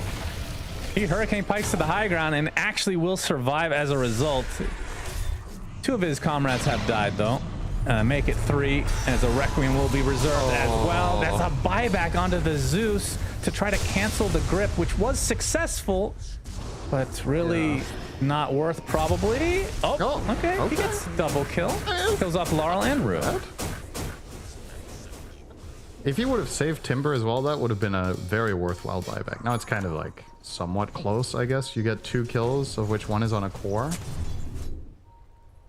But yeah, it's a very scrappy game, and that's just often how it is going to look when you're running these types of lineups.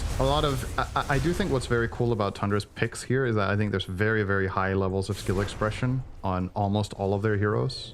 And obviously when you have such incredibly individually skilled players, you're really getting the maximum value out of something like, say, a hero like Tusk, right, as your position for. They are largely staying afloat in the game courtesy of really great individual plays, more so than macro strategy. It's just very good spell casting, kind of keeping things afloat here. Conversely, Spirit have done a very good job. I want to say I think the best thing Spirit have done in this game is how often they get on top of BZM and just negate him completely in the fights. He's been doomed, he's been jumped on by Earth Spirit a lot. Now Rue actually has Ags, so now Zeus doesn't counter him anymore. Oh. You can't Nimbus all 3 of the Banes. That's a mega upgrade. Your only counter hit now is Tusk. Snowball save. And it has to be the right angle. Yeah. Yeah, that's pretty dirty. Still 9k game. Yeah, Gold isn't really shifting. It's not out of reach for Tundra, as 33 now has a sheep stick. Yeah, that's a big improvement. Some ways of catching. Yatoro simultaneously will pick up a Satanic. I think he's going to be very difficult for them to kill during the Aegis time, but once the Aegis is out, catch him with a Hex. You get a couple of clicks from Drow. SF can die very quickly. Drow's almost 25, by the way. Yeah. Coming up here for Pure. Yatoro did opt for the Prophet's Pendulum. We don't talk about neutrals anymore because they've gutted them in general, Synderen. But in this case, gives them some extra survivability. Yeah. The Aztec Sun Amulet, if you will. Very good. Time for Torm. For Spirit. And that is a very quick takedown for SF. Do they still have shards to go? They do. Shard for himself. So that's the old Shadowmire facet as a shard for him. So Raze is now slow. Wow, he has lower CD, which is the cooldown reduction is actually meaningful when you're playing with the 25 talent of Raze right. When would he have purchased this? After his 7th. After 7th items? Yeah. I think so. But it does technically matter if the fights are long enough, because the Razes are a meaningful source of damage for his hero. Well, the other option was it was a 50-50 between him and Laurel for the geomagnetic grip. Yeah, I think the Laurel one would have overall probably been better. Yeah. Now they have the Petrify, though. That's another big one. Oh, yeah, big axe. This is insanely good against Drow. If he gets in and petrifies her and kicks her completely out of position, she's going to be hard to save.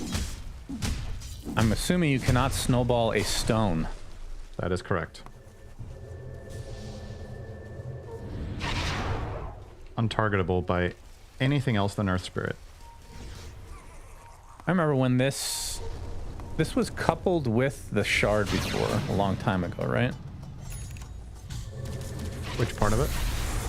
The pull on teammates. I'm trying to remember when it was really broken when you could pull teammates. It was like extremely broken. I mean, the really broken pull teammates was when you could do it with Geomagnetic Grip level 1. Oh yeah, that was just base. Yeah, it was just the base ability. And now it's the shard. And I'm sure the cast range is far worse now as well. I think it's similar when you have the shard. That's pretty far. Yeah, I'm looking at that. What the heck? 1050 is pretty long. But he doesn't have the shard yet, so. One day. Yeah. Pure has Lincoln's, by the way. And Rue's going to spot it, so we can't go for the Fiend's Grip play. In fact, Rue just gets destroyed before he can get anything off. No buyback as well, so that Ag's completely wasted for this fight, at least as Laurel with the Magnetize onto 3 heroes. Already pops the BKB. Tundra looking to try to reset, but the congregations of the deep has collapsed with the Aghanim Scepter on the Doom. Destroys Drow, destroys 33 on the Timber as well. A great counter initiation from Spirit just ends this fight instantly. I believe that was a surprise Ags, if I'm not mistaken. So that Lincoln's not doing anything in that case. Yeah, Pure was counting on it for protection. That's why he played the fight the way that he did, but it was lacking the information, and this is going to be really, really costly. Shadow Fiend pushes stupid fast. Feast of Souls activated for a massive damage and attack speed increase. This is bare minimum 2 sets unless they buy back. Does get control. Double Nimbus. Oh, okay. The kill off Yatoro did cost a buyback onto Pure, who was barely needed for that, honestly. All right, bare minimum 0 sets of racks, but that was your own choice by diving Tusk instead of just taking the free set. Yeah, did not have BKB. Maybe he thought that Prophet's Pendulum would save him. I mean, he didn't have BKB and he didn't have teammates. So he was way too deep in there on his own, and just a lapse in judgment. And that's pretty good news for Tundra, because I think if he doesn't go for that at all and he just plays the racks, he gets minimum mid-set and probably starts on a secondary lane and feels super awkward for Pure to buy back. But when he offers it up like that, yeah, it's a much easier decision to make when the Shadow Fiend presents himself in the tier 4s for you. Doom is already up again for Collapse with the Octarine.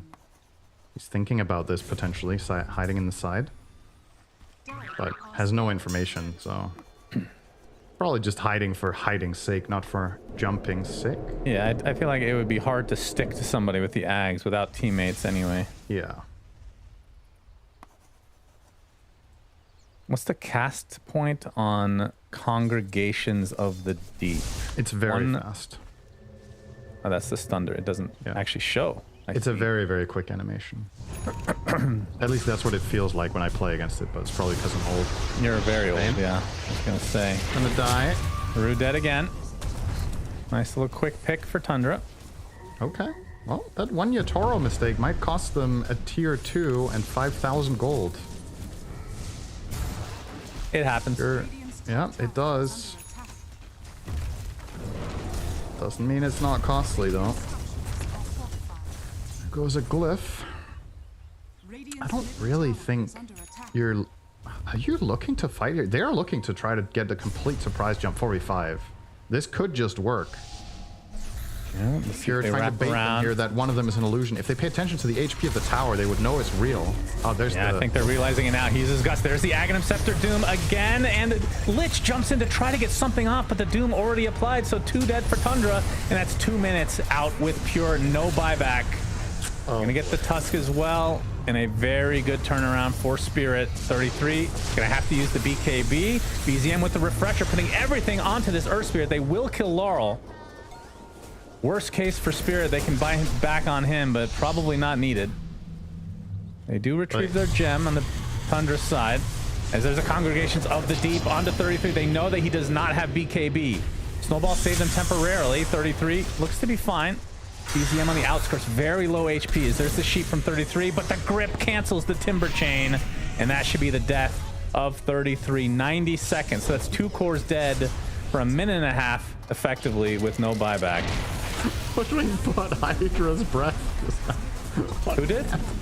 Hoodwink. Hoodwink? Sick. Yep. What the Hoodwink has Hydra's Breath. He's very farmed on Not Wow. Me. He has Blink, Glimmer, Vlad's Hydra's Breath. It's a lot of extra damage against Timbersaw, particularly. Very cool. As it stands Like a turbo now, game. You have a minute, 5v3 if you wanted to buy back your Earth Spirit. Yeah, Yatoro, you can jump in any time into their fountain. Time if to you'd like get to. into those tier 4s, buddy. All right. So they get the second set easily. Roche is up, by the way. That is probably going to be their plan here. 2 sets into Roche. I would love to see the Megas push here. And okay, they will do that instead. All right. Love that. Yatoro has to use his Hurricane Pike to get the other side. And yeah, this is going to be a hard defense for Tundra. 3 versus 4 for the time. Okay, it was very easy. They just used a single Frost Shield, and that dissuaded Spirit from going any further. I think there was a play there to end the game, but they don't know Timber doesn't have buyback. I think if they could have confirmed that somehow, they might have just YOLO dived the base with Earth Spirit plus Blink Doom. But playing it safe, It's not controlling the a map. free Roche, though. Or maybe it is. I don't think Tundra can access this area, to be honest. I guess he can solo it as the Hoodwink TPing in Using to the those bait. outpost. Big grip from very far away, but the snowball save Laurel with the BKB. Be able to take the brunt of this damage as Yatoro jumps in to delete Whitemon. Gem on the deck as well. And now they can go finish Roche as we have a pause. Here. I think the server. Yatoro pausing it for 33 to make sure the lights aren't burning his eyeballs. Well, I'm getting massive packet loss right now, so I think something is amiss with the server itself. Thought that was just me. I love this 25 talent on Earth Spirit. I actually think conceptually it's such a cool idea. And he magnetizes himself. The old one, the magnetize undispellable, had to go. Yeah, that was good. But I think this is a cool way to still let the hero find some true late game potential without being just ridiculous. Wait, does that changes it from... Wait, how does this work exactly? It just treats him as a stone? I thought it always treated him as a stone.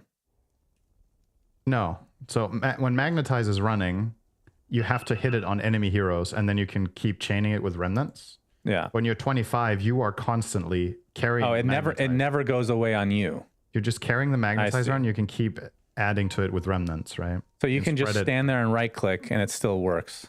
Not that that would be good, but that's interesting. Yeah, it's pretty strong. All right, my packet loss is gone, so I think for the players probably is as well. Just need Not Me with his Hydra's Breath Hoodwink to reconnect. I wonder what the purchase rate of this item is on that hero. Since it was are we introduced. counting turbo games? No.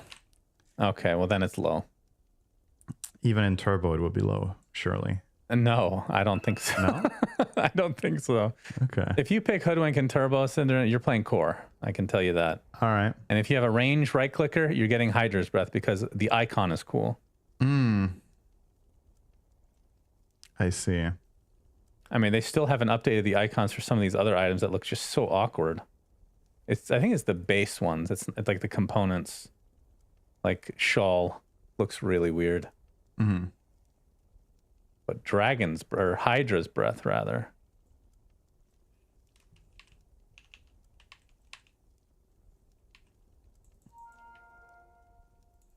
Oh, what's the holdup? What's your favorite neutral in the entire game? Let's say something positive. About neutral items. Yes. Or just something positive in general. No, I said pick your favorite neutral item in the game currently. Yeah. I know you're gonna pick like I'm gonna say a tier 2.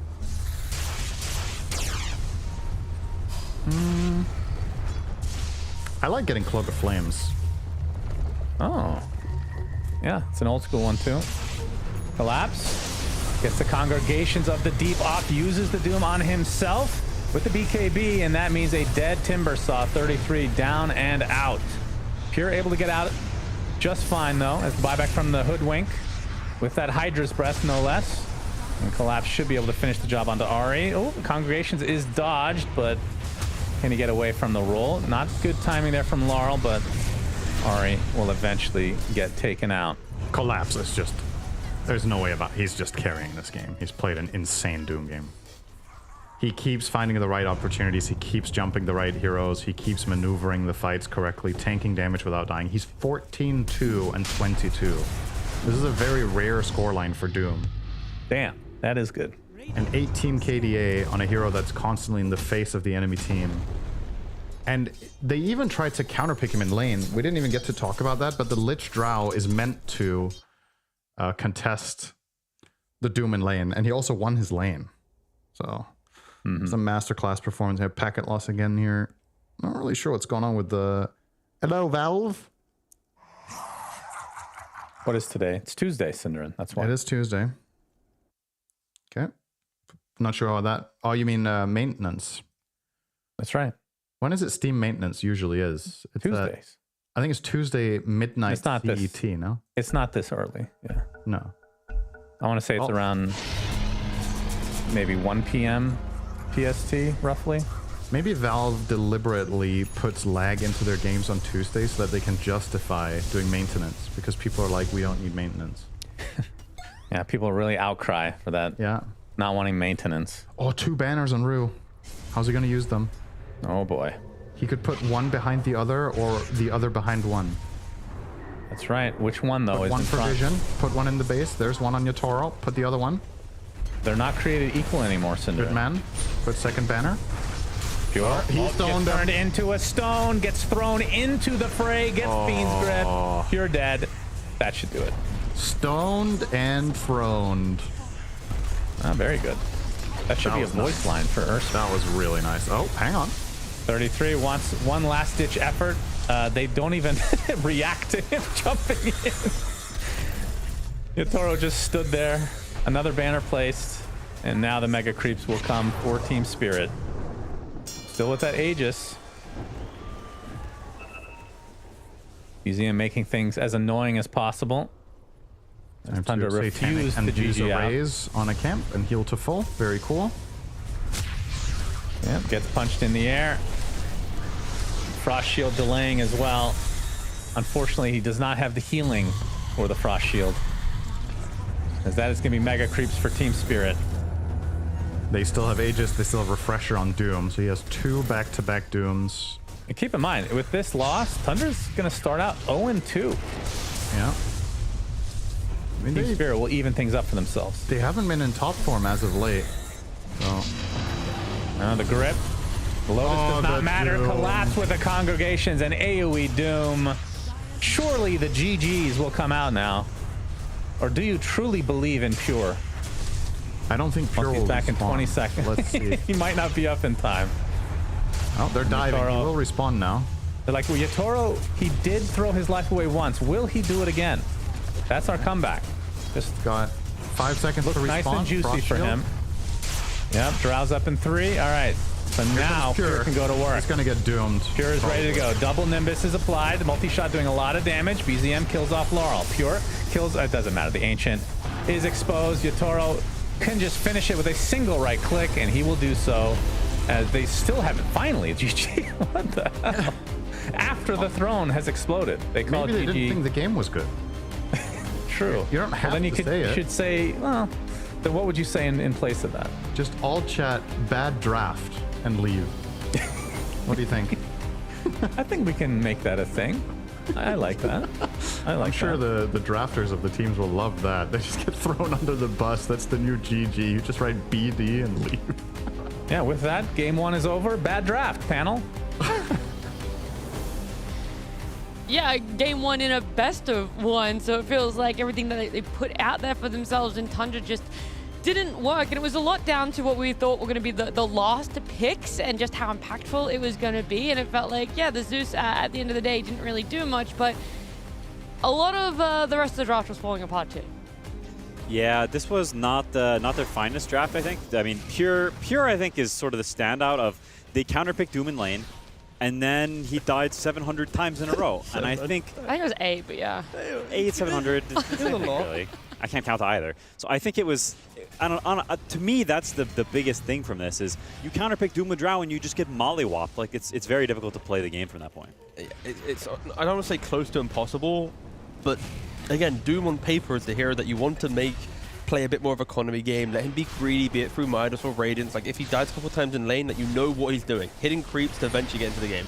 But when he crushes a game like this, every item just suddenly appears in his inventory for free. You're able to do what you want. You know, Lau, his net worth wasn't looking too hot in the early portion of the game, but he was the playmaker. He kind of just ran around the map. He knew his side lanes were going well, so it's like it didn't really matter too much in the grand scheme of it, because you find Drow throughout the entire time, she doesn't have BKB, she's going to die to you, right? Through Magnetize, through Doom. Yeah, I mean, Spirit just played a clean game. I like this combination of heroes. The draft just looks beautiful, right? Like, you look at it and go... Beautiful. Yeah, like, it can play pretty much feels like any matchup. It's one of those drafts where it's like, fair play. I respect it a lot. Yeah, it was very nice, and I love the Earthspirit pick. I think it's super creative. It's not often we see this hero, but they pulled that out at a time where it made a ton of sense. It really fit their draft, and I think that's where Spirit shines, and I think how Spirit differs from Xtreme in a way is that Xtreme, I think, goes full on in on the cool factor, whereas Spirit, they balance their draft having integrity whilst also countering you, and I think Xtreme has a hard time just picking one or the other. Spirit rides a line in the middle that I think makes them, in some ways, just a better version. Yeah, and I think just for the sake of the Dota community, Tundra losing was really important because, of course, BZM was going for the Reddit playbook. Reddit tries to believe that they are often... sits in base with Refresher. Exactly, like throwing out the spells, thinking he's right. We're seeing Reddit posts today in which... Again, Reddit, are wrong. We're seeing the Zeus build. It's being wrong. So Tundra, they tried to use Reddit tech. It didn't work out. Guess what? Reddit often isn't right. You know what? Honestly, they're probably never right. I thought we were going to be wrong. We came into this series, our first one of Tundra, and we're like unexcited, right? We're not excited to, I don't think unexcited is a word. We're not excited to watch Tundra play. They're just a team that has historically been a little slow, a very playbook, a bit boring. But in the first 13 minutes of this game, we get 30 kills, and it feels like, whoa, okay, maybe this is a whole different Tundra. Maybe we were actually wrong, and I'm ready to like take back my words here. No, it then slowed down tremendously. Yeah, they went for the farm game, trying to kind of fix it. They had to do it to some degree. Yes, of course. You talk about the 30 kills, right? Some better draft, second most, right, in the season, 4 kills in a game. So it's at 13 minutes? Yeah. So very cool. Pure as well also hit a good stat with the 6 deaths that he had at 9 minutes, the most that he's had in the season as well. I don't think that's a good stat. He hit a stat. I don't think that's a good one. That's a great stat. What are you on about? That shows the the tenacity of his opponents being able to shut him down, identify the importance of the lane. But yeah, he just fed fucking relentlessly.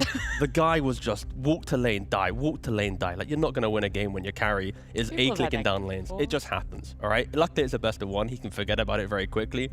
But performances like that they're not going to allow Tundra to win tournaments. So you kind of want to just like hype him up, go, brother, it happens. Let's just go next, because like the lanes were just egregious. Yeah, I mean, there's some period where he's just like running in the woods for, I don't know how long it is, an insanely long time. I think we have it here. He goes off on some mighty quest.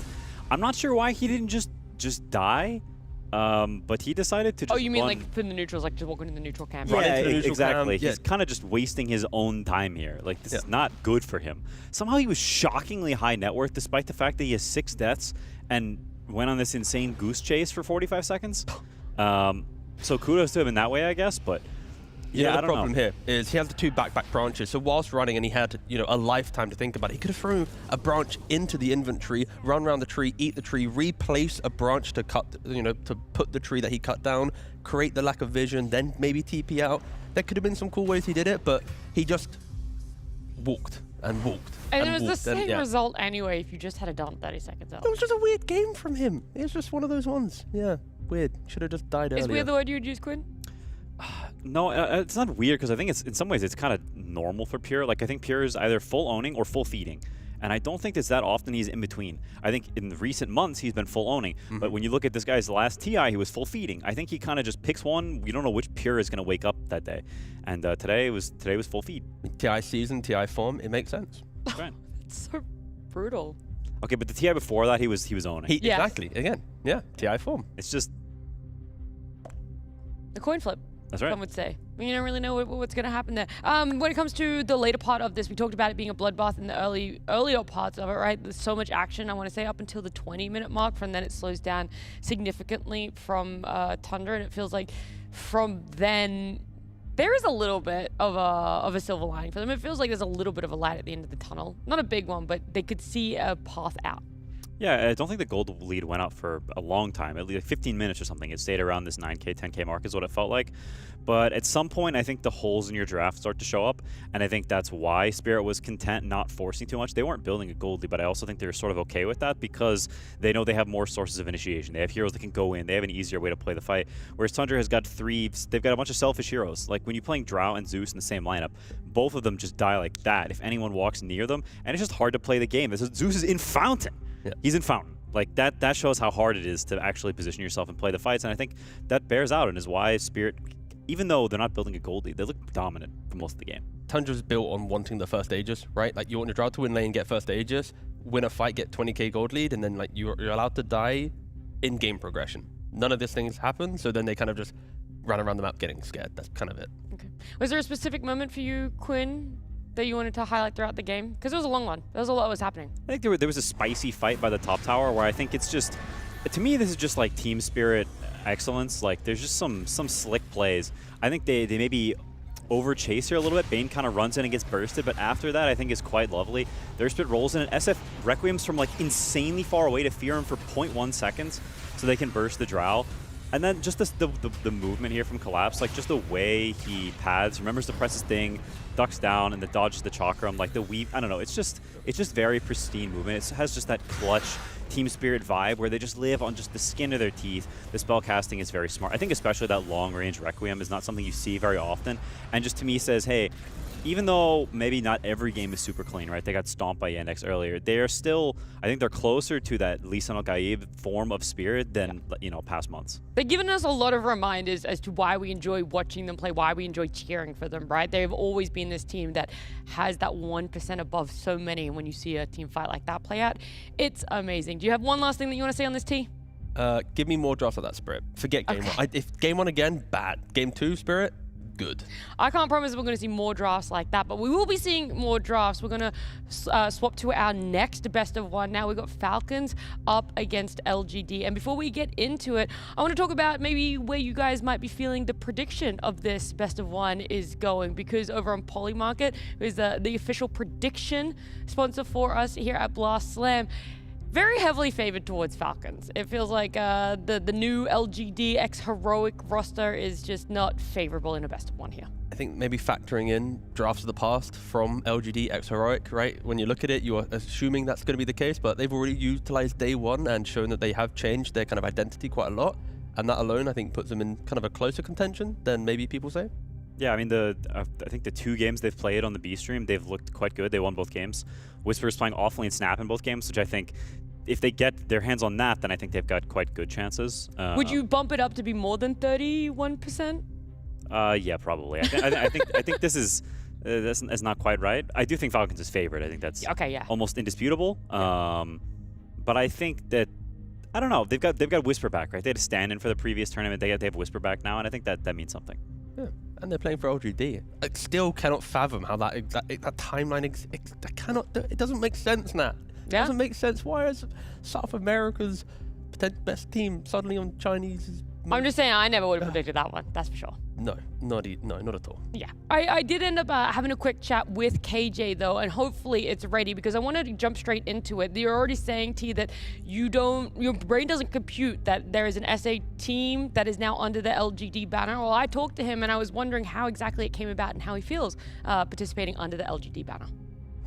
I'm super excited, of course. Like, I think everyone got so hyped because they are like a legendary team, and representing them means a lot.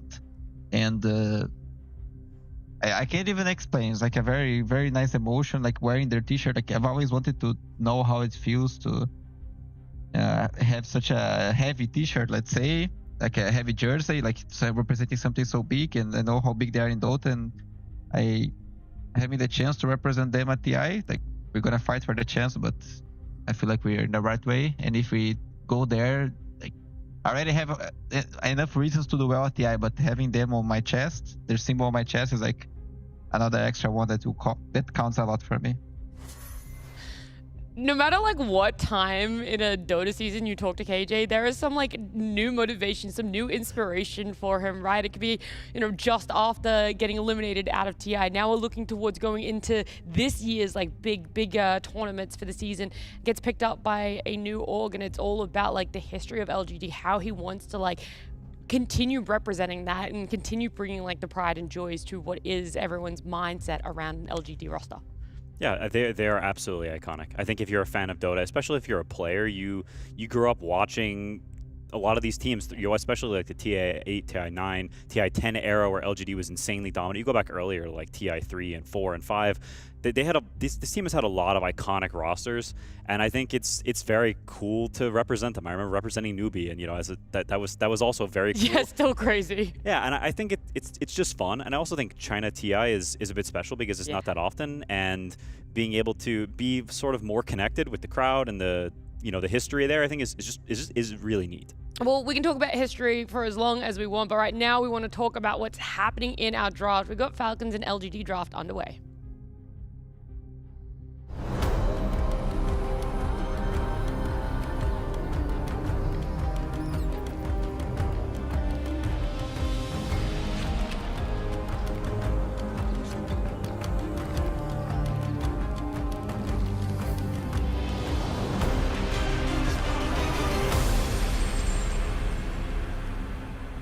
We're going to be seeing our bands very soon. Falcons did the classic, lost their opening best of one, ended up winning their next one against OG. On the side of LGD, though, they won both of theirs so far, if I am looking at that correctly. They've come up against BetBoom and Glyph.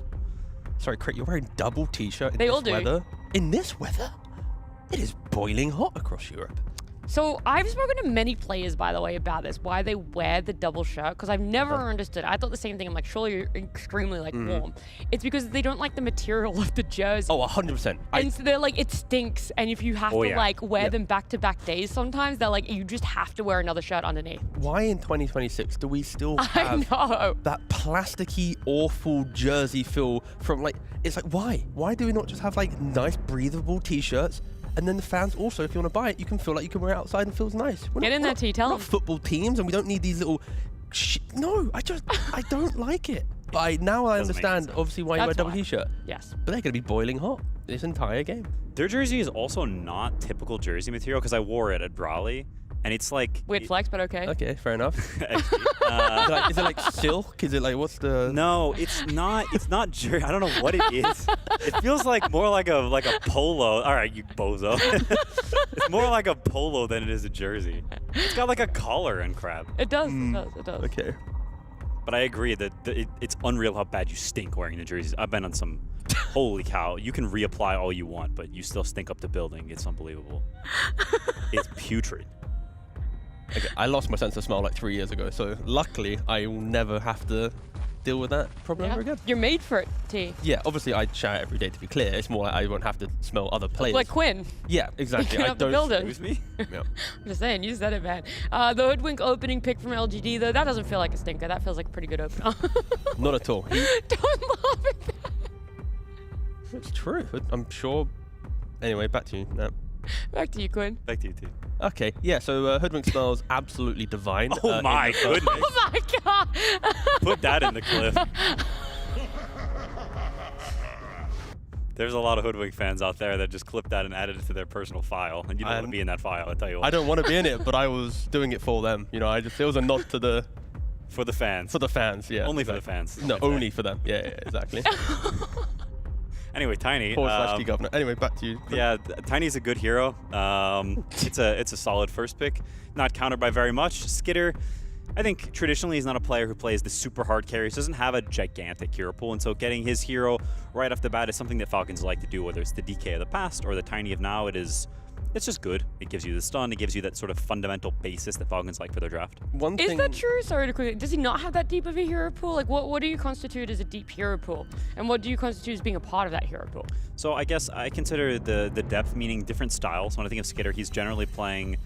he's playing like the go-in guys. He's playing more active carries. He's playing sort of this faster style. Like for instance, if he goes to last pick and it's a good Morphling game, or a good Drow game, or a good Terrorblade game, or Phantom Lancer game, he doesn't really want to play any of these heroes. And so whenever it goes to the later picks, then you're losing some of those options because you've got one dimension of play. Yeah, I mean, looking at his previous hero pool, it's like Lifestealer, Tiny, Luna, Lone Druid, Necrophos, all of them have a way to walk into a fight and then kind of counterplay through some type of tankiness or like itemization or toolkit and going, you know what, you didn't kill me, now let's take the fight around me, right? So it's just how it works. One thing to note though with Tiny is to respect that I feel like his damage can feel lost sometimes when you have Silver Edge and you don't blow up that hero, even though you have a lot of damage. Getting that next hero in play can be quite difficult, and then you kind of feel like you're out of position. I think that's what happened in game 1 against Glyph. Like he'd go to initiate, try and kill a brew, wouldn't kill the brew. Now he's split and you've wasted BKB, right? So I think making sure that you have kill combos for Tiny to play on throughout the entire draft is good. They have the Lion, so they're already walking down this path. No Largo in the position 4 to make your draft feel more disjointed. Like it is simple. Lion, Tiny, get kill. There'll probably be a Snapfire type hero as well to play on, and then you know, Skidder can do whatever he wants. He can just run around the map and find kills. I do think picking Lion right after Tiny is a little bit weird because Tiny already gives you a bunch of catch and then you pick Lion as well. Like it's somewhat redundant. I think with Tiny you tend to want either more team fight or more follow-up if you're thinking about just generally. Now Lion is just sort of a strong hero right now, so people just sort of pick it blanketly as a 4. But I think in terms of synergy, those heroes are not the best because they're a little bit overlapping. Do you think though it opens for a lot more? Because we've talked about it before. If you rely very heavily on one hero being your initiator, or potentially as well as the hero that has to save another core, then it feels like too much is either being relied on for the Tiny or the Lion. And so having that overlapping of stuns isn't the worst for your first 2 picks? Not at all, as long as you respect the rest of your draft, right? Because you have the initiation, so now you need other ways to kind of balance it out with LGD. They showed that they have the Axe, most likely the off lane. So Falcons holding the 5 position in the draft. Now it's like, okay, we see Axe in the off lane. What 5 position can we pick? Do we want to go for like the Witch Doctor 5 with the Tiny to go for kills on the Axe? Like, what approach are you going to go for? But then they go for a Zeus in this pick. It's Zeus 5. Yeah. I hate this garbage. It's so bad. I don't know why KJ plays it. It doesn't make any sense. It's literally like the Griefer strat in pubs. I don't get it. Okay, but the Griefers, why they want to pick it is because, of course, you have pretty good right-click damage, so you are able to trade against certain heroes. If you're against like double melee, you just run after the melee guy, you jump after him, click, click, click, you bolt. Like, it's a lot of nuisance damage, but into the game, you are missing a massive void that your 5 doesn't bring because it is a Zeus. I just don't understand if you're relying on a Zeus for like a right-click damage, why you don't feel more comfortable in a Phoenix that does damage over time, that can do that from a similar distance. We're not going to argue with this. Okay, all right. We are in agreement. I genuinely don't understand. There are Phoenixes and I just didn't know if there was. Nope, there is none of this. It literally is just Zeus is a vibe, and the rest of the heroes that you might mention, Phoenix, whatever. You all agree that there is that. Way more just better. Yeah, it's better. Yeah. Okay. Just had to make sure I wasn't missing something here, like I was misrepresenting Phoenix in my mind. There is also the argument of like a Zeus position 5 will give the vision where you walk towards mid, you bolt, you D-ward, you get to play this like vision game in some way, but you need to have a mentality of like go, go, go, go, go, where it's like we take over the area of the map, we bolt it, we D-ward, we run away, we smoke, we get killed. Like I want to see them have like the most like killer mentality with zero cares to be able to utilize this correctly. If the game slows down, Chen will buy the pipe and Doom will have BKB and then Lime will jump the axe and he can't jump and then the game just gets awkward, right? Like, yeah, it does not feel good then. No. The Chen is interesting to me because Chen is historically very, very good against Hoodwink in lane because you have a ton of armor and you kind of just beat the Hoodwink up on the side. Your trading is imbalanced. But Axe is very good against Chen. So it's one of these heroes where it's very good against one of the heroes in lane, but kind of bad against the other because Chen is on the side. He gets battle hungered, and then the 4 wins the trade. And so I'm not actually sure how this dynamic plays out because Tiny is good in lane, obviously. So there's a lot of sort of mixing and matching here between matchups in this lane. I don't know exactly how it pans out, but I think Falcons probably does because they're the ones who picked it into it, and Snaking is sort of the Chen GOAT right now. For sure. Is it not a matter of like outside of the lane matchups when you break into the early rotations, like a Chen Lion taking their like aggressive positioning at a tower will always feel better than Hoodwink and Zeus? Like you bring the Zoo, like you play around the Doom with a Doom, like a Centaur creep comes through the gate, you stomp, you Doom, you get killed. Like it just feels better for Falcons, and the Zeus now isn't the support. It is going to mid. They do pick up a Bane position 5. I mean, I guess why?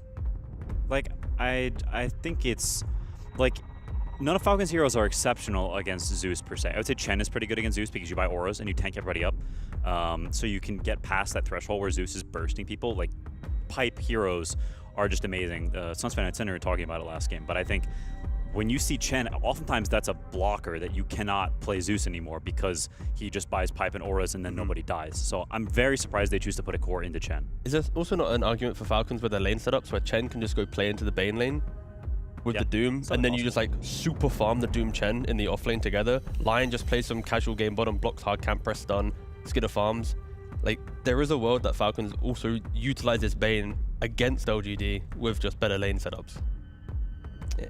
LGD, it just feels like Bane will run down the river with a Nightmare or a Fiend's Grip and call for Zeus to do damage with Hoodwink, maybe throwing a Sharpshooter from a mile away. If he's not doing it, Axe will do it with a Blink Blade Mail. But that's it. Like, their game plan is go find a solo hero, get a kill, run back to each other. That's it. Like, I'm still waiting for like the gotcha pick, like the Yuma carry that goes, that's what they're making space for. All these little pickoffs that they can find in the first 15. It's because of this kind of like big value card. And that is what makes LGD, this roster, like enjoyable to watch. Is like waiting and seeing what is going to be that Yuma last pick, what is going to come out of the pocket where you're just like, okay, bro has to bring out something insane for us to feel comfortable and confident. Is it like a Naga Siren carry type deal where you just keep shoving the map? And yeah, he played it earlier as well. Like, I'm just trying to picture like what is a carry that can keep shoving the waves to open up the pickoff potential, and then on top of that you have a way to just kite back from the sustainability of Chen. Like, oh, he pressed pipe, we can just chill. They press Doom, we can just chill. But then it still makes your draft very awkward, where it's like you're playing on like Bloodthorn damage of a carry that can get Lotused or again dispelled through itemization. Yeah, I also think Naga is pretty bad against Doom. Yeah, with the Radiance build? It's changed over time, but I think that lane is actually quite hard. And in the game, like, you're natural Radiance plus Shiva's Buyer. True. Yeah, I'm not a fan of it. For Naga, for sure. I just have no idea what the carry would be. Like, I also find it fascinating that they decided to pick Bane on 18, meaning they really thought it was so valuable, or that it would get banned, that it was better to pick that than pick the carry. It's Nightstalker carry? Nightstalker. Is Zeus carry Nightstalker mid? I would prefer to see Nightstalker carry than Zeus carry. Zeus carry is a... I mean, I don't know. It is still a pub thing, very much pub thing. I think in PGO Valahia like a month and a bit ago, Bottega, the Yellow Submarine carry, tried to play it in one game. Right. They lost very quickly. It never happened again. But sure. I mean, I also think Nightstalker is very bad against Doom in lane. It's the complete opposite of Jaw Ranger, which also got owned by Doom last game. But you're a melee hero, you're a strength hero, you have high HP, so Infernal Blade is super good against you. Doom can run you down. They've got more follow-up stuns. And it's daytime, right? And I think giving Doom a free start to the game, even when it turns nighttime, I think it might be too late to turn the matchup around. I don't like it. I don't like it. The main thing though for LGD is Falcons' entry to the game.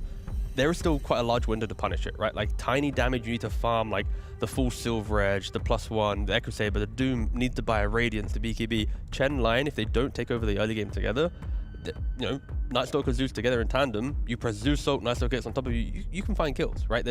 There is a window where there won't be pipes and all these items that I'm mentioning. It's a narrow window, but I am looking at LGD trying to exploit that. Like, try and punish the greed of Falcons. Don't allow them to play this very chill farm game where you blink and suddenly Amar's got like 12k net worth and it's like, well, what do we do now? Like, we are kind of just running into a brick wall. But that type of gameplay doesn't win Dota games nowadays. We look at the 44-minute games, the hour-long games. Like, we are looking at the competitive scaling of teams rather than the old, liquid gaming of the past where it's like, we can win in 20 minutes because we're just better.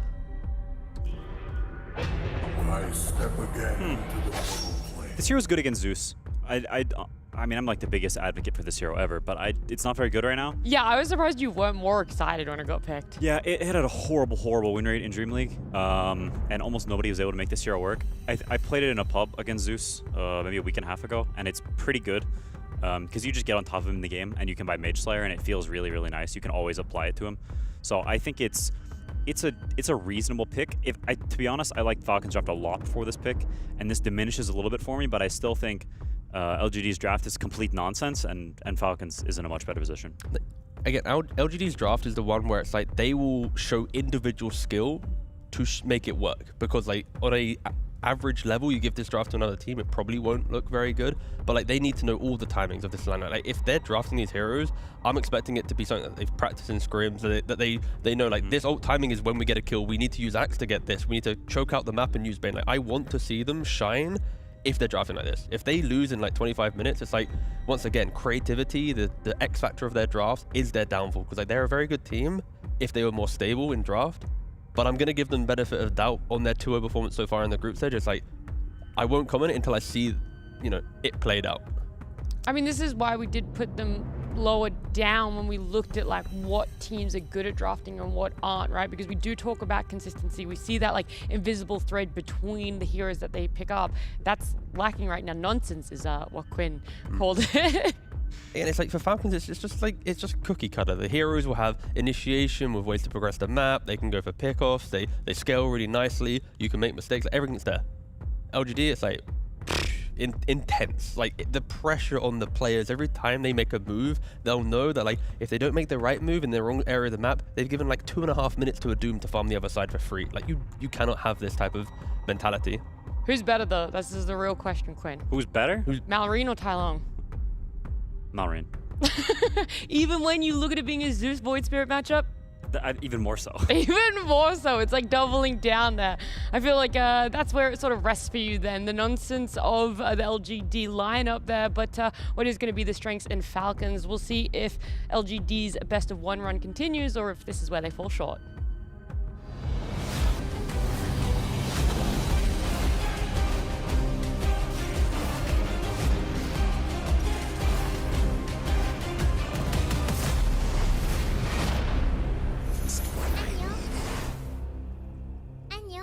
Welcome to LGD versus Falcons. A pause. Is 33 nearby? Can we get some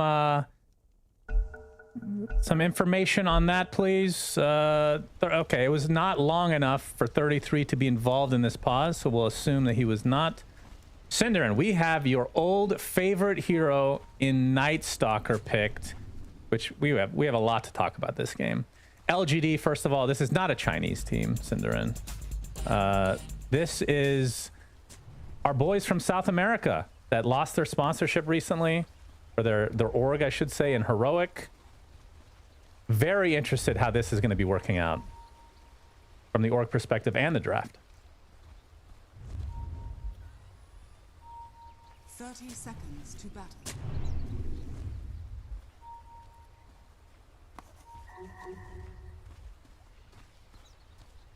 Well, there was LGD int at one point, right? Yeah.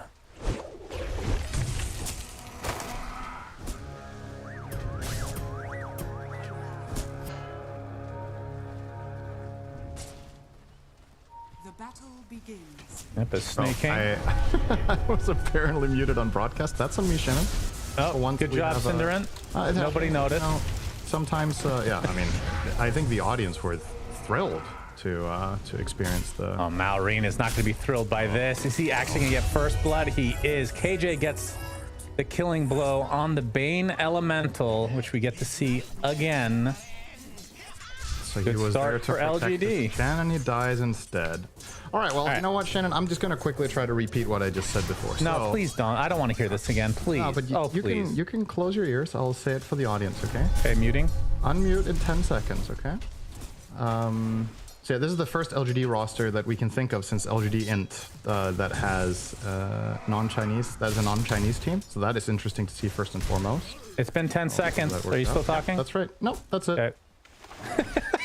Good job, Synderin. Enjoy your game. Yeah, I appreciate it. Yeah. Talk to me. Nope. Well, you're going to have to at some point because this is your boy Night Stalker, Synderin, as a carry. Wow.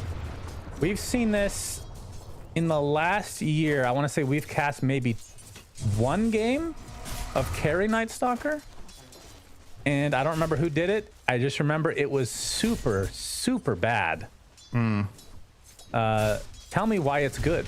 I mean, this hero has changed a lot since back when, you know, way back when. The way the map is played, the amount of farm. And I think one of the issues that Night Stalker a lot of the time has is playing carries that he just doesn't farm fast enough. Compared to, let's say, illusion-based carries or heroes that buy Battle Fury, heroes that buy Maelstrom. Because you don't really like any of those options on NS. Neither of them feels truly good, so I'm curious to see what Yuma is going to do. One thing that has changed that helps NS a ton now is with the introduction of the Midnight Feast, which has a name based on time of day. Currently it's called Afternoon Feast. You're much more stable at daytime in lane. You can CS and heal yourself a decent amount to sustain against something like this Doom Harass. But yeah, I'm still very curious and ready to learn here from Yuma what he thinks is a justification, if nothing else, for last picking this hero for his team. This was not an obvious choice whatsoever. I mean, I'm looking at it from, let's say it's mid-game and you're looking... First of all, Night Stalker has to be the one initiating, it feels like a lot of time. Obviously, you have Axe that can start things, but the Crippling Fear is usually the main reason you pick this as an offlaner, right? Yeah. And it is good against the Void Spirit, which was picked after. It's good against the Lion. Is it good against Tiny, would you say? Because you can't Avatos. I mean, you're not going to burst Tiny a lot of times, though. That's what I'm kind of trying to figure out here is what is this really good against, so it was better than standard Yuma stuff. Like what are they seeing? I personally don't actually think they're picking this against anything. I think they're picking it for themselves only. And it's like, we are running mid Zeus and offlane Axe. We're going to play high tempo. We'll pick a carry that's online fast. I think that's the rationale. And then this, I guess, is just some sort of specialty thing that they have prepared in case they want to play fast games. It's high risk, high reward. I just don't think they win late game. To put it simply, I think the Radiant lineup doesn't win late. Nightmare was onto Amar. TP from Theo, or not able to get the bushwhack though. There were trees everywhere. How did he miss? That's a great question, Cinderella. The Void comes out from Yuma, though, so Amar's still really low. Pops the Lotus, and the Hex should be enough to keep them at bay. As KJ not able to get off one brain sap for the road. Oof. Bit of a miss there. Yeah, in hindsight now, I didn't think that was gonna... It would have been enough for the kill surely there. Yeah, I think they would have been able to run him down. Now, as always with Night Stalker, what we're looking at is what are you going to do from minute 5 to 10? I think that's where the hero separates itself a lot from other options, regardless of role, is that early momentum you can get going. We're approaching the 5th minute. He's rushing phase boots. I would imagine that the way LGD want to play this game is get Zeus level 6 and then play around NS and use the global KJ really deep. Snake King's going to TP in to try to assist his Doom. And KJ... Not bad. Well, yeah, he's going to have to try to deny himself at some point. He's getting quite low. These ones are not the greatest, as Snake King will end up getting the finishing kill. Yeah. Killed by Penitence. Yes. Not very often that last hits a hero, but 50 pure damage. All right, nighttime is upon us, and phase boots are 50 gold away here for Yuma, so that will be the first test here. As the panel mentioned, LGD are currently 2-0, and Falcons are 1-1. And if you do want to not regard something like rock, paper, scissors too much, they actually have played a similar, an identical opponent rather. Amar will bottom lane here probably, unless Penitence on him though. Crit is nearby as well. As they're going to try to turn this around onto Yuma instead. He's getting burned to a crisp. Wow. And that is going to be the death of him, as Tai Lung does get the kill onto Amar eventually thanks to his ult. At the end of the day, it's a 2-for-1 special, and Falcon's going to be pretty happy with that exchange. Crucial there, Amar has the frost creep eaten. That was necessary to kill NS. He could keep running him down. It's a 25% move speed slow. So yeah, perpetually just keeping NS at his own speed. But yeah, LGD and Falcons have both played against Glyph today. Falcons lost and LGD won. It's BO1. Look at this early rotation top lane, by the way. Whisper and Yuma going to team up to try to take out Skeeter on this carry Tiny. They will get him. Very early rotation from Yuma. Level 4 ganking. You don't see that too often on a position 1. KJ getting gone on. Nice Nightmare going to dodge a bit as Tai Lung will take a support for his trouble. So 1-for-1. Is running out of mana. Does have full bottle, but is going to keep getting right-clicked as Yuma connecting. Crit gets off the Hex, but now the Void upon him. Looks like he'll be cleaned up eventually, as Tai Lung will claim him with that double kill now. Yeah, this is the plan here. You're seeing it come to fruition. NS is not a carry; he's a roaming safe laner. A new role. Yeah. Say what you will about LGD, they've always been a creative team. The panel was talking about it, how that's sometimes some of their greatest moments and sometimes complete flops. Oh, KJ trying, but the Nightmare can wake Chen up, or the creep can wake him up from Nightmare, and he will protect. Top lane though, triple teaming Skeeter again. Yuma is relentless, gonna dodge the avalanche, can still catch up quite easily. No TP support, so this is gonna be a kill going the way of LGD yet again. First dunk of the game for Whisper as well. This is honestly so weird and so fun to watch. It's awesome. I can't remember the last time I've seen a carry leave its lane for like 3 minutes. I mean, Heroic are one of the, or LGD rather, one of the most fun teams to watch. Yeah, for sure. Regardless of win or lose. But it's still, like, for now, this is keeping them afloat. We're 8 minutes in. It's obviously very early on in the game. I'm just thinking about the bigger picture. Is this a winning strategy, or is it just cool? You know, because, like, yes, NS just executed a couple of kills, but he's 6th on net worth. Oh, find another jumping one. in, Boy Spirit. Mallory wanted that rune. Will be denied by his own teammate. Put silence for a while. Mallory will end up living and getting a kill. So 1-for-1 supports. And Yuma, very tanky. And very aggressive during this nighttime, which another minute 40 to go. He's a level and a half behind Doom now. Yeah, that's the cost. I mean, as good as this looks, I don't think it's good. That's my problem here.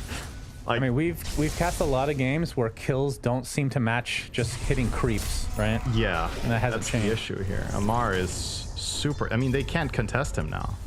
He's level 7. He's just diving Night Stalker at nighttime. And the problem is you're getting these kills and the gold looks okay, but who is going to carry the game? Yeah. Itemizing against Zeus late game is very straightforward. You get pipe, you get BKBs, you get health pool. Night Stalker has to do right-click damage because nobody else in the team is going to do that, so he has to scale. And he is slow to crawl by losing his lane and then roaming one.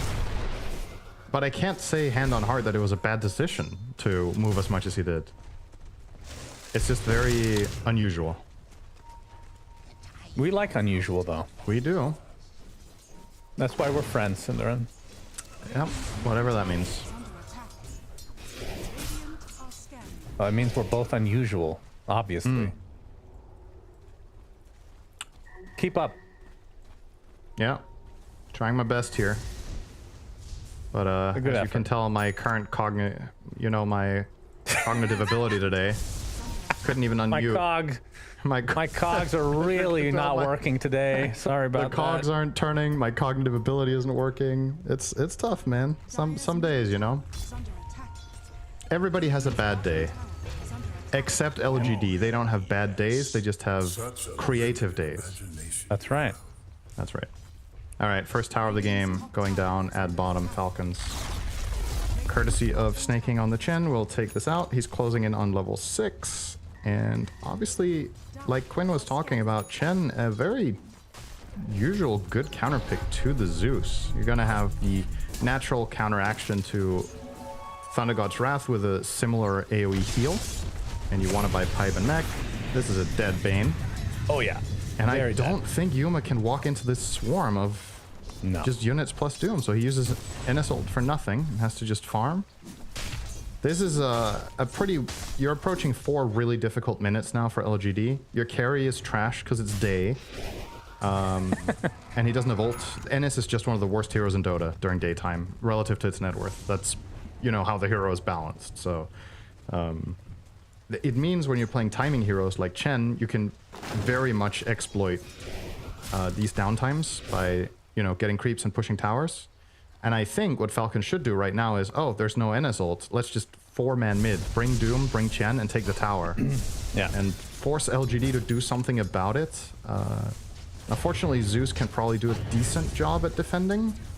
But if Chen brings everything to the table, I don't know if the tower is going to stand very long. And you have to be worried about getting doomed, obviously, if Amar does that. But knowing Amar, he's probably just going to live down bottom for the next 10 minutes and get nice. It's Radiance. He's got to get that Radiance and be the carry. Skeeter is just a mirage. Oh, there's not a the real game carry. as well. He's also farming. Yeah. He's doing his best. Yeah, 3-level advantage between Yuma and Amar. So let's look at this from heroic, LGD's perspective. This is going to take some time to get used to. They were heroic for quite a while. You okay, Cinderin? What can you do in the next nighttime? Okay. Cinderin has lagged out for me. NS is going to have... Thanks a lot, Echo Cinderin. Saber. Really great co-caster we have here. Zeus will have Shard. As a Blade Mail is picked up. Maybe a Blink. For Mr. Whisper, going to be using it to kill off the Ancient. Oh, you're back, Cinderin. Hi. Hello? Hello? What's going on? Was that you or me? I mean, it couldn't have been me. I don't know. Really. I didn't have any issues. You just stopped talking. Oh, yeah? You must have been thrilled.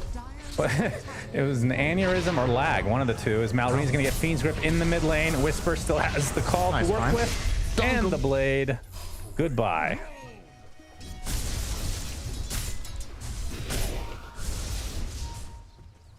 Well, what I was saying was, in case that didn't go out. Oh, boy. Yuma. Oh, boy. Doom is applied. He gets the Nightmare. Might be able to walk it off. He's fine. He's fine. Nice Nightmare. I really didn't think they could save him there. Okay. And Whisper trying to close the gap. Amar is very quick. Can get voided. Crit. Nice. With the Impale to slow things down. And Yuma, his ult is running out now pretty shortly. Crippling Fear onto Amar. You're going to be able to clean him up, or at the very least take out the Chen. Good call. Whisper should be able to finish the job here, and LGD turning things around nicely. They get 2, make it 3. Double kill for Tai Long. Malreen a little bit late to the party because of his previous death. And getting some much needed kills on the side of LGD. You love to see that. That's Nightmare gave them a save and 3 kills, effectively. If Night Stalker dies, they can't chase because they don't have the vision. All of that, a nice defensive play from King Jungles. And I thought NS was dead for sure when he got doomed, but he found a nice Nightmare and then he could fly across. And I was going to make the point that the next nighttime is so crucial for LGD to see where they're at in the game. But with these couple of kills, it's a lot more easy to be optimistic. Nice pushback from Theola Core will get out here. Cinderin, have to remind you that Polymarket is the official prediction market of Blast Slam. So go to polymarket.com to live trade the game. You can continue talking now. Sorry about that, Cinderin. No, I was just gonna say, what would you trade? What would you trade here? For what? I don't know. As leverage? Leverage for what exactly? Yeah, you're would you making trade the scenario here. Carry for Tiny Carry? I would. But they couldn't do that. Tiny was already picked. Imagine that though in drafting. The draft is over and the teams can agree to swap a hero if they both want. No, this would be like a Midas mode thing where halfway through the game you spend like 80% of your net worth to become a different hero. How often would that happen? Probably on supports a lot. Probably not. Or never.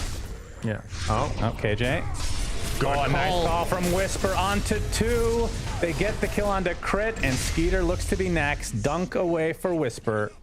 Beautiful There's setup. Nighttime. Come to think of it, this might be specifically a team-to-team tailored strategy by LGD, right? Because they've played against Falcons a decent amount, and they know what Falcons do best is splitting the map and farming a lot, and playing for the late game. So they might have gone into this game today just saying, we're going to play high pace, and we'll pick whatever allows us to do that. Right. And well, they're bringing it. Next one. They are. Chopped down. Whisper has a Spirit Vessel applied. Oh, the call onto 2. Oh my goodness, how did he get that? Triple kill for Whisper. He's going to pay the price, but Amar falls shortly after, right after buying the Radiance, in fact. So a 4-for-1. My goodness. Whisper setting up everything, and Skeeter, he's going to get hounded under the tier 2. Yuma still has a little bit left, but they're not going to go for this, it seems. That one's not happening, but more than good enough. Yeah, I had my Astral concerns. step into the call? I think he did. That was super unlucky for Malreen. Yeah, the timing of that was pretty much perfect. But yeah, I had my concerns. I felt like LGD weren't getting enough done in the early game, but these last few minutes connecting countless calls and really leveraging the strength of Zeus at this point in time. And I wonder from Falcons' perspective, like, how do you combat this? The daytimes are relatively easy to play, but these night times are terrifying. Anywhere you're going to split farm, you could just get jumped by NS plus X and a Zeus ult and you just die. Couple that with an incoming Nimbus in, I want to say, about 1 minute. Tai Lung is going to have that. He's super farmed on this mid Zeus. It's all coming together. Where you at now, Quinn? Zeus hater. Well, he did think it was a KJ Zeus, to be fair. Well, he also thought it was bad mid, I think, for the game. Oh, that's it. Or rather, I think he thought the lane was going to be okay, but he wasn't a... You know, I think we should just put words in his mouth. I think he thought it was terrible. Quinn hates LGD, both the organization and the team itself. Yeah, I don't know why. Zeus. And Zeus, man, just a lot of hate in his heart. Yeah. See a smoke now from honestly, LGD. Would you ever listen to the opinion of somebody who thinks Husgar is a good design? I think Husgar is a good design. Oh, yeah. I mean, you know?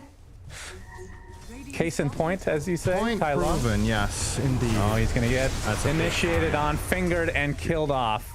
The rest of LGD a little bit out of position. They might This is still not want over to yet, fight, though. Harpoon into the silence. Amar not going to get bushwhacked to the tree, but the Fiend's Grip will hold him in place, and the call, or the dunk rather, from Whisper finishes the job. A lot of dunks for Whisper early on, as Crit looks to be another recipient of that double kill for the Axe. He's got 6 Calling Blade stacks now. 9 armor. Usually you have to pay for that stuff. This guy gets it for free. What's not to love? Yeah, but he's no Clockwork. He can't eat chain mails. Yeah, that's right.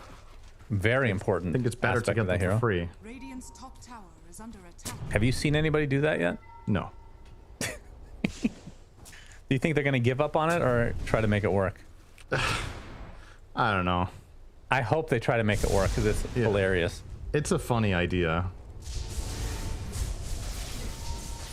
Imagine any carry could do that, how popular it would be. It's specifically because it's clock. Being able to just buy armor late game would be insane on a lot of heroes. Yeah. Without having slots, that is, everybody can buy armor. I'm glad you didn't correct that. I wasn't really listening. Yeah, that's fair. Makes sense. All right, we're going to kill off Chen's entire army with Ennis and Hoodwink here. So unfortunate for Sneh. He's going to have to go hunting again. And there's the Ags on Zeus. So a big power spike reached now for LGD. They're also getting level 15 on Zeus. So that's an extra 15, or excuse me, level 15 talent for 75 damage on Thunder God's Wrath. So it's up to 550. And Quinn was talking about the pipe on Chen. Well, he went drum first, and now he's going mech. That pipe will be very late at this rate. So LGD are hungry for a fight now. Daytime's going to kick in. This will be very unexpected for Falcons. They're like, oh, finally it's day, but guess what? They're going to flank them immediately with Ennis. They don't know that he has an ult that turns it to night, it seems. A smoke versus smoke. And there's a scout out from the Zeus ult. The initiation from Whisper. Already one dunk for the road. Hand of Gaben is placed. It's not enough to save the Chen, though. Double kill for Whisper. And now they're collapsing in onto Falcons. As Malrine trying to take out KJ, but the bushwhack onto 2 is going to slow them down. The grip as well going to slow it a bit. Will cost him his life eventually. Can they reinitiate? Can they continue on this? As Skeeter's getting chased by Whisper. Are they not have detection? Battle Hunger is applied to him. Has the Shadow Blade in the cover. And in the trees will be fine. Wow. And now it's daytime, so Yuma's like, oh shit, I'm not a hero anymore. Harpoon, that's right. TP. Out they go. That would have been amazing for LGD if they got the tiny kill, but no detection left. Means Skitter can barely get out of that one with Shadow Blade. Don't think they're going to make that mistake again. And yeah, indeed, they have dust on 4 heroes now. And Zeus obviously doesn't need it. So, highly unlikely that Skitter will be able to play his way out of another situation. But when all is said and done, they will get the Tormentor. LGD used everything there. And it's daytime. This is a very bad Torment lineup. But, oh, they used Finger of Death on it too. Yeah, that's really big. want it. And now Snake melee still dies. All right, fine. Oh, I didn't even notice. He gets the shard now, so he can He's take so an far away. ancient. Look at his dead body. That's so far. Yep. Probably wouldn't have died if Crit didn't surprise him with the finger damage. True. What do you take as an ancient here? He has one ancient creep he can access. If he can choose, I guess Golem? Probably. Golem is never bad, right? And you could also get a Black Dragon in split push, because you're kind of struggling with the issue of getting jumped all the time. Speaking of, Armor's not going to do too much. Nice find from Whisper. That should be a done deal. Just a matter of time. Oh, he'll Doom. Actually uses Doom. Okay. He's going to be fine, I would think. Yeah, he's definitely fine. Dodge a bit of damage with Nightmare as well. There we go. He actually needed the Nightmare, looked like. Wow. I think he would have been also... close. It was close. I think they might have dodged one tick of damage, and I think he had 2 in him. So, close call. Can understand why Amar tried it, but... Effectively, this means Doom is now on cooldown, and you have NS ulti, so this is a very good time to strike for LGD if they could find the opportunity to do so.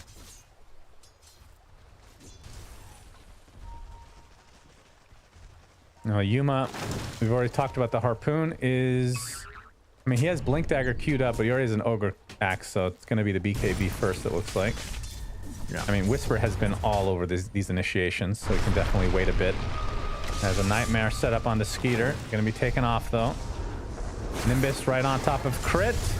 Bane is going to sacrifice his life, but Whisper gets a beautiful call onto 2 again as Crit taken out by the Thunder God's Wrath. Skeeter with double Battle Hunger, slowed dramatically. We'll be able to walk away, though. They see him, maybe. NS does have vision here. Oh, that was the mech, by the way, on the Courier. Well, that's unfortunate. Might actually... No, won't need it. They're back in their base, but you can see they're very much being forced out of their side of the map, which is a good sign for LGD. The trade-off isn't the best in the world, and Amar does get his BKB now finally picked up. Looking at how the game has gone so far, as you mentioned, Whisper's had an insane game. He's 12-1-6 on the Axe. I want to say Axe is one of those heroes where when you have this scoreline, I think going down the stretch, this hero has one of the lowest win rates for a beyond godlike hero at 20 minutes. It can very quickly turn around on you, so you have to keep the momentum going and not have like... If you have 1 or 2 bad jumps, you can just lose insane amounts of momentum compared to other offlaners. So this is definitely good enough for now, but they are not in a dominant position currently. It's still a very even game. Radiant's middle tower is under attack. Now it's the mid tower. I'm surprised it took them 25 minutes to get this. Yeah, with Amar. the 10, they're not gonna get it for free though. Initiation from Whisper again. Amar has to pop the BKB. Trying to go on top of Whisper, gets off the Doom, but the rest of the team is nearby. Amar trying to finish the job. It looks like he might be able to get the tick damage, but it'll still be a 1-for-1. That is an unstoppable streak put to an end as KJ Avatos to death. I think that's pretty good for Falcons. They get the mid tower, they end the streak on X, they kill the Bane. In a pretty decent position here in the Radiant jungle for now. Man, Tai Lung is insanely farmed. What the hell? Kaya, Ags, and about to finish Refresher already at 25 minutes. What the hell? This is what I thought BZM should have done last game. I don't really get the Kayayasha upgrade because I think you're just delaying this exact timing way too much. This is when Zeus is ridiculous. It's when he gets Ags Refresher at like 25, 27 minutes, something like this, instead of 30 plus. And, well, we're there. There comes Refresher, level 18. I mean, surely this is go time, right? You got to smoke up when you get BKB and 200 gold for Yuma. That's probably what they wait for. Then you're going. Without a doubt. Oh, he's trying to get a crit snack here. That'll be his BKB. Yep. Nimbus. Nice and easy with the ward they had down there. Crit is now going to know there's vision, but don't think Falcons are likely to come back there in the next 5 minutes. So yeah, Refresher, BKB for Yuma, and Whisper doesn't have a new item coming in. I mean, could get the Yasha or the Kaya. Yeah. Wouldn't say huge power spike for him, but certainly nice. And Snake King Gonna get Sharpshooter. The Olakor might pay the price. They actually do take out Snake King thanks to Tai Lung's long-range damage. And now Yuma and company have arrived, and there's the Harpoon again onto crit. These supports are food for the Night Stalker at this point of the game. There's just something about Venn diagrams with Nimbus.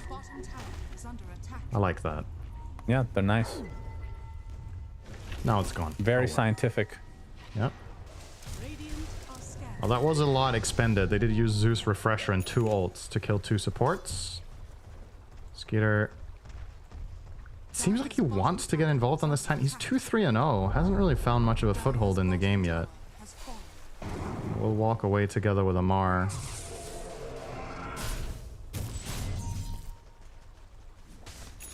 And we haven't really talked about Amar too much, but obviously the Radiance has been there for quite a while with the BKB. It's going SNY for status resist against the call, I assume is the main reasoning.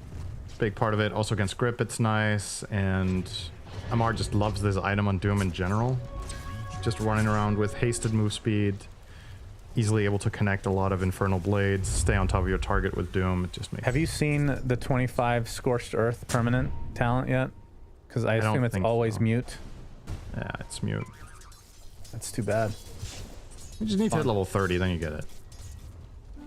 Children. Well, it is Falcons, so definitely in... Yeah, could happen. It's a potential. They've played some 100-minute games recently. Mar with the shield rune leading the way. And this is during nighttime. LGD are in really good formation right now with this ward on the high ground. They're clearly aware that Falcons are trying to do something here. If they walk into this ward vision, this could be really, really bad for them. The shield rune definitely helps, but no, they're going to go for Roche instead. Smoke up. Yeah, this is scary against an axe, I have to say. And a Zeus. Gonna see the Nimbus is gonna be used on the crit, who's on the wrong side of the river. There's the call. Sharpshooter as well. Even-handed Gaben is not enough to save poor Malrine. And just like that, it's a 2 for nothing. And Yuma might be able to find more. Snake King, it looks like they actually want to fight here. Yuma's gonna pop the BKB and the ult, gonna force out Tiny, and now the isolation onto Amar. Gonna focus down the supports first, though, as Snake King will be right-click into Oblivion. So a 3 for nothing, and I'll call into the Ancients as well. So extra spins for the road as Skeeter gets chopped down. 4 for nothing. LGD owning hard, and now they can go for Roche. Yeah. They're making Quinn look like a fool with his Zeus just owning it up. You just can't stop thinking about Quinn, huh? Zeus hater. Yeah, I mean, he lives rent-free in my head ever since he said he thinks Huskar is good design. I was very disappointed. I thought he was going to say something like with Pango, you know, when he's like, yeah, the hero's stupid, I picked it to win tournaments. But with Huskar, he genuinely enjoys it. You think Lion is a good design. It's literally taking 3 abilities from other heroes. How is that a good design? No, they stole it from him. That's not his fault. Yeah, okay. Lion was first. Yeah. Keep saying that. Keep saying Lion that. was first. The OG. Garbage. Yep. Big swing, though. 4 kills in a Roche. Was Lion in before Lina? I don't think so. I doubt that. I'm not sure. I really doubt that. Well, they share... Definitely before Nyx. Share one spell. He was in before Nyx. And then Shadow Shaman? That could be He was also close. in before Shadow Shaman, I think. You sure about that, Cinderin? Yeah. You willing to bet on that? I'm not At sure. polymarket.com, Cinderin? You ready to bet on that? Are you willing to actually check it so we get an answer? No. So I don't even know where I would check it. Because I'm not going to look it up either. Yeah, that's how I win my arguments, is just knowing that the other person isn't going to bother checking. Win it by war of attrition. It's the American way. You know? Strategy for this.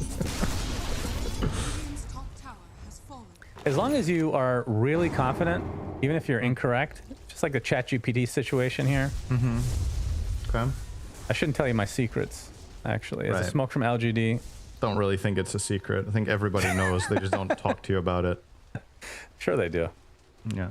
It's part of my charm. Whisper looking for an opening. Good split from Falcons, though. Yeah, they seem to be very aware that this is happening. If he goes to the camp... Well, fortunately for Malrine, Skeeter is farming this. Otherwise, he might have actually been caught there. And Whisper probably can kill Void Spirit in a blink call with double Zeus ult, double Nimbus. Amar is going to be spotted. Double TP, so Amar in some trouble. Nimbus keeping him at bay. He wants to chase the Zeus, but he will be called instead. Gets off his ult. Doing a lot of damage, actually. He's actually going to get this kill onto Axe. He's going to die. Enough? Yeah, it is. Wow. True. I didn't realize that Axe had taken... Yeah, that's really weird. To be fair, he does have 14 kills. Need to protect your boy. And Axe is... Now that's a good design. Yeah. We love that. Love it. Compare Lion to Axe. Like, come on. It's not even close, brother. Yeah, they're very different heroes. Range. Pop the BKB to run away. The chop from Whisper onto crit. Seems to be the recipient time and time again. Nice Nimbus showing off 2 heroes in retreat mode for Falcons. Yuma, with that Spirit Vessel applied, is going to use the Harpoon onto Mallory with the BKB to keep him at bay. And Tai Lung gets the kill from afar as Whisper still dominating. Killing off Snake King. And another 0 for 4. I just love when teams get creative like this and it works. I'm getting ahead of myself. This game is obviously not over, but you can really see the idea. They can't hit buildings. That's really the main weakness. Yeah, they don't push very well, but you can see the idea of what they're trying to do with their combination of heroes, and you can see why they're doing it to this specific team. Because Falcons are a lot of the time very slow and very greedy, farming all 3 lanes at once on cores. And they're just saying, you know what? When it's time to fight, we will always know where you are. We will always get the initiation, and we have burst, and you're just gonna die. And it's starting to become tricky for Falcons to itemize their way out of this now that we're 10k down, because we were talking about Pipe and Mech against Zeus, which would be nice, and they have that now.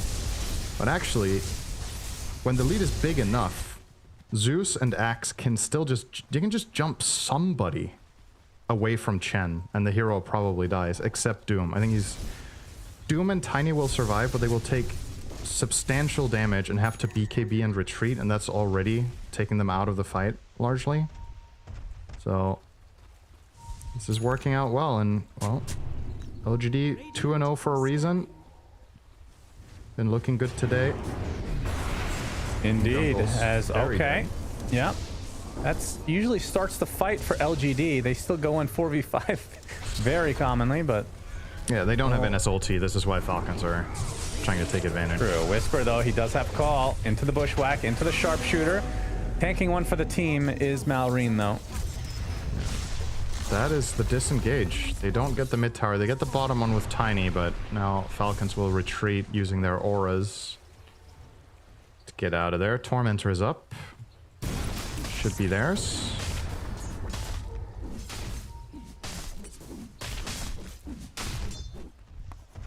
So Yuma, now that he's got the Blink BKB, is...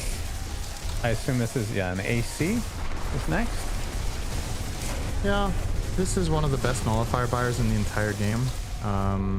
Surprised he bought the recipe first. Very interesting. I guess he doesn't think there's anything to get nullifier for, so... Just hasn't opted for it. Did he buy the recipe like as he was dying or something? Might have been a convenience thing with his net worth and just buying it to send the courier out and then keeping it out. But he's not keeping the courier out, so I don't really know. Does seem a little bit odd.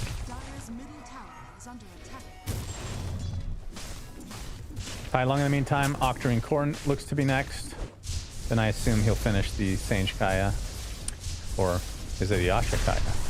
I think this would be a nice game compared to the last game that we just saw from Not Me on the Hoodwink. I think this would be a really nice game for the Hydra's Breath build with the Yola Core. Playing against Tiny and Doom. I think that could be kind of cool, but looks like he's going more traditional style with just full support utility items, including Lincolns. Against Doom makes sense too. Gotta pick what's more important. I have slight damage concerns down the stretch for LGD. If Zeus gets jumped, I don't really know if you can kill these beefy boys anymore. I think Zeus has to do the brunt of the damage for pretty much the entire game. NS doesn't ever really get there, I think. Let's see though. Yuma gonna break and immediately onto Snake. Yeah, pops the BKB. Snake King very tanky, but there's the call from Whisper with a bunch of creeps nearby, so he takes a quick tumble. Now the pipe has run out. LGD would love to re-engage. Skeeter takes a battle hunger. As Crit looks to be, once he's found here, surely. Oh, he canceled his own TP. Okay, I thought the Bushwhack already came out. Got a little too excited, Synderen. Sorry about that. My apologies. Okay. Really apologize for that. As Doom applied to Axe in the meantime. So he's No way he take jukes away from from here. this. He's still dead. Okay. He's still dead. I didn't realize he was still chasing, but not worth it for Whisper. That's another killing spree ended. The grip instantly canceled thanks to Malorine's silence. Has that Aghanim Scepter in tow. Yuma wants to still fight apparently despite not having the axe. KJ is dead. Theolacore on the run in the trees. Will be spotted, tossed up, killed off. Yuma, does he still want to fight? Tyler's going to pop the refresher and do as much damage as possible. It is not nearly enough. And now Yuma's stuck in a precarious spot. Has to pop the crippling fear in an escape mechanism, trying to get to the high ground. Harpoons to the tree. He's getting chased, burns away, and now Tai Lung has to pop his newly picked up BKB. He lives as a result, but that was a disaster for LGD. All it takes is one fight, and now Falcons in a very good spot. I mean, look at Amar's item build against Zeus. He has Consecrated Wraps for Magic Resist, then he has a Dandelion Amulet, and a BKB, and the Auras of Chen.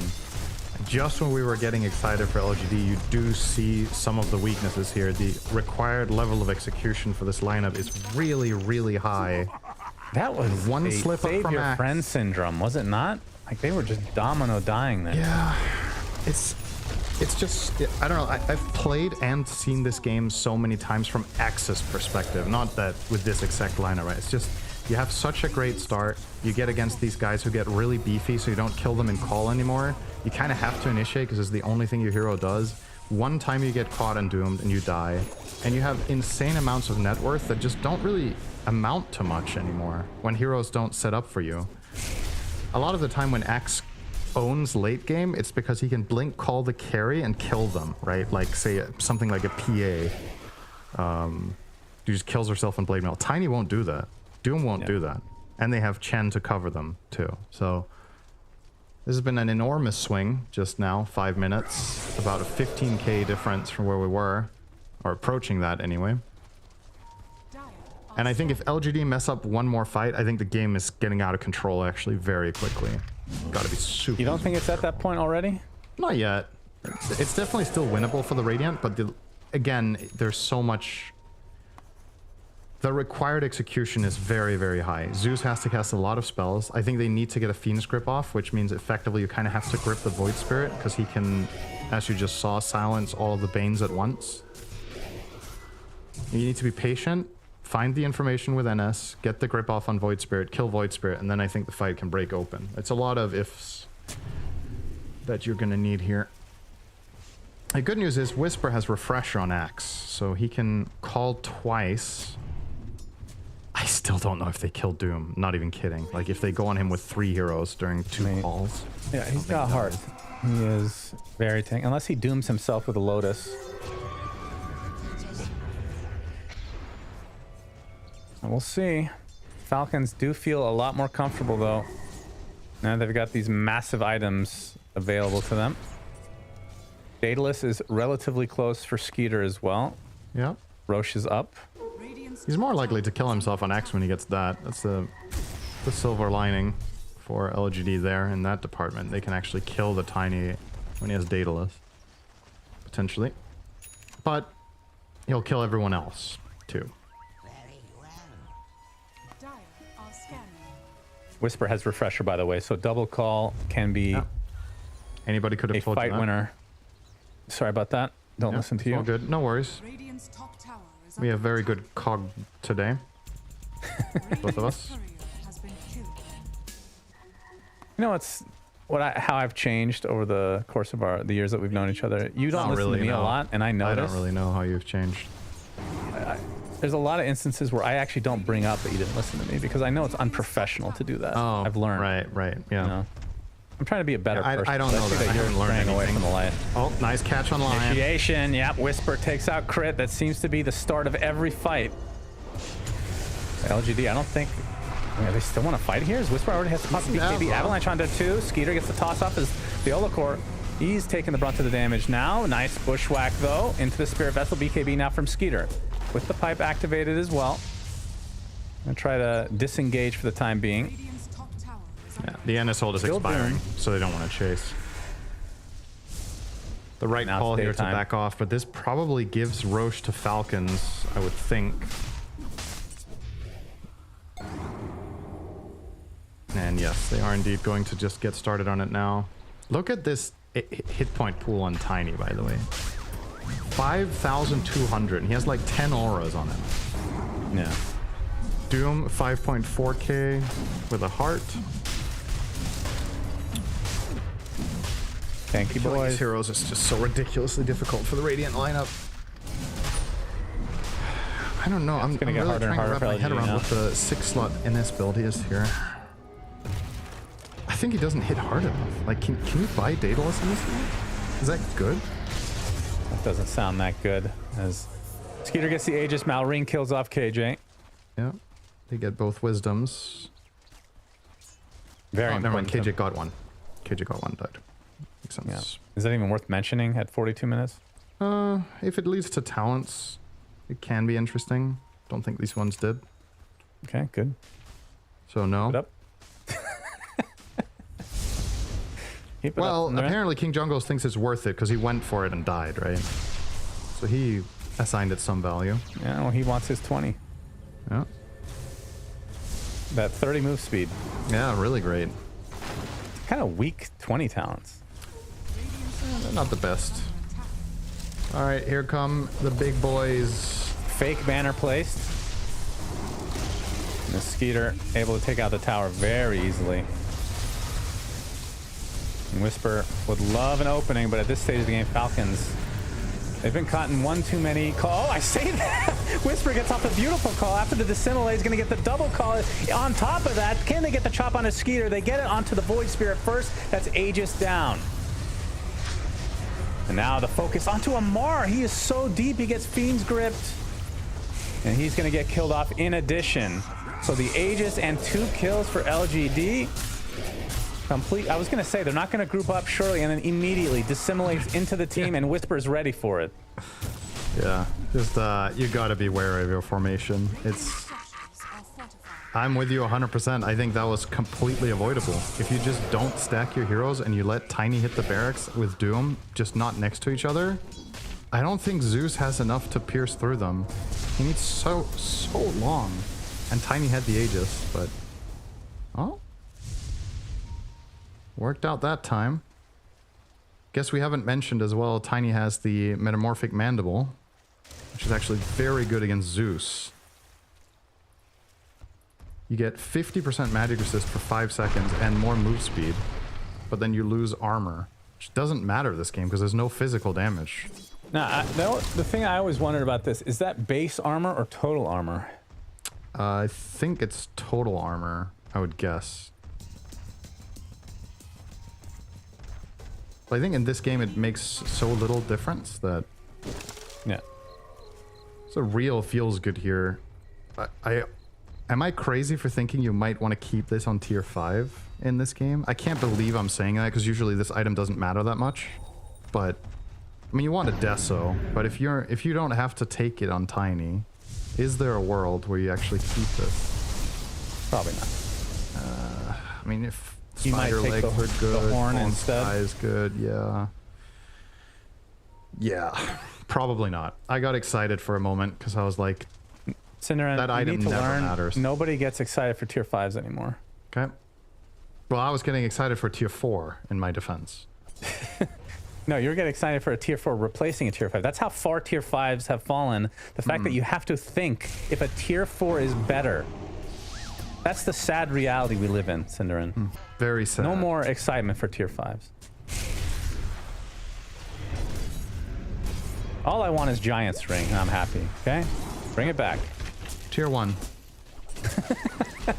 Get some Giant's Rings every game. That sounds hype. Network-wise, this is a very even game, but it does feel like Falcons... They were having some good momentum going their way, and then kind of threw it a bit there, and now might just be waiting for another Roche, which is still a long ways away. They could take the Tormentor here if they want. Why not? Any shards still to claim? Yep, Doom and Tiny. So that's the upgrade to a effectively crash landing facet. Pretty inconsequential in this game, but better than nothing. I think they would have rather had the Doom one. I'm actually very surprised, considering it's a Mar, that he didn't take that shard. I thought you'd get it for free. Given that it's an aura game, you know, if you want to play speed aura all game, that's fine, but maybe you still wanted the second Devourer. I suppose if you're sure you don't want an Ancient, it's actually just not worth buying. And I guess the reason he doesn't want an Ancient is, first of all, he likes the speed aura, but secondly, they have Chen for the Ancients. So actually, you know what? I take it back. It makes a lot of sense to not. Yeah, but you can eat your friend's Ancients. Yes. So it's more fun. I mean, it's also just, it's a Mar. You think he wants the 100% cleave so he can farm faster. That's how he plays. True. Anyway. Starting to work on... Is that a full Ags? Oh, it's an Ags synth, even. Okay. Yeah. AoE Doom unlocked. So how many Lincolns do we have on the Radiant? Just the one? Just the one on Hoodwink.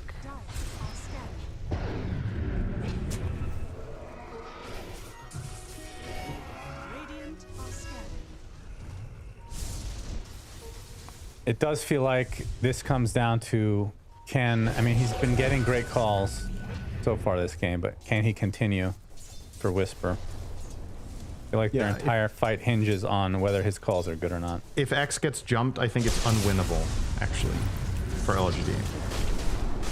But if Lion gets jumped, he dies for the 14th time this game. Not very often you get to see that from Crit, but it's a terribly difficult Lion game. We're 50 minutes in. There's some funny stat lines this game. Oh, hang on. Called the wave. Oh, yeah. It forces out the BKB from Whisper, but now they got the grip onto Yuma. The double call now. Whisper's going to get the dunk. Big kill onto Malrine. And now the AoE Doom being used onto Yuma. So anywhere he walks, he's going to be applying damage to other teammates. Looks like he's going to tick out eventually as well. And that's a buyback from Malrine. They're going to lose their Chen, though, as Amar is not afraid, wants to continue. Spirit Vessel applied to him. Gonna slow down that regen as the Axe is completely isolated. Team nowhere near him. And Whisper, another domination. I mean, this guy's score 21-4 is absurd. Yeah. And he might lose this game. He's more than likely going to. He's gonna have to 43 use to 20 is the score line. And there's a lot of weird things. I mean, now Skitter's score looks a little bit better. He was 4-4-2 before that fight. At 50 minutes as Tiny. Lion has 14 deaths and it's played by Crit, which is very unusual. The scoreline in general, being an even game, is pretty unusual. It's a little bit of a unicorn game here, Shannon. What's not a unicorn about this game is that the kills mean nothing. Yep. And that Falcons are going past 50 minutes. Also very normal. Yeah, that's true. That was expected. They're either going to lose, and I mean, the thing is, if LGD...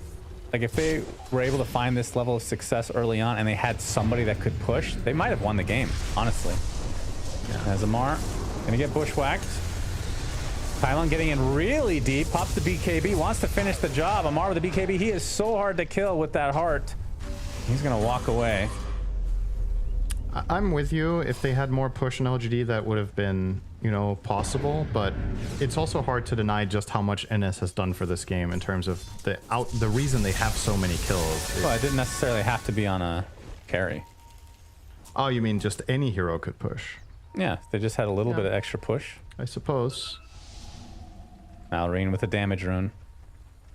All hell's broken loose. Looking for an opening. They're going to be scouted, though, but they find the Bane. The counter initiation is here, and it's not going to be too worthwhile. At least not yet. Yeah. That's Dark Ascension down. Yeah, See if Falcons can use this to get us set up top, perhaps. There's a window. Yes. It's a minute 20 till nighttime. Roche not up for 30.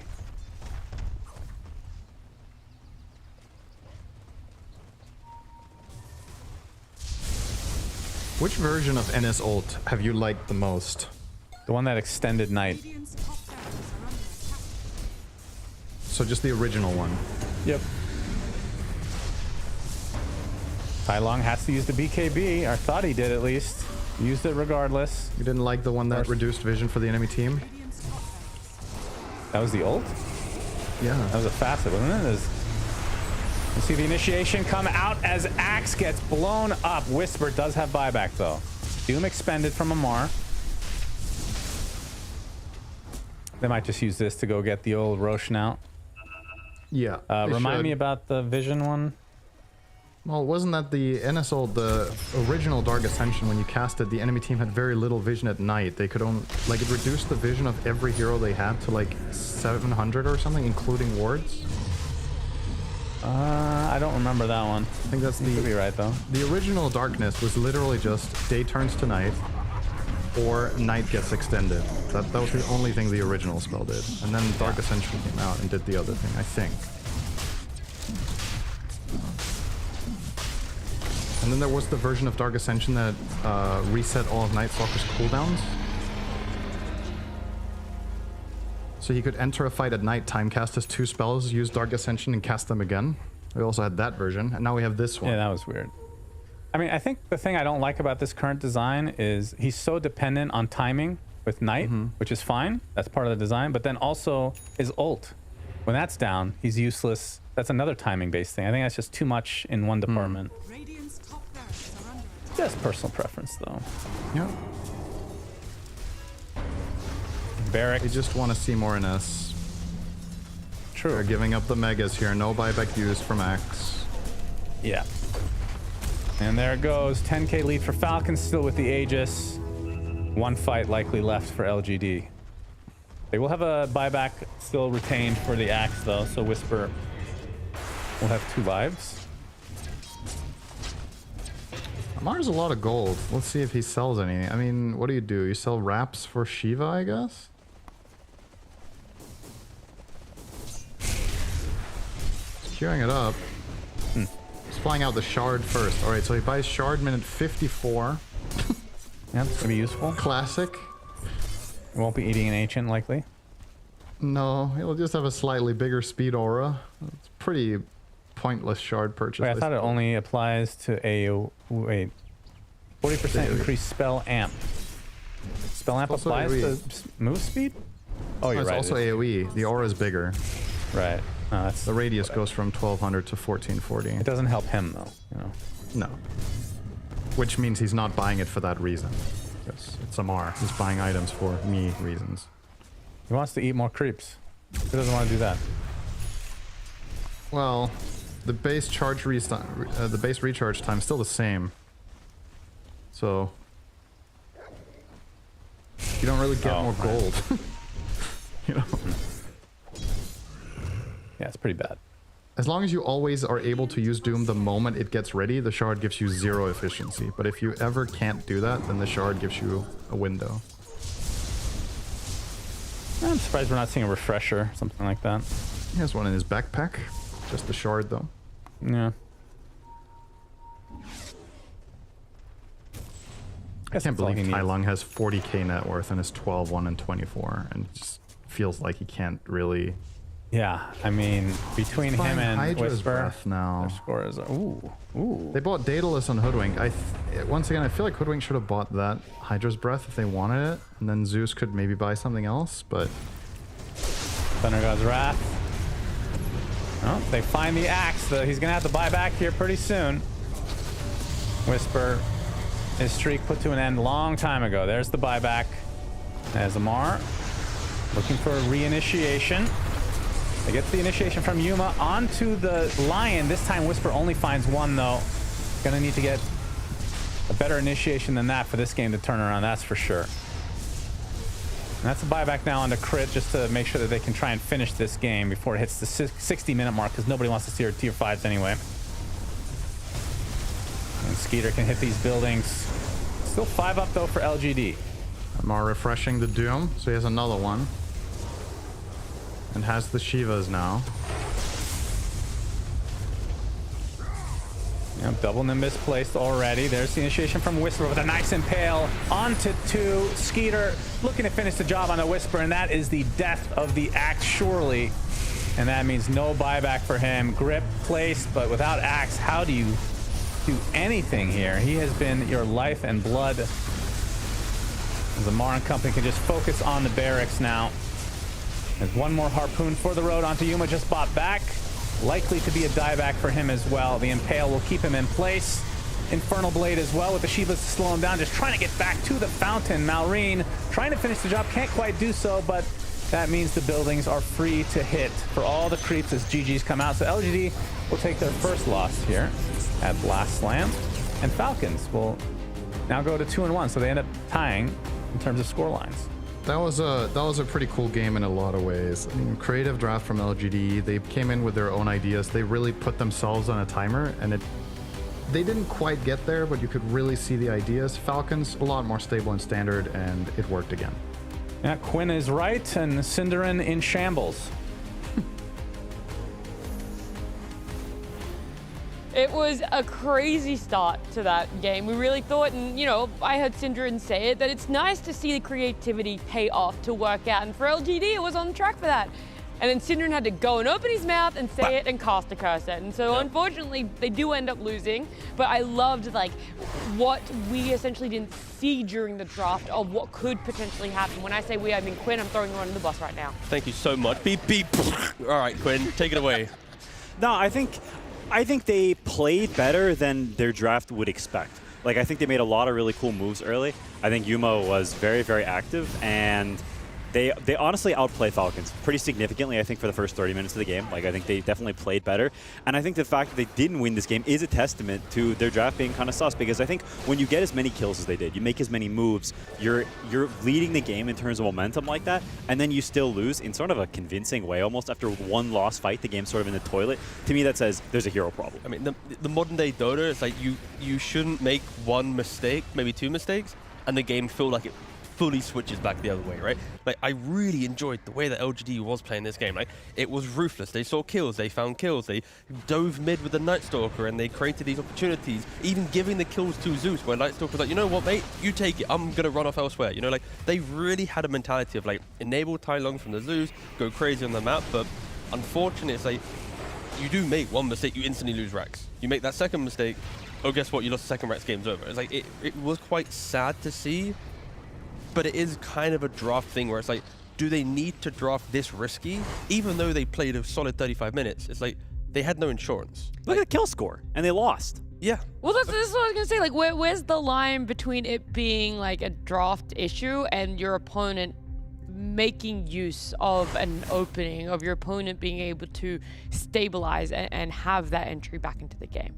I mean, I think when people talk about win conditions, this is the kind of thing they mean. Like, their LGD's win condition is to kill them like 1,000,000 times and build so much gold. They only did like 40. And they tried, right? They killed them a lot, but it's still not enough because that's just how the heroes work. Who's going to hit buildings? Who's going to kill Roche, right? The sort of building blocks that allow you to actually go high ground and end the game, which is what you need to do, they don't have any of those tools. Their only tool is to kill you so much that you like surrender from depression. Well, I feel like we can ignore that, maybe not go so extreme, and instead just focus on the killing that did occur over and over again, because Night Stalker, when it came out, we were shocked at its positioning and the fact that it was going into the carry role. But it worked really well to be able to do what you guys were talking about. There definitely was no fault in that. Yeah, I mean, this is the drive-by that I was talking about, right? Like, he runs to mid, kind of just gives Zeus the freebie onto Lion, and it's like, it is a lot of just forward-thinking plays from Yuma, and I think that was incredibly commendable, like him utilizing the night times.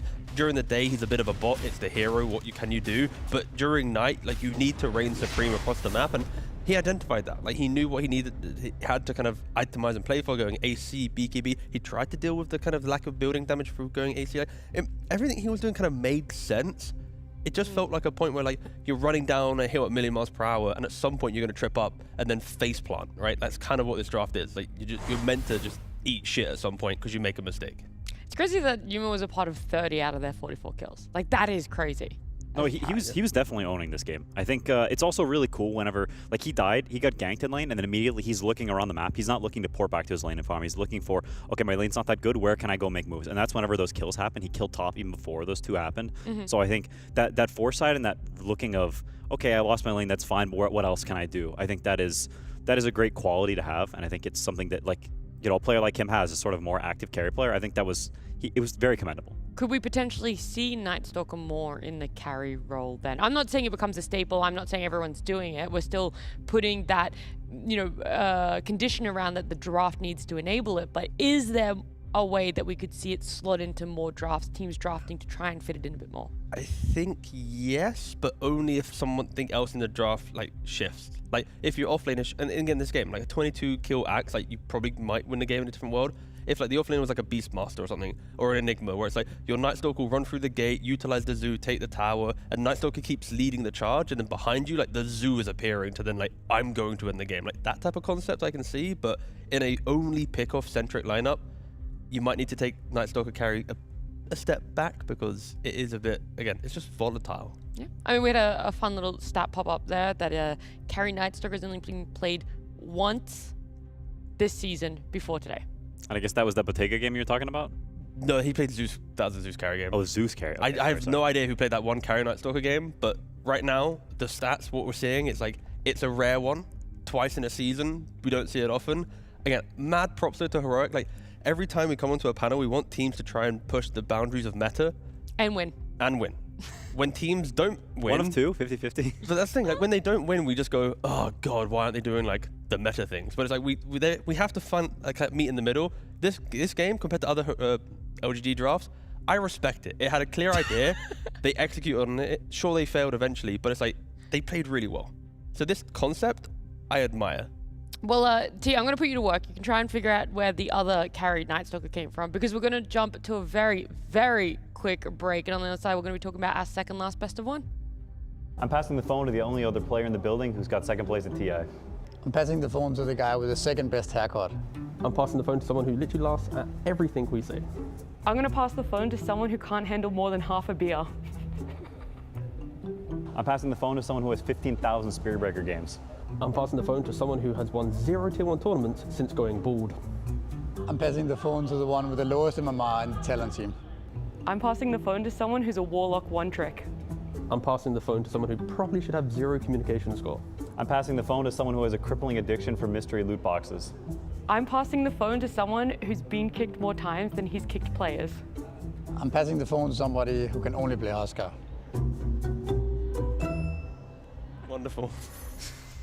I'm never laughing at anything you say ever again. What is this close You mean up? you're literally about to laugh in like 3 seconds time? No, actually, I think I'm going to go the rest of the day without laughing once. Sure. Sure. I'll give you like £1,000 if you do that. Oh, it's on. It's on like Donkey Kong? That's what I'm saying. That wasn't funny. Anyway, we could talk about PARIVISION and Yandex then. The fact that PARIVISION earlier today getting a win for themselves twice, actually. It doesn't work if you literally try and make it happen. That's what you think. What did you say? Sorry. Yeah, I knew that you weren't listening.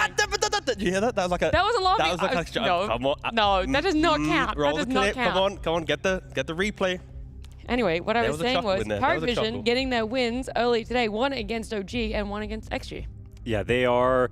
I mean, they won the last tournament for a reason. I think they are probably... They're the favorite team. They're the strongest, maybe not the favorite, but the strongest team, I think, coming into this. So it's no surprise they won 2 of their games. But Yandex has also looked really, really good. We haven't seen them in a while, but in the games I've seen them play, they have been pretty dominant. They beat Liquid on the B stream earlier today as well. So They're also 2-0, so they've both won both of their best of one starts. yeah, so to me, this is... Hey, they know each other very well. It's the offlaner switcheroo teams, so I think this is a very exciting series. Not only that, it's like PVision. They get into form too late in the season to not get the TI invite. So now it's like, it's like, I don't think that's going to like dishearten them. It's more like, we are really good right now. Let's just keep playing good, get ourselves to the qualifiers end of June, smash that, get to TI. Like they're just, I feel like if anything, they're going to be even scarier than Dream League, knowing how important like the next 4 weeks are going to be for them. Yeah. I know before we started today, we talked about a number of things, right? Teams that were the best at draft, teams that were potentially what we thought were going to be the worst coming into these best of ones, teams that we were excited to see play, but we haven't really touched on teams that, that we weren't excited to see play, but we haven't touched on teams that we're most excited to watch, or just in general are most excited to watch. Quinn, you actually picked Yandex. Don't look at mine. I got the game wrong. I got confused what event I was working. Oh, it's Largo. It's nice. My favorite team, Largo. You're just like We're you're entirely excited to for Largo. any Largo team. How about Falcons? Earlier when Crit played Largo, did you enjoy that game or I like Largo songs. Largo songs? Yeah, I like when he strums his guitar. Okay, that's fair. I mean, that's a good answer. That's a very good answer. I like Yandex because they have 2 ex-teammates, and Sox is a beast. Wow, you took a really long time to think of your second point. I mean, that's big number one. Yep. You gotta rep past teammates, okay? When you got that bond does not break easily. Yep. So I think they're also like very cool to watch. I think they play a different style than a lot of teams. And I think it's also, I don't know, I love like the beef matches, you know? There's some kicking back and forth, there's a little double kickaroo. I thought we were gonna have to wait a couple more days before we got this matchup, by the way. But it's just straight up off the bat, off the rip. Yeah, I mean, it's the joy of best of ones, I guess. You just cheeky, just throw it in. Yeah, I put OG just because I like the, I mean, you like the beef. Same thing for me. It's just, will the roster survive? Will the org survive? I feel like this is a tournament where it's like, you come last place in this tournament, you might just put a token qualifier into the mix as, you know, fair play lads, let's see what you can do. But like, we are potentially at the end of this version of OG if things continue going this poorly. Because that's what kind of happens with OG. They kind of like, if they get bad results, they do kind of go, well, let's open up, scoop some new players, mush it in. So I feel like we are in that very awkward part. So I'm excited to see if they can overcome that and prove that they are as good as they were earlier in the year. There's so many more questions I have that I want to ask you about OG, but I do want to kind of just refocus up on Pari and Yandex here, because yeah, they had that off-lane swap, and we've already mentioned how DM essentially stood in for Yandex. Was he a stand-in at the time? He was, and they went on to win Blaya. They end up keeping him, and they removed Notice, who goes over to PARIVISION, who won literally 2 days ago with them for the online Dream League. And so now they've both won tournaments with their respective new teams, but there is still this element of, oh, we want to prove why we made that swap and why it was the correct choice. Yeah, I think, to be honest, both of them made somewhat reasonable decisions. Like, PARIVISION, I think, wanted a more standard offlane. They wanted the blink stun type guy, which I think makes sense with Satanic, right? Satanic's farming all game, so having sort of this weird zoo type offlane is a strange fit for the team. It worked for them very, very well last year, so you can say that it can work, but they wanted to switch, and I think it's somewhat reasonable. And the inverse for Yandex, where it's like they were doing the zoo blitzing thing, but they also have the hard. You know, I don't know. I think there's rationale for both teams. But I also think that... I feel like a crazy person right now, and you're trying to explain all the connections, and put the heck and always sunny thing up. Yeah. The main thing is, I feel like for Satanic, you want stability through the later portions of the game. As a younger carrier star player, you know, when you put Noticed, who's a traditional initiating offlane, when you have these hype moments, these potential future TI finals or whatever, it's like knowing your offlane has that stability of high-level team fighting throughout the entire game. He's going to help Satanic in certain big pressure moments, right? Because again, you remember last TI, the pressure Satanic had on himself, his feeling when they got eliminated. Like, I kind of conceptually, I can see bulking up the roster that way so that you have less pressure on him. Dude, yeah, I totally forgot about that. And I don't even know if it's even really been spoken about too much, like when they're in that game number 3 for themselves in the lower bracket, and it's like PARIVISION is winning this in TI, and you think, oh, they're going to be the team that makes it to the grand finals, and the game slowly starts slipping away from them, and then there's a team pause, and it's like Satanic is, I don't feel well, like I'm not really sure like what's going on. I don't feel well, and you're just like, my heart literally melted for him. I was like, I could not imagine being your first TI. You're about to potentially make grand finals, and then you feel the game literally slip through your fingers. That's the thing, I think, at least when you compare the offlanes, like DM on paper, he's the guy that you want to enable in the first 25, and then he might kind of fade away as the game gets to like the clutch moments, right? Right.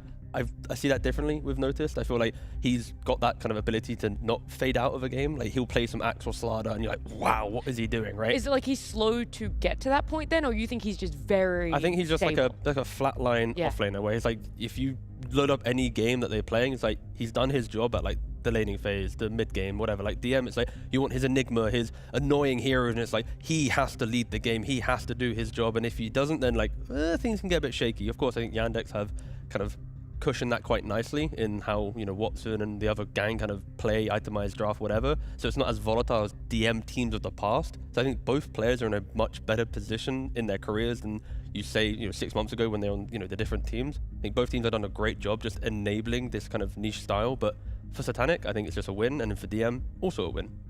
Yeah, I think it is very related to the hero pools. Like, the DM is just the kind of player that his heroes naturally do fall off. Like, he's playing Phoenix and Enigma. I mean, Enigma doesn't fall off in this typical sense of scaling late game, but it is a hero that has big dips in its effectiveness, and I think the rest of his hero pool is a similar suit, whereas Notice is kind of one of those offlaners who just plays everything, and it's all fine. Like, he can play Enigmas and Beastmasters and Zoo stuff too. Maybe it's not going to be as hyper-specific as a DM, but he can play all the stuff, and I think that's kind of, when you've got 2 stars, and 9 class is also a very specific sort of star-type player, you need a guy. Like, that's the kind of offlaner they want, is just a guy, and they say, you play this, and he's like, yes, sir, I'm the guy.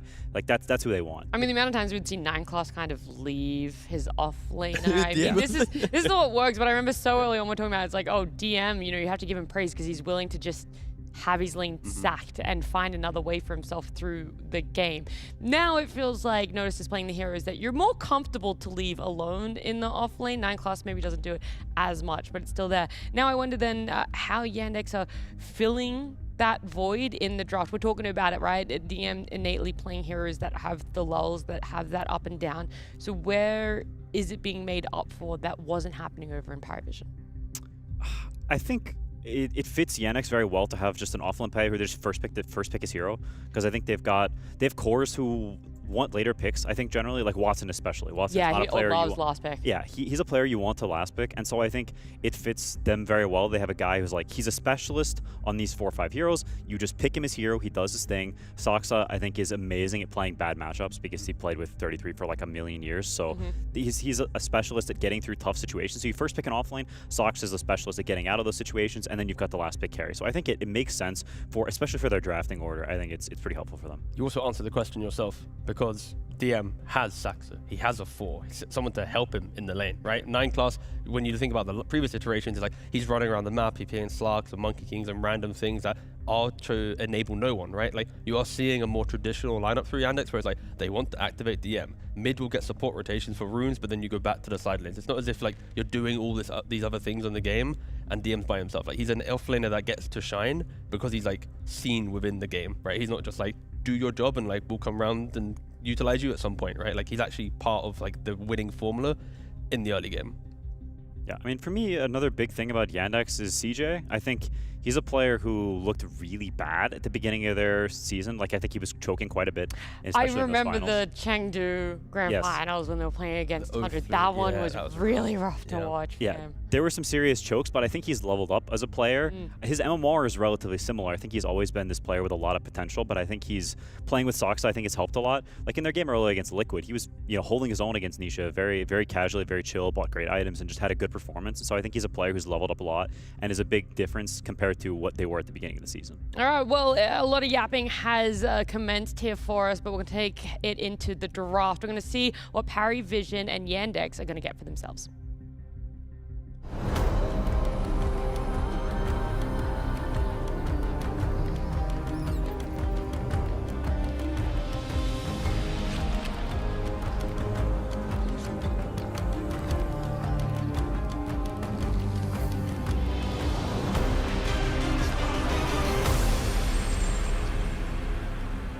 Yandex have first pick here in our draft, and so we're going to see a couple of bans coming out. What we keep mentioning is just how good the IO is for PARIVISION. The fact it is now on a 10-game win streak for them over quite a number of months. So it isn't just they've been abusing it in the last few games. This is something that has been stretching on for quite some time, and so Yandex don't even want to consider the idea of leaving it in. They take it out along with the Viper, whereas PARIVISION ban out 2 more supports in Hoodwink and Bay.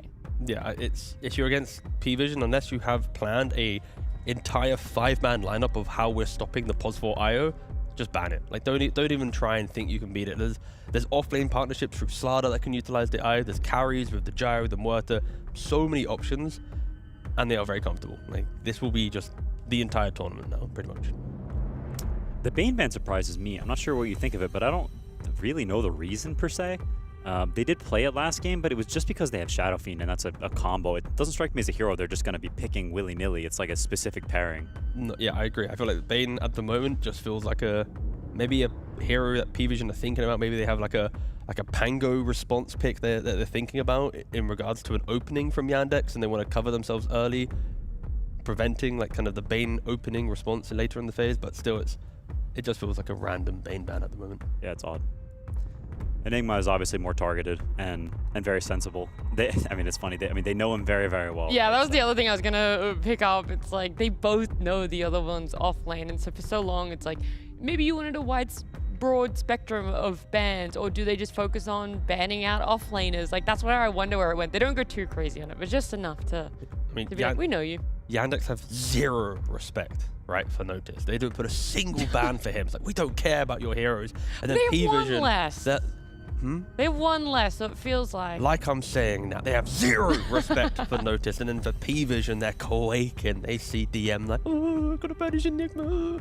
See, already major differences between these two teams. I'm trying to add, Sorry, my bad. Yeah, you're so right. The disrespect coming out. Yep, there we go. Disgusting. That's how it works, right?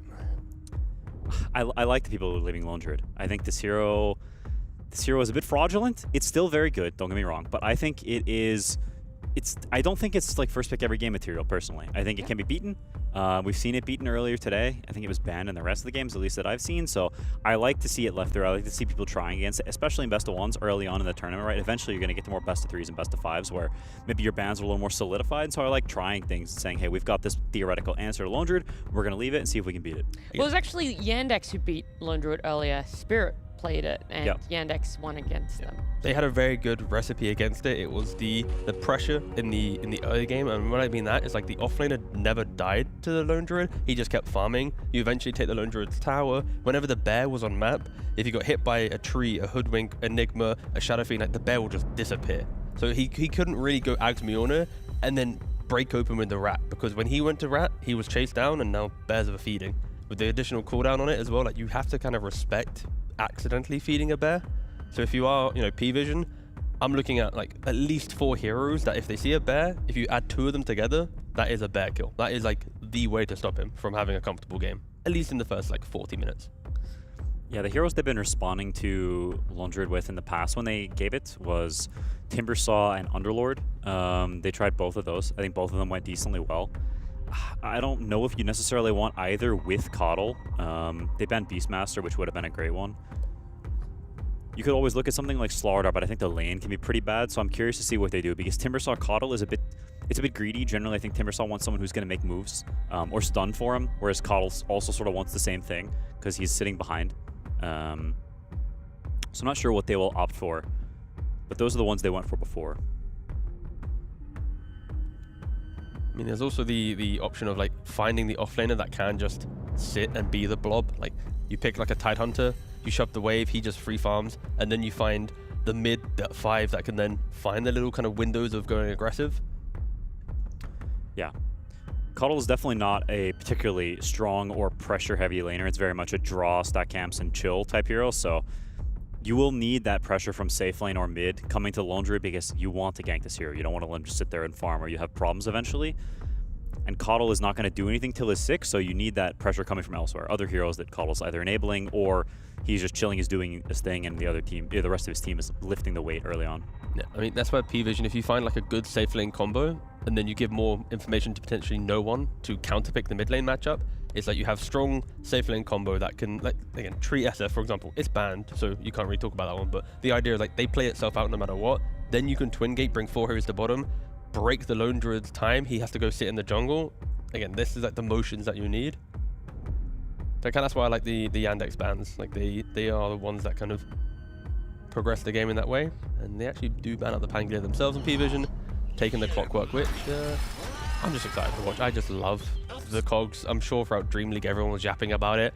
Yep. It is just hilarious. Like 1 cog, 2 cog, 3 cog, 0 mana, done. That is how it goes. Yep. It is how it goes. I just didn't know when it was going to end. I was thinking of doing all of them, but yeah, it's okay. That's what I thought you were going to do. No, it's fine. We'll just end at 3. Yeah, I mean, most of the time he's actually being first phase banned in the games that we've been watching, and so it doesn't surprise me that it gets let through. Like, it always innately will. One of these heroes will get through, but to get to the second phase, like the fact that they prioritized the Lone Druid higher for Yandex, and for the side of PARIVISION, they respect to the Coddle more than the Clock in the fact that it could have been second phase ban. Yeah, I think this Lone Druid pick from Yandex it'll be like another domino to the will Lone Druid still be getting first phase as we move towards day 2, day 3. Because if after day 1 multiple teams are lost with it on first pick, unless you're liquid, you might start going, you know what, let's put this hero to the side for a second. Let's kind of reevaluate our kind of respect on the hero, because clearly people are understanding it to another level. But Yandex, they go for the Slardart. I mean, you see Clock or Coddle, Blink crush them, like you're going to put them into a point where they have to disengage or kill instantly. Yeah, I'm a bit surprised that PARIVISION chooses to pick both supports like that. They banned the Pango themselves when they could have just picked Pangolier on 13 with Coddle. That's kind of what I expected them to do. It's good against Lone Druid, but they ban it and pick Clockwork. So for whatever reason, didn't feel like they wanted to be counterpicked on the core they were picking. It's a bit odd to me. I don't know if I agree with it, but we'll see what these cores are. Maybe it makes sense after we see them. I mean, I'm still, potentially just seeing the Tidehunter for P-Vision. Like into Slardar, Lone Druid, you kind of just brush off a lot of that damage, and then means Coddle and Clock can kind of move around the map together and make aggression elsewhere. So you like the Tide more than the Axe? And I only ask, like, knowing that they're not necessarily the same, but it's just that we've seen more Axe today than Tide. I think Axe is much more vulnerable to being harassed down by Lone Druid. The hero is a very, very powerful laner, and so I think if you're not specifically countering him, then you can have a really bad time. Especially with Lich, that is a pretty disgusting lane in terms of harass. Damn. So you gotta be fighting back hardcore, and you've got a Coddle, so that's tricky, or you need to have something that can chill. Because if neither is the case, then you may have some problemos. This hero's cool though. It's a cool hero. It's amazing against Lone Druid because the bear HP is so high that Heartstopper eats it alive. And Slaughter's a melee strength hero who hates losing his lane because he doesn't have a very fast farming mechanism. So stacks he kind of sucks at. Also, you have like the Coddle pairing to pump in more mana to reduce cooldowns to get more heals going. It's like you put Clock, Necro, Coddle into the same lane, like you are going to be able to just shove out pretty much any hero away. You can utilize catapult waves really nicely to apply the pressure. You buy Consecrated Wraps to have a bit more resistance against the Lich burst. You've got the Shroud, like you mentioned, against Slardar. Like it makes sense. I think the Necro is just very, very annoying, and Timbersaw here that wasn't respected in the bans has been able to get picked up from P-Vision. I don't mind it at all. I kept yapping about Tidehunter. You might not have as much control, but it's the exact same logic of offlane. It's just big blob that can deal with physical damage at some point. Sure, Timber's passive not as good, but you just get tanky. You levels, a couple items, and you're good to frontline into this. Yeah, I think in a lot of ways, PARIVISION have picked for countering Yandex's heroes as opposed to picking stuff that necessarily works with their heroes. Like, they have a lot of farmy heroes. Necrophos is very farmy. Timbersaw is very farmy. Coddle is a bit of a slow support hero. So their draft takes a little bit to get online. I think it's not going to be one of those super high-octane games we've seen from PARIVISION where, like the game against XG, where they're killing them everywhere and they end the game in 20 minutes. It's not that, right? I think it's a little slower. It's a lot about lanes, about getting their items online, and then they can play a little more. Ooh, but Phoenix. Into the tankiness of Necro and Timbersaw, you throw a Sunray on top of these heroes. Like, it can just, eat them alive. I mean, for P-Vision, they're locked down.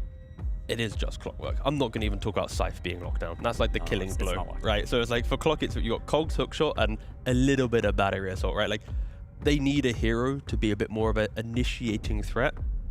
But for Yandex, I don't mind the Phoenix. I think one thing for P-Vision though is like if they do win their lanes, they just use every catapult wave so nicely and they're so tanky that they can potentially just force Yandex into really bad fights. And Slardar's not farming. He's bought Blink, having to jump in to save eggs, and like there's a lot of just walk at you pressure that P-Vision can do. They can just like live in your triangle pretty much if they wanted to.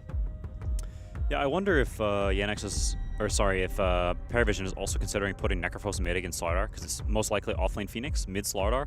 Slardar has a horrendous time against Necrophos mid, so I wonder if they still put Necrophos carry, or if they put it mid and they pick like maybe a faster carry or something to counter Phoenix in lane. I mean, they get the luxury of waiting, right? Because Yandex are going to have, they're going to have to pick their final hero before PARIVISION do. And so we're going to see, because there's still so much, you could move that Phoenix still to support. You could have the Slardar go offlane. Yes, you could have it mid as well. There's also an argument because you have DM on the team that Phoenix could be the offlane that you want to fight into the Necro. Yeah. Just Fire Spirit him down. Yeah, like you said, like put Slardar for, I don't know. It's like, You don't like it though? Is that what you're saying? I don't mind it. It's just... It's an option, it's maybe not really a good Yeah. option is Yeah. what he's leaning towards. I mean, Quinn made good points, but I'm like, eh. I think against Necrophos, like killing this hero is conceptual. I'm not sure about Phoenix offlane What in did general. you say? The what? Killingest hero? It's conceptually. I'm not sure what else I I said. think we're all going delirious. I Just a saw you tad said the delirious. killingest hero, and I was like, I don't think that's a word. Maybe I did. I don't know. I am feel like I expecting- did, but it's very possible. No, keep going. I apologize. I was genuinely confused what you were saying. Nah, you're good, XQCL. No, I think conceptually killing Necrophos early on is really, really good. Oh, And killing Necrophos. That's what you said. Yeah. Oh, anyway, Sorry. Phoenix offline against Necro could work really well. Cool conceptually. No, 100%. But it needs to be like you get like 2-3 kills on him. Like we need like Tundra.pure level deaths in this game, right? Yeah, like we need like gates, you sit on yeah, it yeah. once. You need like 6 deaths, minute 9. You know, most of the season for the player, like that type of thing. Like you need to just really remind, like, hey, you're playing a hero that needs to win lane, have like a 10-minute, 11-minute radiance. Like, get to your items. If you don't get them, you're kind of a burden to your team. Yeah, that's like the level of aggression that I'm expecting from Yandex. And then PARIVISION getting the Storm Spirit on last pick. The lockdown that Yandex has, you know, equally quite lackluster. You can't really utilize Rubik, Lich, Slardar to be the perfect chain lockdown for a Storm Spirit. So if this game is to go later, then, you know, no one might just be able to pop off. But I respect Yandex trying to go for the kill on Satanic, but that's all I care about. I'm literally looking at the Necro versus Phoenix, the first like 8 minutes of the game. That's pretty much all I care about. It is a very, very big deal, and a lot of what decides the game, I think. I do think that in some ways Yannex's heroes, like they're so bad if they fall behind, but equally PARIVISION's alright. You look at Necrophos, Timbersaw, these are heroes that they don't really do that much if they're behind. So I think a lot does come down to how the lanes play out, who's able to gate first, who's able to get the momentum going their way, because I think both drafts aren't like the most structurally sound thing you've ever seen. There's a lot of counterpicking going on and not so much looking at their own heroes. I just want to see bots 2 on Necrophos. I want to see like Radiance into Wrapped, BKB bots 2, use the Storm Spirit. When he finds the bear, you just TP onto the Storm, you kill the bear as quick as possible, and like kind of play this very aggressive mindset game. Of course, if you survive the lane. I like how like originally there was this idea that, oh, maybe PARIVISION won't be as aggressive as some of the other games we've seen from them, and there is still that caveat. They have that to fall back on, but there is still so much explosion that can come out of them there. We're going to see if Yandex can fight back in this best of 1.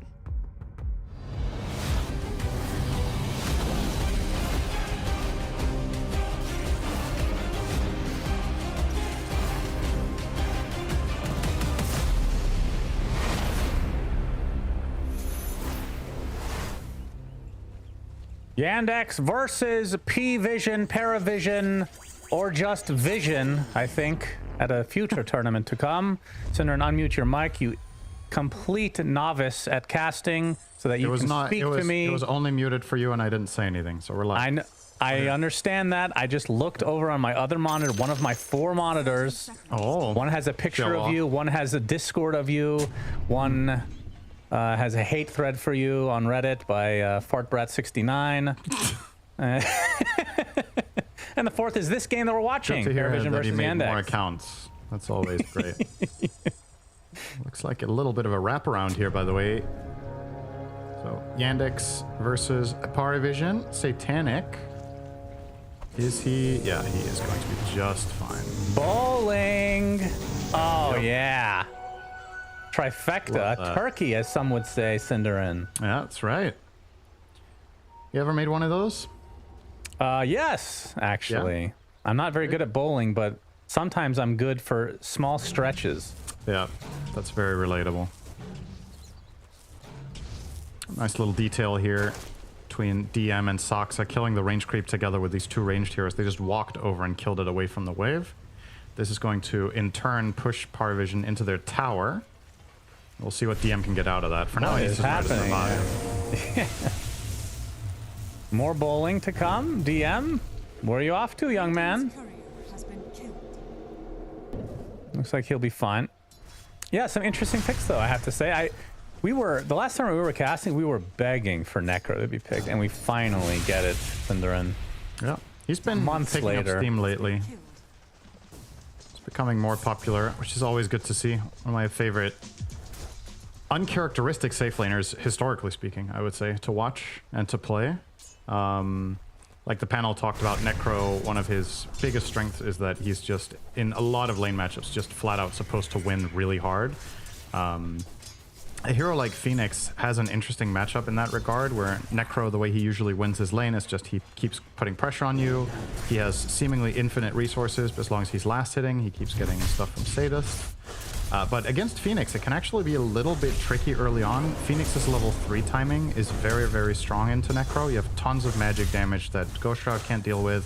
It's harder to CS when you keep getting hit by Fire Spirits, and Death Pulse is expensive enough that you can't just use it for every CS. Like, you're not going to be able to sustain that. So, and on the other side, we have the wonderful Lone Druid that everybody loves to hate, versus Timbersaw that everybody also loves to hate. So this will be a great lane for haters. Sense some sarcasm there. Yeah. No, but it's... Yep. No. Maybe. What do you think? Yes. 9 class taking a blood grenade. Right clicks from the Burr and Watson. Your least favorite hero, the Lone Druid. Getting first blood. Good start for him. I think it's a pretty safe statement to say that a lot of people hate Lone Druid right now. I think that's not very bold. I mean, after the nerfs, how much did that affect him? Because it definitely did, but people just still think it's annoying, you know. I'm not gonna sit here and say whether I think the hero is broken, because I'm not convinced just how strong it is, but people hate playing against it. When it reaches its timing, it's very frustrating. Yeah. It's kind of like you with Lion, where it's like, you can't say that hero's broken, you just hate it. Yes, that's true. That's a great I am here speaking for the people with good taste that don't like Lone Druid.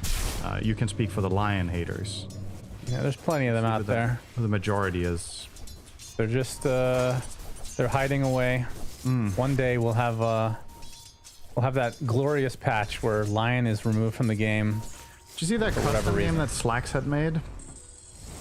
Slacks made a custom game where you can play old techies. Did you see it? Did you see that? No, really. All right, yeah. So apparently it's been in the works forever. You can play a custom game in Dota that has old techies, and you can play all techies in that game mode. So everybody plays the old techies, or you can random who gets the old techies. You just reminded me of that. You want a game where you can play not Lion. Yeah, that'd be great. And actually, I don't really mind as much because they always lose. It feels like in my games. They're just really annoying in the laning stage. Yeah, I said my game. Am I in this game? I wasn't realizing that. Notice kills off Malady. I thought you were playing crits games. Yeah, I know it's hard to tell the difference there. God, I love Necrophose's laugh. This is my favorite voice acted hero in the entire game, by the way. In case you care about that, which you of course don't, but thought I'd say it. Interesting. Yeah. For the non-Lion haters out there. You really take offense to that, huh? I just can't have opinions. Nothing wrong with apparently. bad taste. I just think it deserves to be ridiculed. Bad taste. Okay. Most uninspired design to ever come into Dota. Okay. Coddle versus Lich. A little fun ring around the rosy here with the trees. 9 class trying to pull waves since his top lane is miserable. He's almost dying, actually. Yeah. Can you reach him here? Don't think so. No. 10 HP. And meanwhile, denying creeps on the way there. Yep. So it ends up being 2 creeps that are pulled. Try to equalize this lane a bit. Mid lane is the Storm Spirit versus Slardar. Love seeing Slardar mid. I think this lane is kind of a wash, I want to say. I don't think anyone significantly pulls ahead. Storm can largely play on range against Slardar, but at the same time, you can't pressure him enough.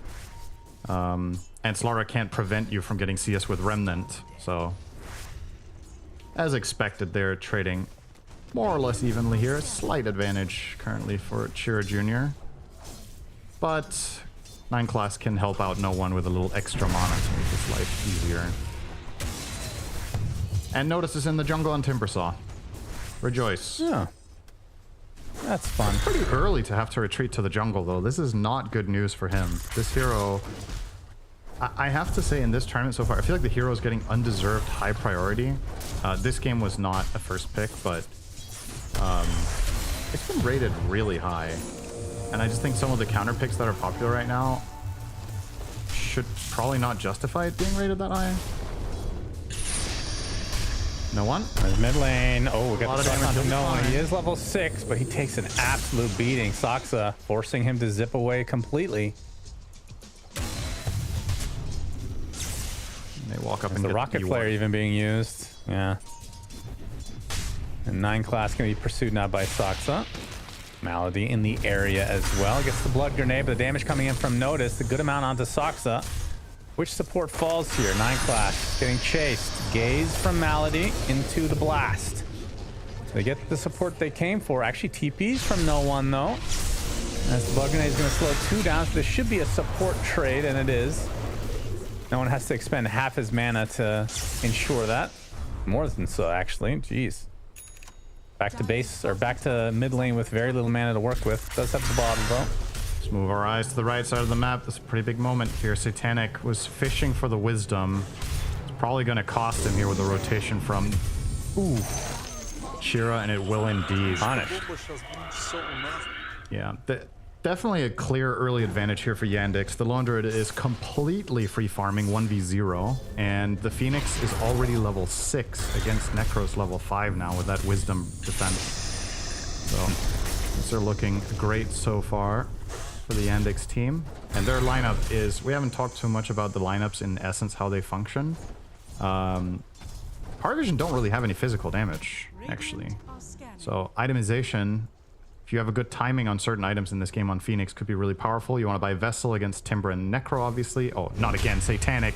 If he dies a second time... disaster. He does have Ghost Shroud here. And a Lotus no with way. the Fairy Fire as well. He's not even going to pop it. He just dies. And the Egg, nice crush onto no one as well. Has to zip away again. As Chira should be able to finish off the clockwork at the very least. But yeah, back-to-back deaths for the Necro is a huge deal. All right, this went from being a good advantage for Yandex to being the potential makings of a beatdown. That sequence was huge. They killed 2 heroes, one of which is Necro, who now has to walk back to lane. He's going to lose his tower at 8 minutes. And effectively, this is a Necrophos losing its lane, which is generally not a good sign when you pick this hero as a safe laner.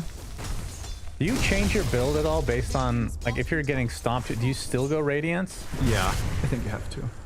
So required regardless. Okay. I think there's some cases where you can go Travels first, but I think if the lane goes badly, I think you have to go Radiance first. Because otherwise you fall too far behind. Oh yeah, this is definitely not good news whatsoever for Satanic. Question is, when he finishes his Radiance, where does he go next? Does he go Travels then, or does he actually have to go Shard plus Wraps to manage? How's the egg killing, would you say, from PARIVISION? Pretty damn bad. It does feel like a good game for DM. It's a very good Phoenix game. I think it's a great pick this game. He has what you want with Phoenix. He has a good lane start. He has stuns to play around with.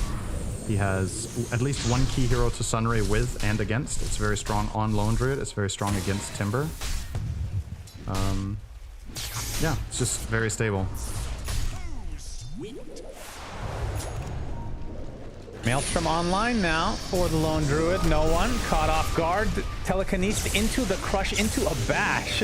So close to getting the kill. A really good layering there from Yandex. It's not quite enough, but they are still the ones setting the terms of the entire game. PARIVISION's lineup doesn't really pressure very much when the lanes go poorly. So Timber lost its lane, Necro lost its lane. So if you're Coddle and Clockwork level 4 minute 10, what do? You stack jungle and play with Storm. I think that's literally the only play on the map, and that feels really bad when you're playing against a lineup that can run at you so aggressively. It effectively means that the best case scenario right now is breaking even, and I think that is unrealistic, so you should probably expect to be losing out even further in the next 5 minutes, considering all 3 enemy cores can farm more or less uncontested, and they will force you to rotate toward them. You can see right now Watson pushing into the tower with Siege. That means a rotation from no one is up here. Oh, if they're going to dive him here with the Roar, it could actually work. Slaughter has Haste Rune. Trying to get the angle. Trying to bait him in. Ooh, they try to get the root off. Very close to hitting that entangle.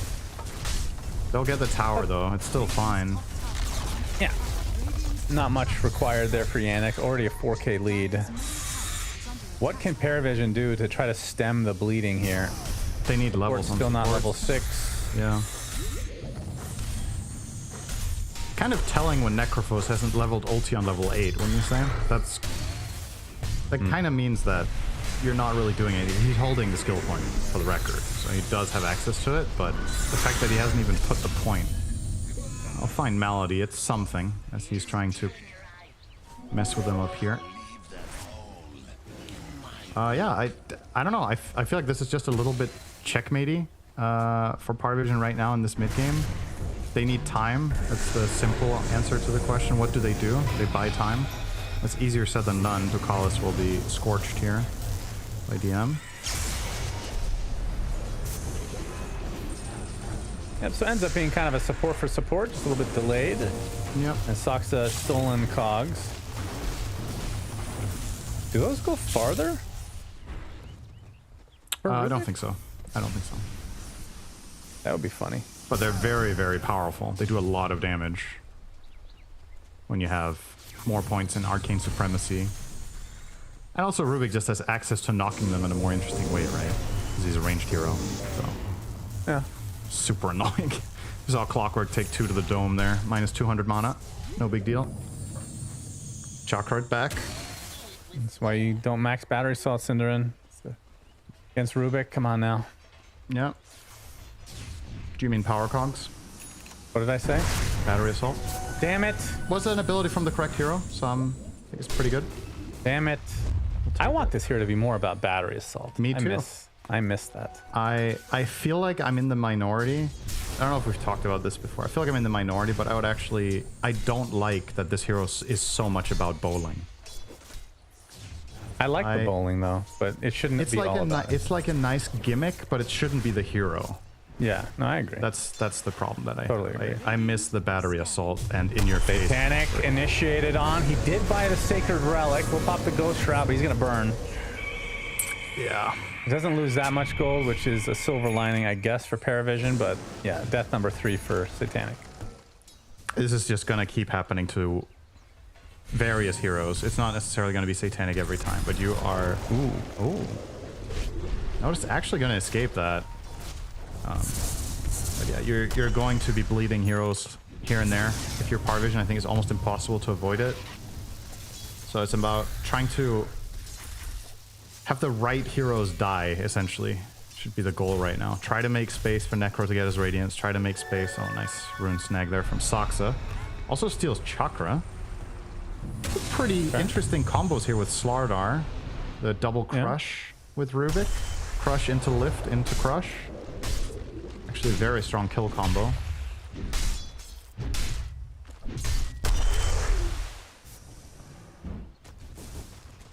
Has Watson taken damage in the last 10 minutes? I don't think so, no. I don't know if he has. He's playing PvE right now. And mid lane, Chain Frost doing a good amount of work with the crush to hold him in place, and now the bounces go crazy. No one dead to another crush. 3 for 1. Oh man, Yandex are rolling right now. I feel like when PARIVISION are at their best and when they look like the best team in the world is when they don't draft like this. I think this is maybe a little bit too cute and too contextual. Like, this lineup makes sense if the lanes go well, but if they don't, your plan B is just not very good. I understand that Storm can be played as an initiator and as a playmaker, but generally he needs a little bit more time than most, and he needs good follow-up. And the problem is you don't really have that in the supports. They don't deal much damage, the supports. And your other cores, well, they lost their lanes, so they're kind of playing catch-up. It's very tricky, and it's very easy to see the flaws when things go wrong. And this is where it would be very impressive if they win the game somehow. I think this is... Among the 3 games we've cast today, this is easily the biggest lead at 15 minutes. And I only see it getting worse. But let's see if they can find a way here. Clockwork looking for trouble. They'll find trouble. Yes, he will. Slardar in a bit of one out. Yeah, he's gonna get scythed to death. So Satanic first stack of the game, and he gets... Obviously, Radiance was online a minute ago. And looks to be still going the Boots of Travel, so just slower. Very aggressive chase here. Soxa is going to get hook shot. Ducalis gets off the cogs as well. Zip away though from no one. Not interested in this apparently. And Ducalis, he's going to get absolutely destroyed. A little bit too far. Yeah, I can understand that, you know, you finally get something going, you want to try to capitalize and get extras, but that was a little bit wild of a dive. Fortunately, it's just the clock to die, so not the biggest of deals for PARIVISION. And Satanic is getting some time here, so Travel's coming up. You know, Watson's been getting a lot of time. He has Mjolnir and close to his Aghanim's Scepter. Yep. And that's when he can just be in his base, right? Yeah, there's going to be a 5th hero in the game soon. That's the issue for PARIVISION here, is that they haven't had to really deal with the bear yet. So it's 6, Synderen. Well, Lone Druid isn't really a hero when the bear gets Ags. I mean, he still hits creeps. Yeah. Kind of like, is Chen more than one hero then? Because he's his hero and then he has a little army hitting jungle? You're comparing Chen creeps to Lone Druid hero? Yeah. Lone Druid has to exist. You put all the shit on the bear. It's probably pretty accurate, honestly. Lone Druid has to exist to spawn the bear, Synderen. That's right. There's a connection. Chen has to exist to spawn the army. Yeah, but he doesn't need the army. He can go full penitence with Dagon. We've seen it before many times. Definitely turbo mentality right there. It's a very major self-report.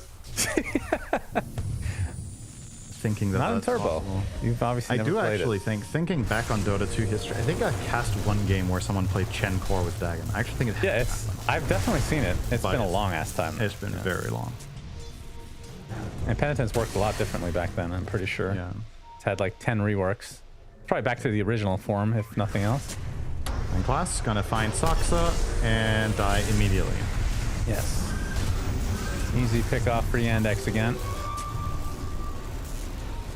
Chira has been all over the place. 4, 1, and 4. Has the Invis rune now. I love mid on a BKB. Love it. And they find Ducalis. Oh, didn't notice that Malady has his Ice Spire now. Yeah, really, really strong with Slardar. You just blink crush into bash. You have that chain stun to guarantee the bounces connect before the hero can react.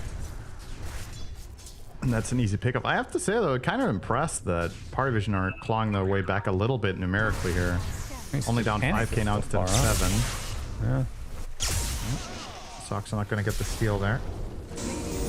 Oh, but he finds a Necro. Oh my god. Caster Curse, Satanic evaporates under the pressure of Yandex. It's going to cost them a support in the form of Malady. But still, you take the Necro out, you're happy. But yeah, he was second in net worth overall in the game. That's shocking to me, considering how much he's been dumpster. Satanic is a Necro player. Like, I'm not talking about whether he mechanically is able to, because obviously, but like the way he plays the game, I don't think this is a match. I think it's more of a match for Watson to play Necro, as an example, in this game. I think the hero fits him better. Not that this is the reason they're losing or something? What do you mean by that? I don't know. It's like, it's a little bit of an abstract concept, right? But you know, there's like players just have like an identity that you can't necessarily like spell out, but you're just thinking, yeah, when this guy's on this hero, he's just at home, you know? What's your identity? 0 and 19 Pudge? That's right. Satanic is not 0 and 19 Pudge, which is why he can't pick it. True. So, no, but I don't know. I think of him more in I like Satanic the most when he's playing like the ultra hard carry of the game, like Terrorblade. Or if he's playing something that is a little bit, how to say, faster and moving around the map. Necro is very slow and sluggish. I don't know. Not my favorite hero to see him on. As much as I love Necro, yeah. Because he's going to try to do something about the Tormentor. It's going to not work out for him, though. As the shard goes the way of DM. Man, what a shard to get for free. Jeez Louise. Yep. That feels. I mean, they purchased the shard on Lich. Not that Slaughter would be in consideration, but got one on him already as well. So Rubik one would be great too. 50-50. Yeah, they have really good shards across the board. I don't even know what Lone Druids does. I don't even care. Oh, Two of them, I'm sure. No. Yeah, the crush comes in from Yandex. 9 class dead to rights. 9k lead. Yeah. Satanic working on his consecrated wraps. Only look on in disgust as another ally bites the dust.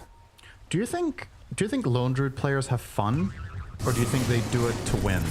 Like, do you think somebody picks Lone Druid and is like, I want to have fun, I'm picking Lone this game? Some people, but I think for that thought, notice. Decent damage here. Steal the. Yeah. I think for Watson, he probably, if I had to guess, I would say he does not have fun with it. Like, I know carries are sickos that just love hitting creeps, but man, he's just got 300 CS and it feels like he hasn't moved. It's like he's been top half for 20 minutes straight, hitting the same camps and the same wave. And now he's gonna jungle on his hero and send the bear. Soon with the Shadow Blade, maybe he starts playing the hero then. God, that bear's fast in the river. That's crazy. Yeah. Consecrated wraps complete now for Satanic. Standard. I think this is the best hero in Dota for that item on average. Yeah, probably. It's everything Necro wants. He needs HP, he needs magic resist a lot of the time, and then the all attributes is obviously nice. And getting a barrier. Necro is an equilibrium hero where you want to tank damage as much as possible because you can regain a full health bar pretty quickly if you get a kill with Reaper. But you don't want to get obviously overkilled just like every other hero. So Wraps really is super cost efficient for this phase of the game, with allowing you to actually exist without getting burst and then maybe getting that amazing amount of value. Now Slardar is a tough matchup for that, because if he gets the crush and amp and you get hit by the bear, you might actually just die instantly. Yep. And Chira has a BKB, and the next item is going to be Bad News Bears for Satanic. It will be the Nullifier, the Ultra Counter to Necro for all intents and purposes as they delete 9 class. Now, the question from Satanic's perspective is, what can you itemize? Do you have to go like a BKB for this? Or do you just hope for the best? I think positioning, it's tough. team play. If you had different supports, I think maybe you could bypass the BKB entirely the whole game, but I do worry that he just can't do it, and he is going to indeed buy it as his next purchase. But it's not ideal. I think it would be really nice for him to have HP and armor instead of magic immunity. Satanic opened up on, gets crushed. Perhaps proc. Electric Vortex on the other side, trying to kill off the Lich, who gets off a nice chain frost, doing a lot of damage to no one. It's going to cost him his life though for the time being. Satanic getting Sunray, not enough to get the kill though, as Watson's Bear trying to pursue to finish the job. Chira is there though to do exactly that. Double kill for Soxa actually on the Rubik. And now PARIVISION on the run. Chira, no blink for 5 seconds. They do find themselves a lonely Timbersaw. It has the BKB, finally activates it though. No one zips in to go after DM. Not much damage to speak of though. Chira, Crush does not connect. I literally forgot there was a Timbersaw in this game, Cinder. I'm not gonna lie to you. Yeah, that's a bit concerning, isn't it, when you forget that? Is that from an old age thing, or because he's weak right now? Both. I think this reflects poorly on both of you. I'm not sure who it reflects worse on. See this nice play there from Yandex. They pull the Roche out of the pit to make him move quicker to the bottom half. So they want him to get their nerd ASAP status right there, so they can take it. And they are already setting up for it, but yeah, PARIVISION are not going to let this happen if they can avoid it. Invis on Slardar could make things problematic though. The bear is far away. Not yet looking toward the Roche. Wants to push out top first. Invis rune's gonna be. Oh, this is it. They are inside of it. Chira Jr. gonna get some help with the Lich ult. Gonna be able to delete one right off the bat, but the Scythe onto Chira brings his killing spree to an end. And they kill off the Phoenix as well. I didn't even see that on camera, as Soxa will be taken out in turn as well. And PARIVISION, they win this fight handily, and they should be able to get Roche as well. Going for the bear right now. Not enough damage. No one gets a nice arcane rune for his troubles. Oh boy. That is very unexpected. First of all, I think Watson's bear wasn't there right from the beginning, so they had a little bit of an awkward entrance into it. Phoenix dove in and instantly died to Timbersaw's spells, didn't have egg ready, and the Slardar didn't have BKB ready. So you kind of just forced a fight that you weren't necessarily ready for. I thought they were going to set up the area, chill, let the bear start, which I think is the clearly safest way to approach the game right now, is you have a fat lone druid, let the bear poke and force cooldowns. But instead they kind of just YOLO in there and get punished super, super hard. That is a feels like they are back in the game. Pretty much. That's the entire lead gone, and one fight. Kind of at your own initiative. Kira on top of Notice. They use the BKB to try to retrieve a nice bash timing there. Chain Frost. Whirling Death doing a lot of work against Shira though. They should be able to get this kill nonetheless. And it looks like he's building Aghanims. Wait, what is he building on Timber? Yeah, it is Aghanims. Yeah. Which the nullifier is going to be pretty good against that as well. Yeah, I was just going to say, this is like double dipping, but obviously you protect it with BKB. I definitely do agree though, there might have been a better purchase given the Necro in your own team. Just giving them more reasons to buy a second nullifier on the bear. Yeah, that's true. In addition to Slardar. Oh, the bear's going BKB. Yeah, he's buying that before Silver Edge. A pretty strong item against Necrophos, the Silver Edge. If you get the swing off and he can't move for that long, even Ghost, you're kind of outlasted Ghost Shroud or forcing BKB. Oh, steals the wisdom. Yeah.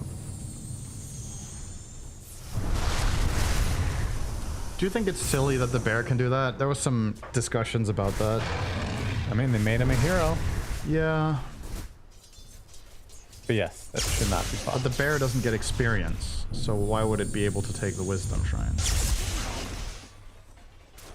Why should it do a lot of things, Cinderin? That's a very good question. And I think it really contributes if it didn't to the conversation. Then the hero might be garbage, you know? That wisdom could be the reason that he's OP. That's why people pick it. It's so they can take the wisdom. That's right. The Ags is just the luxury on top of the wisdom steals. Here we go. Malady doing what he can before dies here. Yeah, Malady's has been pretty damn good. No one is going to solo him again, although the ult already expended. 1-for-1 already. Support for support. Satanic getting in deep. Wants to go for Sakta. Reaper Scythe does absolutely nothing. Aegis expended, though. As Chira and Watson nearby, they get the crush, they get the amplified damage, they get the kill. A huge one for Yandex. As Satanic on the low ground with Notice, they are very tanky. Oh, look where DM is. DM is in the trees, way off base. As Notice, they actually find him thanks to the rocket flare, and he gets deleted. So 2 for 2, but 1 core dying on the PARIVISION side. And PARIVISION had Aegis, so it's a pretty nice pickup overall for Yandex. Nice fight from Soxa too. I think he did a very good job with the Chakram and a good setup on the respawn from the Aegis. Just clean chain stunning to finish the job, but still PARIVISION are not really moving in terms of net worth. The Slardar here being the big loser in these circumstances just can't really keep up with the farming pace of all the other cores. This was what we were talking about. PARIVISION, if they wanted to win this game, they need time. Their lineup is slow, it needs to ramp up and farm, and eventually they hit a point where they get a lot more competitive. And unfortunately for Yandex, they kind of accelerated that process with the Roche fight. Yeah. So the game, as far as I'm concerned, is more or less dead even right now. I don't think this gold lead is significant whatsoever, and now it's about, can you play the bear on Yandex? Like, how are you going to use the fact that you have this ridiculous split pusher that can also gank? Not even going to finish this silver as it looks. He's going straight nullifier on the bear. It's too good. You force out BKB for Satanic. Timber as well, potentially, if he pops the Aghanim Scepter. They have 4 staffs. They have a 4 staff on the Coddle. Solar Crest as well. This is such a Ghost Scepter and Glimmer for the Clockwork. Is there anything it doesn't counter? I guess no one. It doesn't do anything to no one. That's it. It doesn't counter BKBs. True. They have 3 of those. Still. I think buying 2 here is very good. So I agree with that overall choice for Yandex. We are approaching the first time in the game that this gold arrow will point to the left, potentially. Yandex has had the lead the entire time. PARIVISION are looking Satanic for has Shivas. Yeah. He's quite strong. Hook shot hits, sucks the dead. Nice Reaper Scythe for Satanic. He's got a haste rune as well. And he's opting for the good old heart into Ags. Yeah, standard stuff. This is cookie cutter necro build. This exact item order is the standard build. So there's a reason it's the standard. It's good most of the time. Watson is bear. Oh, they didn't get it in the cogs. I think this is probably not gonna. Do they have dust? He has battery. Oh my god, this spell is useless, Cinder. Close call. Have they killed the bear a single time? Don't think so. That's kind of unusual, I would say. Yet the signs are pointing towards PARIVISION in terms of overall strength. But we'll see once Chira gets his null. I mean, once they get the both, I guess. Yeah, they're very close. Chira's getting his now. And Watson is a helm away. So give or take 1 more minute and they get double nullifier. Mostly bad news for the supports. Coddle with the Eon Disc 4 staff can get insta-killed by the bear. Yeah, I think that's the play, right? You kill the supports because they can't do anything. The BKBs will come out at that point, likely. Yeah. For Satanic. 100%. If the bear can find Coddle, it's the best way to start the fight out of any. Good moment here. No one with the Parasma. A lot of damage now on the Storm Spirit. I see the courier. Smokes on both sides. The bear. Watson, the bear comes in. Very deep. A nice crush from Chira Jr. Oh my god, no one deleted off the face of the map. Malady is going to get killed off by Satanic. Using the Reaper Scythe for that as well as the egg. Beautiful placement. Stuns basically everybody. A TP out for the Necro, but notice not going to have the luxury. A 3-for-1 for Yandex, and they should be able to get the Tormentor as well. That's just such a clean jump. Oh, he almost stole the Torm. Now he's given away his position. He's going to get spotted by the Distiller. And risk reward, very much worth trying that. His hero being alive right now doesn't really matter much. All right, what happens to... Can the bear get the shard, by the way? Yeah. From Torment. It has it now. Wait, what? The bear has... Oh, you mean the one from the Tormentor? Yeah. I don't know if the bear can get the shard reward from the Tormentor, or if it's a hero, Cinderin. It's a hero, so but it doesn't show up on net worth, right? I mean, it would... Oh, he gets steals the wisdom again there from front of the nose of Satanic. I don't know what if it says in chat. I mean, it maybe just says Lone Druid got the shard regardless of whether he or the bear got it, or maybe you can't get, but I don't think Watson bought it on his bear, right? You generally don't do that on carry lone. So I'm guessing the bear did get... Right, I have to read what... Oh, this is fetch. Right? Yeah, he bought his own earlier, because the one you buy yourself is really good. Right. So he must have got the shard one on the bear for free. The Torm one on the bear. So yes, the answer is yes, but what I don't know is if both you and your bear are missing it, is it always going to the hero first? Right. Or is it based on which one of the units has the most net worth? These are very important questions, which is always going to be the bear. If you have items on the bear, does it always go on the hero because the hero is poorer? Or Ah, Shannon. What a game, huh? Yeah, very complex. Playing 2 heroes at once. That's one of the reasons I love casting Dota, is because nobody really knows what the hell they're talking about. And we can just talk about random shit. And people might believe it, even if it's completely fake. Right? Yeah, but we don't mislead the audience on purpose. We mislead everyone, including ourselves. Yeah, exactly. We're part of the misinformation here. Yeah. We are the ones informing ourselves of this misinformation. So there's no nefarious activities here, Synderen. Oh. We're good-hearted people that just want... So is Satanic. He has the heart now. Very good. Is it a good heart, though? I think it is. Refresher on Phoenix. Oh, that's pretty dirty. They're going to open things up right away onto Satanic. He's dead already. Another beautiful jump from Yandex. And are they going to get no one as well? He pops the cheese. He's dead. Or he pops something. That's 2 cores. That's a free Roche. They get forced buybacks, which don't exist, by the way. This is Lone Druid, so there's obviously the option of pushing, too. But they'll take... What the hell healed Storm so much? Was there a Illuminate? Might have been an Illuminate I didn't see, or I don't know if he had a big Lotus, perhaps? Maybe. Regardless, just gets the chain locked down. There's the Aegis. 1 minute to go on both heroes. I think you're trying to force buybacks here. Watson's already pinging bot tier 3. So he's going to start going to work on Lone Druid. I guess you don't care about putting Aegis on Bear, huh? No. Wait, can the Bear pick up Aegis? I don't think so. But it's a hero. Shan, see, this is why Lone Druid... the fact that you have to ask every time is why... But okay, if you could put Aegis on the Bear, surely you would, right? I think it's better on Slardar. Really? Yeah. Not the one right-click in the buildings here. That's true. They will get the tier 3. 30 seconds for 2 cores to come up. Watson's Bear might have to resummon here relatively soon. Port it back. Or just, yeah, get out. Not going to push the envelope. That's surprising. Yeah. Thought they were going to get a set there. But playing it safe, controlling the map, and...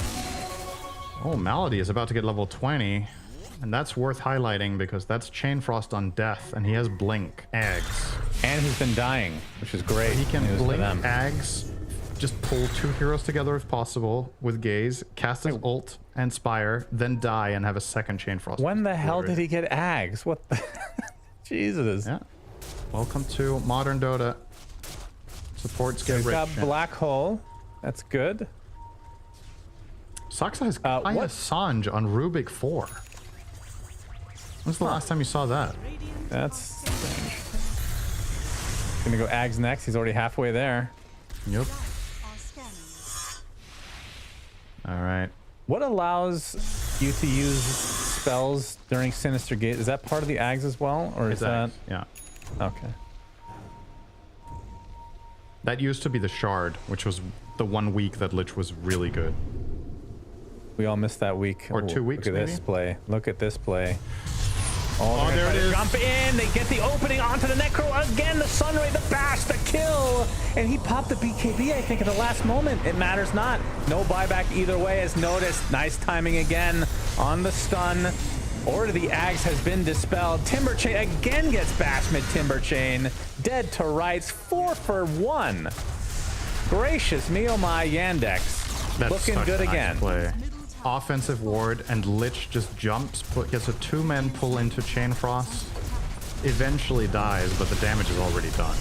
If Lich gets... Oh, they're going to go for it. You're screwed. Yeah, they're going to force the buybacks, but we know that Satanic does not have his. That's the big one. And even if he did, he does not have the BKB. Nullifier applied to the Timber Saw. Egg is placed. Not enough to get a kill, though. Yeah, Chira making space. The hook shot comes in. Trying to burn this life number 1. They will do so eventually. There's no one. Trying to create as much space as he can, but the buildings, they're going to focus now onto the barracks instead, so they will get the 2 sets. Tier 2 still exists top lane. Lone Druid's hero almost crossed the river, and I was about to say he means business when that happened. But he did turn back around and start farming the triangle. The bear is still continuing the onslaught. Oh, no one. Oh, they find the storm again. The layered stuns are too good from Yandex. He's gonna have to buy back, but they've already lost 2 sets of barracks. You'd think the lone druid would at least go top to push the creep wave so they can get the tier 2, for God's sake. There's no one trying to get something out of this. Hookshot completely misses. Soxa will be. Oh, he's gonna live for a little bit longer. And eventually does fall. The question is no one is actually running out of mana now. Now the bear is just going to root him. Satanic finally comes to help out. The Reaper scythe onto the bear. Does get the kill, but no one is dead. And that's a dieback for him. As Malady is about to die. Good damage with the Chain Frost. Gets the death chain as well. Okay. I mean, that's still really bad for PARIVISION. Sure is. It did require a buyback on the Rubik, but he didn't die back, at least, unlike no one. Storm really hurts. Like, even if you stay in the game now, no one felt like the one hero that could potentially carry this. Because I just think Necro, judging from the previous couple of engagements, I just think he's too vulnerable. I think when you pick this hero and none of your supports have a save, I think it makes the hero a lot weaker. Like, imagine this game, but one of the supports has like something like Disruption, for example. Like, how much of a difference that could make for him to have any sort of defensive line to rely on, but he doesn't, because all the saves they have get countered by Nullifier. So just jump him, press Nullifier, and the supports are just watching. They have a hookshot, that's it. It's not really... Boots of Travel 2 on DM, by the way. Yeah. It's good. Now he can join Lone Druid the hero in the jungle. He can hold hands, and then he can TP on the bear. Have a nice little family. Wait, the bear is considered a hero. Do you need Boots 2 to get on the bear? I don't think so, right? It's another great question. I think no. Another great question with no answers. Yeah, I'm pretty sure you can travel on the bear with Travels 1. Yeah, I would think so. But that's true. Like, but that would be hero, consistent, so I don't think it works like that. Yeah. It's not really a full hero. It's just a partial hero. It's a hero convenient. Until it's in the way for you that it's a hero, then it's not a hero. Yeah. You know? That's how it works. All right, time for the final tier 2 of the game. Oh, wow. Watson picked up a big item, by the way. Treads on his main hero. Unbelievable farming. He's had them for a while, no? I don't know. He took the treads off his bear. It's because the bear has Swift Blink. He's getting the hand-me-downs, huh? Yep, that's right. The bear did die once this game. We did see it. Yeah. It was a Reaper Scythe through BKB. Mm-hmm.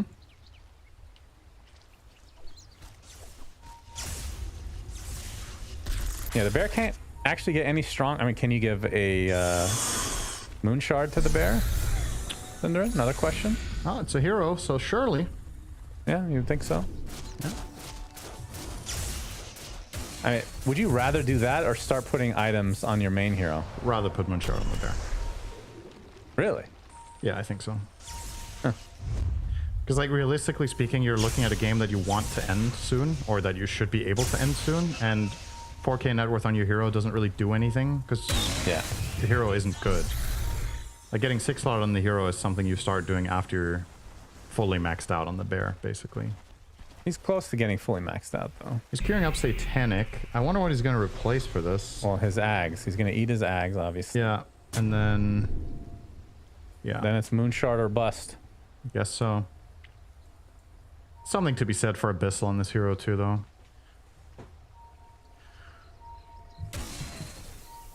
Well, it could be a backpack item for BKB, right? Yeah. I guess the logic of Satanic, the item, is that you can prevent getting reapered. You just stay high on the bear. Like Wojtek. Don't spoil that, Tundra. No, it's just random reference. Don't think about it. Surprised you remember that one. It's been out for quite a while.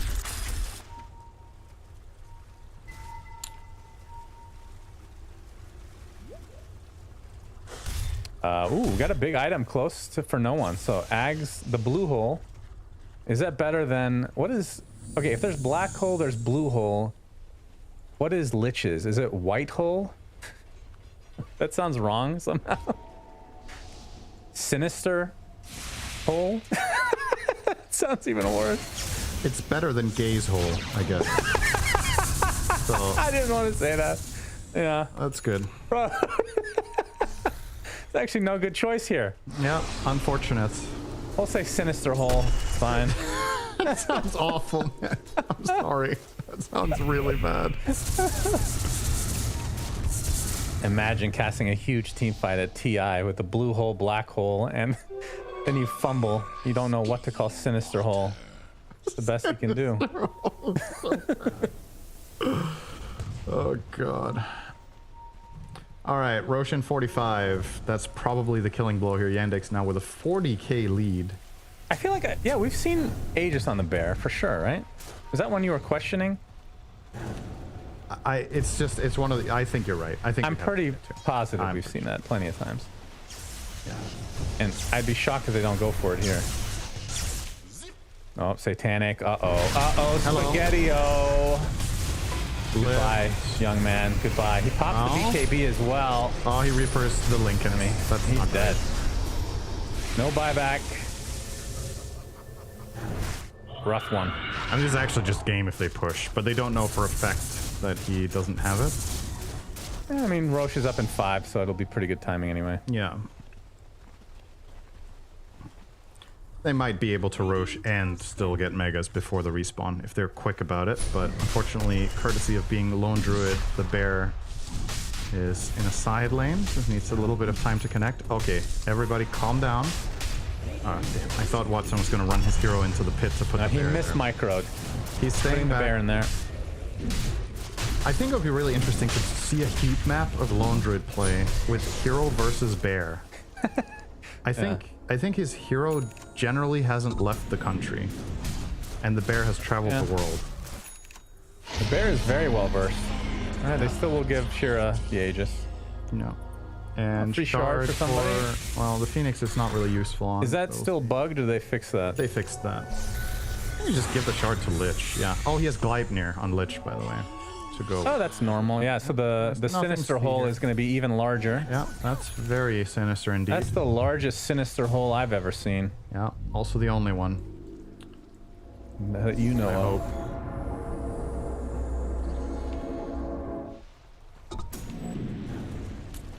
Oh my god, I just looked at the net worth. What the fuck? I literally thought that was a bug for a second. Like, what? No, that is absurd. They killed Necro, they took Roche, they got Ags. Yeah, 66k. That is pressure. Just GG then. The game should just end if it gets to 66k. What was it? They were 40k up at 46 minutes, right? So they gained, wait, how did they gain this much? This is... Last I checked, it was like 20 something. I mean, granted, that was a while ago, but... My god. I think they have... Filth. Yeah, that is a pretty steep decline. Senator, if it gets to 50k, the game should literally just... Like, Gaben's face should come up on the screen and say, the game has ended. Good effort. To the Radiant. To the Radiant. That is insane. They are playing it very, very. They're playing very Falcons-esque right now. Yeah, it's time to go. The bear has Bearderfly, and it's ready to cross the barrier into the Radiant. Wait, what did he replace? He ate Ags and he didn't put Satanic on it. Okay. Yeah, that's right. That's right. Wind Waker on Shira now. Yep. Very good against Reaper Scythe. Can save allies. True. Okay, will this get to 100k before the game is over? Oh, Satanic. Oh, Satanic. Oh, Satanic. Oh, dear. The Sinister Hole right on his face. Into the crush. Too much to handle. Gets off the Reaper's side. Is it going to be enough? Doesn't get the kill with it. Still burning. And gets killed on Rubik. He does have buyback. Yeah, he gets Reaper Scythe himself. That's really unfortunate. Very embarrassing. Buyback's coming out now from the Necro and company. Meanwhile, the bear is doing work, by the way. It's getting the mega creeps while this fight is occurring. They get the Hex onto the Timber Saw, and that's going to be the death one more time. Yeah, 75,000 gold lead. See, forced the tipper buyback really go big ol' 80. Yeah, it didn't really go up much. You know, I was What's the biggest gold lead we've ever cast? This has to be top 3. It's definitely top 3. I think, did we ever have 100k? No. I don't think, no way. I think it has happened. Oh. We got the blue hole onto one hero. Not the greatest blue hole that I've seen, Cinderent. As DM with the Sunray on the low ground. Watson, his bear, just doing work on the buildings. It's going to cost him the first life, it seems. Oh. In reinitiation, though, the egg is placed. Double buyback now, as that's another deaths for the road for Satanic. He has just had a rough one. 10 deaths, as they're going to call NNGG. And it's going to end at 80k net worth lead. Well, it just went down to 75k instantly. What the hell was that? That was a game of Dota. Yeah. Gracious. Yeah, honestly, given how that went in the first 10 minutes, 15 minutes, I'm surprised PARIVISION lasted this long. But also Yandex played it very methodical and safe, didn't want to throw away any lead, and they didn't. So, well done. Yeah, I'm surprised they lasted that long with having the blue hole at their disposal, but the sinister hole was too much to handle, Nat. Thanks, Sunspen. Yeah, I too could not handle that sinister hole either. And so for Yandex, the way they were able to close that one out was an 80k gold lead. That was what was needed for them. I say it, obviously not. I wanted to see how far they could get it, right? It was this slow, methodical, a lot of fun for the side of Yandex. Maybe overextending here or there, but ultimately it was a good and clean game, and we liked their draft. It showed a lot of promise, and PARIVISION just not having any entryway. Yeah, I mean, we keep talking about, you know, Lone Druid. Is it the first pick hero? Has it kind of lost stock in that regard? And here we got to see, again, why it can be a first pick hero. You got through the laning phase with no pressure at all. You had like double the Timbersaws net worth. You were full on cruise control the entire game. So yeah, to me, it's like if you're giving away Lone Druid, you need to try and close out the map in the early game. It didn't happen. And then we got an 80,000 gold Yandex. Yeah, I think that's probably actually the most broken part of Lone Druid is his laning, because it's first pick Lone Druid and they got turbo stomped in lane. Like they had nothing this game. Lone Druid is ultra total free farm, 0 deaths, just untouched throughout the entirety. I think his bear only died like 2 times or something in the entire game. So you have to have a better lane answer this if you're going to give it away, because I think if you can get out of the lane even-ish and get to mid game, then you're okay, but you can't get blasted like this. Or something that's willing to hunt Lone Druid down on the map, right? Something that is able to try and find his hero. And this, to me, was the make or break moment, right? When no one tipped DM, PARIVISION taking, you know, the first Aegis, being able to try and put a threat up to Yandex after the laning phase not going their way. But then down the line, guess what happened, guys? What happened, Twin? The little reverse Tipperuski. Oh, it's a bloody classic, and that's exactly what DM did. After winning the fight, it might even be this fight here. There's a little cheeky tip going in the back to the way of no one, and that's what you want to see. Just the passion behind this best of one. There it is. Tasty. I feel like there might be a little bit of spice there, because he wasn't. Oh, there definitely is. Yeah, because he wasn't tipping anyone else. I also remember a lot of interviews conducted with PARIVISION players. Yes, yes. At the earlier start of the season, the tail end of the 2025 calendar. Tell me more. And there were allusions to the disagreements occurring between the roster and the desire to remove certain people and who was more spearheading what sort of movement. Yeah, I mean, PARIVISION they rose to the top due to their hipster play style and draft and whatever. I could see no one going, here's a tip. You wanted to play Phoenix off lane in us, we didn't like it, and tip, nice, you're losing with it now. You know, I could see that mentality in the tip, and then DM's tipping back like, look at me, I can win on my Phoenix, you were wrong. You know, there's so much drama in the Dota scene. It's crazy. Yeah, I think DM hates no one. They're going to be fighting on stage, throwing verbal insults, punishments financially. They're going to be TI invites removed, revote. It's going to be carnage here in Slam. Confirmed by now. I think that the tippy is always, or sorry, the kicky is always favored over the kicker.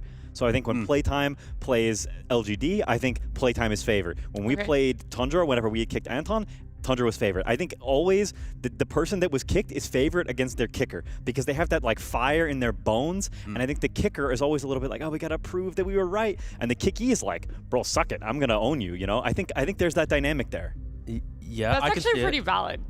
Yeah, I mean, it's like David Goliath, the underdog. I don't fucking know. We're gonna have to do the research. Yeah. We'll have to like deep dive all of the people kicked that went on to then beat the team that kicked them. Yep. In the next What's the time span for this? We're saying like modern day Dota, all of Dota.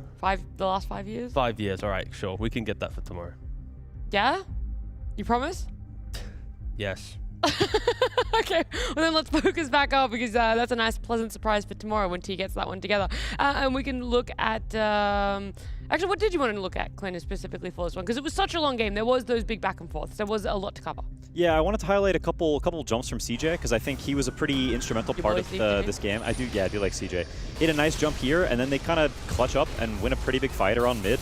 And I think in general for this team, he's someone who's starting a lot of fights. He's the integral piece there because DM is playing zoo heroes. He's playing weird hipster heroes, and so he needs to be there ready to start fights and jump. And I think you can see that in his score. He always has an insane amount of assists, and he always has kind of low net worth because Watson's farming, DM's farming, and he is running around the map making stuff happen, which I think is really, really huge. And there was also another small little clip of some efficiency Watson had on Lone Druid. I don't know if we have that clip, but he was like farming with his bear, or farming with his hero, and memeing around with his bear, which we normally see. But on top of the normal farming, memeing around, he was putting Mjolnir on his bear and running to the waves to cut waves with Mjolnir. So he's basically getting the lane farm effectively while also farming the woods with the Mjolnir, which I had not seen people like running the bear back and forth as like a Mjolnir active carrier.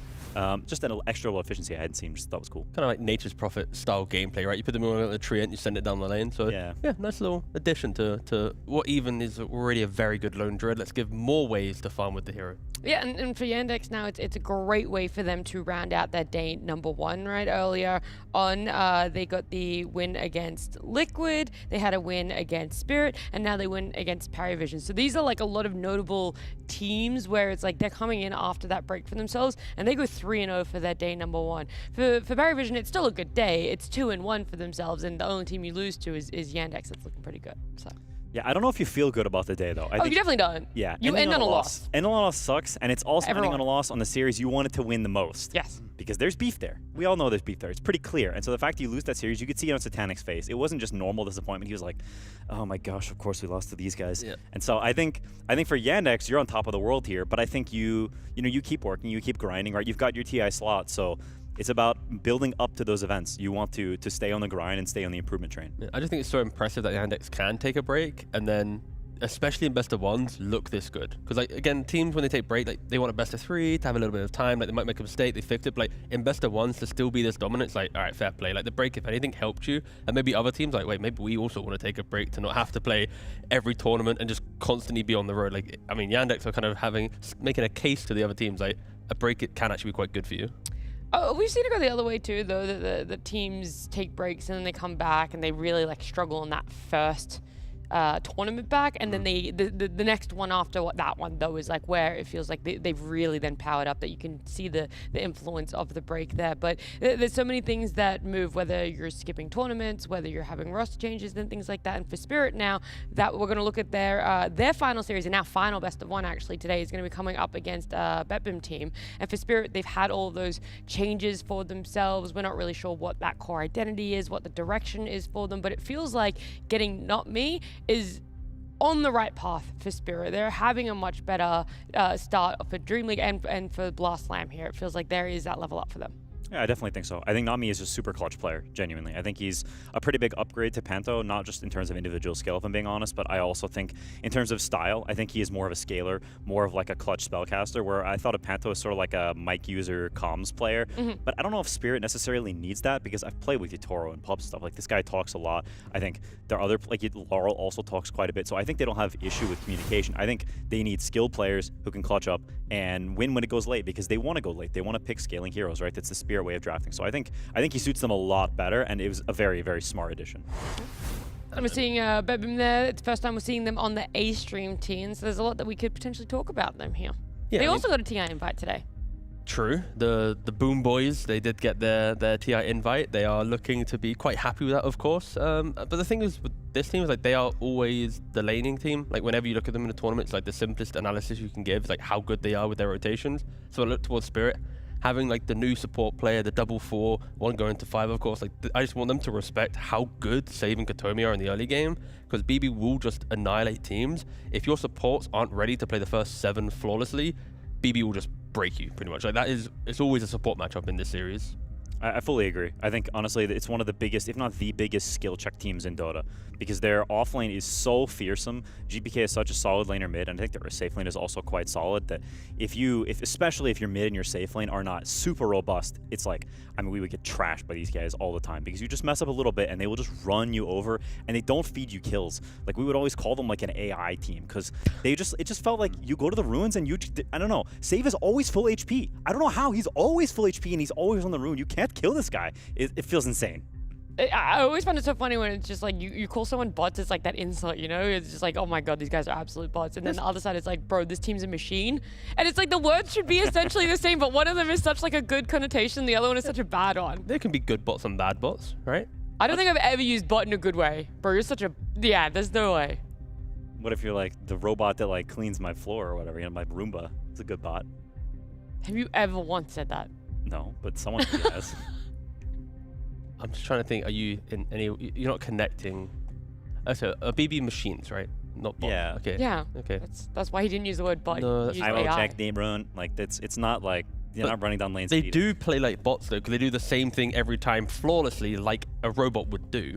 It's the huddle. That's what gives them power. Okay, you know what they do? So when they're in the huddle, I don't know if it's okay. I think they still have this extra guy. I'm not sure who he is. He's not their manager. Webcam qualities. He's like their hype man. And before in every tournament, they would do it even on LANs and stuff when there's like just a curtain partitions, and he huddles everyone up and they go BetBoom, BetBoom. Yeah, they still do it. They do it every single time. Yes, they scream so loud. I mean, also at a previous flat here when Bulk wasn't there to coach them, the manager stepped in and kind of took the role, and for some reason, my guy was high-fiving them as if he was trying to remove the hand from their body.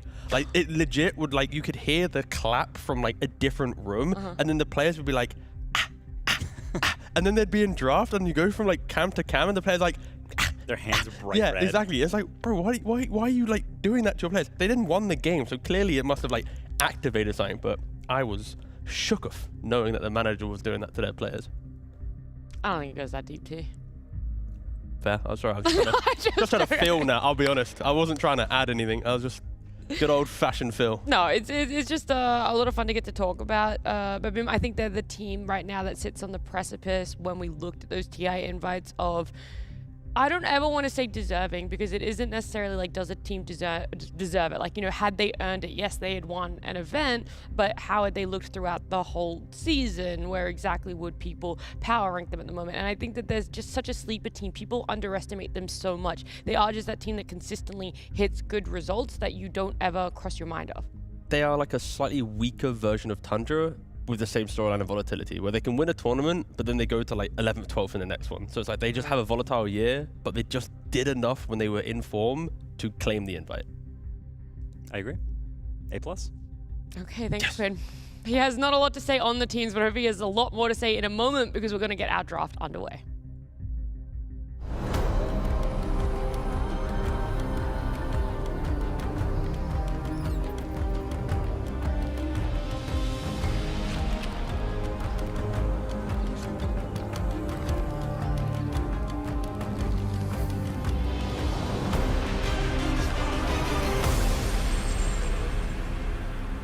We got Spirit and BetBoom here. We're talking about it. Spirit did not get their TI invite earlier today, but BetBoom team did get that invite. And so I do wonder, is there a little bit of a chip on their shoulder? Does Spirit have something to prove now, not only for themselves working up towards the qualifiers, but also in this best of one to say, nah, that shit was ours. You know what? Actually, Slam should have the rights to allowing teams to wager their TI slot. No, what? Like, imagine why would anyone ever do that? What do you gain from wagering like, that? Mad financial reasons behind it, and you go like, guys, if you believe in yourself, if you think that you are actually going to win TI, you're the best of the best, you know?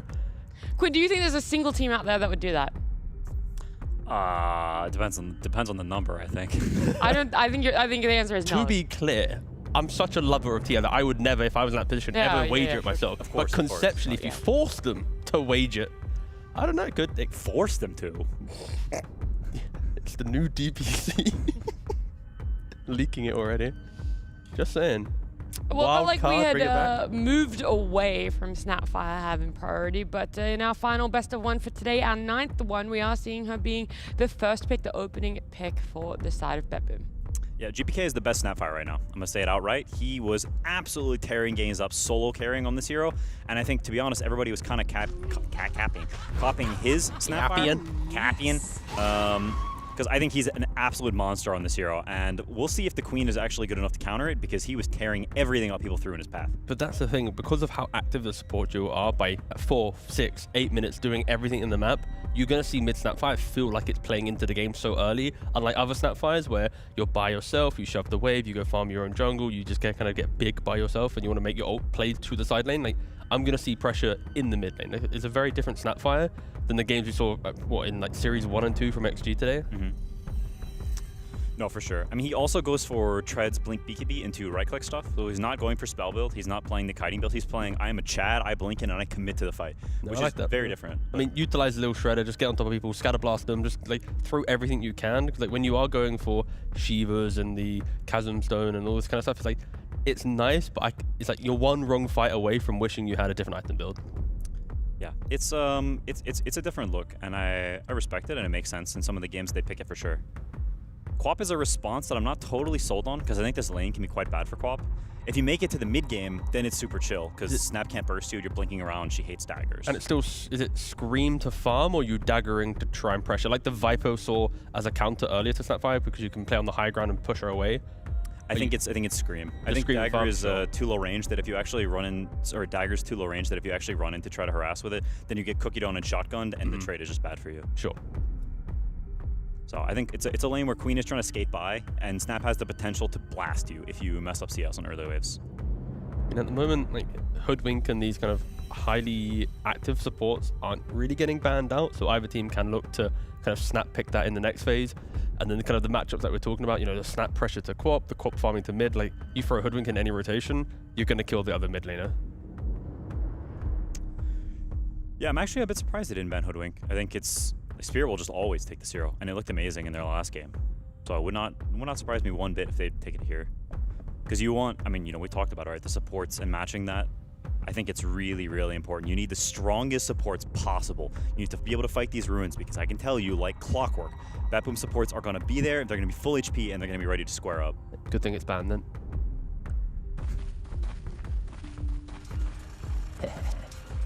What? He said good, because I said like clockwork, and then he said good thing it's banned. And then Clockwork was banned, so then they picked the Hoodwink that we expected them to pick, and then you said, heh, yeah, that's good. That was a real knee slapper. Yeah. Nice. I had no idea if that came from a mic, but there it is. I think, I mean, there's just, we said it before, just a good hero. And I wonder for BetBoom what they will go for, because we've seen Coddle. Yeah, okay, there it is. They like this combo. It's a bit weird because they're both ranged heroes, but I think the way BetBoom plays it is quite cool, because he just keeps giving him mana, and they just keep spam fighting, like you said. I think other teams the Coddle will play a little more farmy, whereas I think Save is more down to go play through his Snapfire and go hog wild, which is, I think, what makes the difference partly between why BetBoom Snap is so good compared to other teams. But then you're looking towards the other support, and it's like, normally I would want like Katomi to play like the Tusk or some random hero that also just runs in first, because then it's like you run in on the melee support, Kotal and Snap can kind of play through that and go, okay, thank you for sacrificing yourself, we can then help with solo bind, damage and kill. So if you pick another ranged hero here in the support role, then you are looking towards Miro or even Kiritich having to be the initiating hero that can maybe disrupt some timings against Spirit. Spirit sometimes fall into this trap of like kind of XG-esque draft, where it's like you need to see that kind of vision of hidden creeps. They go for a Bane. Again, not a melee hero, but you do just kind of run in, Nightmare one guy, Fiend's Grip another. Like, I think it's perfectly fine for kind of the concept of what this hero had to kind of, the role it had to fill, sorry. Yeah, you're definitely still going to want some sort of melee hero for at least Miero, I think, so you can get in there a little bit. But it is, like you said, Bane is sort of acts as a melee hero, even if he is technically ranged. I mean, the benefit here for BB is like whatever they see, they can go for like just a hard lane counter. If they see the Enigma, they see the Axe, they see like an Underlord, they'll just like lock it in, because like we'll free farm on this hero and we get to play the game. It might not initiate certain options that I mentioned, but you need to be mindful. Spirit, they're going for more damage amp, right? You've got the Hoodwink for amp, and then the Largo with the Croak. Queen of Pain is going to have just a field day once you enter some of these kind of mid-game fights, when these kind of all the heroes start overlapping. Yeah, I think Largo is pretty good against Bane, because you can cancel Fiend's Grip and you can also wake up from Nightmare, but at the same time, it's not the most Spirit hero to me, because it's quite farmy. It's not a jumper. It's not what you typically think of with Collapse, and I feel like their win rate might reflect that, even though I don't have data on this. It feels like they lose quite a bit when they pick the Largo, even though it's a pick that makes a lot of sense, and I agree, there's like cool synergy between their heroes. They have an extra save with Ringmaster now too, so Largo can sort of frontline and be that, that beef lord that gives space for the others to play in the background. So I think it's a pick that makes a lot of sense. I just wonder if it's good for Spirit. Would you like to know the percentage of all-time Spirit Largo win rate? I would. It was 64.71%. That's 17 games. Okay, so it's pretty high. In Dream League, it was 80%. On Really? Collapse specifically. Okay. All right, I guess I was totally wrong on that. Yeah. No, but I know what you mean when we think about like the archetype of Spirit, the things that make us excited to see them play, the things that have always been there as like their core identity. It is what you've talked about. Those sort of like actions, initiators, jumps in, and then Largo is just like, I'm gonna stand here and I'm gonna make sure we just keep fighting, boys. What do you think about this ditty? Wow, you were moving beautifully. He was there. going for it. Thank you. Such a shame that he couldn't see. The thing with Largo though, I think it's very high skill in the fact that yes, you farm a lot, but knowing the balance of when to farm, when to fight, what is your timing to cross the river. Like, a player like Collapse will be able to do that, and he won't really make the mistakes of like pushing Largo too much, right, and exerting himself and breaking his own game, right? So there's not many players that I can see work with Largo, but it makes sense. But BB, they utilize their 18 pick. They see just a lot of independent heroes in Spirit that want to kind of help each other out, but not really provide that big lockdown. Lycan can exploit that. You send the wolves at Hoodwink and Ringmaster. Hoodwink's gonna have to scurry into the trees. Ringmaster might even have to escape box himself to run off into, again, the tree line and just to survive. It is very oppressive what Lycan can do. Yeah, I feel like we kind of glossed over this Ringmaster. We don't see him very much these days. It feels like it is just a very, very specific set of players that are picking him up. So why here? Why now? Spirit has always been one of the teams to play Ringmaster. Quinn already mentioned, like, into the Bane, it's just nice having that cancel into the grip. And when you didn't know your matchup, right, you can technically keep Ring and Hoodwink both into the 4 and the 5 role. So you're going, you know what, reveal your offlaner, we'll then put our hero in. But then you get Lycaned. So it's... Well, that's what I'm saying. It's like, why is it Ringmaster as that support to try and cancel a Bane's Fiend's Grip? Why isn't there another support that comes to mind that's a little bit more popular? We don't really see like SD in these heroes anymore. So Ringmaster brings more damage and forward-thinking play, whilst some of the other supports are a bit more only reactionary. So if Spirit want to keep fighting, Ringmaster can keep fighting. I also think Ringmaster is, like, it's a hero with more aggressive potential and a hero that is better on the rune fights compared to like something like an SD, because I think the difference between Ringmaster and SD saves compared to something that tries to cancel grip is, even if Bane buys Ags, you can still just save your own guy and it cancels the grip with Ags, so it removes the Ags purchase from Bane, which is a pretty big deal. So it's also like that double up then. It's not only a cancel, but it is just a save too. Because I'm like, there's like the side of Lion, right, which is doing the damage you guys are talking about, has the potential to cancel a Fiend's Grip, but then it does lack that save. Yeah, it's the ease of execution save, where you don't need to find the Bane in the trees or deal with his Ags. It's literally just click one button on the guy. And on top of that, they've got a lot of magic damage on BetBoom on those first 3 heroes, so the guy's kind of immortal when he's in the box. There's another, there is another immortal hero here. Like, just Lifestealer, you don't care about any of the damage, right? Even if there's like a jump from the Queen of Pain with Sonic Wave, you're probably easily gonna press Rage, jump in a creep, and just reset. I think BB is pretty happy with the draft they have. It's very like stereotypical BB strength heroes that will just be able to play on very clear timings, like early game timings. There is a Terrorblade or a Troll coming, I think, though. It has to be something like this.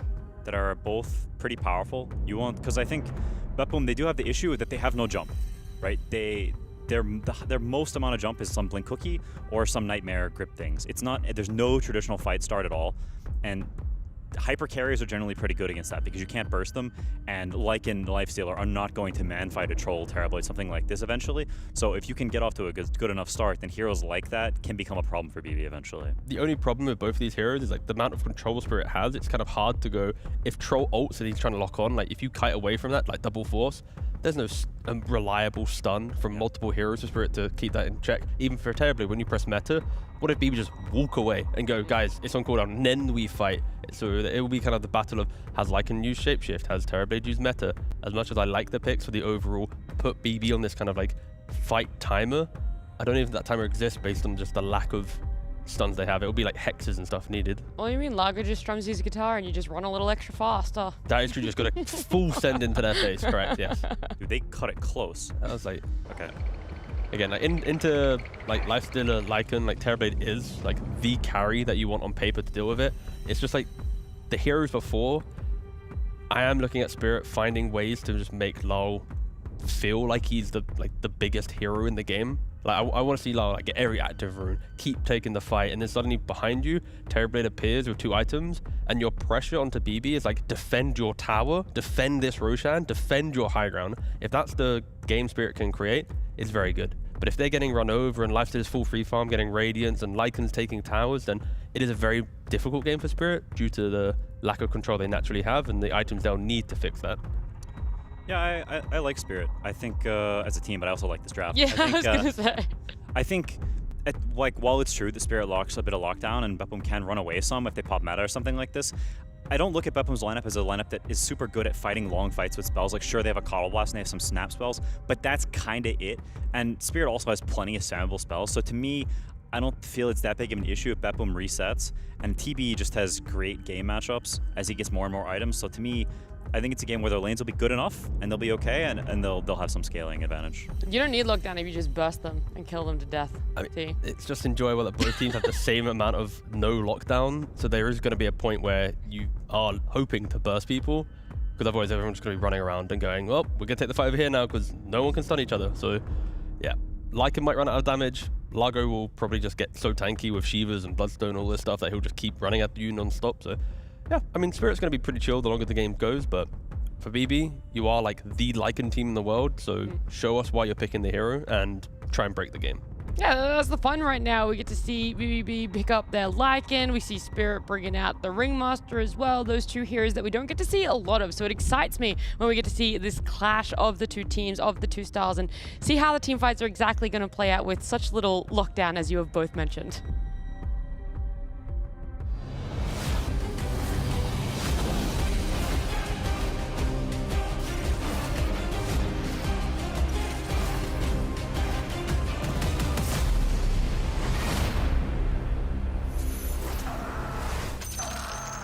Team Spirit versus Boom Boys, apparently. Suns fan here with Cinderin. God, I cannot wait to call them Boom Boys all the time. So Boom good. Boys. You know, they took that from us, Cinderin, from Kezu and myself. Yeah. I'm sure we called them Boom Boys once or twice. Great name. What do you think of the drafts here? We got a lot of physical damage on the Dire side with the Lifestealer Lycan combo, which I hope the game goes late enough that we see the Ags from Lycan, because Lifestealer as a wolf is hilarious and very strong. What do you think?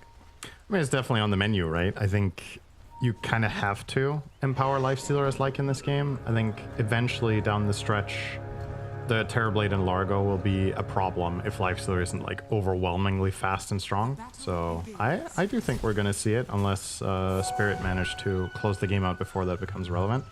I just wonder why Spirit took so long to pick this Terrorblade. I looked at the picks and I was like, this is the most obvious Terrorblade game ever, and then they ran their entire timer down, which means they must have discussed some other options. Like the panel said, maybe it was just Troll. I don't know if there was anything else, but like this is just a slam dunk Terrorblade pick for me, and I definitely do like Spirit's lineup better for that reason. I think Yatoro's matchups are really good, and I don't know if the Dire lineup can put enough pressure early to stop the Terrorblade from just getting 6 slotted this game. So, and even with all the nerfs, Shannon, Largo, you know, Largo is still Largo when he gets a lot of items. He's still ridiculous late game if you get late enough. You sound disappointed. And so is Quap. You know what? I just want Largo to be flex or to be only support. I don't want the hero to be offlane and only viable in Pro Dota when you buy Ags. I think that's...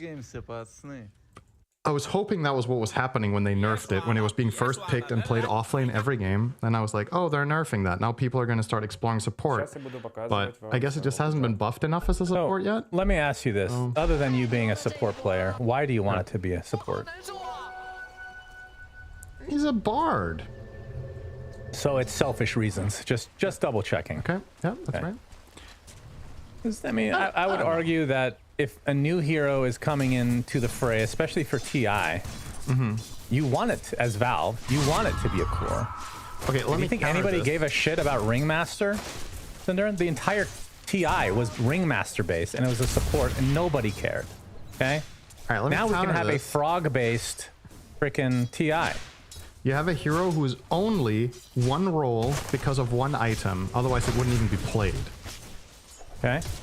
That means either the hero isn't good enough, or it needs to have other roles to play, right? So if the item was like, I don't know, AC or armlet or whatever, sure.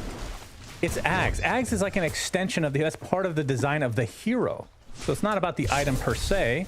Okay. Okay. Can you name another hero that can only play one role when it buys Ags only in Pro Dota? Lion. That's I just wanted to say Lion, all right? Yeah, okay.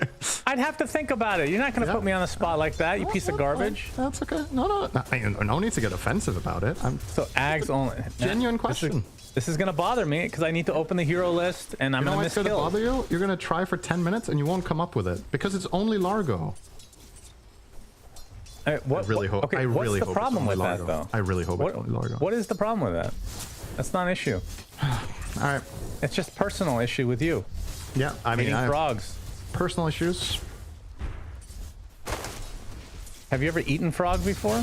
I have. You have, actually. Frog leg soup in Paris. Yes. It was delicious. Tasted like chicken. That's good. I should try it then. I like chicken. It was. Doesn't feel like there's a lot of meat there, though. You know? I was a teenager. I had life ahead of me. I was still good at Dota. I mean, you started playing Dota. That was the beginning of the end, I guess. Okay, relax. I mean, look at your life, Cinderin. What do you have to show for it, huh? That was before Dota 2 came out, Shan. It was in 2007. Yeah, I know. Dota 1, of course. Yeah. Huh? Anyway, back to the game that we're watching. We're supposed to be casting. We're being paid to cast this, actually. I do believe. Spirit versus BetBoom. I mean, who do you think is stronger as a team right now? Because for me, BetBoom has been kind of up and down lately. They were really strong at Dream League, and then a bit of a dip. And then Spirit are obviously there's a new addition to their team, but you mean they were strong at Wallachia, right? Yeah, they're still for me a wild card though. I don't feel confident, you know. If you put me on the spot to say which of these two teams is the best one in general, I would say Spirit, because I think their floor is higher, and I think the two ceilings are similar. So it's also a little bit early to say, right? They have a new player too, so maybe, you know, our perspective can be a little bit outdated with other roster, yada yada. But I do think in general, I feel like Spirit, I would give among these two teams like a 55-45 edge in terms of who's better any given day. But there are tournaments where there's no question one team is significantly better than the other. In the last one, that was Spirit. In Dream League, they were just better. But as we know, these things can change really fast. Like sometimes teams bounce back from a tournament in 2 days and then they're suddenly a top 3 contender instead of 10. That's why I always feel good picking Liquid as the white donkey. Because they always dip down at some point, you know?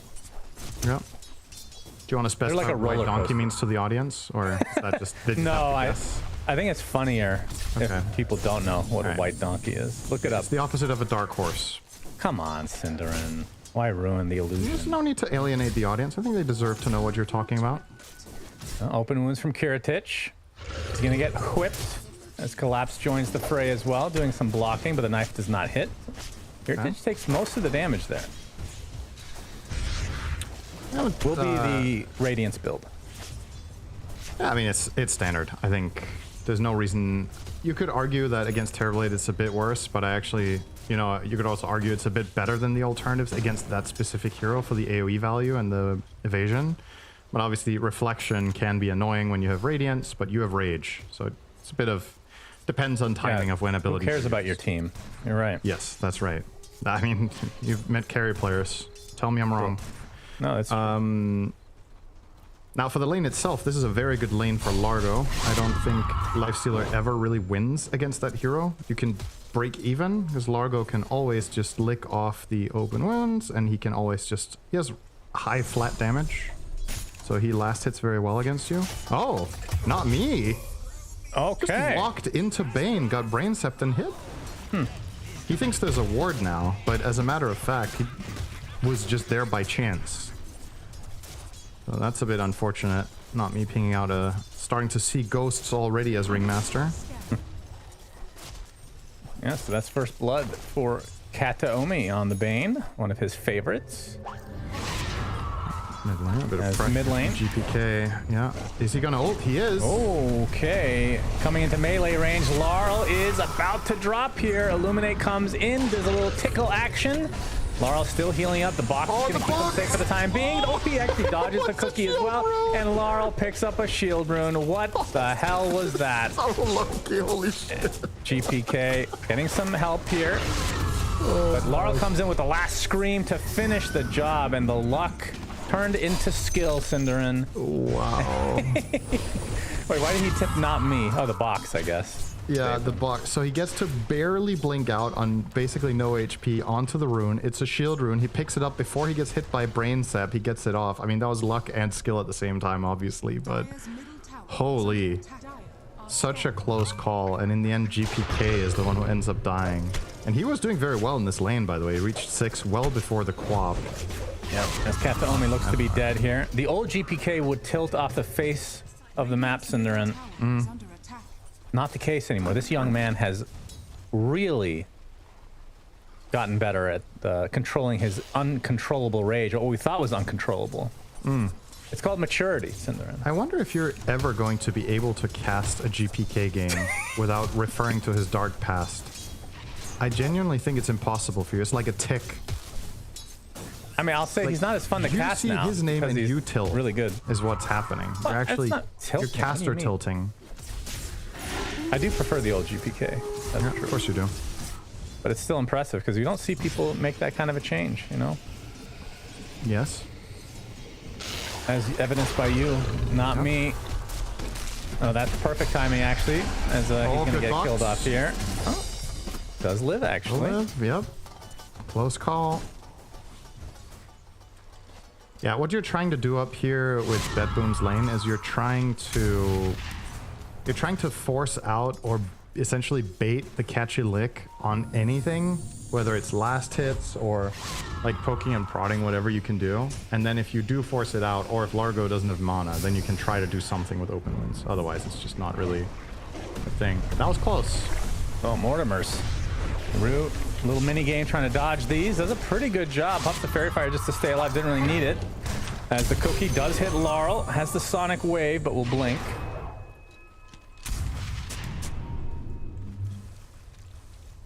All right, let's count the dispels on Lick. Okay. So open wounds. Yeah. I assume little Shredder, although that's not that good in theory if you time it. Howl, I assume, is dispellable. Yeah. Blinding Light. Yeah. That's it. Solar Bind. Kataomi looks to be dead. Indeed, that is the case. Yeah, that's Nightmare. True. Enfeeble. No, Nightmare. Nightmare? Yeah. Dispellable. Yeah, I guess so. So you missed 3 out of 7. Not Wait, bad. did you say Enfeeble? There's no way that is dispellable now. It didn't used to be. It's gone through some variations. It's been dispellable for quite a long time. Probably 10 years ago. It was not dispellable. Anything else we missed? You want to name the items by any chance? Oh, no. There are any? We're good. I think that's it. Okay, good. Oh, Collapse. He gets Nightmare. There's no Fiend's Grip here. Actually, there's one more thing. I'm applied. challenging you with thinking of this for the rest of the game. What's the last thing they can dispel? Collapse. From a hero? Mm-hmm. Dire's top tower is All right, I need to think a bit. You take over the play-by-play for a moment. Okay. Jumping on Collapse. Is there a Scatterblast? There is, Shannon. He's dead. Okay. Grandma eats the frog. Oh, as expected. no, that's not the one. Shit, this is... Oh, it's probably from the wolves, whatever their stupid crippling garbage is. Oh, nice. Yes, you can dispel Hightail from the wolves, I guess. When you have the shard.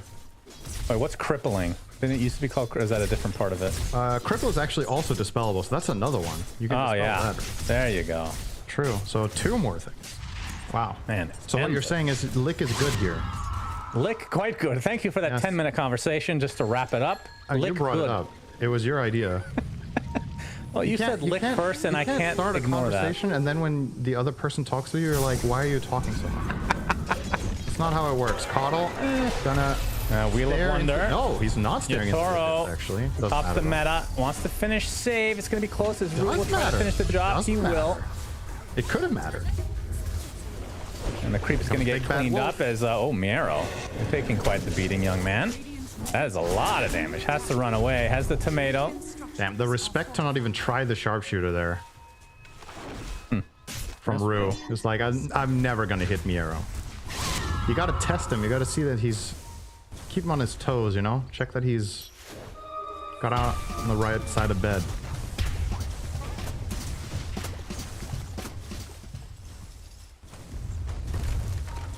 Still, as it stands, unsurprisingly, Yatoro is having a mega free game on Terrorblade. The other Spirit cores not looking equally hot, but they also don't need to. I think they have enough. And once again, that really shows why that mid move mattered as much as it did. The swing in that play was enormous. Instead of Laurel dying and losing the power rune, he got a kill on Snapfire, who he is therefore still trailing, but only by 500.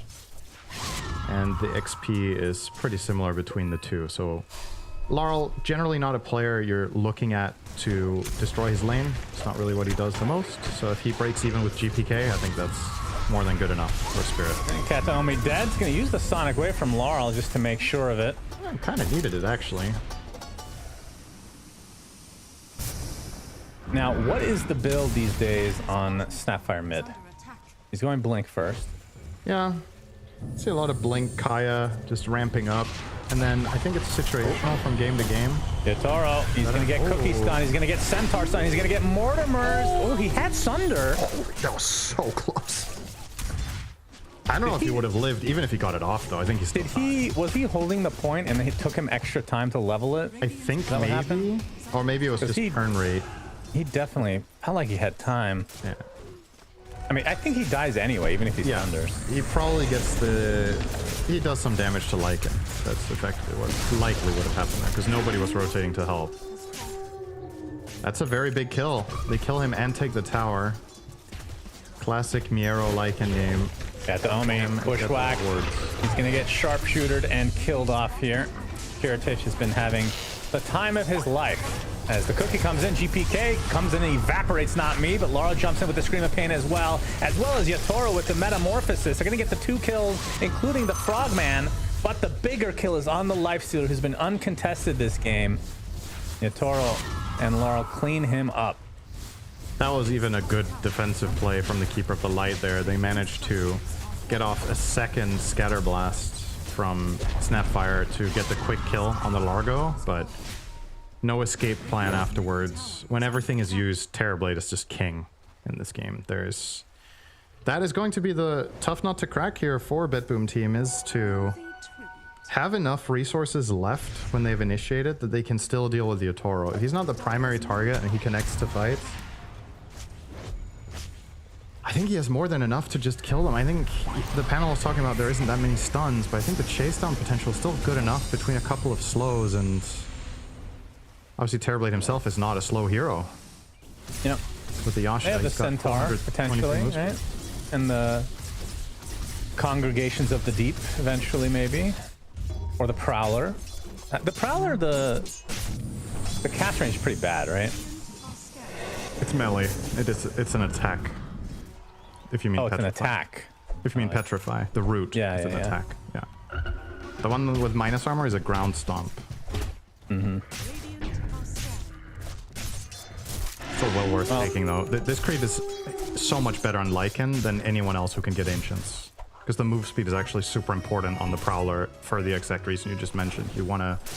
This creep can reliably get up close when you're playing that hero, and both of its abilities are like incredibly strong, and they're balanced by the fact that they're hard to hit. But, yeah. I think this is his preferred creep for the entire game, probably. 50% armor reduction against Terrorblade is outstanding. Yeah, that's insane. And Laurel, Wheel of Wonder go off. It does hypnotize one. Mortimer's Kisses, though, not going to do too much against the box, or vice versa, rather. And Rue trying to run away, actually finding the distance, but Miero is in his Lycan form. Gets bushwhacked to the tree as the creeps continue to prowl, but you see the heals come out from Collapse as Ringmaster, the only death so far in this fight. Kiritich showing up as well, has the Radiance. Gets the tier 1 tower. Cookie does hit. Oh man, Collapse. That is more than enough damage. He did not expect the burst. I love watching Snapfire be played like this. I think it's really cool that it's coming back into fashion. I'd argue some teams have been overrating it and in the priority they give it in the draft. And I think BetBoom maybe just understand it better than most, how to run this as a mid-hero and draft around it. We saw Xtreme Gaming earlier today in 2 games run this mid-snap, and it was not really impressive. It got counterpicked a lot. I feel like they didn't build around it as much. But in this phase of the game, when you're playing with just Blink Shard, you have insane damage output. And you're pretty tanky too after you go in. You have a lot of HP to work with. So if you pick the right supports around it, such as Coddle, can help him a lot with that extra heal, the Blinding Light, giving him the spells again. Pretty potent duo.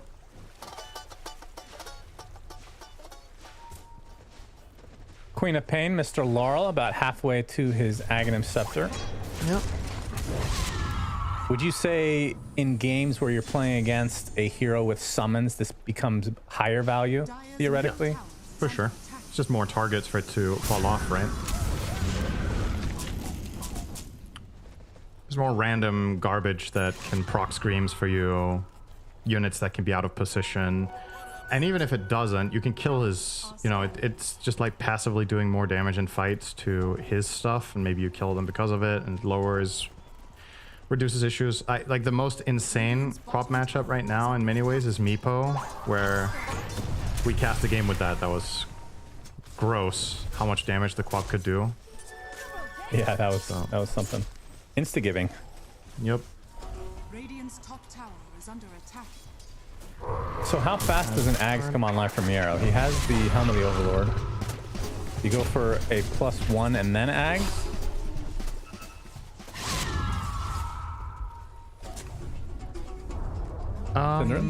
You okay? I'm okay. I'm just checking. I'm worried about you. No, okay, thank you. Hey, you gotta remember you're on the Collapse. Cookie's gonna hit. Gotta factor that in. And wow, again, he just gets destroyed.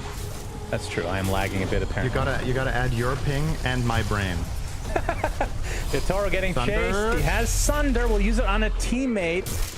Kiritich had the rage, so does have to worry about that at all times, but now he has to worry about the numbers advantage. But Laurel coming in with a big Sonic Wave. It's not enough to save Yatoro. 3 dead for Spirit. Make it 4. And BetBoom, really nice Boom play. Boys, Banana Bunch, they're owning. This team is just so good at playing around Lycan.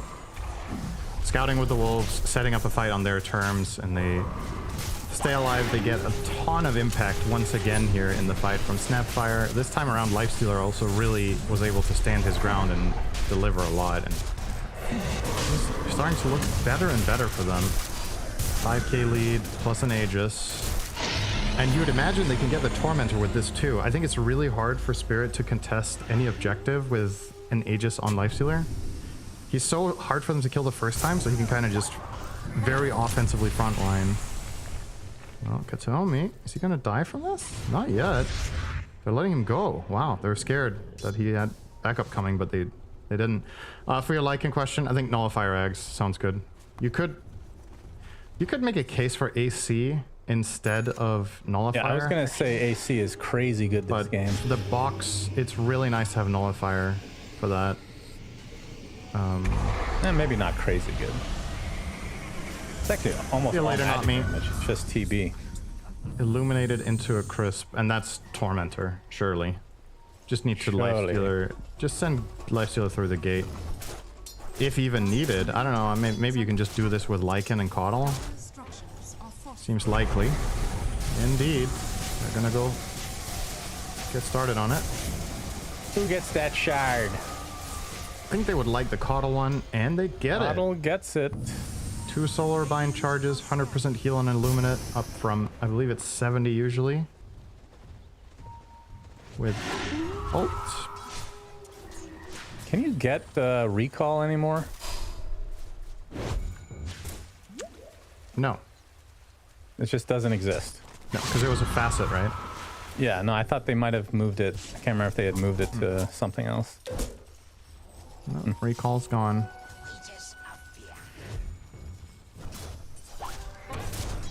I was not expecting a 7k lead here, I have to say. I think BetBoom have done such a good job in the last few minutes with fight selection.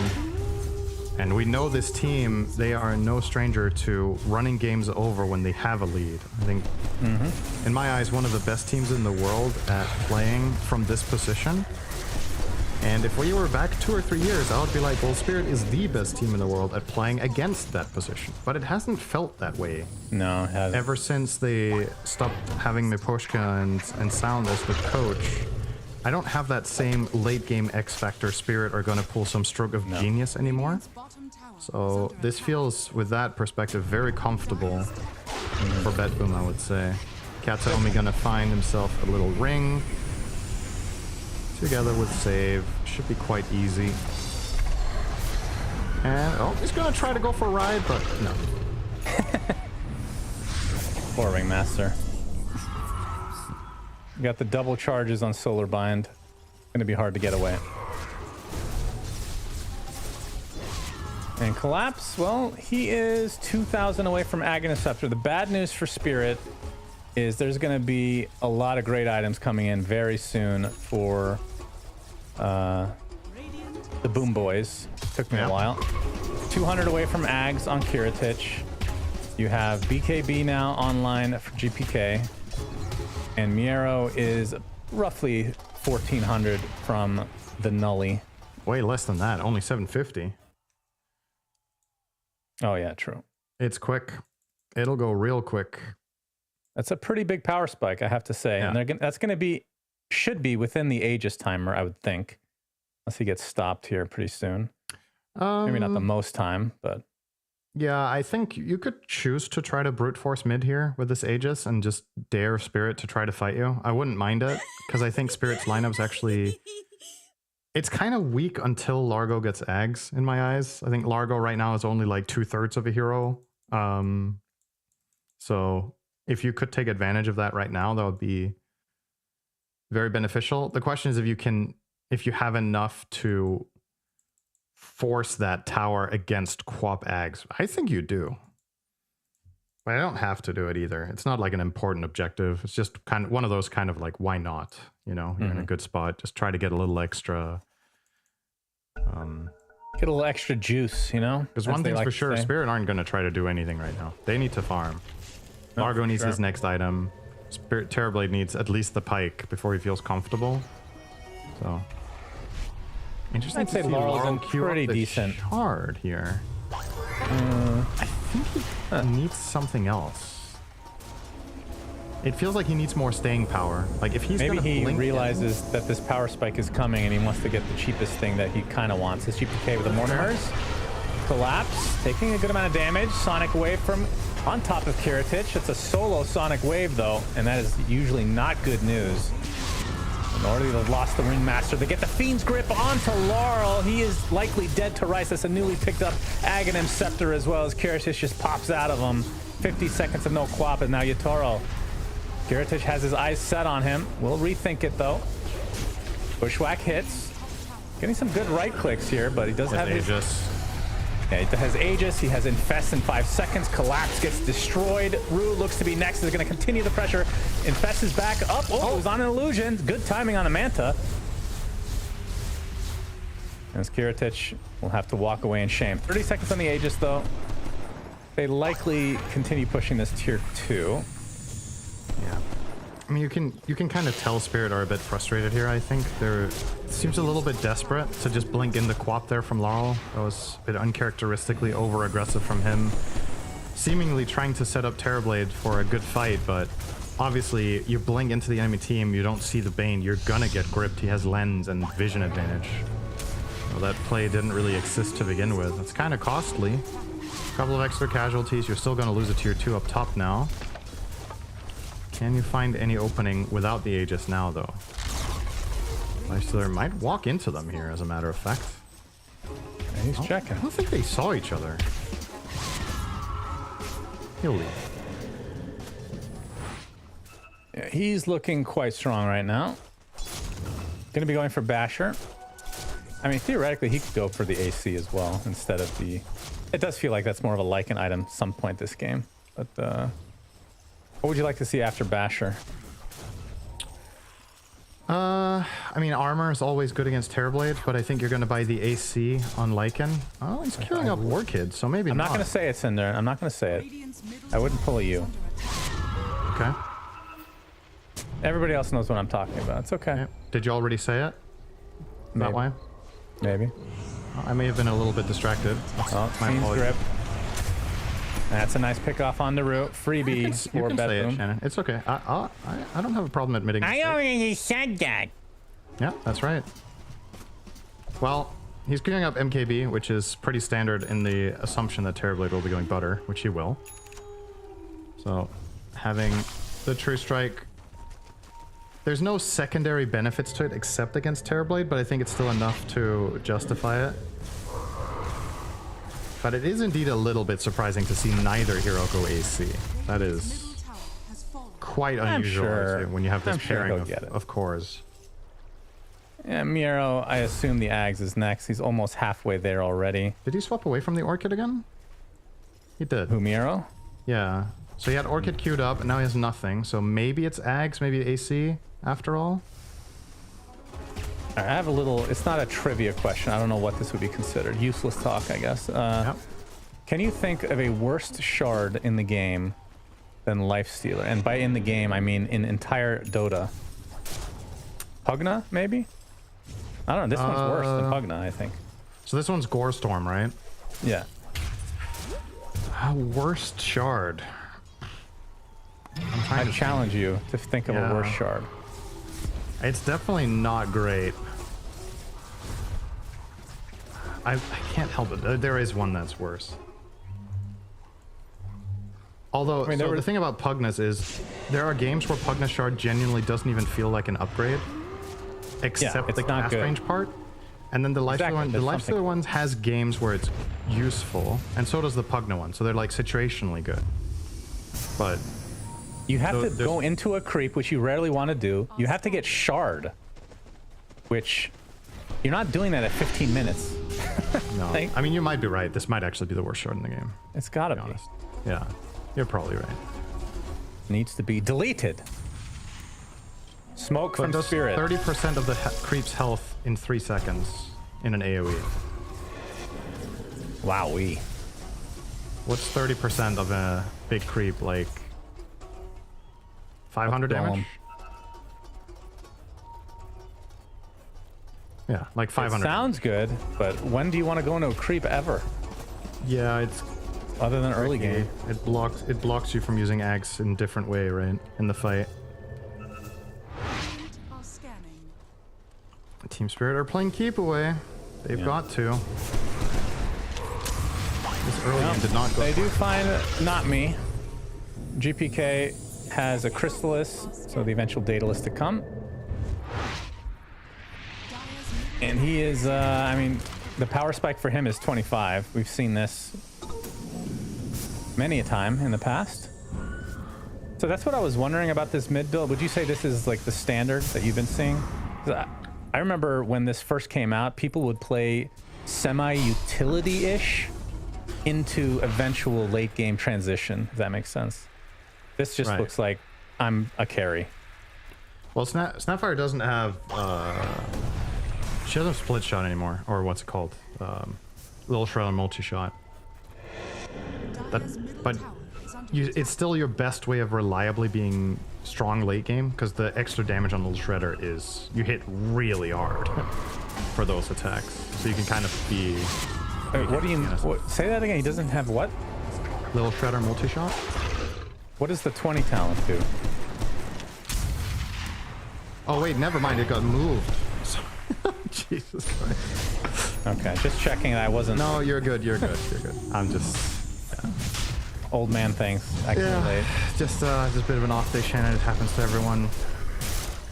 Some more than most. As we're gonna see the Roche attempt. It was always 2 additional targets, right? It was never 3, or was it 3? I think it was 3. I think it was. So it got nerfed, but then it got moved to level 20. Yeah.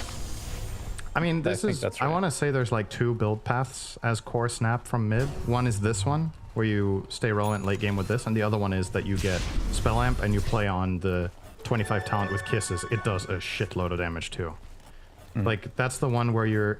I kind of would have maybe liked to see that more so than this one in this game, because I think this build is worse against Terrorblade, and I think he's the main issue in the game. Yeah. But it's better against everybody else. That's one of the reasons I wanted to bring it up, as Rue's going to die here, because you already have, I mean, in theory, Lycan, GLYPH.CET kind of do the same thing. They're doing the same damage, and now you're adding a third member that's also doing physical damage.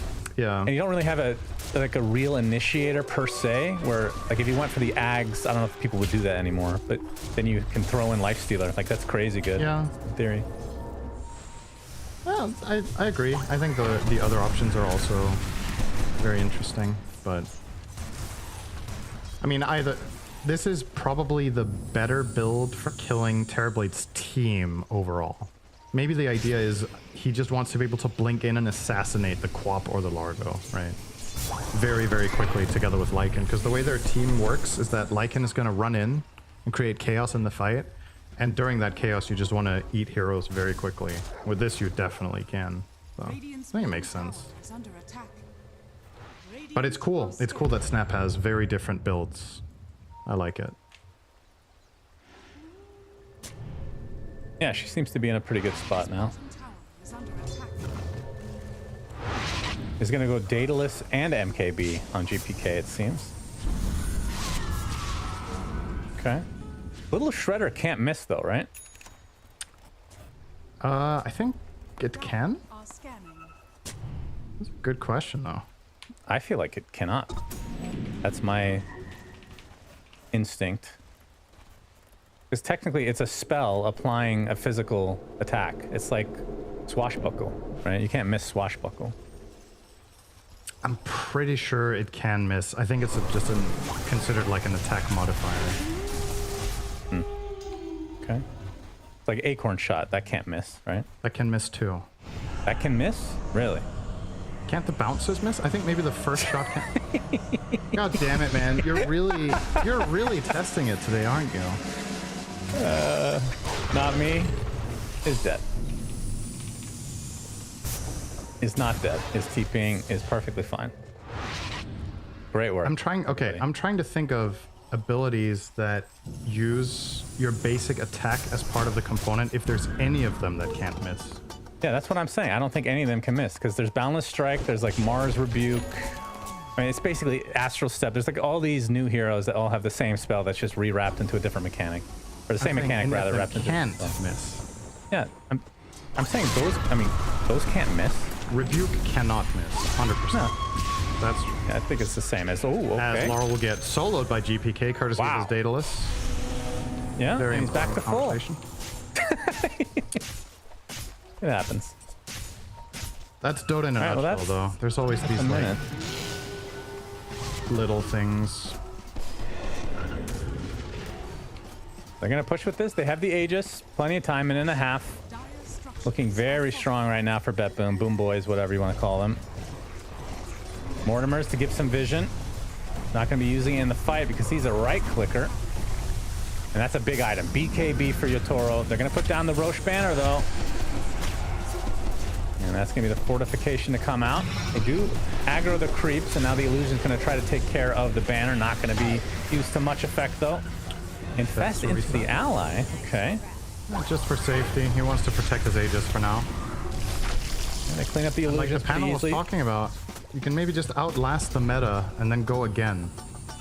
And that's exactly what they're doing here. They forced out the meta. Yatoro wants to put it to good use. Not going to connect on the Bushwhack, though. They're still fighting into an Aegis, though. Mortimer's, or the cookie rather, does hit. Kiritich wants to apply some pressure, but Hurricane Pike's going to keep him at bay. Just going to right-click the illusions. That's where most of the damage is coming from right now. Miero did have to use his ult for this, as Kiritich is getting slowed to a crawl. Has Rage back up in 5. And how much longer on this meta? It's about to expire. We'll see with this next wave if BetBoom want to fully commit. And Miero is going for the Axe, but he went for the AC first, Cinderant. That's gonna be a little bit later. Yeah, I wonder why he juggled his items so much. First he was looking at the Orchid, now he ends up with the AC and then Ags. Because the Orchid would actually still have been very relevant. You're playing against Queen of Pain. Oh, they got a Nightmare. Laurel in a lot of trouble. Fiend's Grip. Do they have a cancellation? The box is there to save. The Laurel able to live. Oh, I say that a little bit too early. He gets cookied and he gets destroyed. Oh boy, that is really unfortunate for Team Spirit. It's the Lifestealer inside of Collapse, taking a lot of Mortimer's gets his damage. He's actually going to live though, and now they're going to try to turn this around onto Kiritich. He's put in a horrible spot. Has the Rage TP away. That's not what you want to see from your carry. And that's going to put the fight to an end. It did require a buyback for Laurel though. Bushwhack hits, might be able to get at least a support or two. A GPK looks like he wants to fight though, gonna turn this around. Gets off of the huge little shredder and Laurel completely decimated. Yatoro wants to put the pressure onto GPK though. Is getting stun locked though from Kiritich's basher. Finally back into the fight. He goes inside of him with the infest. Trying to get off the thunder, trying to get off anything. It's not gonna happen. Yatoro is dead. As Collapse now nullified, being chased, but has a lot of heal potential. Kiritich and company gonna try to at least get this tower. They don't have their little shredder man at the ready. That was the most perfect bash timing on the infest. He was mid-animation on a Sunder on a teammate. Yep, Kiritich. Be a bit careful. Has the infest. Doesn't want to get stun locked here. All right. Gonna have to infest the teammate. Just to play it safe. Are they leaving or not? It's kind of... Nope, they're not. He's just healing. Yeah. They will get this set. Yeah. Takes a while, but they get it. They want more. I mean, why not? Quap and TP are dead for 40 seconds. They have AC, so this is going to go pretty fast. Fortification popped. That's going to be the last one for quite a while for Team Spirit. Can they defend this? I mean, they could buy back onto Yatoro as the Wheel of Wonder coming out to no avail, though, is Kiritich chasing a box. That's a typical dog-related activity. Kiritich won't be able to get the range. But what did he infest? The catapult. So he's gonna kill the catapult. Okay. The push is gonna go a little bit slower as a result, but in the Rage. And yeah, this will be a second set. Can they get out with everybody? Looks like Taro back up in 5, and yeah, it looks like they're good to go. Nice and clean. This is just overall just been a very good game from BetBoom. There hasn't been any major mistakes. Seemingly every fight they've chosen has been on their terms. They found the right targets. They've been able to play very well around Lycan's Wolves for information and getting the jumps. I've especially been impressed with how valuable the Wolves have seemed for Snapfire.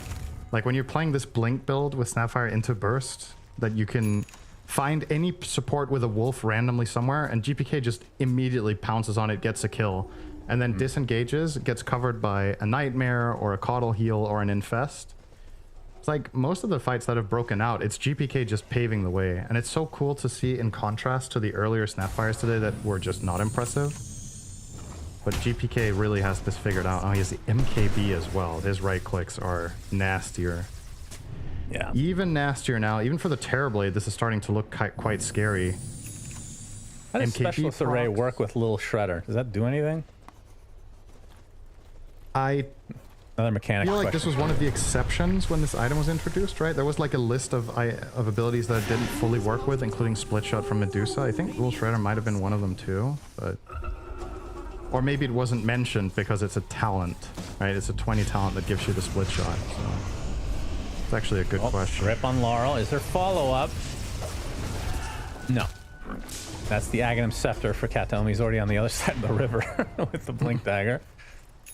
Just baiting a response. It's a low cooldown ability. When you have Ags, it's kind of crazy that it lowers the cooldown 45, by 45 seconds. It's so insane.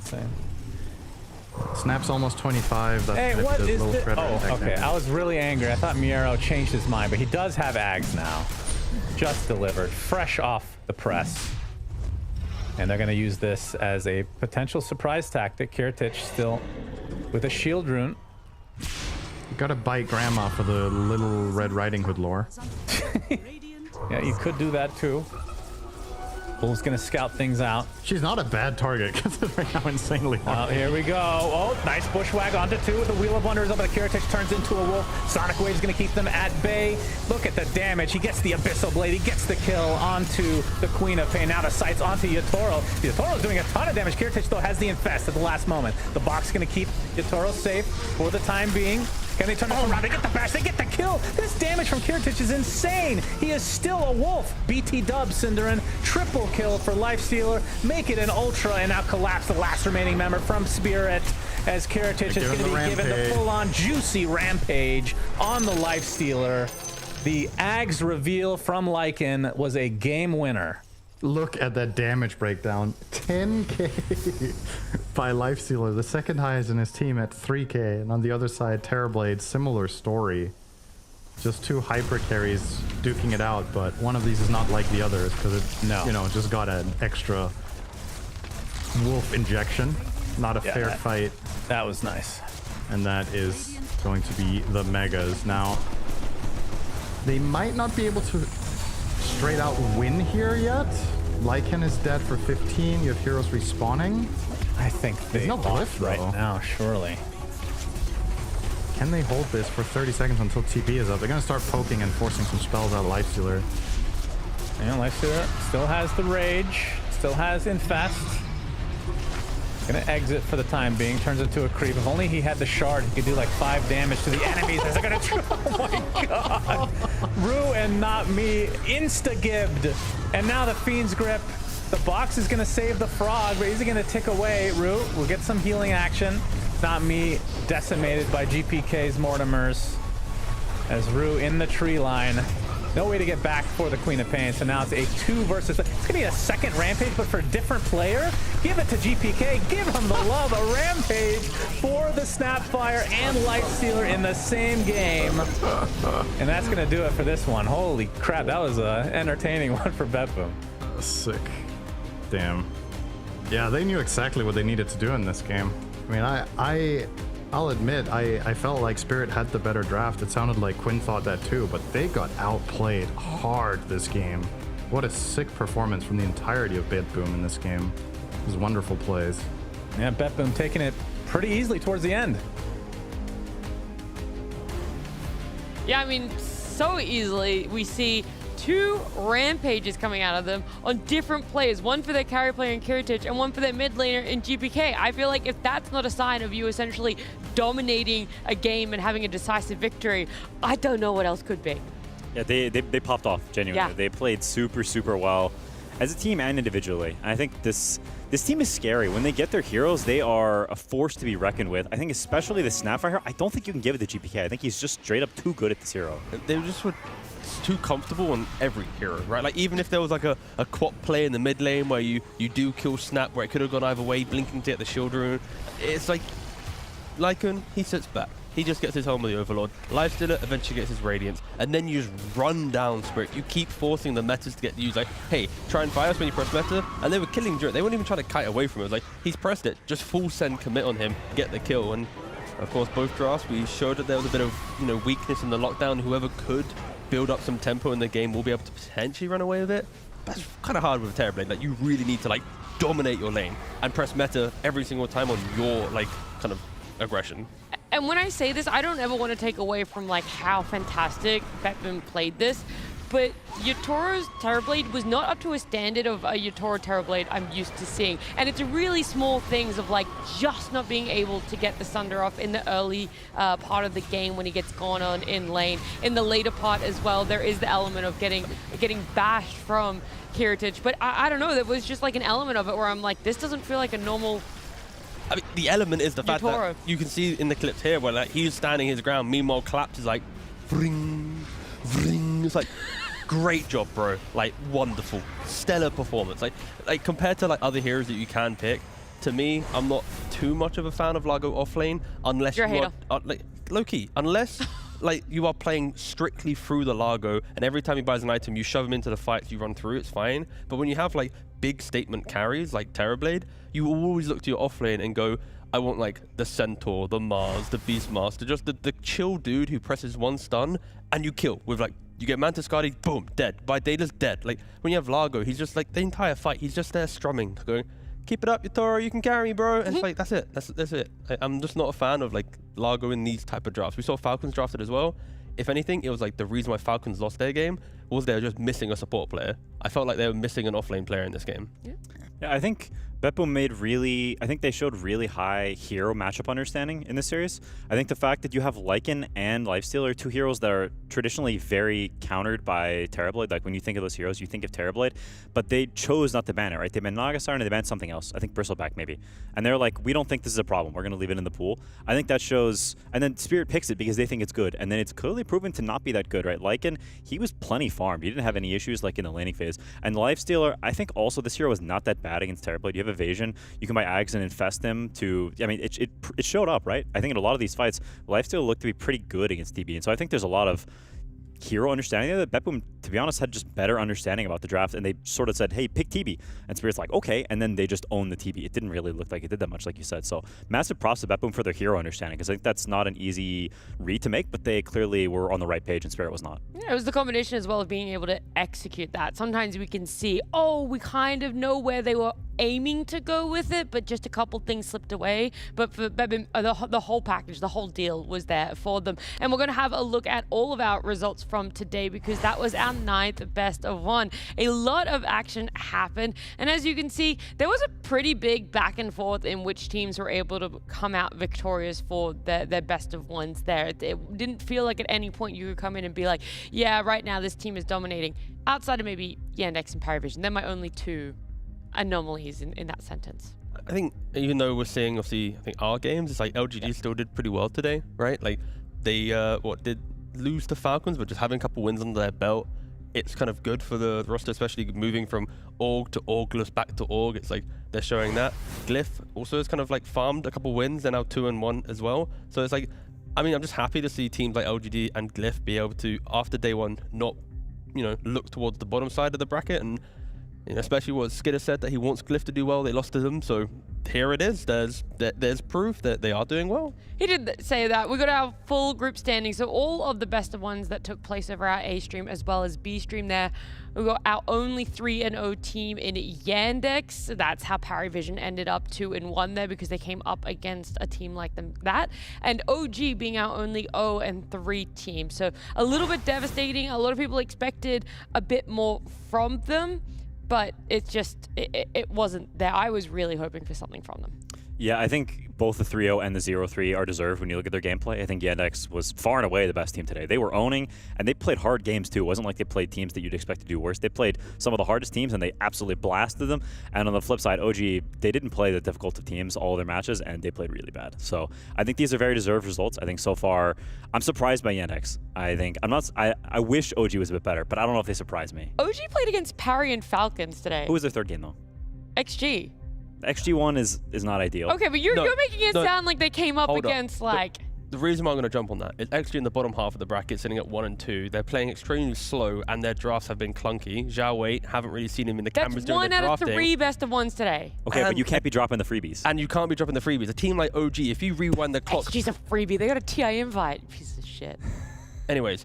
It's all relative. It's all relative. Right now, in the moment, OG should be doing better. They're a fast team. If they're respected for the way that they play Dota, they should look at XG and go, we can beat them. They're slow, we're quick, we should win. If you rewind the clock, they would beat XG. Right now, they haven't rewinded the clock. They are just losing. I don't think you can do that, that's why. Rewind the clock? Yeah. Well, they can't. That's why they're 0-3. Yeah, they kind of wish they could rewind the clock. It's kind of rough. Well, then let's look at tomorrow, because maybe OG are going to have better matchups for themselves. You say that they had freebies. They had 1 freebie, okay? Tomorrow, it feels like it's going to be so much more difficult for them because they're coming up against Yandex. We have our 0-3 against 3-0 as our second best of 1. It's only 8 tomorrow. I know, I can't believe we're cutting a whole best of 1 there. It's going to be such a short day. Yeah. Naturally. Yeah, that's so a series short. to watch if you want to watch a professional beatdown. Okay, then on what would be... Yandex, because OG is going to wake the fuck up and they're going to lock in. They're going to grab Yandex, yeet them out of the... I don't know, they're not even here actually. Because knock them off Hell in a Cell. Yeah, they're going to stop them from getting on a plane. What would be your Yeah. number one to pick where you're like, you're going to learn a lot from this best of one? I'll be honest, the only one I saw was OG Yandex. It's been a long day. Yeah, no, I have no idea what's You have happening. to If we bring it back up, matchup. I can name another one if we bring it back up. I can show you, don't worry. There you go, there you go, look, here you go, here you go. You pick one.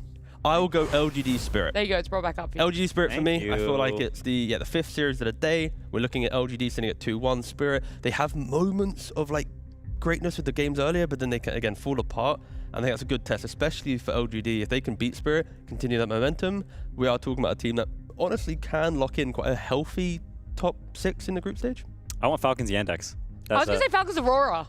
Okay, I think both of those are great. Yeah, I think so too. Yeah, I think the Yandex one. I mean, I'm just super interested in see this team. I said it was the team I'm most excited for, and it still remains the case. They've been cooking. I want to see if they can keep cooking, because coming back from a break and coming this hot off the presses and blasting everyone, that is not what I expected. And I think a subversion of expectations is cool. Yeah, so they'll invalidate all previous tournament wins by them not being there. That's really good, yeah. Oh, that's super awesome. I love stuff Keep like it up. that. Well, look, we can't invalidate anything that happened today. It was a lot of fun. We got to see our group standings. You get to see what is tomorrow. We'll see you guys bright and early for our first game at 10 a.m. Enjoy the rest of your Tuesday, and we'll see you on Wednesday.